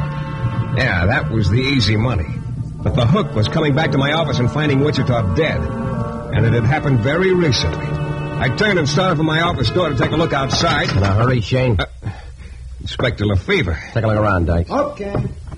Been entertaining, Shane? Yeah, I was holding open house. He decided he wanted 2 lumps with his teeth. Now, look, Lefebvre, this is one you couldn't pin on me with an ice pick. Am I trying? You will. Yeah. Customer of yours, Shane? Why? It's Wichita, all right, Inspector. Hey, wait a minute. You know this guy? Wichita. I used to have a sort of a speaking acquaintance with him. But it was always pretty one-sided. Well, who is he? What is he? Shane, you ever heard of a guy named Dan Bascom? Dan Bascom? What? Name's sort of familiar, but I can't... Happened a long time ago, 31. Dan Bascom held up a bank in Baton Rouge. Big job. Almost $100,000 in currency. Well, what's that got to do We with... always thought there was another guy in on the job with Bascom. Ed Ferris. We could never pin anything on Ed. We had enough on Bascom to send him up in 32 for 20 years. So you got a good memory, Lefebvre. I still don't There's see... only one little thing wrong with the case, Shane. We could never get Bascom to tell what he... Oh. That makes a dent, huh? Why should it? Maybe this other guy, what's his name, Ed Ferris, got the dough. That I doubt. I think it's still floating around somewhere. Well, where did Wichita fit into the deal? He was an old friend of Dan Bascom's. You see, Dan got some time off for good behavior. He was released last Friday and just sort of dropped out of sight right away. You think Wichita had the dough? I think Bascom told Wichita where to find the dough, told him to get it and bring it to him. Yeah, that's an interesting theory, Lefebvre. Where does it get you? It gets me around to you, Shane. What did Wichita want you to do? Run an errand. That's all you want to say, huh? Right now? Yeah. Okay. But I think you're making a mistake. You'll be bucking big league opposition in this deal, Shane. So? So Wichita here got hit by a pitched ball. Could happen to you. Maybe Wichita was standing too close to the plate. Maybe. Just one more thing. Yeah, I know. Don't leave town. Yeah. Inspector, you keep telling me that. I never do I? A couple of minutes more, and they finished up and took Wichita away. I could hardly wait till they left, because I had just 2 things on my mind. One was the little black suitcase I'd taken to that room on Bienville Street. The other was what was in that suitcase and the reward there'd be for it. I sat there a few minutes after Lefebvre had gone, and then I started for the door. This must have been open house day after all. Standing outside my door with a worried look on her face was a very pretty woman. She must have been in her late 30s, but she hadn't lost a thing. Mr. Shayne, could I talk to you a minute? Ordinarily, there's nothing I'd like better, lady, but right now I'm in a hurry. Maybe you could come back a Please, little... I'm Zoe Bascom. Huh? Dan Bascom's wife. Oh. Come in. Oh, thank you. Now what's Mr. Shayne, where's Dan? How would I know? I don't know. I thought you might. I knew Wichita came here to see you, and I Wichita's dead. Dead? Yeah. Murdered. Then I'm right. The trouble's starting all over again. Mr. Shayne, you've got to find Dan, make him give up this whole thing. Now, look, I think you better start at the beginning, Mrs. Bascom. I'm sorry, Mr. Shayne. I know I shouldn't get so upset. Except it's just that I've been waiting for 16 years. And now it'll start all over again. What'll start? I married Dan just before he was arrested. All this time I've stuck by him. All this time, 16 years. It's a long time. Yeah. Yet when you love someone, time isn't so important. Yeah.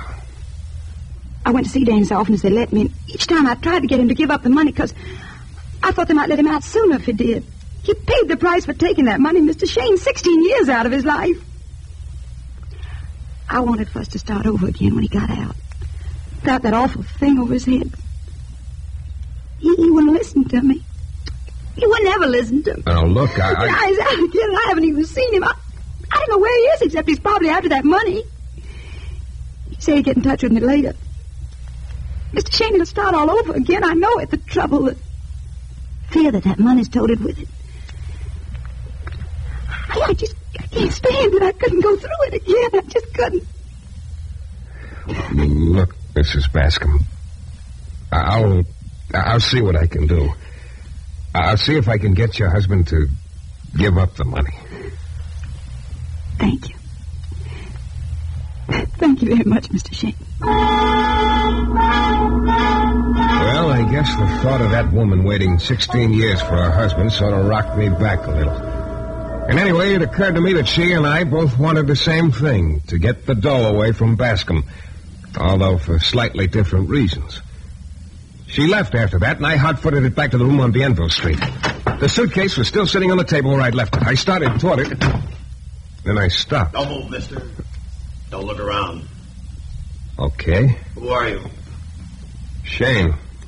Michael Shayne. Oh, the boy Wichita hired. Which?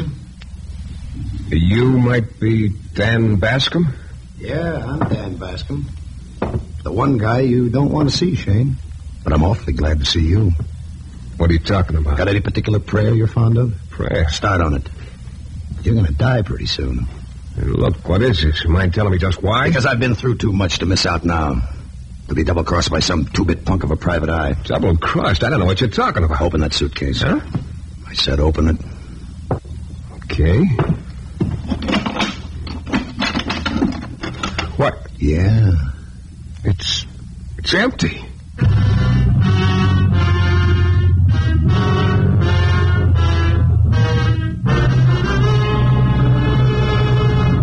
In a moment, we'll return to the new adventures of Mike Shayne and the case of the deadly doe.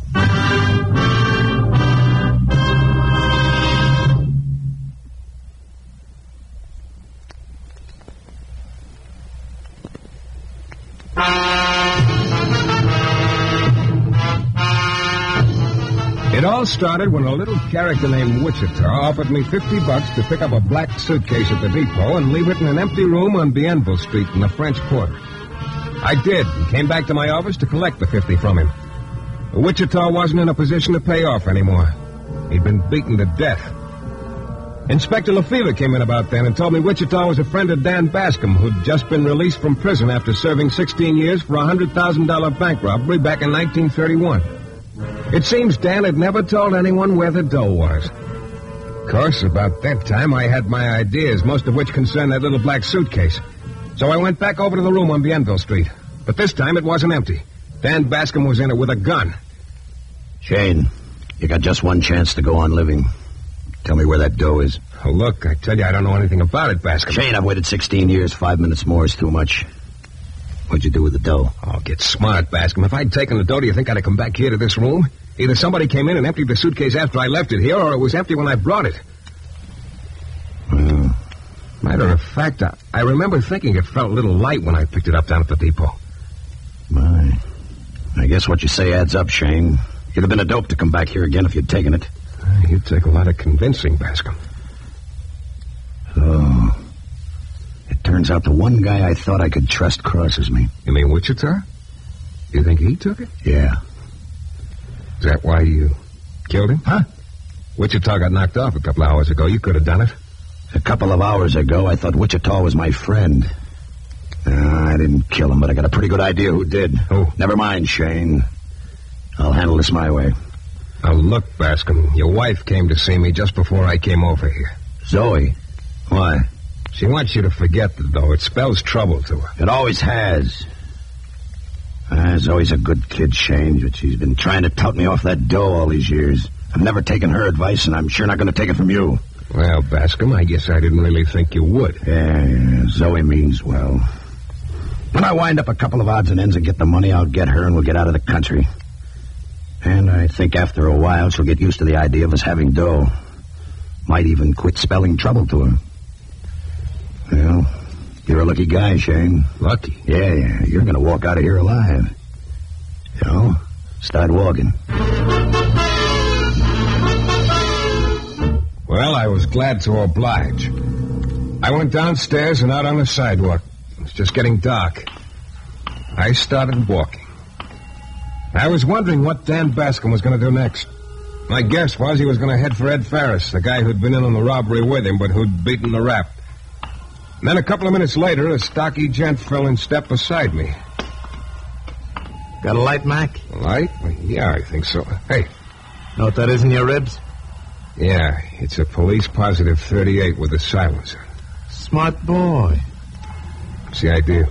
See that car across the street with a big guy behind the wheel? Yeah, why? Let's head for it. 3 of us are going to take a little ride. Where to? Oh, now you don't want me to spoil the surprise, do you? Come on, get moving. We drove across town and pulled up beside the service entrance to an apartment house. The 2 muscle men hustled me up the back stairs into one of the apartments. There was a guy sitting there looking out the window. A pretty trim-looking individual with a very innocent face, except for the eyes. Those, I think, he must have borrowed from a rattlesnake. Here he is, Ed. Okay. Ed, huh? Ed Ferris, maybe. Maybe. Do you mind telling me why these two gentlemen of yours gave me the rush up here? You know why, Shane.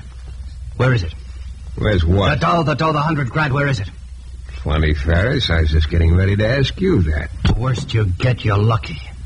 Now, let's not clown around. Ed, you want Rocco and me to muss them up? Not yet, Al. Look, Shane. I don't know where the dough is. Shane! That's straight. The way I got it figured, you or your trained SEALs here knocked off Wichita and got the dough from him. It'd be awfully hard to prove. About who killed Wichita, I mean. As far as my having the dough, I haven't. But I'm going to get it, because you're going to tell me where it is, right now. Look, how can I tell you if I don't know? Just to refresh your memory, Shane. Al here followed you from your office when you went down to the depot. But he lost you. I think Wichita took the thing there. The dough. But the suitcase was empty. Yeah, sure. Well, look, why don't you get Dan Bascom to tell you? I think he's looking for you. Very funny. If Dan's looking for me, he doesn't tell me where the dough is. Anyway, it'll take him some time to find me. It'll be too late. I'll have the dough by then. Because, like I say, you're going to tell me what you did with it. Look, for the 14th time, I don't know where... Shane, you don't seem to understand.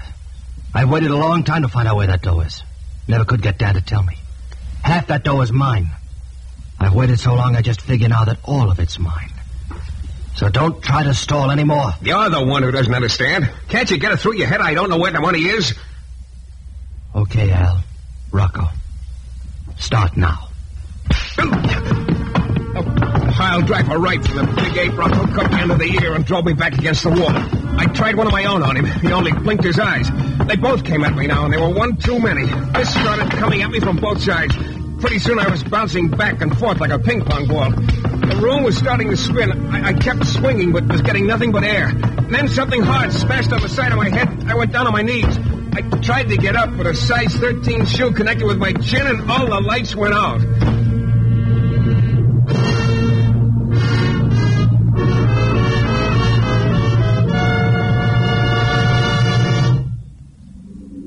About 2 months later, it seemed like, the darkness started to fade a little.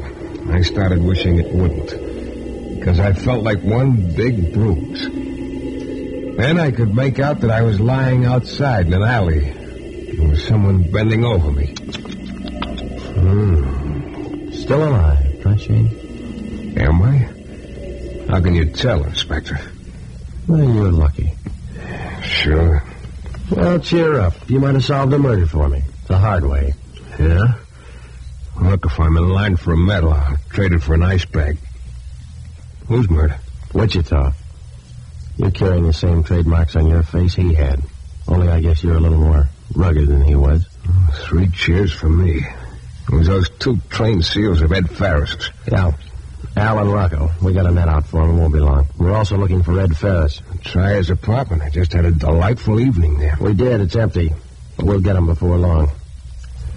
Well, looks like that's the case, Shane.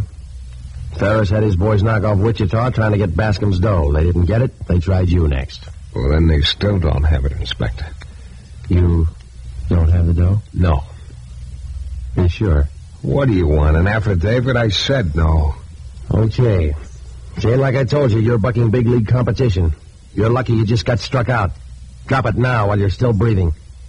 You know, Lefevre, for once I'm agreeing with everything you say. I am going to get out. I'm beat. I dragged myself back to my office and took a look in the mirror over the washbowl. I could have sold what I saw in that mirror for 4 bits a pound at any meat market. I patched myself up a little and slumped down in my chair. And then it occurred to me that this was the way Wichita had been slumped over in that same chair, and I know a little of how he must have felt just before he... Then I saw it. A little shiny metal thing wedged into a crack on the inside of my desk down low. I pulled it out. It was another baggage locker key. It was like a shot in the arm. Suddenly I felt almost alive again. I went back to the depot and found locker 1247, the number on the key. Yeah, there was another suitcase in this one. I opened it just a crack, and it was full of dough. As I stared at it, I couldn't help feeling just a little sorry for Dan Bascom. Then I closed the suitcase, started out with it, but I didn't get far. Hello, Shane. Harris. Yeah, keep walking. Now, look, Lefevre picked up my boy, so it looks like I'll have to do my own work from now on. You know, Shane, you almost had me fooled. I didn't think anyone could take a beating like that and still not talk. Look, you won't believe this, Ferris, but I didn't know where the dough was then. Where are we going? The car outside. You're going to drive, I'm going to sit beside you. Head for Claiborne Avenue and out of town. I'll direct you. We're going out into the country. Ferris wasn't kidding. We went way out in the country. After a while, he motioned me onto a side road. Pretty soon, we pulled up in front of a little house standing all by itself in a clump of trees. There was a light in the window.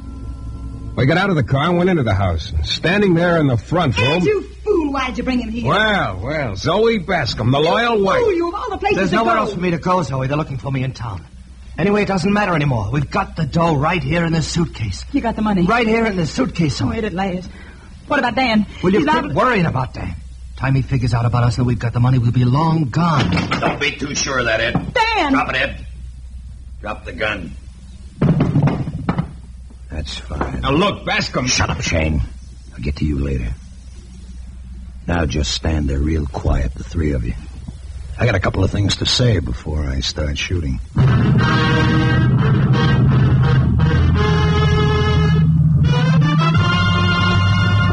In a moment, we'll be back with a thrilling climax to tonight's Michael Shayne adventure.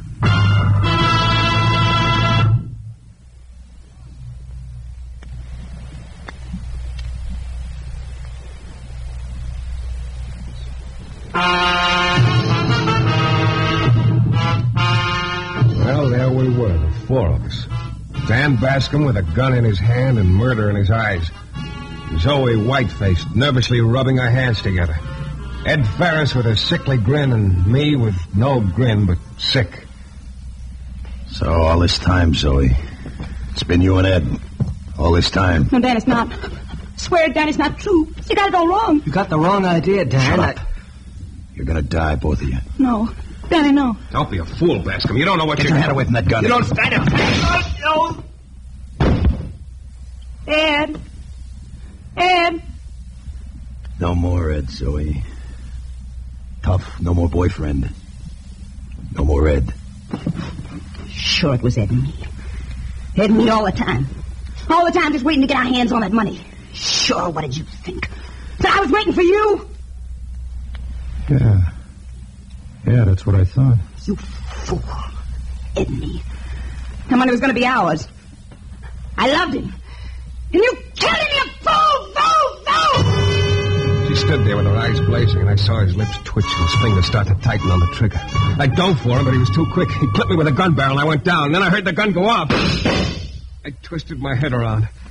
Zoe was sagging slowly to the floor, but her expression never changed. Hatred. Pure, venomous hatred. Dan stared hard at her for a moment, and then he looked down at me. You lied to me, Shane. You had the dough all along. You're next. Now, wait a minute, Bascom. I didn't have the dough. It was in another baggage locker. I guess Wichita knew he was being followed by Ferris's boys, so he figured out a way to throw him off. What do you mean? He sent me after an empty suitcase as a blind. Then I guess he was going to get the real one later and bring it to you. When he saw Ferris's boys coming after him in my office, he slipped the second key down into a crack in my desk. I found it there just an hour ago. So, Wichita really was on the level with me.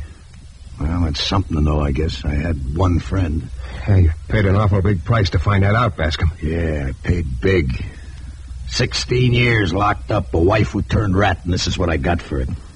A suitcase with $100,000. Not too hard a bargain. Yeah, it's worse than that. Better than nothing? No, it isn't, Bascom. What do you mean? What you got is nothing.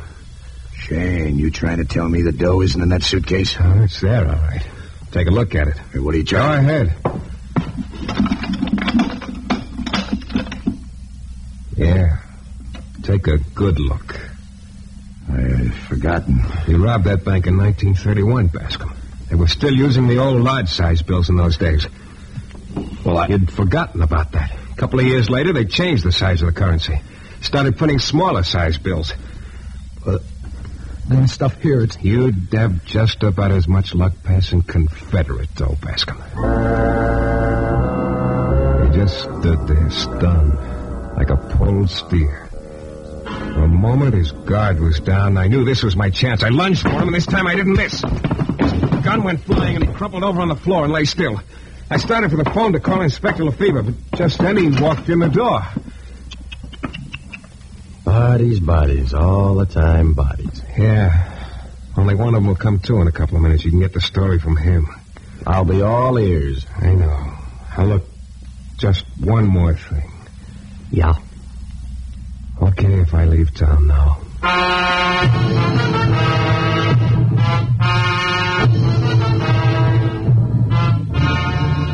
This is your director, Bill Russo, again. Our story is based on characters created by Brett Halliday. The music is composed and conducted by John Duffy, and Michael Shayne is portrayed by Jeff Chandler. The New Adventures of Michael Shayne is a Don W. Sharp production, transcribed in Hollywood and distributed exclusively by the Broadcasters Guild.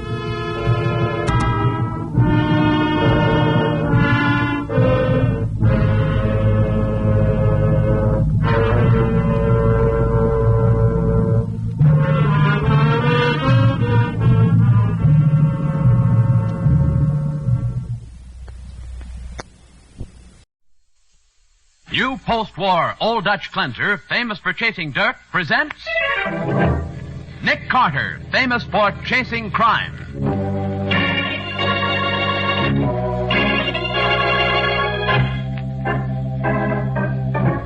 Every week at this time, two great names are joined as new post-war Old Dutch cleanser brings you one of the most resourceful and daring characters in all detective fiction, Nick Carter, Master Detective.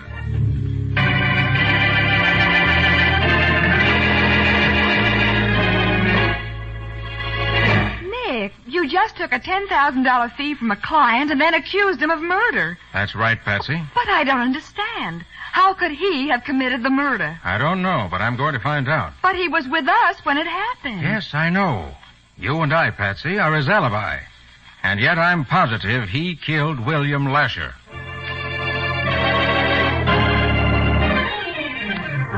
And now, the case of the perfect alibi. Today's adventure starring Lon Clark as Nick Carter, brought to you by new post-war Old Dutch cleanser.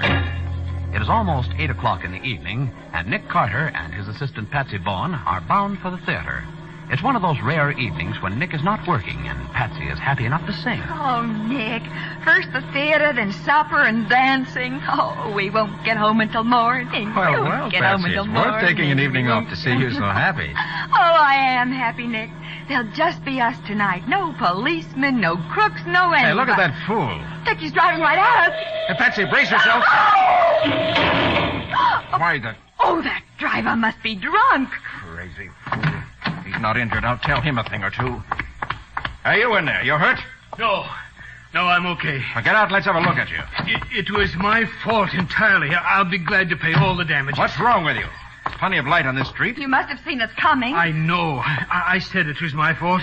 Here's my license and my registration. I'll call my attorney in the morning, and he'll get in touch with you. You're Paul Sanders? Yes. Now, you must have just started out. The radiator of your car isn't even warm.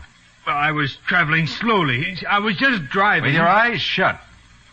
Well, my name is Nick Carter. You'll need that in your accident report. You're Nick Carter? Really? He certainly is, really. Mr. Carter, I need your help desperately. For what? Mr. Carter, a man is going to be murdered tonight, and I'm the man with the strongest motive in the world for killing him. You have the strongest motive? Yes, I have. Mr. Carter, you may be the means of saving my life and the life of William Lasher as well. William Lasher? Yes. Not the man who used to be district attorney. That's right. He represents certain clients who are after my scalp. Naturally, that makes him my enemy, too. So what? I phoned him just a little while ago. I argued and pleaded with him, but it was no use. He can ruin me, and he's going to do it, if he lives. You don't make sense yet. Go on. While I was talking to him on the phone, he received a letter by messenger. He read it to me and accused me of sending it. It said that Lasher was going to be killed tonight. Nick, isn't Lasher that DA who was so tough they refused to let his name go up for re-election? Yes, Patsy. Stepped on too many toes. Oh. I must have a reliable person who will swear that I couldn't have killed Lasher. Will you take the job, Mr. Carter? You know, Mr. Sanders, I think maybe I will. I'll pay you any fee you ask, anything. The fee will be $10,000, Mr. Sanders. $10,000? Well, that's pretty steep, but okay, I'll pay it. All right. First thing to do is to establish the fact that Lasher's alive right this minute. Suppose we use my car, Mr. Sanders. Mine will run. Yours doesn't look as if it would. Very well. I don't like this, Nick. Neither do I. Why do you think I accepted this case? Well, come on, Mr. Sanders. Let's look into this murder you say is going to happen.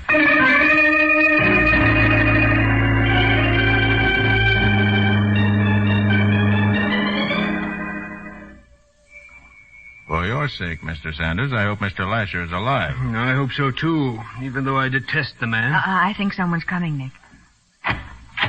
Yes? I'd like to see Mr. Lasher. I'm Nick Carter. You're Nick Carter, the detective? Yes, may I see him, please? Well, gee, I'm sorry, but he left strict orders that he wasn't to be disturbed under any circumstances. In spite of his orders, I want to see him whether he's all right. We have reason to believe he might be murdered tonight. Murdered? Why, well, all right, I'll knock on the study door. He gets awful sore when I disobey him, but, well, I'll try it. Who's he, Mr. Sanders? Name's Joey Wilson. Nice boy. Lasher's his guardian. Oh. Mr. Lasher? Mr. Lasher? Go away. I told you I don't want to be disturbed. You see? Here, let me try. Mr. Lasher, this is Nick Carter. I want to talk to you. I said go away. I'll see no one tonight. Well, I'm afraid you're going to see me because I want to see you. Confound you! Get out of here! Oh, what happened, Nick? Oh, he threw a book at me. Fortunately, his aim was bad. Then he's still alive. Yes, Sanders. Luckily for you, he's very much alive. Oh, Joey, do you know Mr. Sanders here? Why, yes, sir. He comes to see Mr. Lasher sometimes. When was the last time he came to this house? Let me see. He hasn't been here in a long time. At least for 2 months. Yes, at least that. I see. Well, it's now 8:32. Remember that, all of you. Lasher is alive now. What's more, Sanders? Yes, Mr. Carter? We're going to take further precautions to see that he stays alive, at least as far as you're concerned. Come on.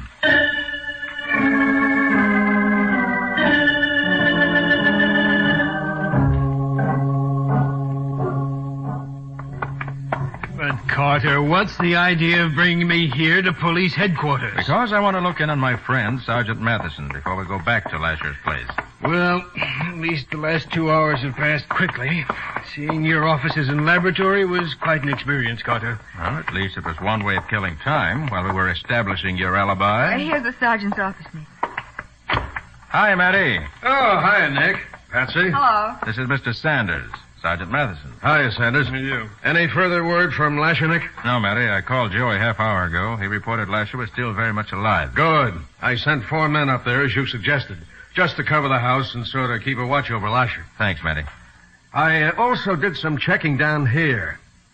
You know, Nick, Lasher was about the toughest DA we've ever had. Yeah, so I recall. One of the boys he put away, and one who hated Lasher like poison, got out of prison yesterday. Well, that's interesting. Who is he? Pete Arnold. Lasher got him sent up for 15 years for armed robbery. And the day he was sentenced, Arnold swore he'd get Lasher for sending him up. I think I remember him. Wasn't he a big, powerful fellow? Yeah, mean and dangerous, too. You know, Nick, I think we ought to go see Lasher again, whether he likes it or not. I think you got something there, Matty. Let's go. Come on, Sanders. All right. Where you go, I go. For tonight, at least.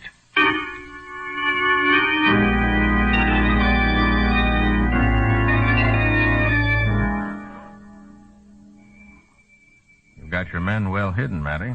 Didn't see one anywhere. They're here all right, Nick. Don't worry about that. Hello. Oh, it's you again, Mr. Carter. Yes, Joey, and this time we're going to talk to Mr. Lasher, orders or no orders. Well, it's at your own risk, Mr. Carter. I know, Joey. Mr. Lasher, I'm coming in. I want to talk... Hey. Nick, he's dead. Oh, no, he can't be. He's dead, all right. Dead, is he? Well, everyone stay right where you are. Don't touch a thing. Here, let me see. There's no blood, Nick. No. No sign of a struggle either. Just that terrible expression on his face. To me, that means just one thing, Patsy. Lasher was poisoned. Nick, someone was here with him. Look at that bottle of liquor, and there are 2 glasses here on the desk. And the glass beside Lasher's hand is empty. But the other one's full. I'll call the medical examiner and the homicide boys. Now, you 4 go back in the living room. I don't want anything disturbed in here, intentionally or otherwise.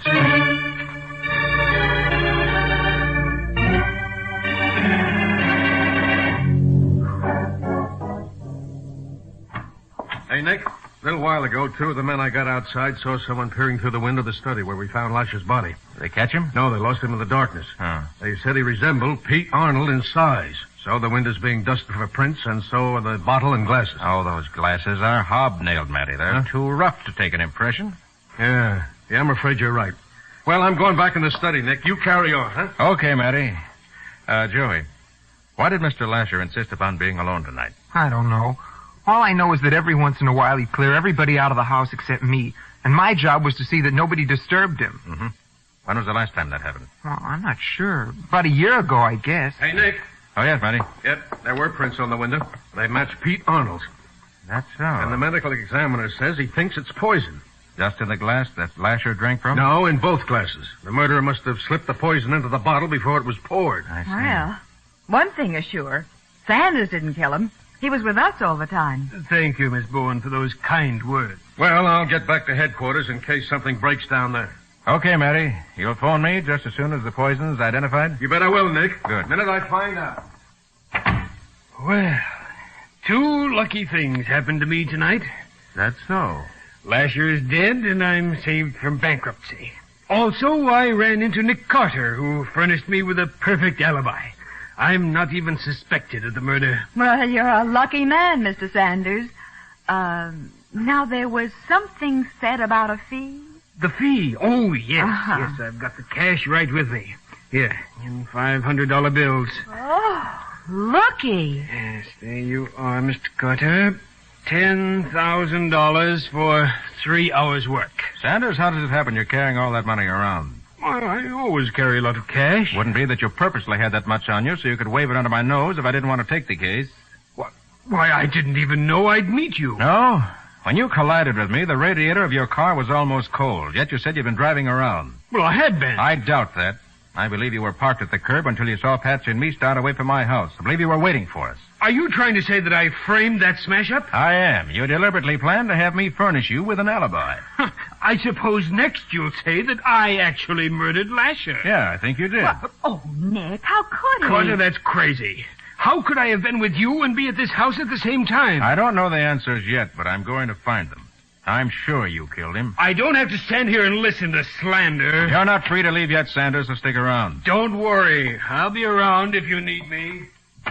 Nick, what's going on here? You just took a $10,000 fee from a client and then accused him of murder. That's right, Patsy. Well, I don't understand. He was with us when it happened. You and I are his alibi. Yes, I know. But in spite of that, I'm positive Sanders killed William Lasher.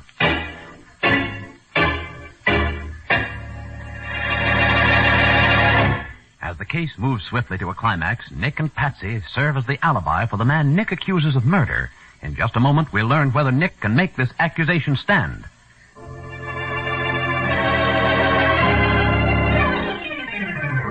Now, back to the case of the perfect alibi. Today's adventure with Nick Carter, brought to you by new post-war Old Dutch cleanser. It is a short time later. The police are gone. Nick and Patsy are upstairs investigating Lasher's bedroom. Well, nothing here that gives us any clue. You really think he murdered Lasher? I do.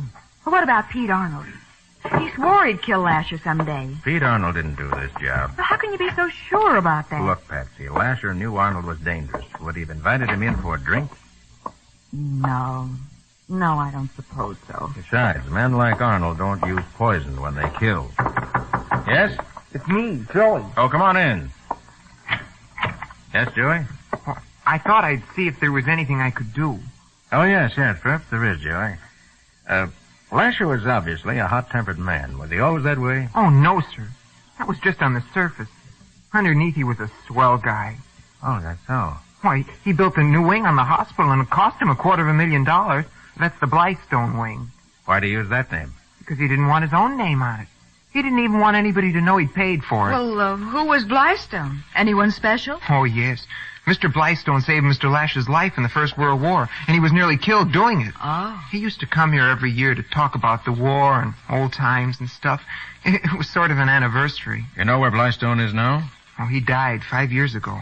Must be Matty calling about the poison, Patsy. Oh, I'll get it. Okay, thanks. About this Blystone... I'm coming. Oh, drat dark stairways like... Are you all right, Patsy? Oh, Nick. Nick, I tripped.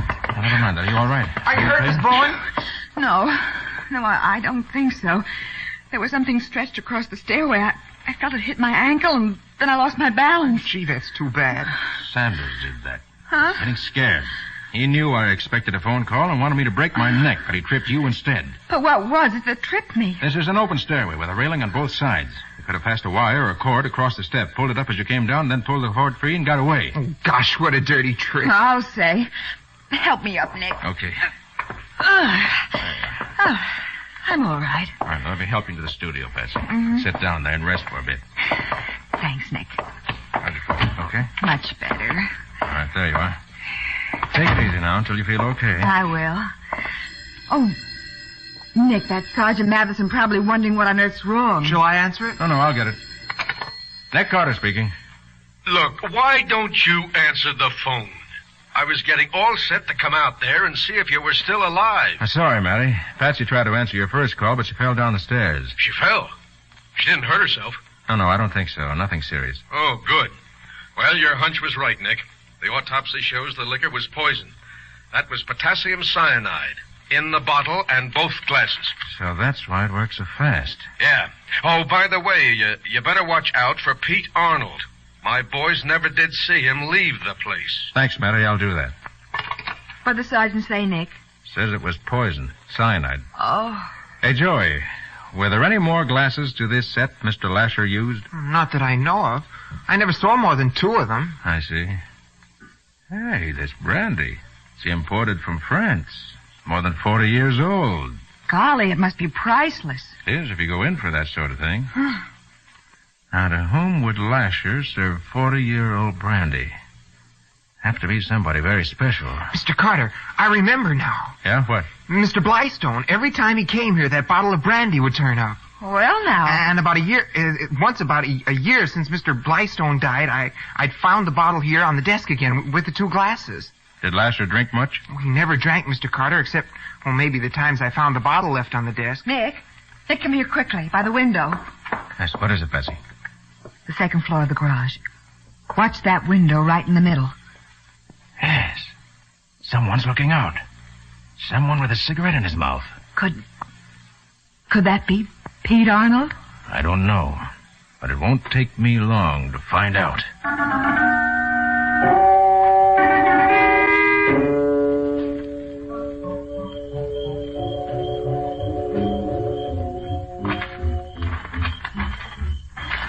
Watch it now, Patsy. You may... Get down. Nicky. Look, you stay right here. Don't move. But what are you going to do? I'm going around the other side. He's out of the garage now and around the west corner. I saw the gun flash. Oh, Nick, please be careful. I'll be careful. Now, if I can just make it to the... Still shooting over the other way. Now, if I jump in fast... Drop that gun! Why, That'll hold you. Nick, did you get him? I did.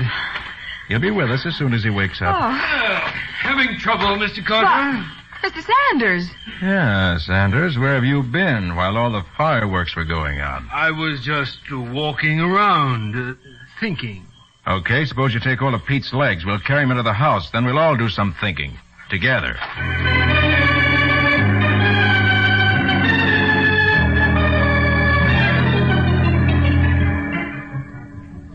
Okay, one handcuff around this wrist, the chain behind the steam pipe, and the second cuff on his other wrist. Which takes care of Pete Arnold for the time being. Carter, why did you bring Arnold upstairs? Why not just turn him over to the police? Because there are no police here at the moment, Sanders. Matty took his men away. Figured that whoever had been prowling around had gone by now. Pete's waking up, Nick. Where am I? All right, cut it, Pete. You're not fooling anyone. I'm Nick Carter. Try to kill Patsy and me. Oh, what a sap I've been. What a sap. Pete, did you kill Lasher? No, I was going to, but when I looked in the window, he was sitting there, dead. Then what happened? I heard the cops moving around, so I hid in the garage. Why? Because I had to. If the cops seen me here, they'd have framed me for the job. Nobody's framing you, Pete. But the police are going to ask you a lot of questions. Well, I guess I'll be here when they come.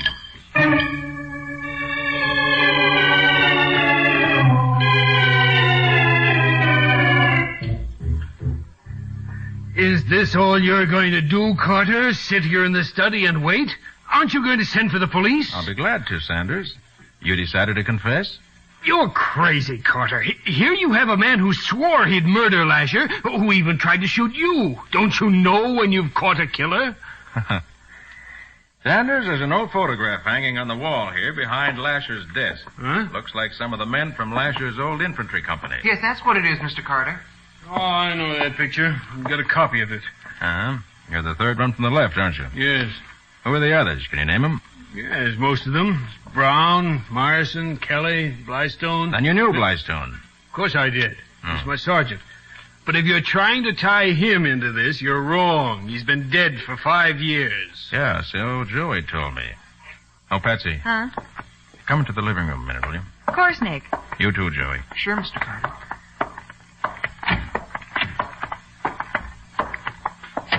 Now listen, both of you. Yeah? I'm going to accuse Sanders of murder again, point blank. And I'm going to show him how I can prove it. Gee, can you do that? I'm going to try. I get it. You want to make him so desperate he'll do something that will give himself away. That's it. Oh, but what about Pete Arnold? I've told you, Patsy, nothing as far as Lasher's murder's concerned. But if Pete didn't do it, and Sanders was with us, who was with Lasher when he was killed? Somebody had to be. Patsy, when Lasher died, there was no one with him except possibly a ghost. Well, a ghost? Nick, are you trying to tell me this is a supernatural case? No, simply the work of a murderer who planned every move well in advance. Oh. Now, let's get back to the study while I tell Sanders how he murdered Lasher without even being present. Well, be careful, Nick. Sanders may have a gun. I shouldn't be surprised. That's where Joey comes in. Me? Oh, gosh, I'll do anything I can. Okay, Joey, take one of those heavy bookends off that table. Go out of the house and around to the back. You have 3 minutes to reach the windows looking into the study. But then what do I do? Joey, when the time comes for you to act, you'll know it without me telling you. Oh.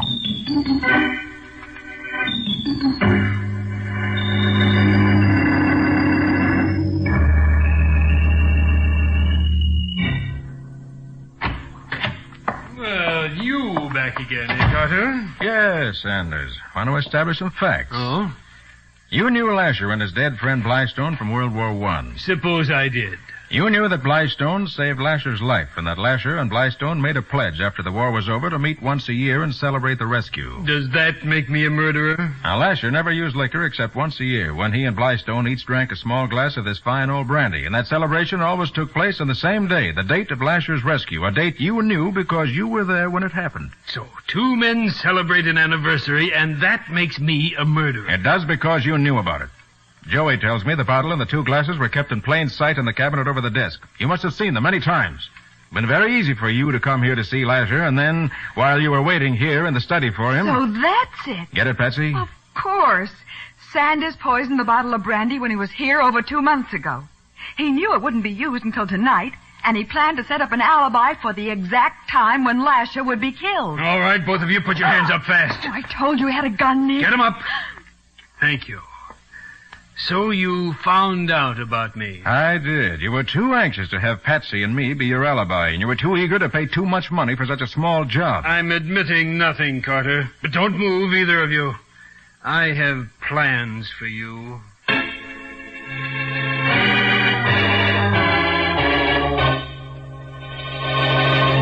Sanders backs away, his finger tightening against the trigger. We'll see what Nick does about this in just a moment.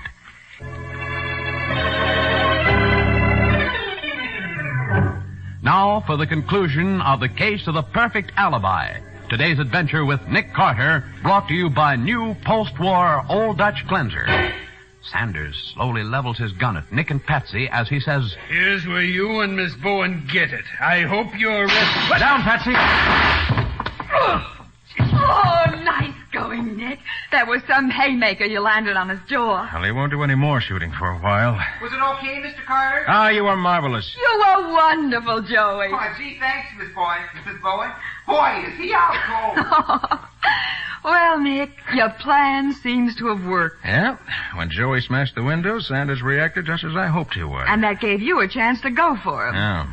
Well, Mattie'll have 2 prisoners now. Pete Arnold and Sanders. Gosh, it's hard to believe. Sanders killed Lasher and wasn't even here when it happened. That's right. Then Blystone was the ghost who was with Lasher when he was killed. Right.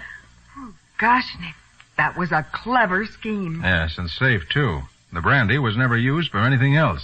He simply set a murder trap and waited for the reunion to set it off. Right, which is murder in the first degree, as he'll find out very shortly.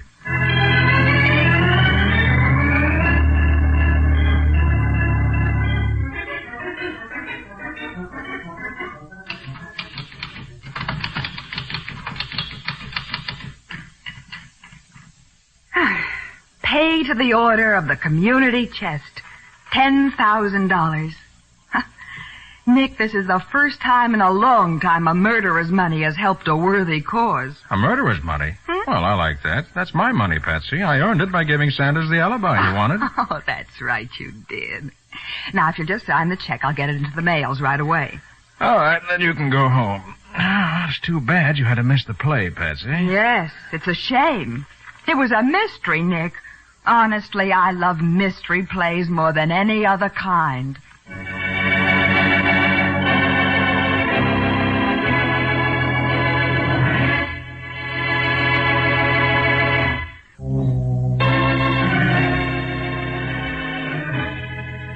Nick Carter, Master Detective, is presented each week at this time and over these same stations by the Cudahy Packing Company, makers of new post-war Old Dutch Cleanser.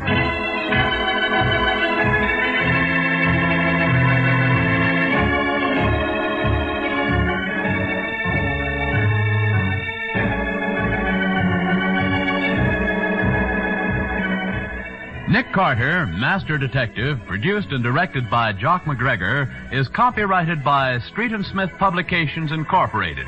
Charlotte Manson is featured as Patsy. Ed Latimer plays Matty. Today's script was written by Norman A. Daniels. Original music is played by Henry Silverne. This program is fictional, and any resemblance therein to actual persons living or dead is purely coincidental. This is Bob Martin saying, when minutes count, use new post-war Old Dutch Cleanser.